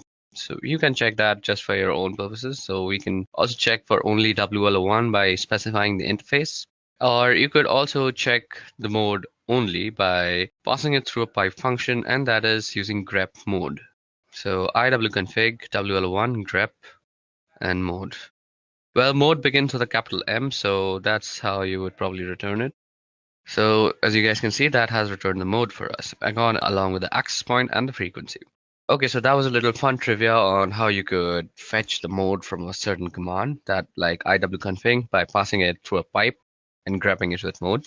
Grab basically means grab. Okay, so now moving on, we'll get to the more important stuff now. So firstly, we need to check for some sub-processes that might still be running and that might actually interfere with our scanning process. So to do that, what we do is airmonng check and then the name of the interface. Now, as you guys can see, I have the network manager that is running out here, and we need to kill that first, and that can be easily done by going kill with the PID. After that, you can run a general command called airmonng check and kill. So whatever it finds, it will kill it accordingly. And when it produces no results like this, that means you're ready to go, as there are no sub-processes running that might actually interfere with our scan.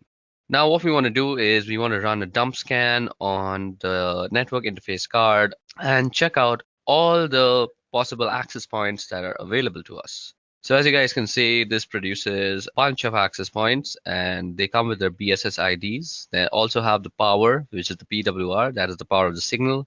And let me go down back again. So yeah, you can see the beacons, you can see the data, you can see the channels available. And what the BSS ID is, it's the MAC ID that is actually tied in with the ESS ID, which basically represents the name of the router. Now what we want to do from here is we want to choose which router we want to actually DOS. Now the whole process of DOSing is actually we will continuously de-authenticate all the devices that are connected to it. So for now, I have chosen Edureka Wi-Fi to actually DOS out. And once I send a de-authentication broadcast, it will actually de-authenticate all the devices that are connected to it. Now, this de-authentication is done with a tool called Air Replay, which is a part of the AirCrackNG suite of tools. Now, let us just see how we can use Air Replay by opening up the help command. So we go --help, and this opens up the help command for us. Now, as you guys can see, it shows us that we can send a de-authentication message by typing in the -0. and then we need to type in the count.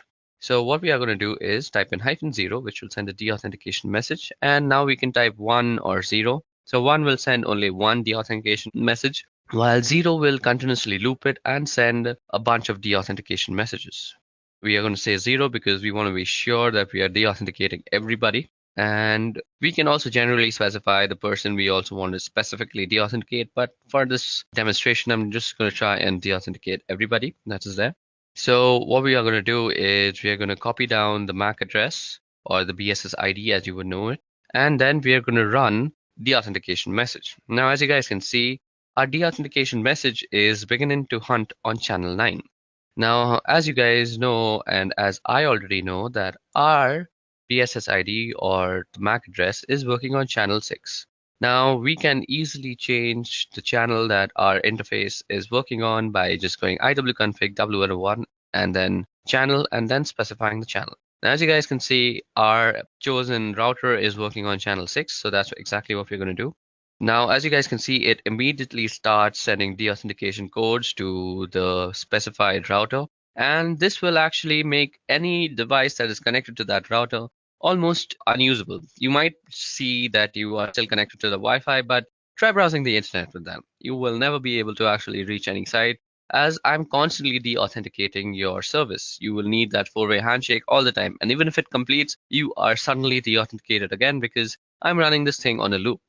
Now, you can let this command run for a few moments or how much of a time you want to DDoS that guy for. Well, this is not exactly a DDoS because you're doing it from one single machine, but you can also optimize this code to actually looks like it's running from several different machines. So let me just show you how to do that. We're going to write a script file to actually optimize our code a lot.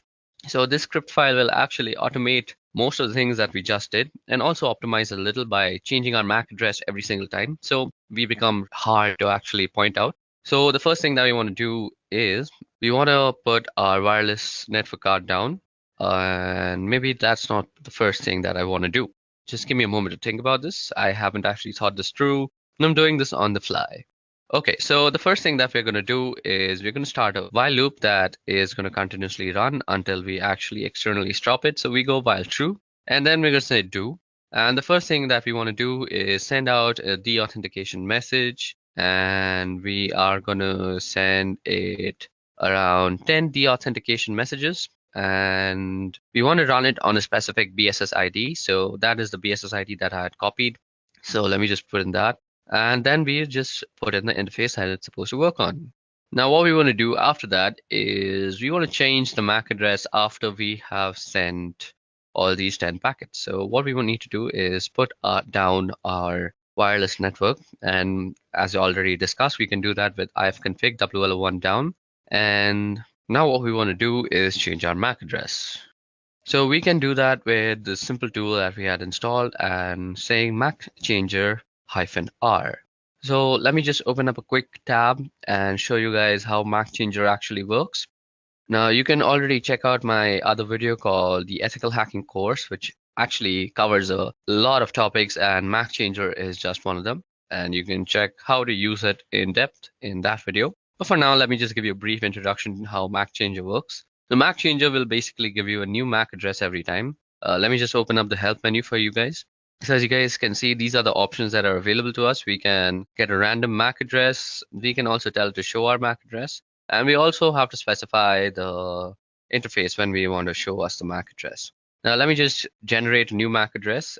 So you see out here that interface up or insufficient permissions is being shown. So this means we always have to put down our interface first. So let me just do that quickly. ifconfig WL1 down. And now what we want to do is give ourselves a new MAC address. And boom, roasted, we already have a new MAC address, as you guys can see from the new MAC part. Now, if we put back our network interface card and then try and show our MAC address again, we see that our current MAC and our permanent MAC are two completely different MAC addresses. And our current MAC and the new MAC are identical. So this is how you can actually generate new MAC addresses to spoof your own identity on the wire. And that is very useful in this case because the person you're attacking will be so confused as to what to do because your MAC address is changing every time. And there's no real solution to the situation that you're creating for him. At least I don't know of any solution. If you do know how to stop this for yourself, please leave it down in the comment section below and help the world a little bit.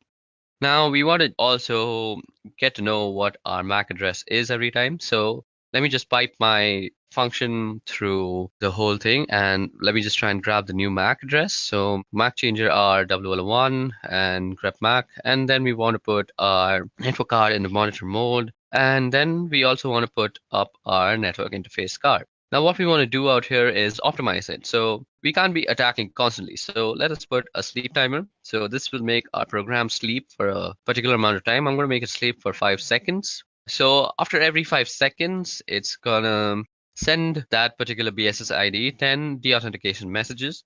Then it's gonna bring down my interface card. It's gonna change my MAC address. It's gonna put back the interface card into monitor mode and sleep for 5 seconds, and then repeat the entire process. And to end the script, let's just say done. So that will denote when the loop is done. Now let me just save it. Control O, Control X to exit. And there we go. Okay, so first of all, to actually run this, need to give it some more permissions. So as you guys can see, we already have it. Let me just put it in a much more readable format. Okay, so as you guys can see, our dos.sh doesn't really have executability. So we can do that with the command chmod. So I'm going to give it some executable permissions. So chmod plus x and then the name of the file. So this will actually change our dos.sh into a executable bash script. Okay, so it seems that we have done some error. So let's just go back into our bash script and check for the error that we have probably done. So nano dos.sh. Okay, so the thing that I am missing is that I forgot the -a that I'm supposed to put before putting the BSS ID in the air replay ng part of the code. So let me just go ahead and quickly do that. Okay, so now that that is done, let me just save it and quickly exit and see if this thing is working. Okay, so now we are trying to work out our script. Now, you guys should know that this EduReca Wi-Fi is my company's Wi-Fi, and I have complete permission to go ahead and do this to them. Also, my company's Wi-Fi is kind of secure, so every time it senses that a deauthentication message is being sent like that, it kind of changes the channel that it is working on. So these guys are really smart, smarter than me most of the time. And this time, I'm just going to try and force them to work on channel 6. So let me just go ahead and run my script once. Okay, so let me just check that they're still working on channel 6. Yep, they're still working on channel 6. Let me just check my script once if it's correctly done, if I have the perfect MAC ID. Let me just copy in the MAC ID just to be sure once again. So there you go, we've copied it. Let's go into the script and let's paste it out. Okay, so now that that is done and we have the MAC IDs and everything set up properly, let me just show you how to run the script. So you go dot and backward slash, and then you said dos.sh. Now you see that our thing is working on channel 8. So this will definitely not work and will say that BSS ID is not there. So what we need to do, as I had showed to you guys earlier, we can go iwconfig WL1 and change the channel to channel 6. Oops, I changed it to channel 8 again. This will not work. I'm sorry, that was my bad. So now that we have changed it to channel 6, you can see that it is sending everything immediately.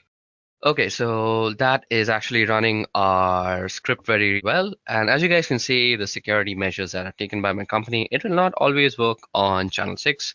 It'll keep rotating now until it finds a safe channel. So it really can't find a safe channel. I will always be DOSing on channel 6, and it will run sometimes and it won't run sometimes, but mostly with unsecure Wi-Fi that is running at your home mostly, this will work 100% times. So let me just stop this because my company will go mad on me if I just keep on DOSing them. So this brings us to the end of our demonstration. This is how you can always DOS your neighbors if they're annoying you. But remember, if you're caught, you could be prosecuted.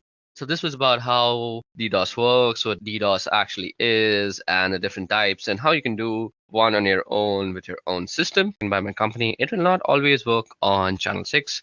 It'll keep rotating now until it finds a safe channel. So it really can't find a safe channel. I will always be DOSing on channel 6, and it will run sometimes and it won't run sometimes, but mostly with unsecure Wi-Fi that is running at your home mostly, this will work 100% times.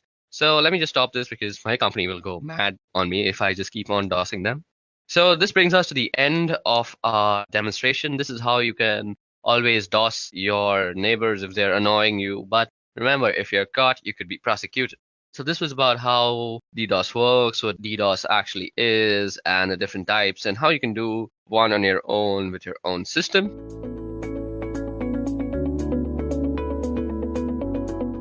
In early days of internet, building websites was straightforward. There was no JavaScript, no backend, no CSS, and very few images. But as web gained popularity, the need for more advanced technology and dynamic websites grew.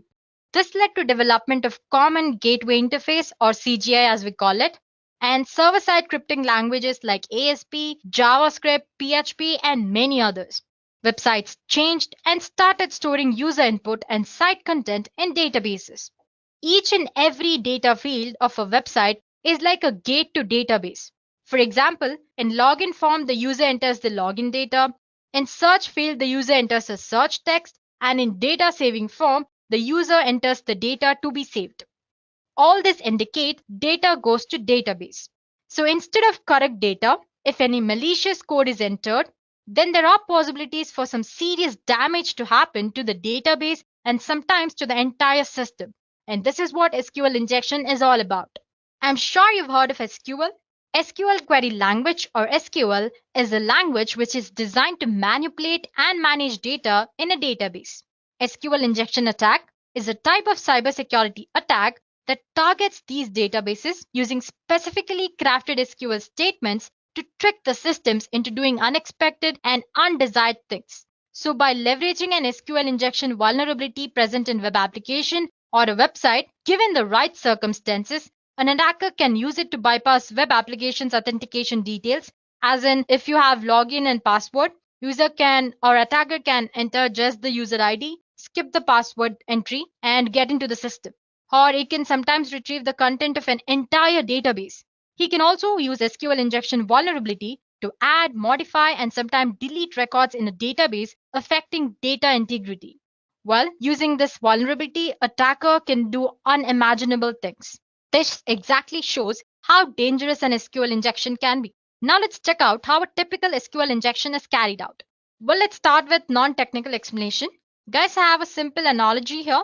So first, let's go through this. Once you understand this, you'll easily able to relate this with what SQL injection attack is.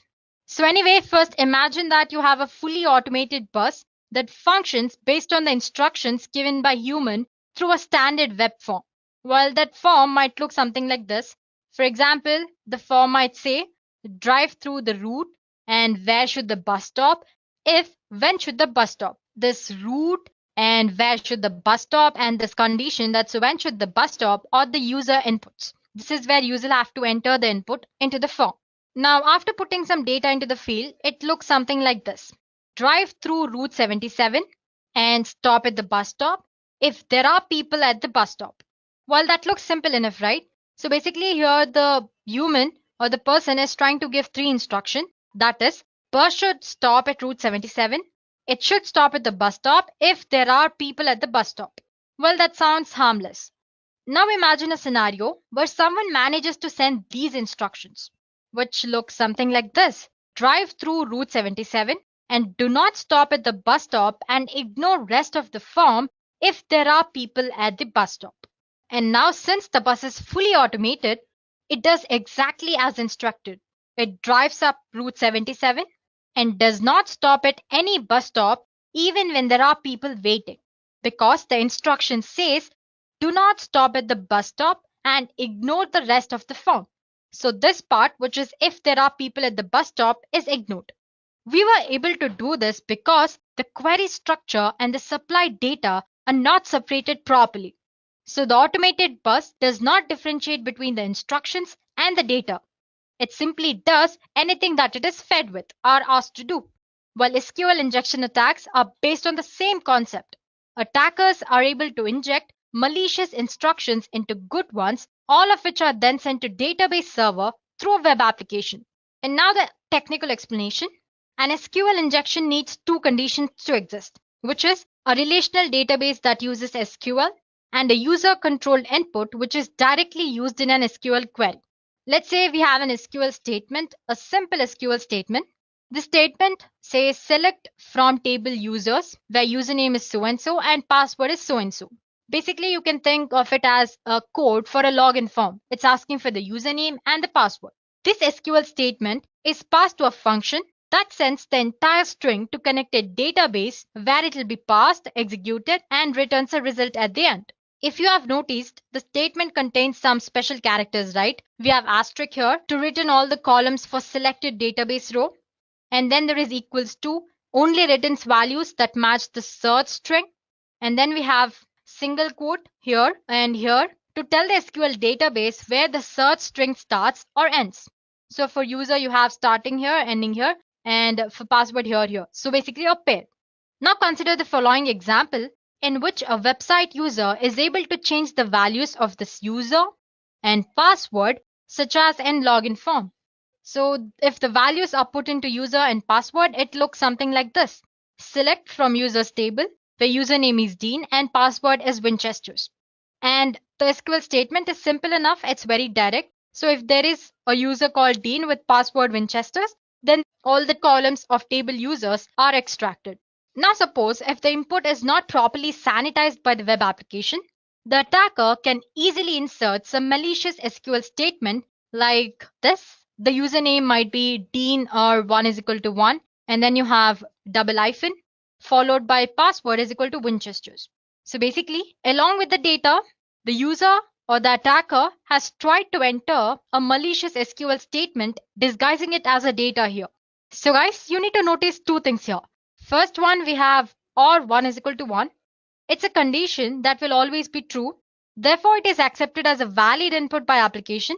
For example, if Dean is not a valid user or if there is no user called Dean in the database, application would consider the next value because there is or in between. Our next value is 1 is equal to 1, which always returns true. So basically, our input will be something like this, Dean or true. And if there is no user called Dean, the next input will be true and it will be taken as an input value and the values will be displayed. So the next part, which is double hyphen. I'm sure you know what double hyphen represents, right? Basically, it's commenting the next part of the SQL query. So it instructs the SQL parser that the rest of the line is a comment and should not be executed. So the part that's password part will be ignored. So basically what we're trying to do is we're trying to bypass the password authentication here. So once the query executes, the SQL injection effectively removes the password verification, resulting in an authentication bypass. By using double hyphen, we're commenting rest of the comment. And before that, using 1 is equal to 1, which is translated to true, we are trying to enter the database without even giving an valid value. So the application will most likely log the attacker in with the first account from the query result. And as you guys know, most of the time, the first account in a database is that of an administrative user. So basically by doing nothing or basically by giving some random data here, the attacker was able to extract the admin details. It sounds very dangerous, right? So that's all an SQL injection attack is all about. Basically, you're trying to manipulate the valid or the correct SQL statement as a malicious code and trying to extract data from the database. Now, what's the worst that could happen when you suffer an SQL injection attack? There are a number of things that an attacker can do when exploiting an SQL injection on a vulnerable website. First of all, he can access data without authorization. For example, by tricking the database into providing too many results for a simple query. Then he can extract sensitive information like social security numbers or credit card details. Next thing, he might somehow get in touch with authentication details of users registered on a website, and then he can use this information to log in during other attacks. He can also alter data in the database without authorization. For example, he can create fraudulent records or add extra users, or he might even actually delete the entire table.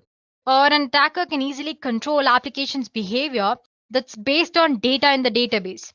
For example, by tricking an application into allowing a login without a valid password, which we saw earlier. I showed you how using an SQL injection attack, you can bypass an authentication mechanism or you can avoid password verification. Well, it all depends on the capabilities of an attacker, but the exploitation of an SQL injection vulnerability in a website or an application can lead to complete takeover of the database and the web server. It sounds as dangerous as it looks. Well, guys, there are different types or categories in SQL injection. Attackers can exfiltrate data from servers by exploiting SQL injection vulnerabilities in multiple ways. So guys, till now we've learned what SQL injection attack is and what worse could happen as a result of an SQL injection attack. Now let's explore different type of SQL injection attacks that there are. Attackers can exfiltrate data from data servers by exploiting SQL injection vulnerabilities in multiple ways. SQL injection mainly can be classified into three major categories, and that would be in-band SQL injection, inferential SQL injection or blind SQL injection, and then there is out-of-band SQLI. So let's begin with in-band SQL injection. In-band SQL injection is one of the most common and very easy to exploit when compared to other SQL injection attack types. In-band SQL injection occurs when an attacker is able to use same communication channel to both launch the attack as well as gather the result. It's further divided into error-based SQL injection and union-based SQL injection. Now talking about the next type, which is blind SQLI, or we can also call it inferential SQL injection. It usually takes much longer when compared to in-band SQL attack, but it is just as dangerous as any other type of SQL injection. So in this attack, no data is actually transferred via web application, and the attacker will not be able to see the result of an attack like in-band. That is why what we call it as the blind SQL injection. So basically here, an attacker reconstructs the entire database structure by sending payload, by observing the web application's response, and by resulting behavior of database server. So basically he observes and then attacks based on the data he finds out. It is further divided into blind Boolean based SQLI and then blind time based SQLI. And lastly, we have out of bound SQLI, which we'll discuss at the end. Okay, let's get started with error based and then we'll move forward with the other types. Okay, so here we go. Error based SQL attack. It's type of in-band SQL attack. It is a technique that relies on error message thrown by your database server to obtain information about the structure of the database. So basically, here an attacker will rely on the error message which is sent by the database server to manipulate the database. So an attacker can retrieve information such as table names and other content from visible database errors. If you guys notice, most of the times the errors are too detailed. Well, it's not necessary for the errors to be so detailed. Well, that's one, you can say, a drawback of database errors here. For example, let's consider this query. Well, don't get overwhelmed by the complicated way it looks. Anyway, you have a request here. With this valid data, I'm attaching an injection point, which says extract the version basically. That's all it is doing. The above query returns an error in which it displays version of MySQL that I'm using. So guys, as you can see, basically I'm using version parameter here, and this is my entire injection point. And using this version parameter, the query will result an error. In the error, it will display version of MySQL that I'm using. Similarly, I can fetch existing database, tables in the database, and finally the content which is present in the table. So the best way or the way to avoid here is you can avoid displaying database error messages in very detailed format, which in turn prevents hackers from fetching the information. So basically make errors as little informative as possible, up to the point. So that's all about the error-based SQL attack. So in simple terms, the attacker makes use of the information which is provided in the error to extract data from the database. Next type of attack is union-based. I'm sure you can understand by the name itself. Anyway, in this attacker, the attacker uses union SQL operator to combine the results of two or more select statement into a single result. And this result is then returned as a part of HTTP response. So here's an example. So as you can see, I have an HTTP response here, which ID is equal to 1. Till here, it's a valid statement. After that, it's our injection point. We are trying to use select MySQL, which is a standard database name, and union operator select version. So basically, this will again display the version of MySQL that I'm using. So these are two different kind of in-band SQL types. Moving on to next type, which is Boolean. So like I said earlier, guys, this inferential or blind SQL injection are referred to as blind because no data is actually transferred via web application, and the attacker will not be able to see the result of an attack here. Okay, so the first type, which is Boolean based. So when an SQL query fails, sometimes some part of web page or disappear. I'm sure you might have noticed, right? Suppose if you're entered something wrong in the URL, sometimes the page which you're viewing either disappears or it might change the entire website or it might fail to load anyway. These indications allow attackers to determine whether the input parameters is vulnerable and whether it allows extraction of data. This attack is typically very slow, especially on large databases, since an attacker would need to enumerate a database character by character. So guys, for example, you can see the query which is on the screen. With this request, the page should load as usual if the database version is 5x, but if it behaves differently, for example, like it might display an empty page or half the details of the website are gone, then you can consider the website version is different, indicating if the website is vulnerable to an SQL injection or not. So basically what he does is here, the attacker gives some sort of input. He observes what kind of response does a database server gives to that query. Based on that, he'll determine if it's possible to exploit the SQL vulnerability present in that application, or if at all the SQL vulnerability is present or not. So that's all about Boolean based. Then comes the time based SQL injection. In some cases, even though a vulnerable SQL query does not have any visible effect on the output of the page, it may still be possible to extract information from an underlying database. Hackers determine this by instructing the database to wait or sleep a stated amount of time before responding.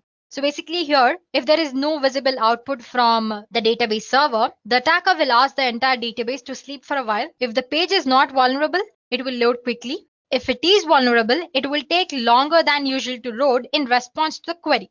So to execute that, the true function is changed to something like sleep 3, which instructs the database to sleep for 3 seconds. So basically, as you can see in this example, we are instructing the database to be sleep for 3 seconds. If the page takes longer than usual to load, we can assume that the database version is 5.x.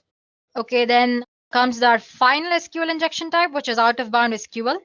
It's not very common. Sometimes only way an attacker can retrieve information from a database is use some sort of out of band techniques. Usually these type of attacks involve sending data directly from the database server to a machine that is controlled by the attacker. So guys, these are the major categories of an SQL injection. And now that we've learned the theory part, it's better if we know how to actually perform them in reality. So let's explore at least a few of these types, if not all.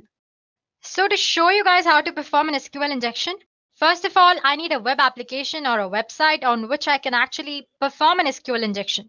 There are a lot of web applications which are vulnerable.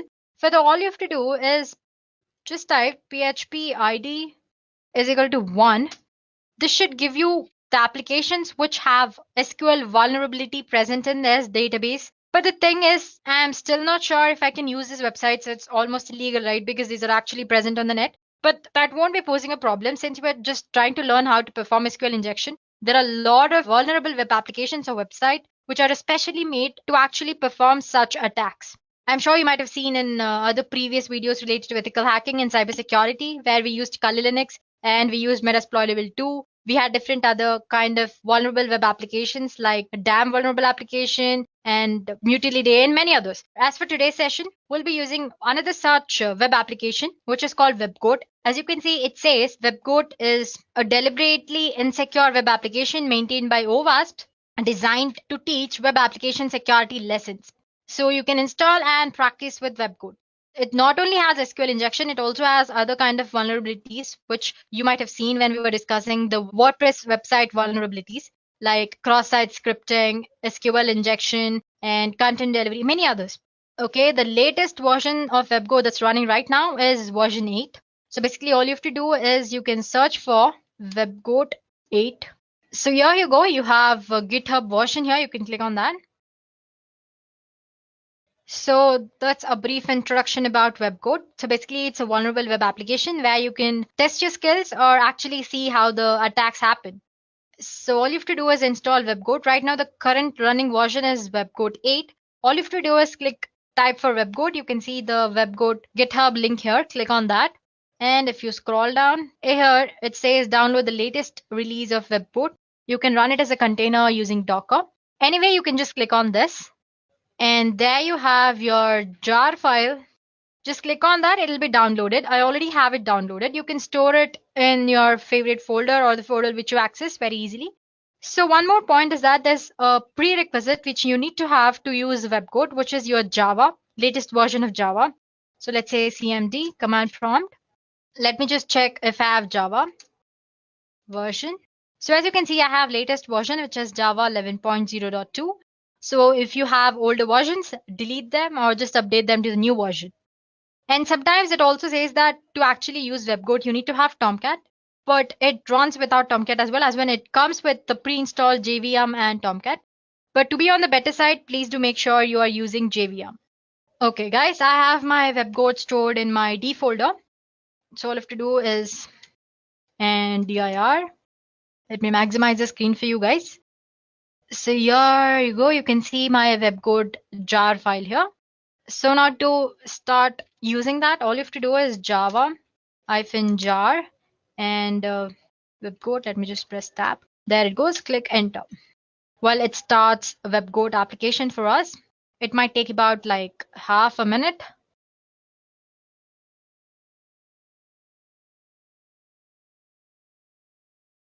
So guys, it has started. It says Tomcat started at port 8080 and it says started WebGoat in so many seconds. As in it says, it took so many seconds to actually install at the start the WebGoat application. Now we go back to a browser. Here I type for localhost. Okay, that's WebGoat login page. So guys, here we go. We are into the application. Well, if you haven't registered, if you're using it for the first time, all you have to do is click on this register new user and create a username and password. Okay, let's create a username. Let's say Deepthi, password, some password, and agree. It's as easy as that, and click on sign up. It says it must be between 6 and 10.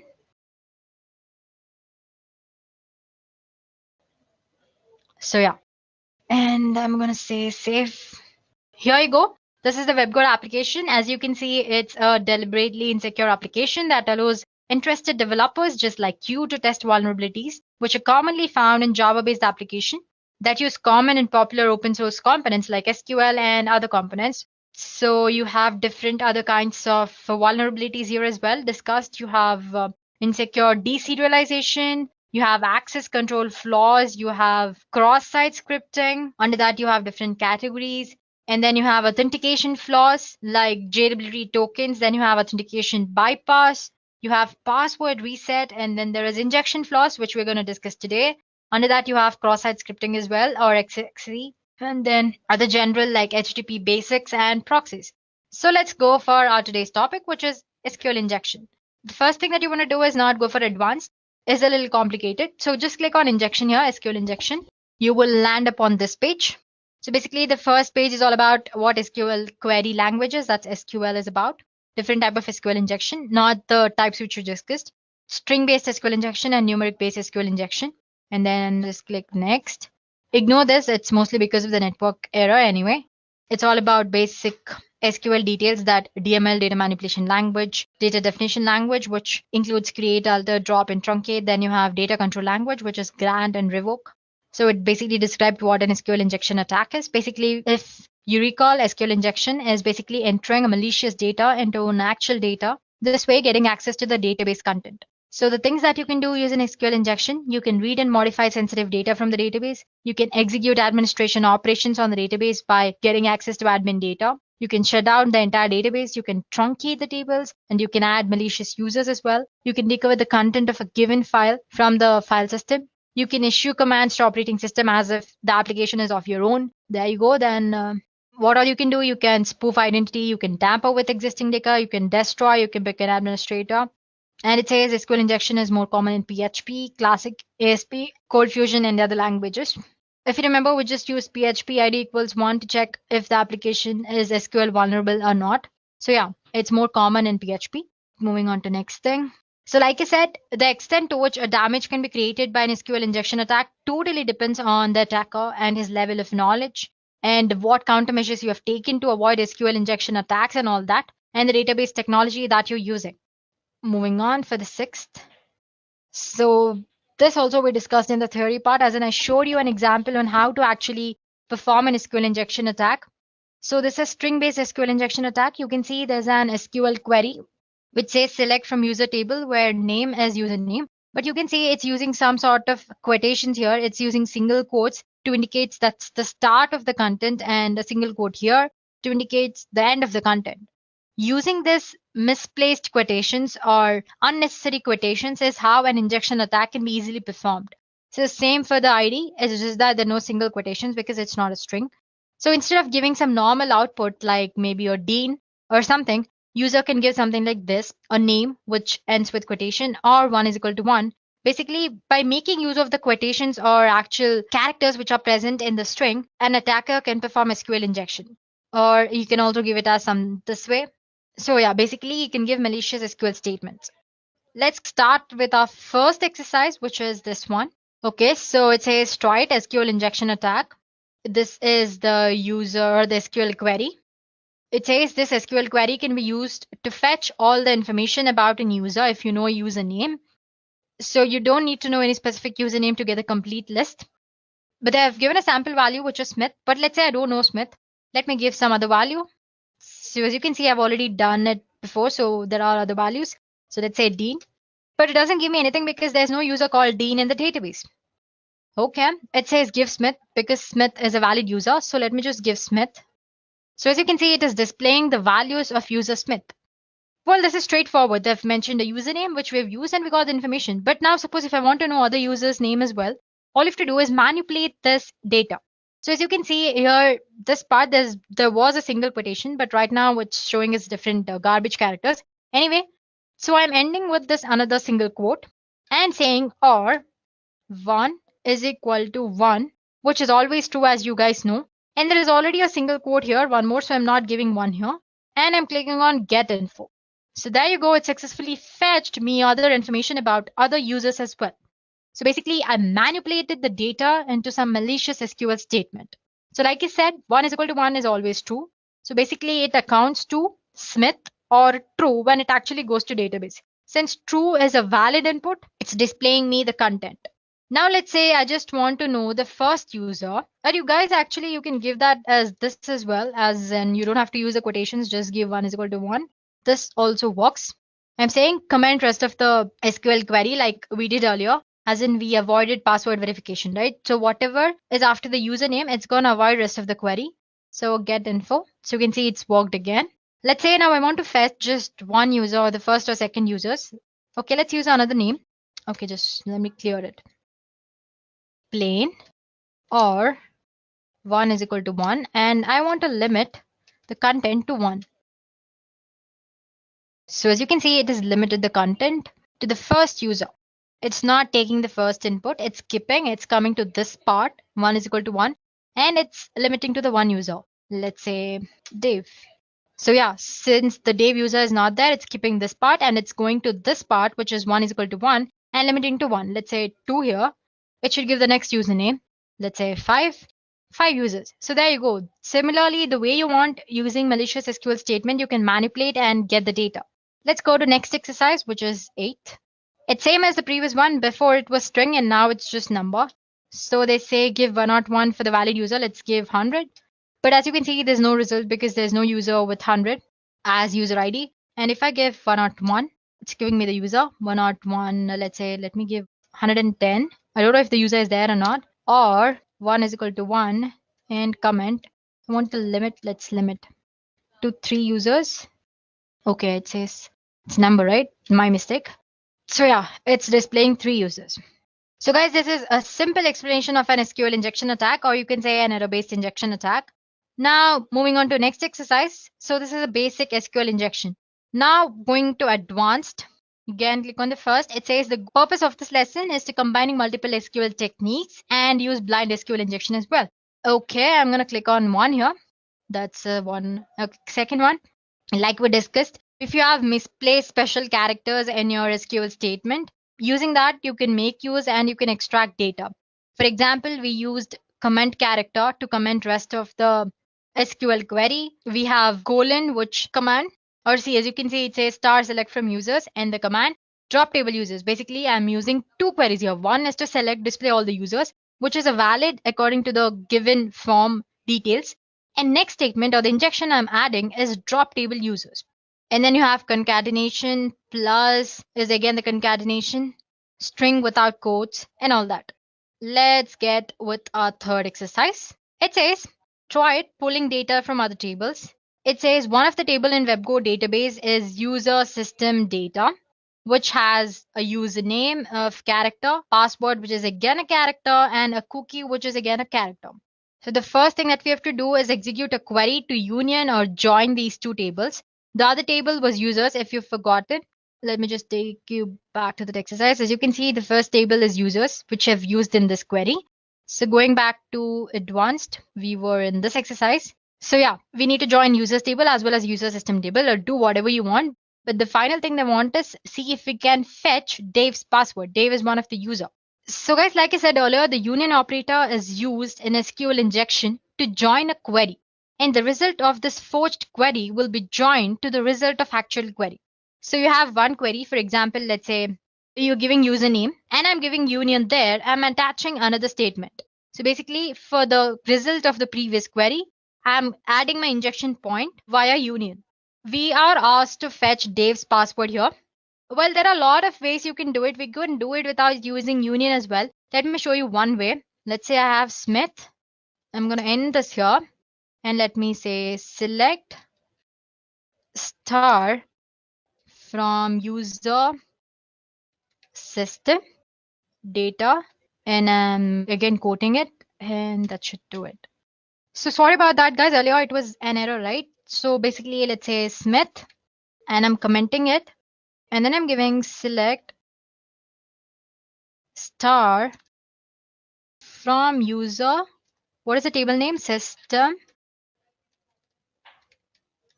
data in the query and comment the rest. So as you can see, it has fetched the password of Dave. This is one way of doing it. But then we explored error-based SQL injection earlier. Now I want to show you how to use union command to extract or to perform this exercise. Anyway, so basically, like I said earlier, again, you can use union to combine two results. So the first thing you need to do is you need to know the number of columns in your user tables. For that, the simple thing that you can do is Smith. You can use group by or order by. Both of them works fine. I'm using order by 1 and let me comment it. It is giving me some sort of output. So I can say number of columns is more than 1 or actually 1. Let me try one more. 2 comment. It's still giving output. Let's give 3, 4, 5, 6, 7. It's still giving me output. Let me try go for 8. Yeah, as you can see, when I've given till 8, it says invalid order by expression. It's because, as you can see, if I give 7, the number of columns here are 7. User ID, that's 2 first name, 3, 4, 5, 6, and 7. Total number of columns is 7. And when I give it 8, it's giving me error because the number of columns are just 7. So this way, based on the error it's displaying, you can actually extract data or you can actually know. So now that we know there are 7 columns, I'm going to use union statement. Remember guys, when you're giving union, in the select statement, the number of fields or the number of columns that you're giving should be same number of columns as in the users table. That's 7. That's why we found the number of columns. The values are needed because the two queries must have equal number of columns in order to avoid syntax error.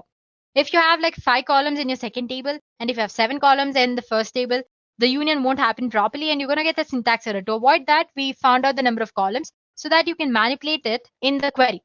For example, let's say Smith, and now the union select user ID, 7 columns, user ID, then password. Let's give username as well, username, password, then cookie. Make sure the data types is right as well, matching, then cookie, then user ID. Let me just count. So I have 1, username 2, that's 3, password 4, 5, 6 the field, and 7 user ID. From which user table? That's user SYSTEM system. Sorry about the mistakes, guys. Data, and comment the rest of the session. Now if I give get info, as you can see, it is fetching the information. So basically we used union operator. We combined that with actual getting, which was name.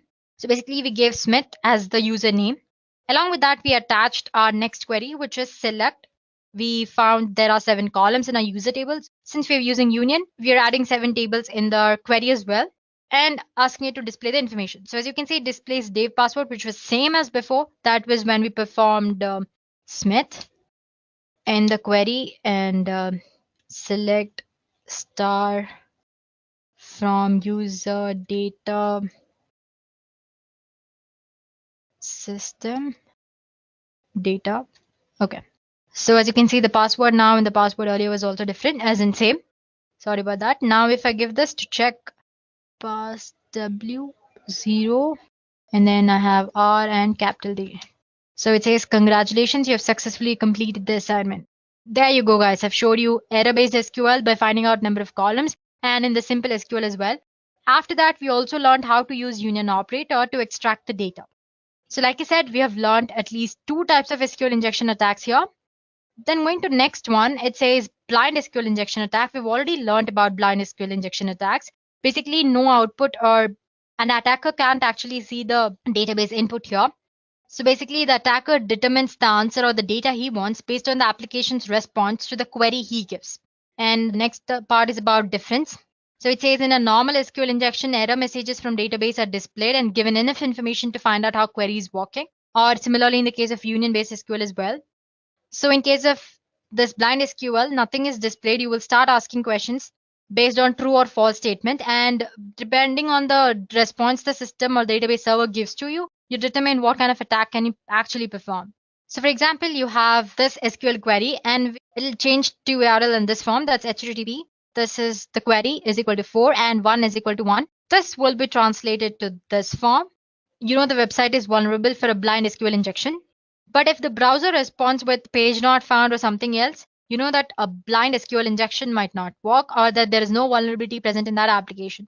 Similarly, you can go ahead and change 1 to 2, which will not return anything because obviously the query returns false, which 1 is not equal to 2, right? So basically it equates to some content or data and false. Now, how do we actually take the advantage of above true or false thing? So here you go. I have my actual data, which is http myshop.com, article is equal to 4. And this is my injection point substring. I'm trying to find database version here. Similarly, you can also find the number of databases present, the database's names, tables present in database, and actual content of the database and all that. If the Boolean blind SQL injection doesn't work, you can always go for time-based blind injection. Basically here, instead of true, you're replacing by some time limit, say sleep for 3 seconds. Even after giving that, if the application actually loads properly, it means there's no SQL vulnerability. If it takes a little time to load, then it means that there is some sort of SQL vulnerability and you can exploit that. So there you go. And our next assignment is, it says, now that you know all the basics of SQL injection, go ahead and log in as a Tom. Well, you can obviously cannot do the thing which we did earlier, that's try Smith or 1 is equal to 1, because as you know, there's no user called Tom there. So guys, go ahead and try this exercise on your own and see if you have understood the concept properly. If not, you can always post in the comment section below and we'll get back to you guys. So as for this session, this is more than enough. We have explored the basic SQL injection as well as advanced. So there you go, guys. Now you know what SQL injection attack is and how an actual SQL injection is performed in reality. So the first step you do is to discover SQL injection vulnerabilities by routinely testing your application using both static testing as well as dynamic testing. Secondly, you avoid and repair SQL injection vulnerabilities by using parameterized queries. I'm sure you know that programming languages talk to SQL databases using database drivers, right? These database drivers allow an application to construct and run different type of SQL statements against the database, extracting and manipulating data as they need it. And these parameterized statements make sure that the parameters or the input which user gives passed into SQL statement are treated same way as the data rather than a part of SQL command. So what I'm saying is that earlier I said that all you have to do in SQL injection attack is insert malicious data into a actual proper data, right? So, and this malicious data is treated as an SQL statement. So if you used parameterized queries, this malicious SQL code won't be treated as an SQL statement. Instead, it will be treated equal as some data, input data. And there's one more way you can protect against SQL injection. Many development teams prefer to use object relational mapping or ORM frameworks to make the translation of SQL result sets into code object more seamless. And then comes the third thing, which if you are unable to use parameterized queries or a library that writes SQL for you, the next best approach is to ensure proper escaping of special string characters. So basically, you can use escape characters in your data. Well, escape symbol characters is a simple way to protect against SQL injection attacks, and many languages have standard functions to achieve this. You can enforce principle of least privilege. Application should ensure that each process or software component can access and affect only the resource it needs. as in it can't access the other data which is not actually related to it. Well, you can think of it in the same way that only certain bank employees have the access to an actual vault. So applying this restricted privileges can help mitigate a lot of risk around injection attacks. Sensibly designing access management in this way can provide a vital second line of defense. So no matter how an attacker gets access to your system, it can mitigate the type of damage that they can possibly do. And finally, you can use a web application firewall. Well, they're not as effective as other measures, but they can help you identify SQL injection attempts and sometimes help you prevent SQL injection attempts from reaching the application as well. So guys, SQL injections are popular attack methods for cybercriminals. But by taking proper precautions such as ensuring that data is encrypted, performing security tests, and by being up to date with patches, you can take meaningful steps toward keeping your data very secure. There are a variety of ways an hacker may infiltrate an application due to web application vulnerabilities. So guys, stay informed and stay alert. No matter how an attacker gets access to your system, it can mitigate the type of damage that they can possibly do. And finally, you can use a web application firewall. Well, they're not as effective as other measures, but they can help you identify SQL injection attempts and sometimes help you prevent SQL injection attempts from reaching the application as well. So guys, SQL injections are popular attack methods for cybercriminals. But by taking proper precautions such as ensuring that data is encrypted, performing security tests, and by being up to date with patches, you can take meaningful steps toward keeping your data very secure. There are a variety of ways an hacker may infiltrate an application due to web application vulnerabilities. So guys, stay informed and stay alert.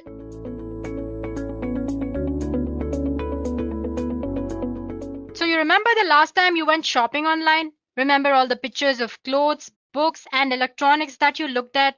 What if I tell you that those images weren't really for you? What if those pants you were looking at were really detailed blueprints of military installments? You would never know, right? This is the nature of steganography.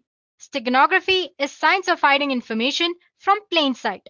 Secret communication is very important because if your message is important and if you do not want others to know about your message, then you use different kind of techniques to hide your message from third person. And steganography is one such technique. However, criminals and terrorist organizations are using this for their own purpose. So understanding how to hide data using steganography and prevent the data from being misused will be very helpful. However, to talk about steganography, we should consider its predecessor, cryptography, which is science of writing its secret codes. Basically, cryptography makes messages meaningless to the casual reader by encrypting the data using set of rules which are known to both sender and receiver. Only the intended receiver with the decryption key can extract the actual message. Thus, when an attacker discovers the message, it is still difficult for him to get the secret message.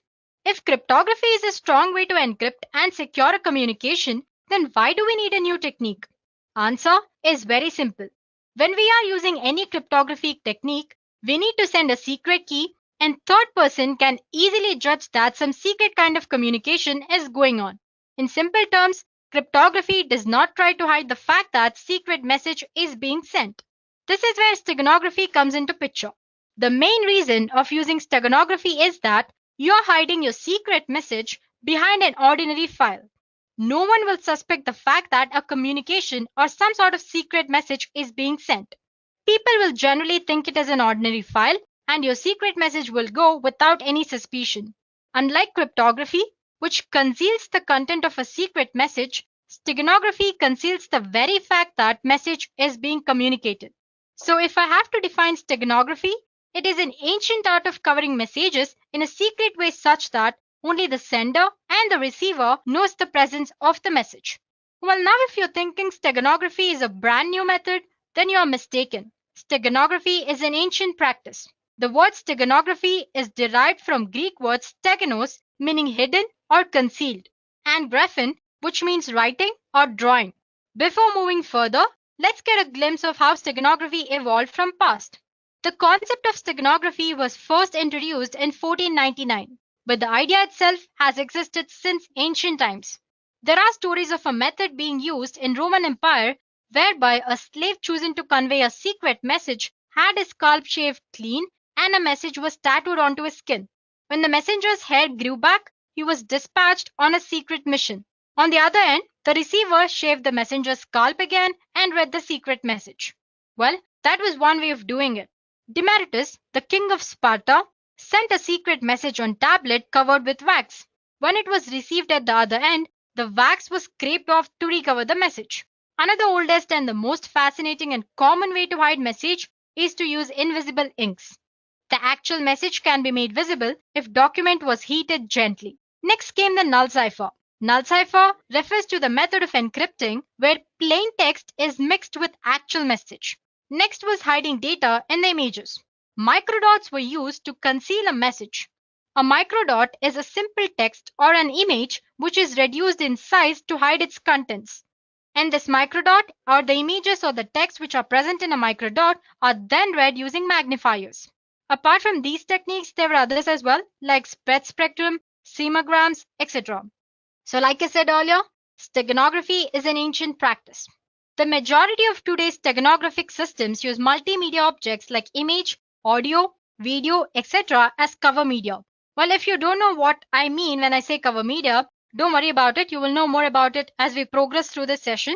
But for now, cover media is a place where you actually store your hidden information or you store your secret information. So based on the type of cover media, steganography is divided into multiple types. To begin with, we have text steganography. Text steganography is hiding information inside the text files. It involves things like changing the format of existing text, changing words within a text, generating random character sequences, or using some sort of context-free grammar to generate readable text. Well, there are different methods to hide data in text. Some of the popular ones include format-based method, random and statistical generation, linguistic method. Moving on, we have image steganography. This is nothing but hiding data in an image. It's one of the most popular way of hiding data because in image, there are huge number of bits present in digital representation. So it's easy to store or hide data in an image. There are a lot of ways to hide your information inside an image. Common approach includes LSP steganography, which we'll be discussing in detail later. And then there is masking and filtering, some sort of encryption techniques, and many others. Moving on, audio steganography. It sounds according to its name. In audio steganography, a secret message is embedded into an audio signal, which alters the binary sequence of corresponding audio file. Then there is video steganography. In video steganography, you can hide any kind of data in digital video format. The advantage of this type of steganography is that large amount of data can be hidden very easily. You can think of it as a combination of image steganography and audio steganography. Well, there are two classes of video steganography. One is embedding data in uncompressed raw video and then compressing it later.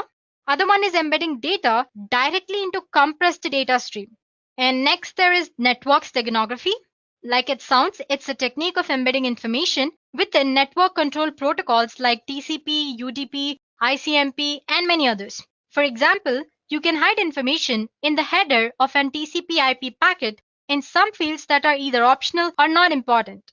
And finally, there's email steganography. It's not a very well-known type, but anyway, email that contains the files embedded within hidden information using steganography can be very difficult to detect as well as read.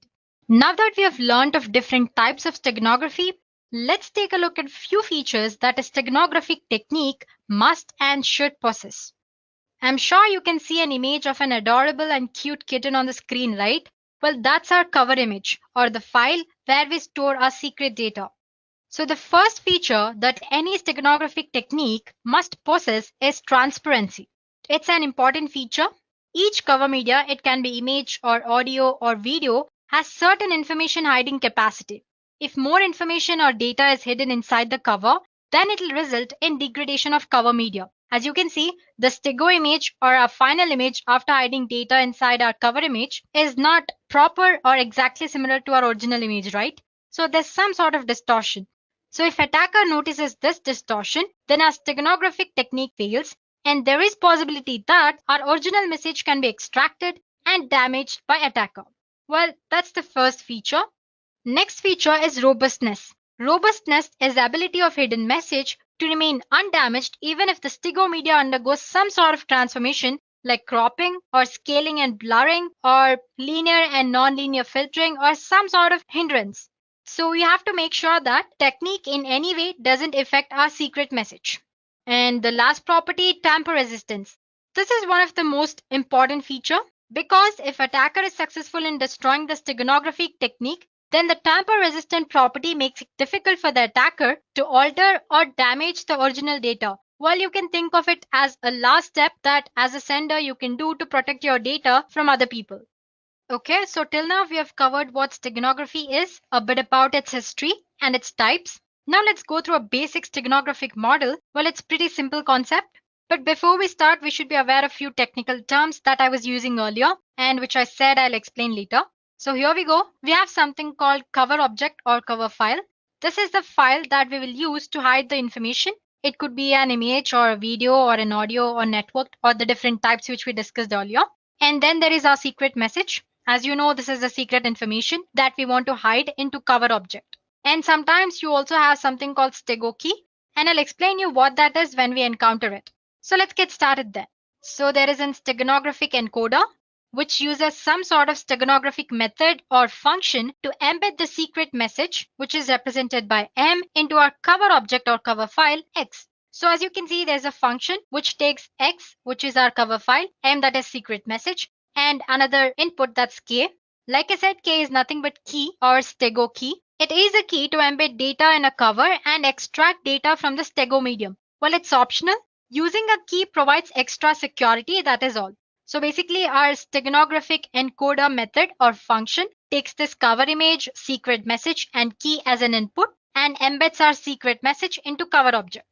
Embedding process generates a stego object and this stego object looks exactly like our cover object. Now, this stego object is sent to receiver through the network without any encryption here. So this is where our steganographic encoding process ends. Now, if on the other end, receiver wants to extract the secret message, all he has to do is feed the stego object into steganographic decoder, which also takes key as one of its input, and then as a result, he gets secret message which was intended for him. So like I said, it's a very simple process, right? So if I summarize, you have your cover file, which could be image, audio, or anything. And then you have your secret message. Both of them, along with the key, if you want, are fed into steganographic encoder. As a result, you get your stego object, which looks exactly same as cover object. And this stego object is sent to receiver through secure communication channel without or without encryption. On the other end, if receiver wants to extract the secret data, he feeds this stego object into steganographic decoder and he gets cover object and secret message as an output. So this is how steganography actually works. Well, if I want to make this process more secure, I can add one more step, which is encryption. Let's see how to do that. So like I said, there's a sender. Before actually feeding the secret information into steganographic encoder, he encrypts this secret message along with an encryption key. As a result, he gets a ciphertext, or like we discussed when we were discussing cryptography, the meaningless text or the ciphertext. This ciphertext along with steganographic key or stego key and cover file is fed into steganographic encoder. Embedding process generates a stego object, and this is where our encoding process ends. This stego object, which looks exactly like our cover object, is sent to receiver using a secure communication channel. Now on the other end, if the receiver wants to extract the secret message, he feeds this stego object along with stego key into steganographic decoder. As a result, he gets a ciphertext. And to decrypt the data, he feeds this ciphertext and the key, that's decryption key, into decryption algorithm. And as a result, he gets the secret message which was intended for him through the sender. So there you go, guys. That's simple. So like I said earlier, we discussed the most simple process. If you want to make it more secure, you can include encryption as well. So basically, any type of steganographic method or technique works this way. It's just that the type of algorithm they use or the encryption algorithm or the technique they use to embed data into an image or an video or it could be anything that's cover object is different. So guys, till now we've learned about what steganography is and how a steganographic technique actually works. It's time that we should learn about one of the most popular steganographic technique, which is LSP steganography. If you remember, earlier we talked about image steganography.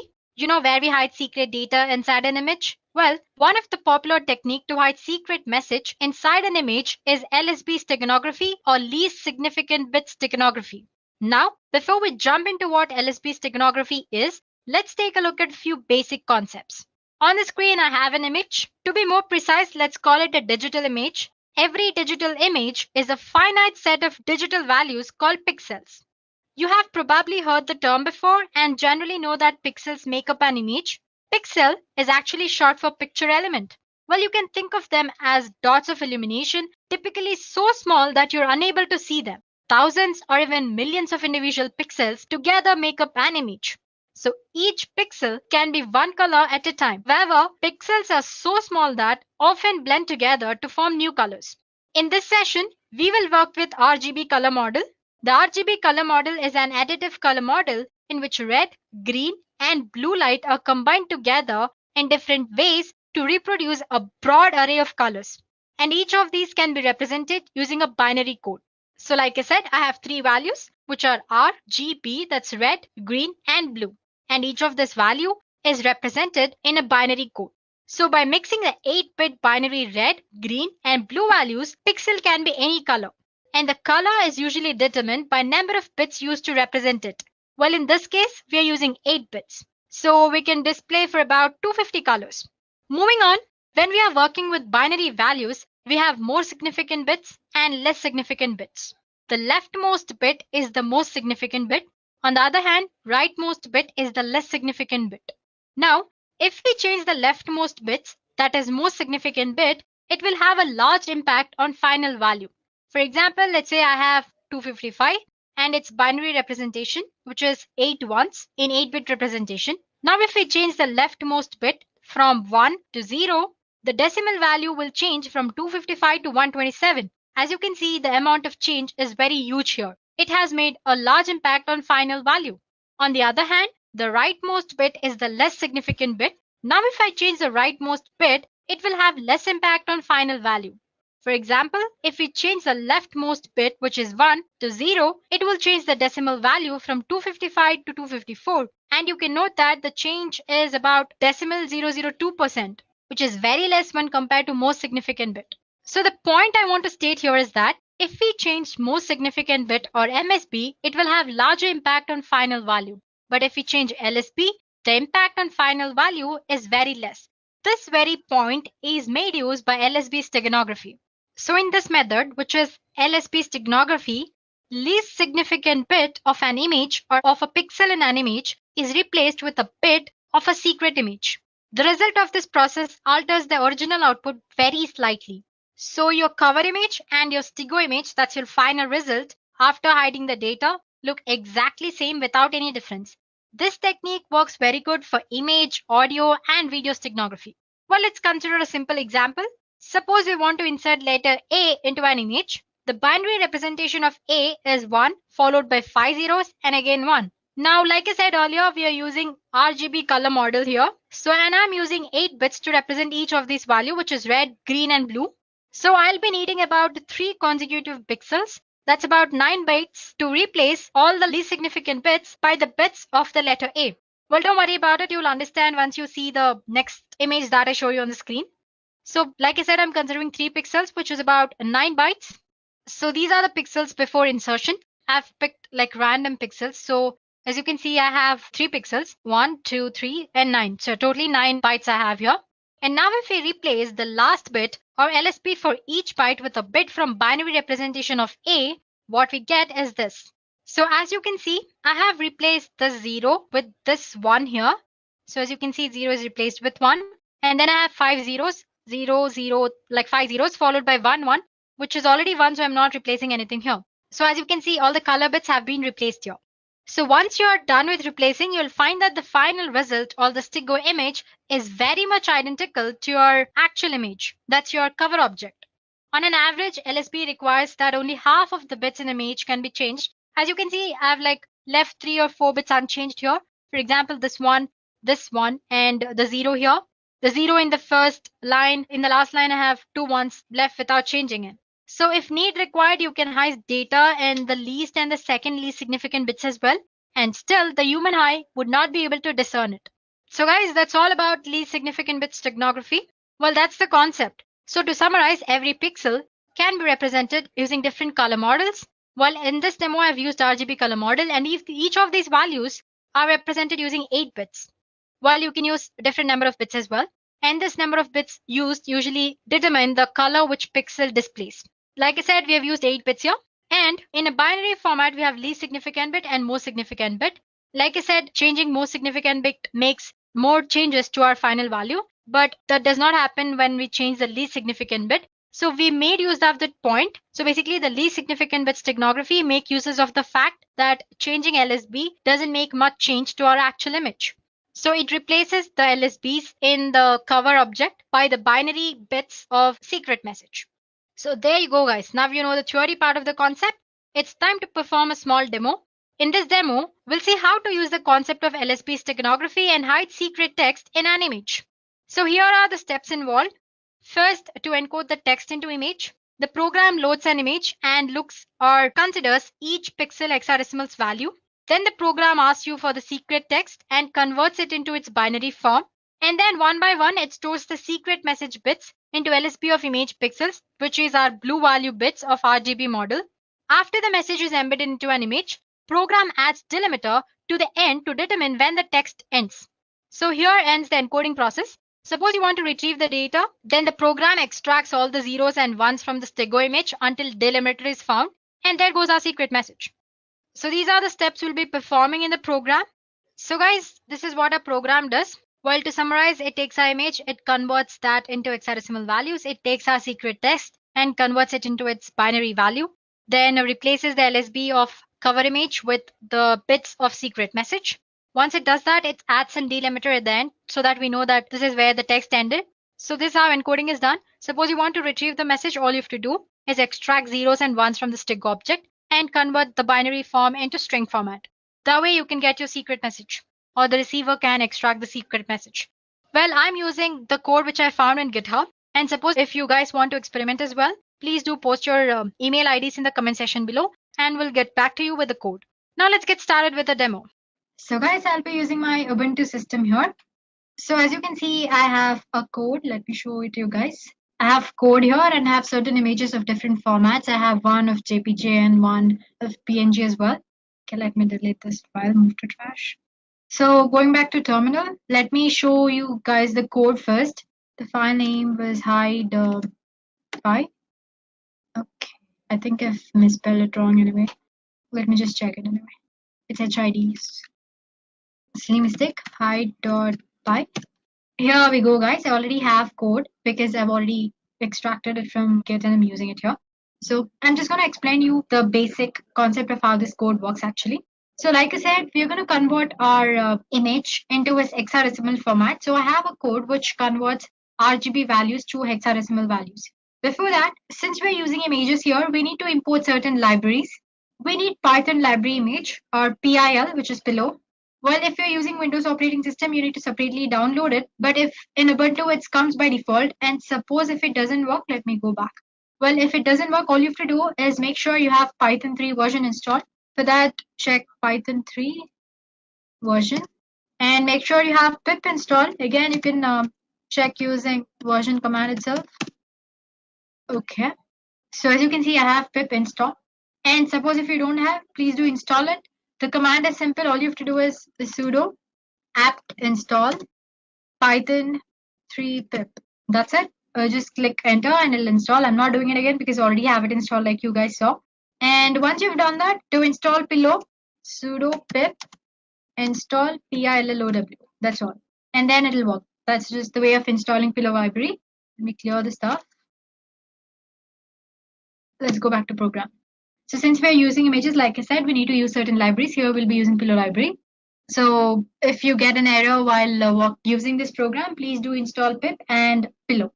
So getting back to program, like I said, here we're using an image and converting that to its hexadecimal format. And similarly, while retrieving it, we're using the inverse function of it. And our secret message, which is in string format, we're converting it into binary and binary to string. And then there is encode. Basically, it goes through the hex code and places the binary bit of a secret message into the hex code. Similarly, the inverse program is decode. It'll decode the hex format. First, it'll check if for the zeros and ones, and then it pulls the data from that. So basically, we have 4 main functions here, which is encode, decode, hide, and retrieve. Like I said, encode and decode. Like I said earlier, it checks for the hex code hexadecimal code and then replaces the bits. And decode, it checks if the hex code has zeros and ones, it will extract the data. If hex code doesn't have any zeros and one, it will return none. So there you go. Now these are the basic functions, and then comes the complex function, which is to hide a message. I have a hide function here. Just go through it. It's very simple.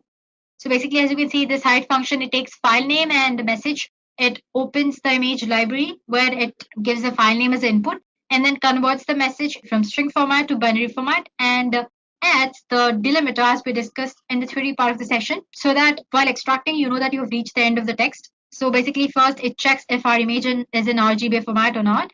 If it doesn't, and then it converts to it. And then there it goes. And basically, it takes each and every bit, checks if the bit is in proper format, if the actual bit of the secret message can fit into this and all that, and then replaces the bit. And once it has encoded the secret message completely into our image, it returns a message saying completed. If the mode of the image or if your file doesn't exist, and for all that, it returns a message saying incorrect image mode, couldn't hide. Now, the retrieve function is as very simple, the most simple one. It's taking the file name from which you'll have to extract the data. If it checks first, it checks if it's in the RGA format. I mean, that's red, green, blue format. And if it's not, it's going to convert into it properly. And from there, it's going to extract the data. And then it retrieves all the zeros and ones until it finds delimiter. Once it has found the delimiter, it gets to know that it has reached the end of the text, and then it displays the message success. Otherwise, it will give you an error message. Finally, we have our main function. So basically, we're going to give like string. You have switch option while writing code, right? Either in Java or C++, anyway. Just like that, I'm going to give a code. Well, it's not going to display to the user, but anyway, it's in this code. According to the code, you need to use a command like Python, the file name, as in the file name and which contains the code, -e to embed the data, and the image and the text which has to be embedded and all that. Oh, we'll get to know when we actually perform the demo. So let me just summarize what we've learned in the code again. So just basically go through it. It's very simple. So like I said, we are using Pillow, a library. For that, we need to install it properly. If not, the program doesn't work. So make sure you have Python, and after that, install pip, and through pip, install Pillow. And like I said, we're converting our image into its hexadecimal format using this function, and inverse using this function, and our secret message to binary and binary to string. Encode, it basically checks for each and every hexadecimal of our image and replaces that by 0 or 1 of a secret message. And then you have decode. It checks if the hexadecimal code has zeros or ones. If it does, it extracts the data. Otherwise, it returns none. And then there's our hide image, which actually embeds the data into our image. So it'll take file name and message as input. It checks if the image is actually in RBF format. Before that, it converts our message into binary format and all that. And then based on certain conditions, it embeds the data properly into the image. If there is some error regarding the mode of the image you're using, or if the text file doesn't exist, it shows an error message. Same goes for the retrieval as well. It checks for the zeros and ones, extracts until it finds a delimiter, and then it gives you a success message. So there we go, guys. The program is simple. So if you guys want a copy of the code, and please do post your email ID in the comment section below, and we'll get back to you with the code. Now that you've understood the code, let's go ahead and see if this works properly. For that, I'm going to exit.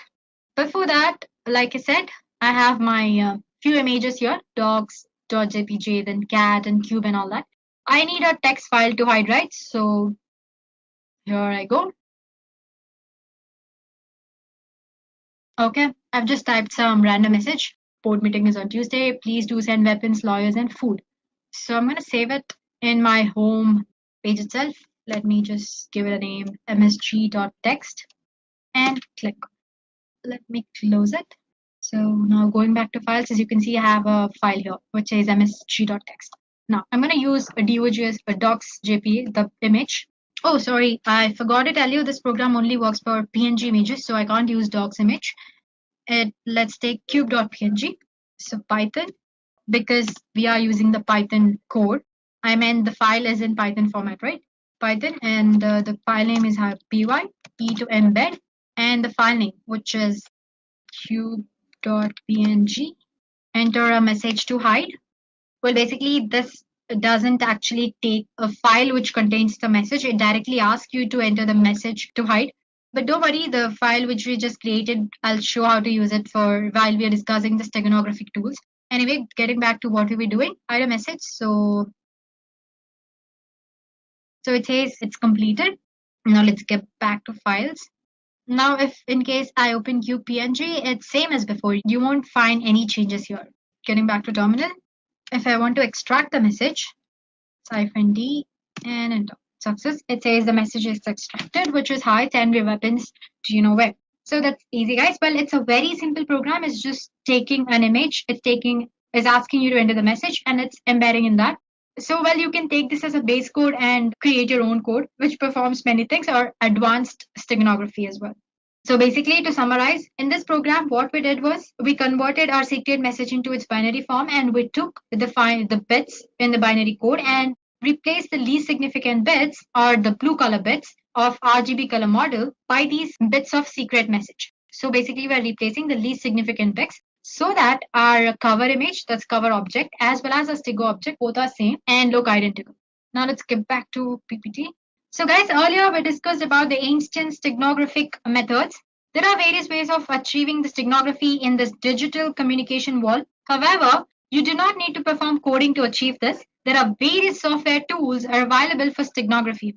This software can hide your secret message behind the image file or audio file or video file or any kind of file, basically. So we are going to take a look at few such tools, and I'm going to show you how to use them, maybe at least 2 or 3. So there we go. The first tool is Stigo Suite. Basically here you can hide any kind of text inside an image. Then you have Stigo Hide. It hides a secret file in an image or audio file. Then you have SIO Steganography. It's a free software where you can hide your files inside BMP images or WAV files, that's WAV files. And then there is Suite Pixel, which works as in it's similar to other tools where you can hide data and images, but the way it works is slightly different. I show you how it actually works, so don't worry about it for now. Then there's OpenPuff, where you can conceal all the files in an image, audio, or flash files. Then Camouflage, tools that let you hide any type of files inside any other file. So these are very few. There are other tools outside as well. As for today, we're going to explore 3 to 4 tools, which is Stigo Suite, other one is Stigo Hide, then SIO Steganography, and Suite Pixel. So there we go, guys. Let's begin with Stigo Hide. Let's go back to our Ubuntu. So this StegHide is an open source steganography software that lets you hide your secret file, an image or audio file. You will not notice any change in the image or audio file. It is a command line software. Therefore, you need to learn the command line to use this tool. And therefore, I have come back to Ubuntu here. So I've already have it installed. It's very easy to install. Apt-get install StegHide. It'll install. Use the command just sudo apt-get install StegHide. And click enter. I'm not doing it. It's going to take time. Since I've already done it, I'm going to straight away use it. So StegHide. Well, as soon as you enter the command StegHide, it'll show you the help command related to the StegHide. So basically, it says the first argument should be one of the following. That is, either you should embed the data or extract the data. And you have various options that you can add in commands to use your cover object or the Stigo object or your secret message. And you have options to compress and encrypt the file before actually putting it into an image for hiding it as well. And then suppose if you want entire information about your file after encrypting it, you can use different commands as well, which, for example, you have info command here. If you use that command, it'll display all the information about your file. And when you're trying to embed data, it'll ask you for a passphrase. Basically, it's nothing but just like key. You can think of it as a key or a password. Basically, it's making sure that you're the right user who has hidden the data or extracting it. So, well, to make it easier for people using it, they also have given few examples here. So usually the command begins with StegHide, the command name, and embed to embed the file. -cf refers to your cover object. It's the name of your cover object. And then you have your secret message. And for that, you're using -ef. Let's do that. So StegHide. Embed. Before that, let me go back to files. So I'm using this docs jpg and the message.txt which we created earlier. Embed -cf. So that's docs.jpg and -ef, which is our msg.txt, right? Cool. It says enter passphrase, which let's say ABCD. It says embedding and it's done. Now to check if it's done that properly or not, let's go back to files. I'm going to move it to desktop. Click on enter. Cool. Now let's go back to desktop. Here is our file. Now to extract, I'm using extract command. Before that, I need to go to my desktop, right? Because that's where my file is stored. Here we are, and StegHide extract. SF is what you use to extract your stego file. You can see it in the help session. And the name was docs.jpg. It's asking for the passphrase, more for security purposes. So it says extracted to message.txt. Now to check the file, you need to go back to desktop because that's where our file should be. And if you open that with editor, there you go. We have successfully extracted the data from the image. Now let's try a few other commands. Let me come back. Okay, let me try it here. Tag hide. What was that? Info command, right? Info. And let's say, so as you can see, it's extracted the information about the file. It's in format, its capacity, and it says you want to get information about the emitted data as well. Why? Could not extract any data with the data phrase because already extracted the secret message from that file. Well, if you hadn't extracted, then maybe it would have showed the embedded content as well. So that's how you use a stay guide. You have multiple other options as well.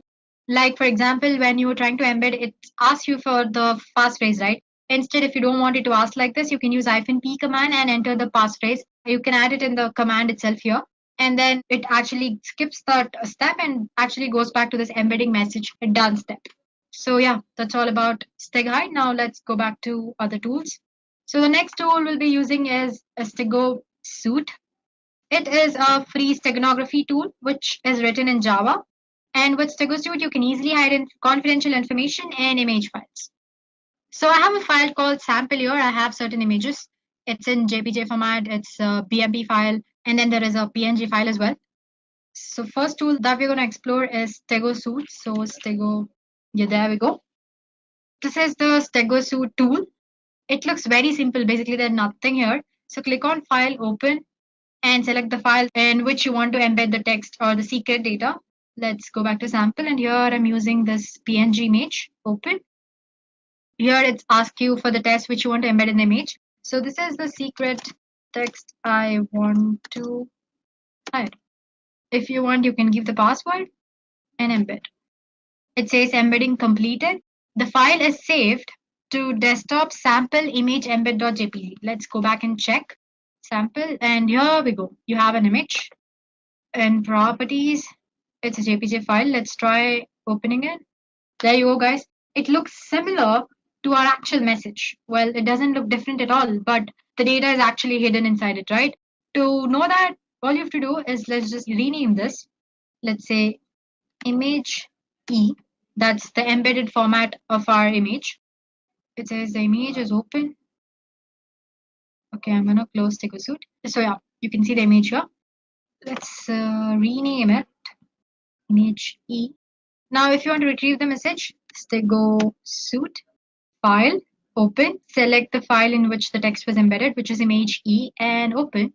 Enter the password, which is and extract. So as you can see, it has extracted the text message, which earlier I hid into the image. Hey, this is a secret test I want to hide. Well, go ahead and try to use it. It's fun. It doesn't have any other functionalities apart from these. It's a very basic, simple tool. Let's go to our next tool, which is Steganography. Well, it's a free software that can be used to hide secret files in BMP, that's bitmap images, or WAV files.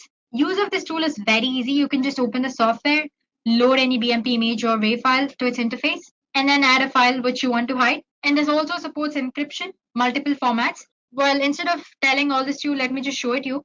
So as you can see, I have it already installed. It's just one-step installation.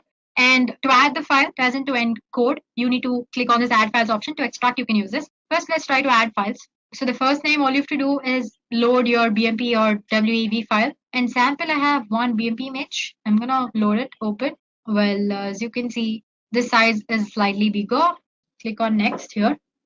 So now that you've loaded your cover image, you'll have to load the image or the file which you want to store in this cover image. For that, you click on add file option here. Let's say I want to store this image. Let's try open and next. So as I said, it shows different encryption formats here. So you can select from various algorithms like RC4. Then you have triple DS, DS, triple DS with 1112 and many other formats. It's asking for the password.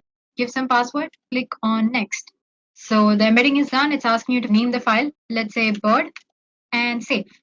So the final file is similar to the actual BMP image. You can't make out any changes, right? But there is a secret data which is hidden inside it, which is another image. Now let me close, finish. Let's try to extract it. Click on this extract files and load the source file, which should be a bird. Then open, next. It's asking for the password, so A, B, C, D, that's what I'd give it. And extract file, image2.j, save. File extract successful, okay.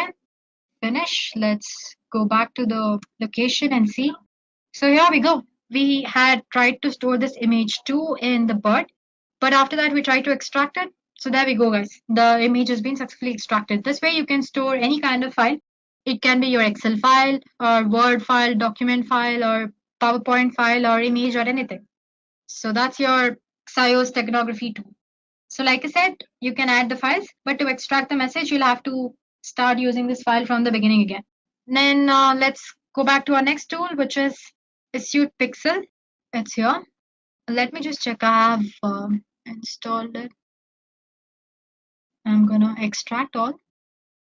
Let's store it in our desktop. And okay. Now, if we go to desktop, this is our application, Pixel. Click on that. So guys, even this is a tool where you can store any kind of hidden information, but it has a different approach when compared to other tools. It uses image file as a key to protect your hidden text inside an image. That is, to hide and unhide text inside an image, you need to enter another image as a key. So as you can see, you have three images here: original image, that's your target image, and delta image, which acts as a key. Instead of giving some password or anything, it takes another image as a key or passphrase. So open original image, desktop, let's go to samples. Let's try flying. Now you need to enter the message, hi. This is the text I want to hide. And here I'm clicking on encrypt message. Save image. Let's try and save it somewhere else, desktop. Let's store it in the documents.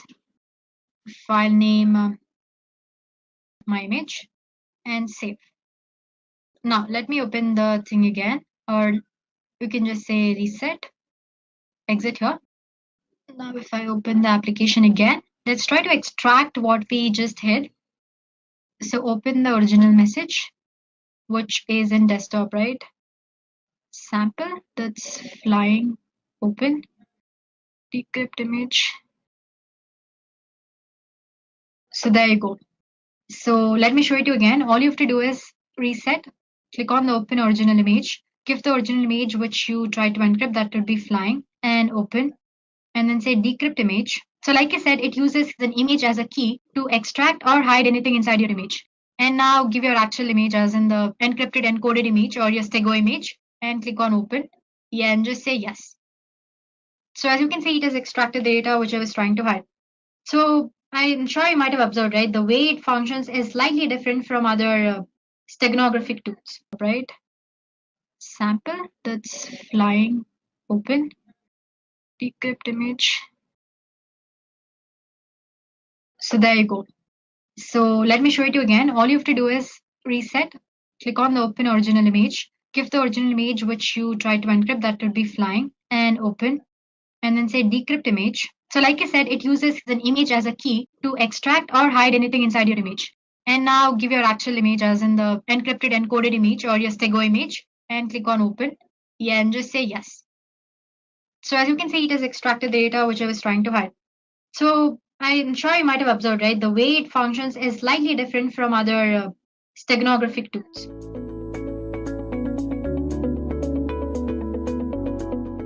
Now let's talk about the roadmap to become an ethical hacker. How your ethical hacking career begins depends on your current field of work.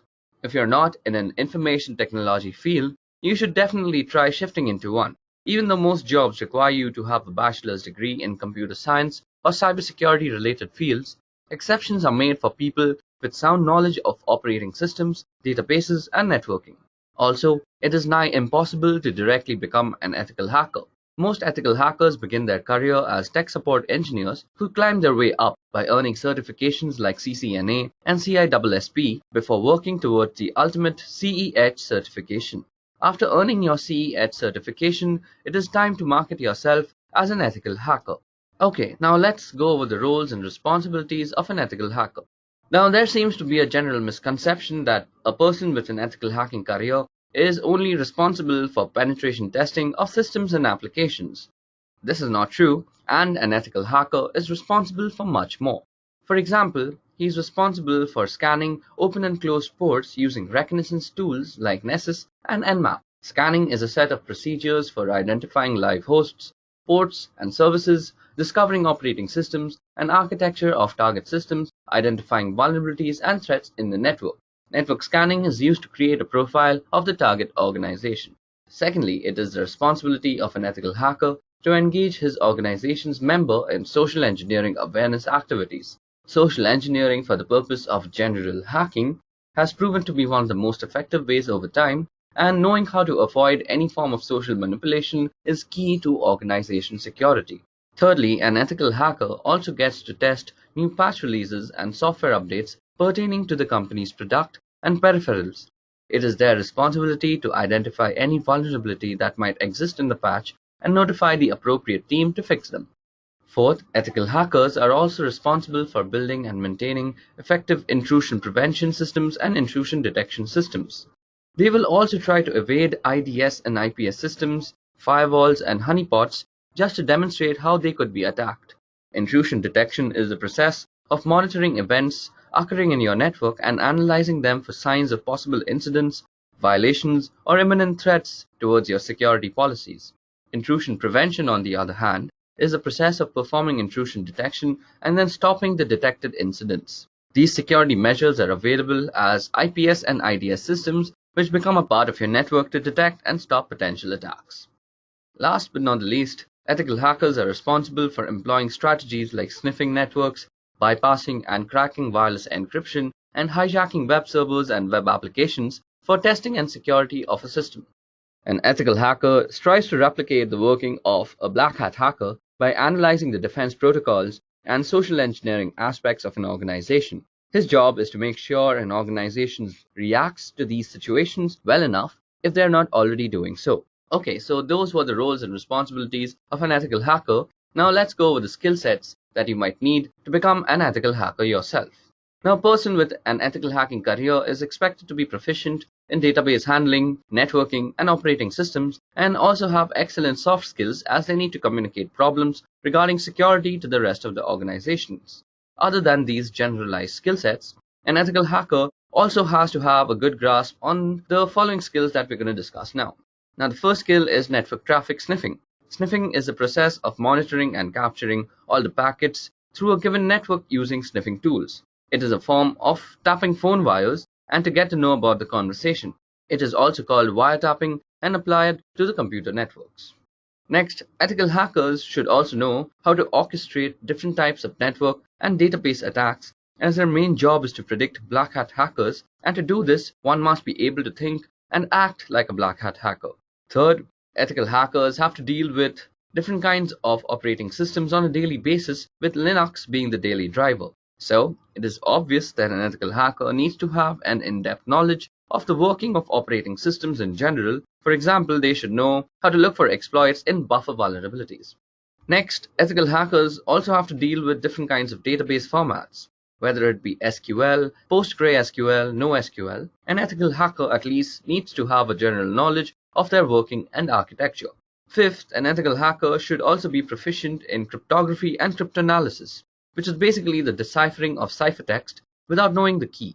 This is also the fundamentals of password cracking using different methods like brute force, dictionary attacks, rainbow table attacks, and so on. Now, ethical hackers generally are endowed with the responsibility of network traffic monitoring. Therefore, they must be proficient in intrusion detection and prevention techniques, session hijacking knowledge, and an overall in-depth knowledge of networking in general. Last but not the least, ethical hackers also need to make custom softwares to tackle the use case specific security flaws that might be affecting the company. Now, this requires a general knowledge of programming languages so that you can execute the solutions to the problems that you find in the organization. Above that, programming will also help you automate a lot of tasks that would generally take a lot of precious time. Apart from all this, an ethical hacker must be a creative thinker because black hat hackers are constantly coming up with ingenious ways to exploit the system, and it is an ethical hacker's job to predict and prevent such breaches. Now let's talk about the job trends that is in ethical hacking industry. Now, as I had discussed in the beginning of this video, cybersecurity has emerged as a high growth field of 2017 and possibly of the entire decade. During the 5 years between 2012 and 2017, listings of cybersecurity jobs increased by a whopping 75% according to the analysis made by Bureau of Labor Statistics. Now, this has led to a lot of unfilled positions, so jobs are plenty and they pay well too. Now, let's go with the companies that are hiring ethical hackers. Now, an ethical hacker finds a job in any company which has an internet-facing site or anything to do with the web. These include college institutions like MIT and even private companies ranging from logistics services to data warehousing companies, for example, Wipro, Ernst & Young, Infosys, and even IBM. Now, apart from these, you can also get a chance to work for the military and top secret intelligence gathering agencies like CIA, Mossad, or NSA. Now coming to the final question, that is, how much money does an ethical hacker make?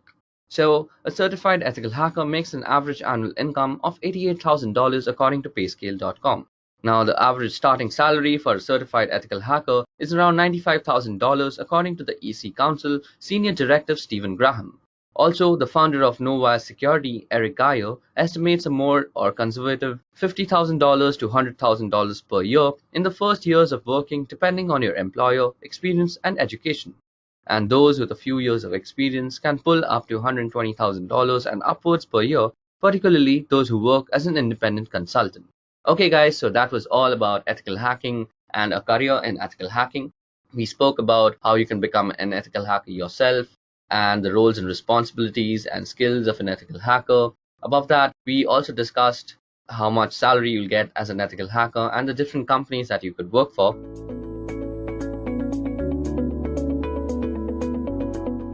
So the first question is, what do you mean by cybersecurity? So as an interviewee, I'd expect that the candidate should first tell me the need for cybersecurity, his views on cybersecurity. So the candidate should be like this. Today's generation lives on the internet, and we general users are almost ignorant as to how those random bits of ones and zeros reach securely to our computer. For a hacker, it's a golden age. With so many access points, public IPs, and constant traffic and tons of data to exploit, black hat hackers are having one hell of a time exploiting vulnerabilities and creating malicious software for the same. Above that, cyber attacks are evolving by the day. Hackers are becoming smarter and more creative with their malware, and how they bypass virus scans and firewalls still baffle many people. Therefore, there has to be some sort of protocol that protects us against all these cyber attacks and makes sure our data doesn't fall into the wrong hands. This is exactly why we need cybersecurity. Now for defining cybersecurity, here goes. Cybersecurity is a combination of processes, practices, and technologies designed to protect networks, computers, programs, data, and information from attack, damage, or unauthorized access. Okay, so moving on to the next question is, what do you have on your home network? So, a home network gives you a test environment for experimentation. Active Directory, domain controller, a dedicated firewall appliance, and a net-attached toaster. As long as you are learning and fiddling with it, that's what matters. I've augmented the router my ISP provided with an Apple AirPort Extreme, which provides better wireless performance to some devices. From there, I've extended the wired part of the network into two parts of the house using 5-port Ethernet switches, my office and living room, each with 4 devices. In the office, I have a network-attached storage device which provides shared data folders to every device for movies and TV streaming anywhere in the house as well as backups. In the living room is a range of gaming consoles, a TiVo box, and an Android media player. Despite owning a smart TV, it's not hooked into my network simply because the device we own do a far better job of anything the smart TV offers. Okay, now moving on to the next question is, what is encryption and why is it important? Well, a process of converting data into an unreadable form to prevent unauthorized access and thus ensuring data protection is called encryption. Encryption is important because it allows you to securely protect data that you don't want anyone else to have access to. Businesses use it to protect corporate secrets, governments use it to secure classified information, and many individuals use it to protect personal information to guard against things like identity theft. Okay, so that explains encryption and why it is important. Moving on, tell me the difference between symmetric and asymmetric encryption. Okay, so if we compare on the basis of keys, Symmetric encryption has the same secret key for both encryption and decryption, whereas asymmetric uses different keys for encryption and decryption purposes. Performance-wise, symmetric encryption is fast but is more vulnerable, while asymmetric encryption is slightly slower due to high computation. Some examples of symmetric are DES and 3DES, while asymmetric, the most popular is RSA and Diffie-Hellman. Okay, so time for the next question. So what is the CIA triad? Now, in this question, the candidates should explain what is CIA triad and what it is used for. So here's the answer. The CIA triad for information security provides a baseline standard for evaluating and implementing information security, irrespective of the system and/or organization in question, where confidentiality is all about making sure that data is accessible only to its intended individual. Measures undertaken to ensure confidentiality are designed to prevent sensitive information from reaching the wrong people while making sure that the right people can in fact get it. Integrity, on the other hand, is all about making sure that data is kept properly intact without it being meddled with in an unauthorized way. Data must be changed in transit, and steps must be taken to ensure that data can be altered by unauthorized people. These measures include file permission and user access controls. On the topic of availability, well, it is all about making sure that data and computers are available as needed by authorized parties. Moving on to the next question is, what do you understand by risk, vulnerability, and threat in a network? Well, threat refers to someone or something with the potential to do harm to a system or an organization. Moving on, vulnerability refers to a weakness of an asset that can be exploited by one or more attackers. In other words, it is an issue or bug that allows an attack to be successful. Last but not the least, risk refers to the potential for loss or damage when a threat exploits a vulnerability. Okay, the next question is, how do you report risk? Well, risk needs to be assessed first before it can be reported. There are two ways you can actually analyze risk. The first is, it can be either quantitative or qualitative. This approach is suitable for both technical and business guys. The business guys will see the probable loss in numbers, while the technical guys will monitor and assess the impact and frequency. Now, depending on the audience, the risk can then be reported. Moving on, how do you differentiate between IPS and IDS systems? Well, first of all, IDS stands for Intrusion Detection System, and IPS is Intrusion Prevention System.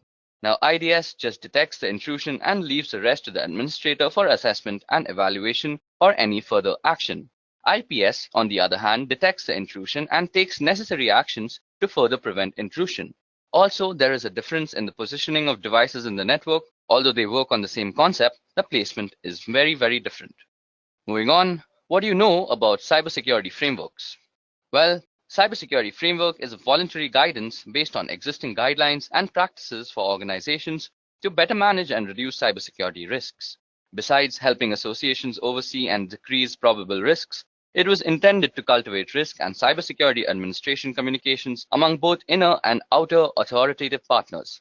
Most frequently adopted cybersecurity frameworks are PCI DDS, which stands for Payment Card Industry Data Security Standards, the ISO 27001 and 27002, which is the International Organization for Standardization, then CIS, which stands for Critical Security Control, and the most famous cybersecurity framework is NIST. Moving on to the next question, which is, what is weak information security? Well, information security policy is considered to be weak if it does not meet the criteria of an effective one. The criteria include distribution, review, comprehension, compliance, and uniform. Information security is weak if the policy has not been made readily available for review by every employee within an organization, or the organization is unable to demonstrate that the employees understand the content of the policy document. This is when an information security is considered weak.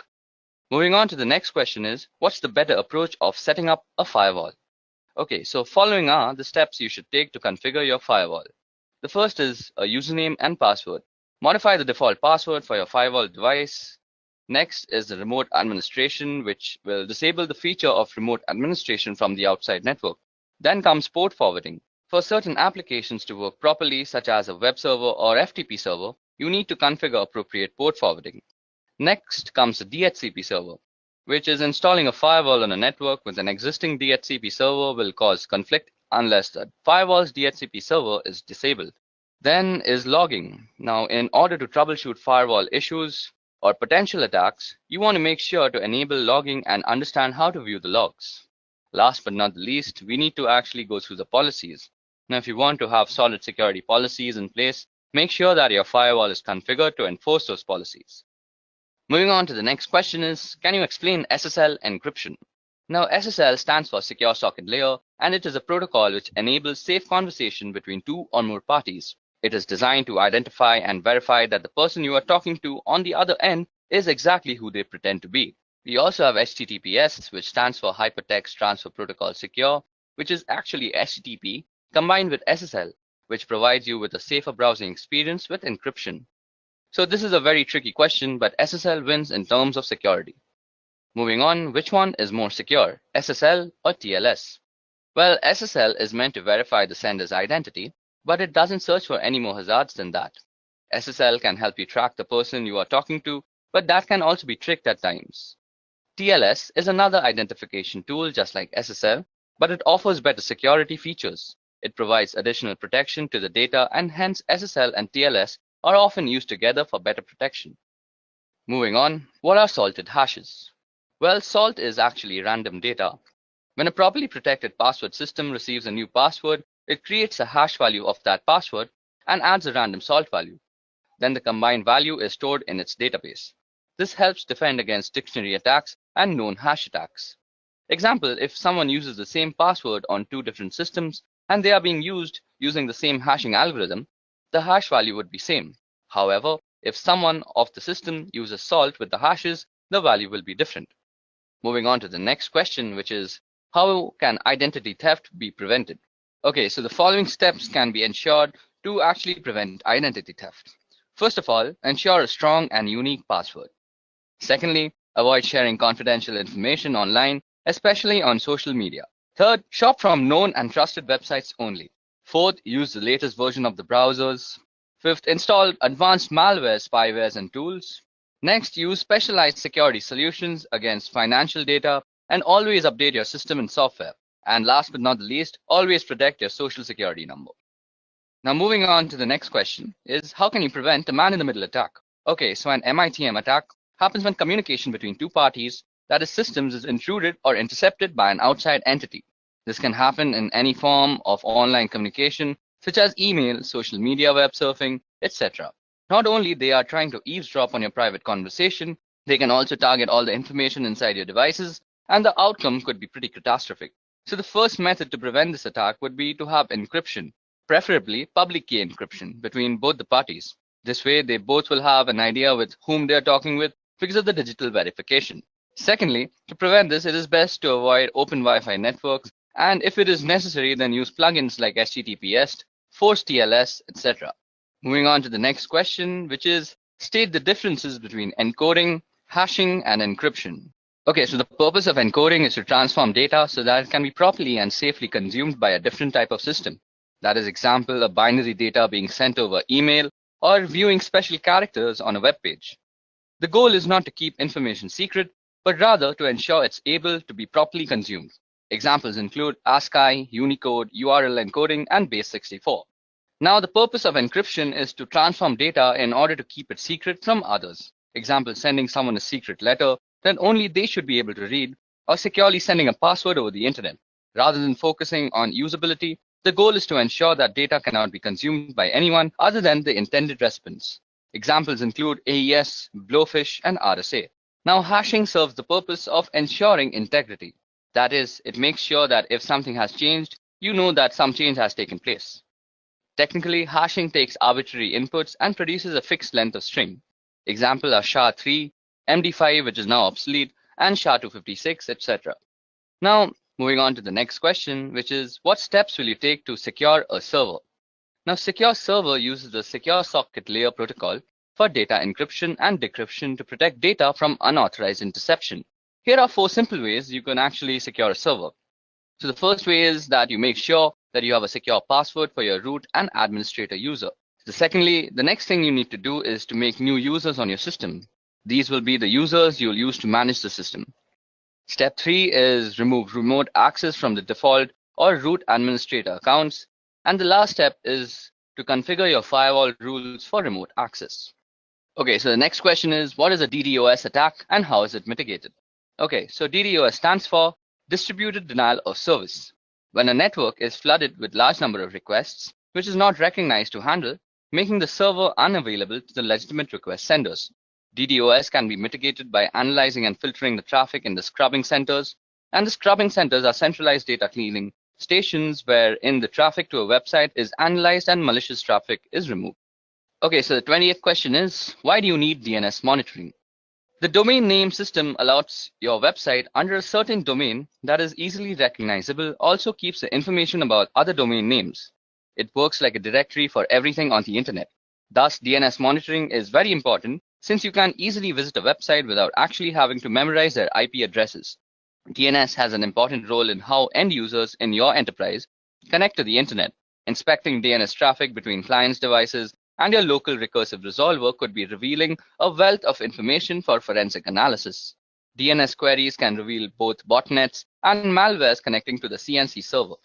So this is why DNS monitoring is very essential. Moving on, what is a three-way handshake? The TCP three-way handshake in transmission control protocol is a method used by a device on a network to set up a stable connection over an internet protocol-based network. TCP's three-way handshaking technique is often referred to as the SYN-SYNAC, or more accurately SYN, SYNAC, and ACK because there are three messages transmitted by the TCP to negotiate and start a TCP session between two computers.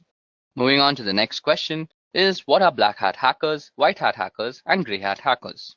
So like all hackers, black hat hackers usually have extensive knowledge about breaking into computer networks and bypassing security protocols. They are responsible for writing malware, which is a method used to gain access to these systems. Their primary motivation is usually for a personal or financial gain, but they can also be involved in cyber espionages, protests, or perhaps just addicted to the thrill of cybercrime. Now, white hat hackers choose to use their power for good rather than evil. Also known as ethical hackers, white hat hackers can sometimes be paid employees or contractors working for companies as security specialists that attempt to find security holes via hacking. They employ the same method of hacking as black hats with one exception, that is they do it with permission from the owners of the system first, which makes the process completely legal. Now there comes grey hat hackers. As in life, they are grey areas that neither black nor white. Grey hat hackers are a blend of both black hat and white hat hackers. Often grey hat hackers will look for vulnerabilities in a system without the owner's permission or knowledge. If issues are found, they will report them to the owner, sometimes requesting a small fee to fix the issue. Okay, now moving on. How often should you perform patch management? Well, patch manage should be done as soon as it is released. For Windows, once the patch is released, it should be applied to all machines not later than 1 month. Same goes for network devices. We should patch it as soon as it is released. And proper patch management process should be followed too. Question number 24. What do you know about application security? Application security is the practice of improving the security of applications using software, hardware, and other procedural methods. Countermeasures are taken to ensure application security, the most common being an application firewall that limits the execution of files or the handling of data by specific installed programs. Moving on to the next question, which is differentiate between penetration testing and software testing. Now, penetration testing helps identify and address the security vulnerabilities, whereas software testing focuses on functionality of the software and not the security aspect. A good penetration tester truly thinks differently than the other two. They don't care about the proper behaviors of the system or software, and they are crafty, looking for that one small chink of vulnerability that was not mitigated. And software security testers generally have a fair amount of crossover, as they usually know the full details of the system or software, and they know how it's supposed to properly behave when properly used, and they can test for a lot of the common end user misbehaviors. Moving on, when to use traceroute or traceroute. So traceroute is a command which can show you the path a packet of information takes from your computer to the one you specify. It will list all the routers it passes through until it reaches its destination, or fails to and is discarded. In addition to this, it will tell you how long each hop from router to router takes. Now, when you connect to a website, say howtogeek.com, the traffic has to go through several intermediaries before reaching the website. The traffic goes through your local router, your internet service provider's router, onto larger networks, and so on. Okay, so moving on to question number 27, which is tell me something about the common cyber attacks that plague us today. I'm going to be discussing 8 cyber threats. Firstly, it's malware.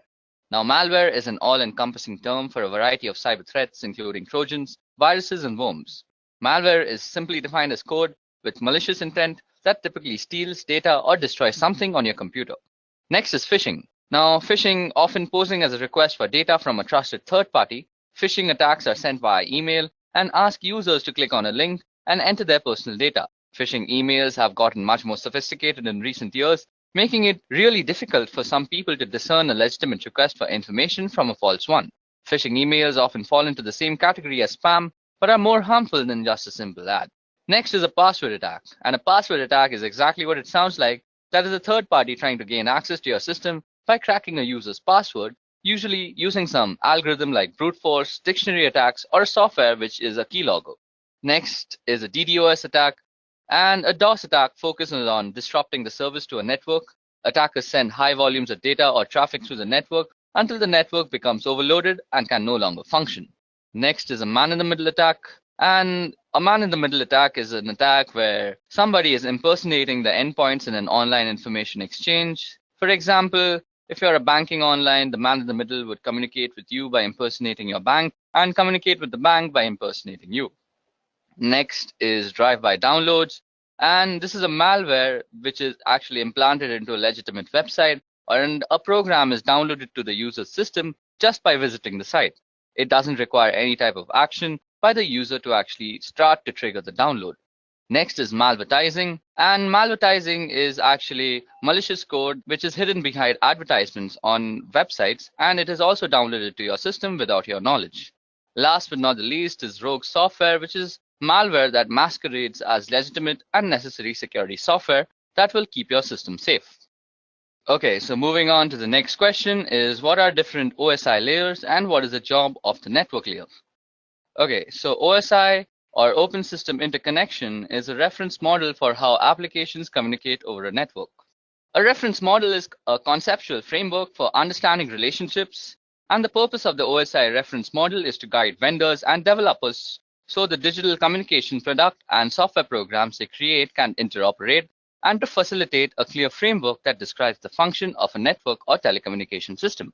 The 7 OSI layers are application layer, presentation layer, session layer, transport layer, network layer, data link layer, and the physical layer. Okay, so the network layer is actually used for controlling the operations of the subnet, and the main job of this layer is to deliver packets from a source to a destination across multiple links. Moving on to the next question, which is, how would you reset a password-protected BIOS configuration?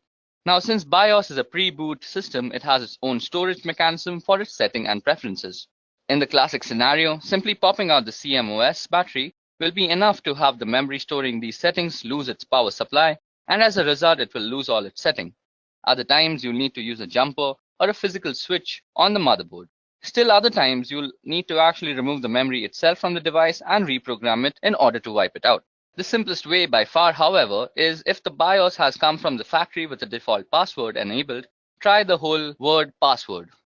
Now for question number 30. What is cross-site scripting or XSS? Now XSS refers to client-side code injection attacks wherein an attacker can execute malicious scripts, also commonly referred to as malicious payload, into a legitimate website or web application. XSS is amongst the most rampant of web application vulnerabilities and occurs when a web application makes use of unvalidated or unencoded user input within the output it generates. By leveraging XSS, an attacker would exploit a vulnerability within a website or web application that the victim would visit, essentially using the vulnerable website as a vehicle to deliver a malicious script to the victim's browser. Now, what is data protection in transit versus data protection at rest? So the answer to that is that data in transit or data in motion is data actively moving from one location to another, such as across the internet or through a private network. Data protection in transit is the protection of this data while it's traveling from network to network or being transferred from a local storage device to a cloud storage device. Wherever data is moving, effectively data protection measures for in-transit data are critical as data is often considered less secure while in motion. Now, data at rest is data that is not actively moving from device to device or network to network, such as data stored on a hard drive, laptop, flash drive, or archived/stored in some other way. Data protection at rest aims to secure inactive data stored on any device or network. While data at rest is sometimes considered to be less vulnerable than data in transit, attackers often find data at rest a more valuable target than data in motion. The risk profile for data in transit or data at rest depends on the security measures that are in place to secure data in either state. Moving on to question number 32 is tell me the differences between cybersecurity and network security. Okay, so cybersecurity describes that the policies and procedures implemented by a network administrator to avoid and keep track of unauthorized access, exploitation, modification, or denial of the network and the network resources. Network security describes the process and practices designed to protect network, computers, programs, and data from attack, damage, or unauthorized access. In a computing context, security includes both cybersecurity and physical security. While cybersecurity is concerned with threats outside the castle, network security is worried about what is going on within the castle walls. The cybersecurity specialist is the crusading knight defending the kingdom, and network security focuses on the barbarians at the gate and how the castle connects to the world around it. Moving on to question number 33, which is how will you prevent data leakage? Data leakage is when data gets out of the organization in an unauthorized way. Data can get leaked through various ways, that is emails, prints, laptops getting lost, unauthorized upload of data to public portals, removable drives, photographs, etc. A few controls can be restricting uploads on internet websites, following an internal encryption solution, restricting the mails to internal networks, or restriction on printing confidential data, etc. Moving on to the next question, which is what is ARP and how does it work? Okay, so Address Resolution Protocol, or ARP, is a protocol for mapping an internet protocol address to a physical machine address that is recognized on the local network. On the topic of how it works, when an incoming packet destined for a host machine on a particular local area network arrives at a gateway, the gateway asks the ARP program to find a physical host or MAC address that matches the IP address. Now the ARP program looks into the ARP cache, and if it finds the address, it provides it so that the packet can be converted to the right packet length and format and send it to the machine. Now if no entry is found for the IP address, ARP broadcasts a request packet in a special format to all machines on the LAN to see if one machine knows that it has the IP address associated with it. So for question number 35 is what is 2FA and how can it be implemented for the public websites? So an extra layer of security that is known as multi-factor authentication requires not only a password and username, but also something that only that user has on them. That is a piece of information only they should know or have immediately to hand, such as a physical token. Authenticator apps replace the need to obtain verification code via text, voice call, or email. For example, to access a website or web-based service that supports Google Authenticator, the user types in their username and password. That is a knowledge factor. Okay, now time for question number 36, which is what techniques can we use to prevent brute force login attacks? So here the attacker tries to determine the password for a target through a permutation of fuzzing process. As it is a lengthy task, attackers usually employ software such as Fuzzer to automate the process of creating numerous passwords to be tested against target. To avoid such attacks, password best practices should be followed mainly on critical resources like servers, routers, exposed services, and so on.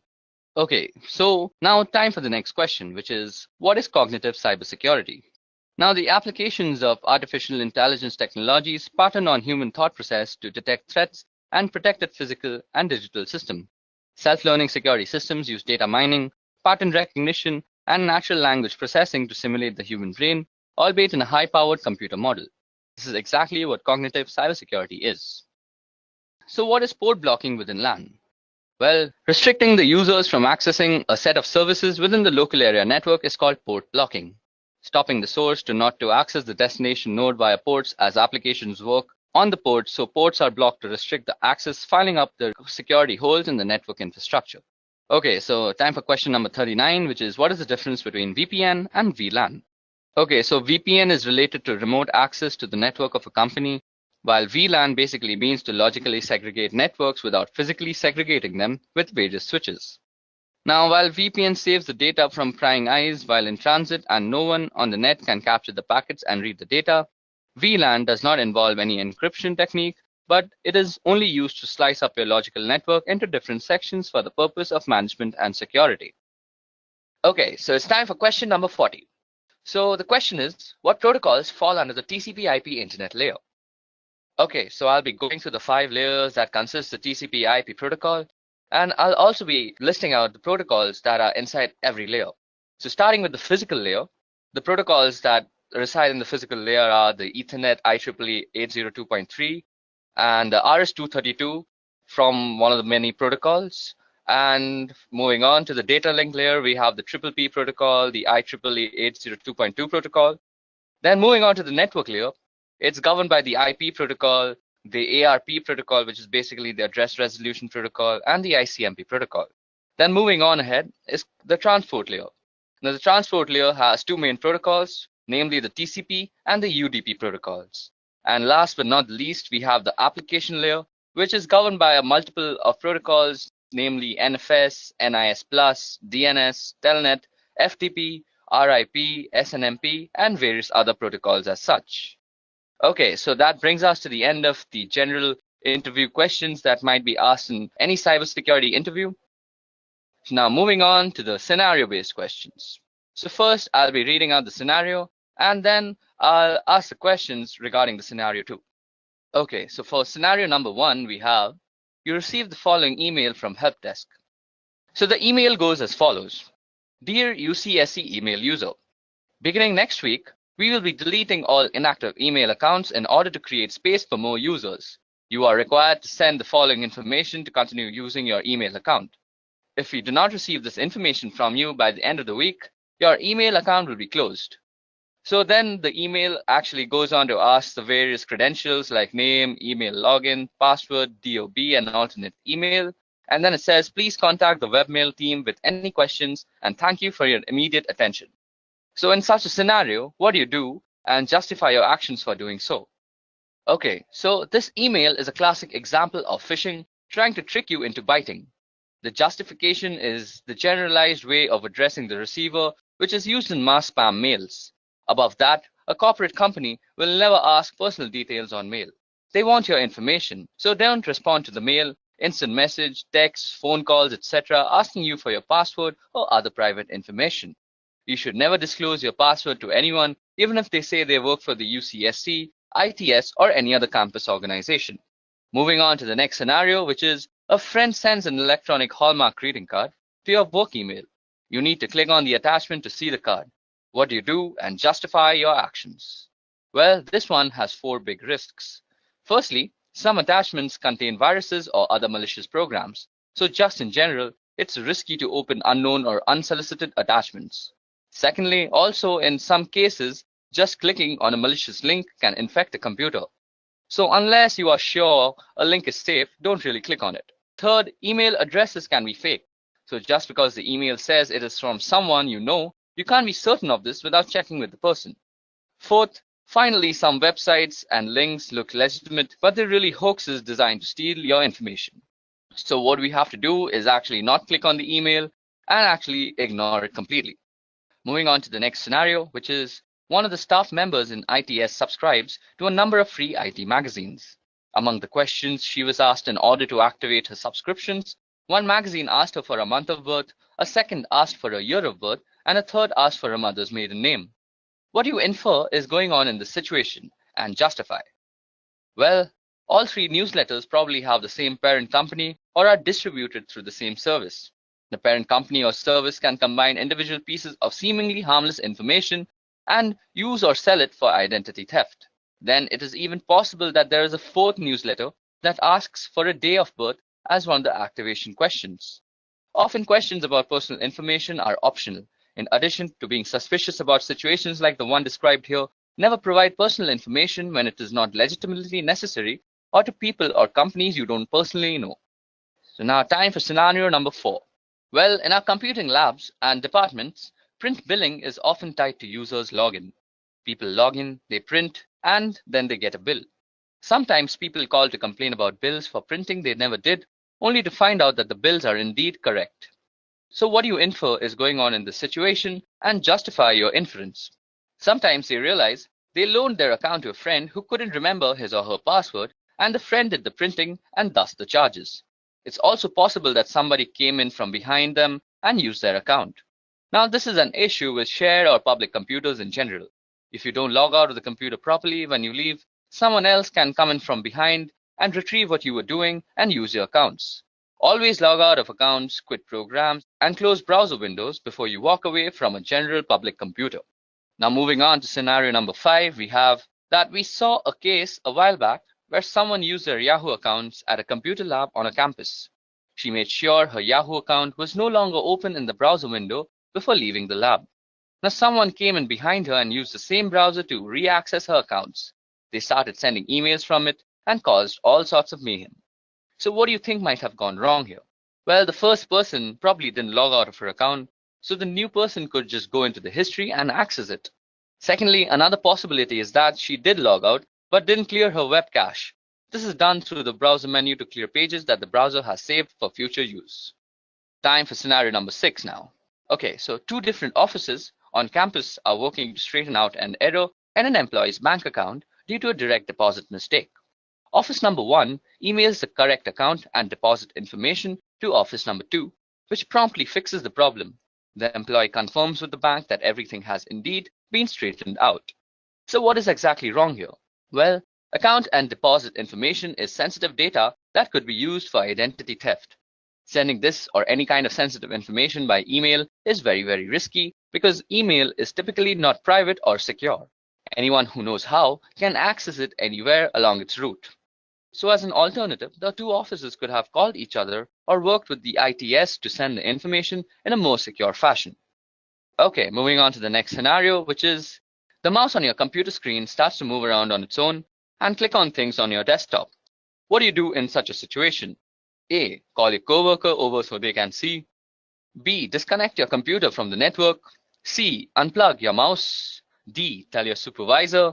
E. Turn the computer off. F. Run an antivirus. Or G. All of the above. So we have to select all the options that apply in this situation. So the options that apply are B and D, which is basically disconnect your computer from the network and tell your supervisor. So this is definitely suspicious. Immediately report the problem to your supervisor and the ITS support center. Also, since it seems possible that someone is controlling the computer remotely, it is best if you can disconnect the computer from the network and turn off wireless if you have it until help arrives. If possible, don't turn off the computer. Okay, time for scenario number 8. So below are a list of passwords pulled out of a database. Now, which of the following passwords meet the UCSC's password requirement? Okay, so the third password, which is option number C, is the only one that meets all the following of the UCSC's requirement. It has at least 8 characters in length. It contains at least 3 of the following 4 types of characters, which are lowercase characters, uppercase characters, numbers, and special characters. And not a word is preceded or followed by a digit. So it's the third option which is correct in this situation. Moving on to the second last scenario we have for today is you receive an email from your bank telling you there is a problem with your account. The email provides instructions and a link so you can log in to fix your account and fix the problem in doing so. So what should you do? Well, we have to delete the email, and better yet, use the web client that is Gmail, Yahoo Mail, etc. and report it as spam or phishing and then delete it. Any unsolicited email or phone call asking you to enter your account information, disclose your password, financial account information, social security number, or any other private or personal information is suspicious, even if it appears to be from a company you are familiar with. Always contact the sender using a method you know is legitimate to verify that the message is indeed from them. Okay, so it's time for our last scenario of the day, which is a while back, the IT folks got a number of complaints that one of our campus computers was sending out Viagra spam. They checked it out and the reports were true. A hacker had installed a program on the computer that made it automatically send out tons of spam email without the computer's own knowledge. So how do you think the hacker got into the computer to set this up? Well, this was actually the result of a hacked password. Using passwords that can be easily guessed and protecting your password by not sharing them or writing them down can help to prevent this. Passwords should be at least 8 characters in length and use a mixture of uppercase, lowercase letters, and numbers and symbols. Even though in this case it was a hacked password, other things could possibly lead to this are that out-of-date patches and updates, the lack of an antivirus software or an out-of-date antivirus software, or clicking on an unknown link or attachment, or downloading unknown or unsolicited programs onto your computer. Okay guys, so that was it for the session on cybersecurity interview questions. If you all have any questions regarding any of the questions that were discussed here, please put a comment down below. If you all also want the PowerPoint presentation that's shown out here, you all can also comment for that. And if you all want any other cybersecurity related specific interview questions, please do comment for that. I'll make a video on them soon. That's it from me. Goodbye. I hope you have enjoyed listening to this video. Please be kind enough to like it, and you can comment any of your doubts and queries, and we will reply them at the earliest. Do look out for more videos in our playlist and subscribe to EduReka channel to learn more. Happy learning!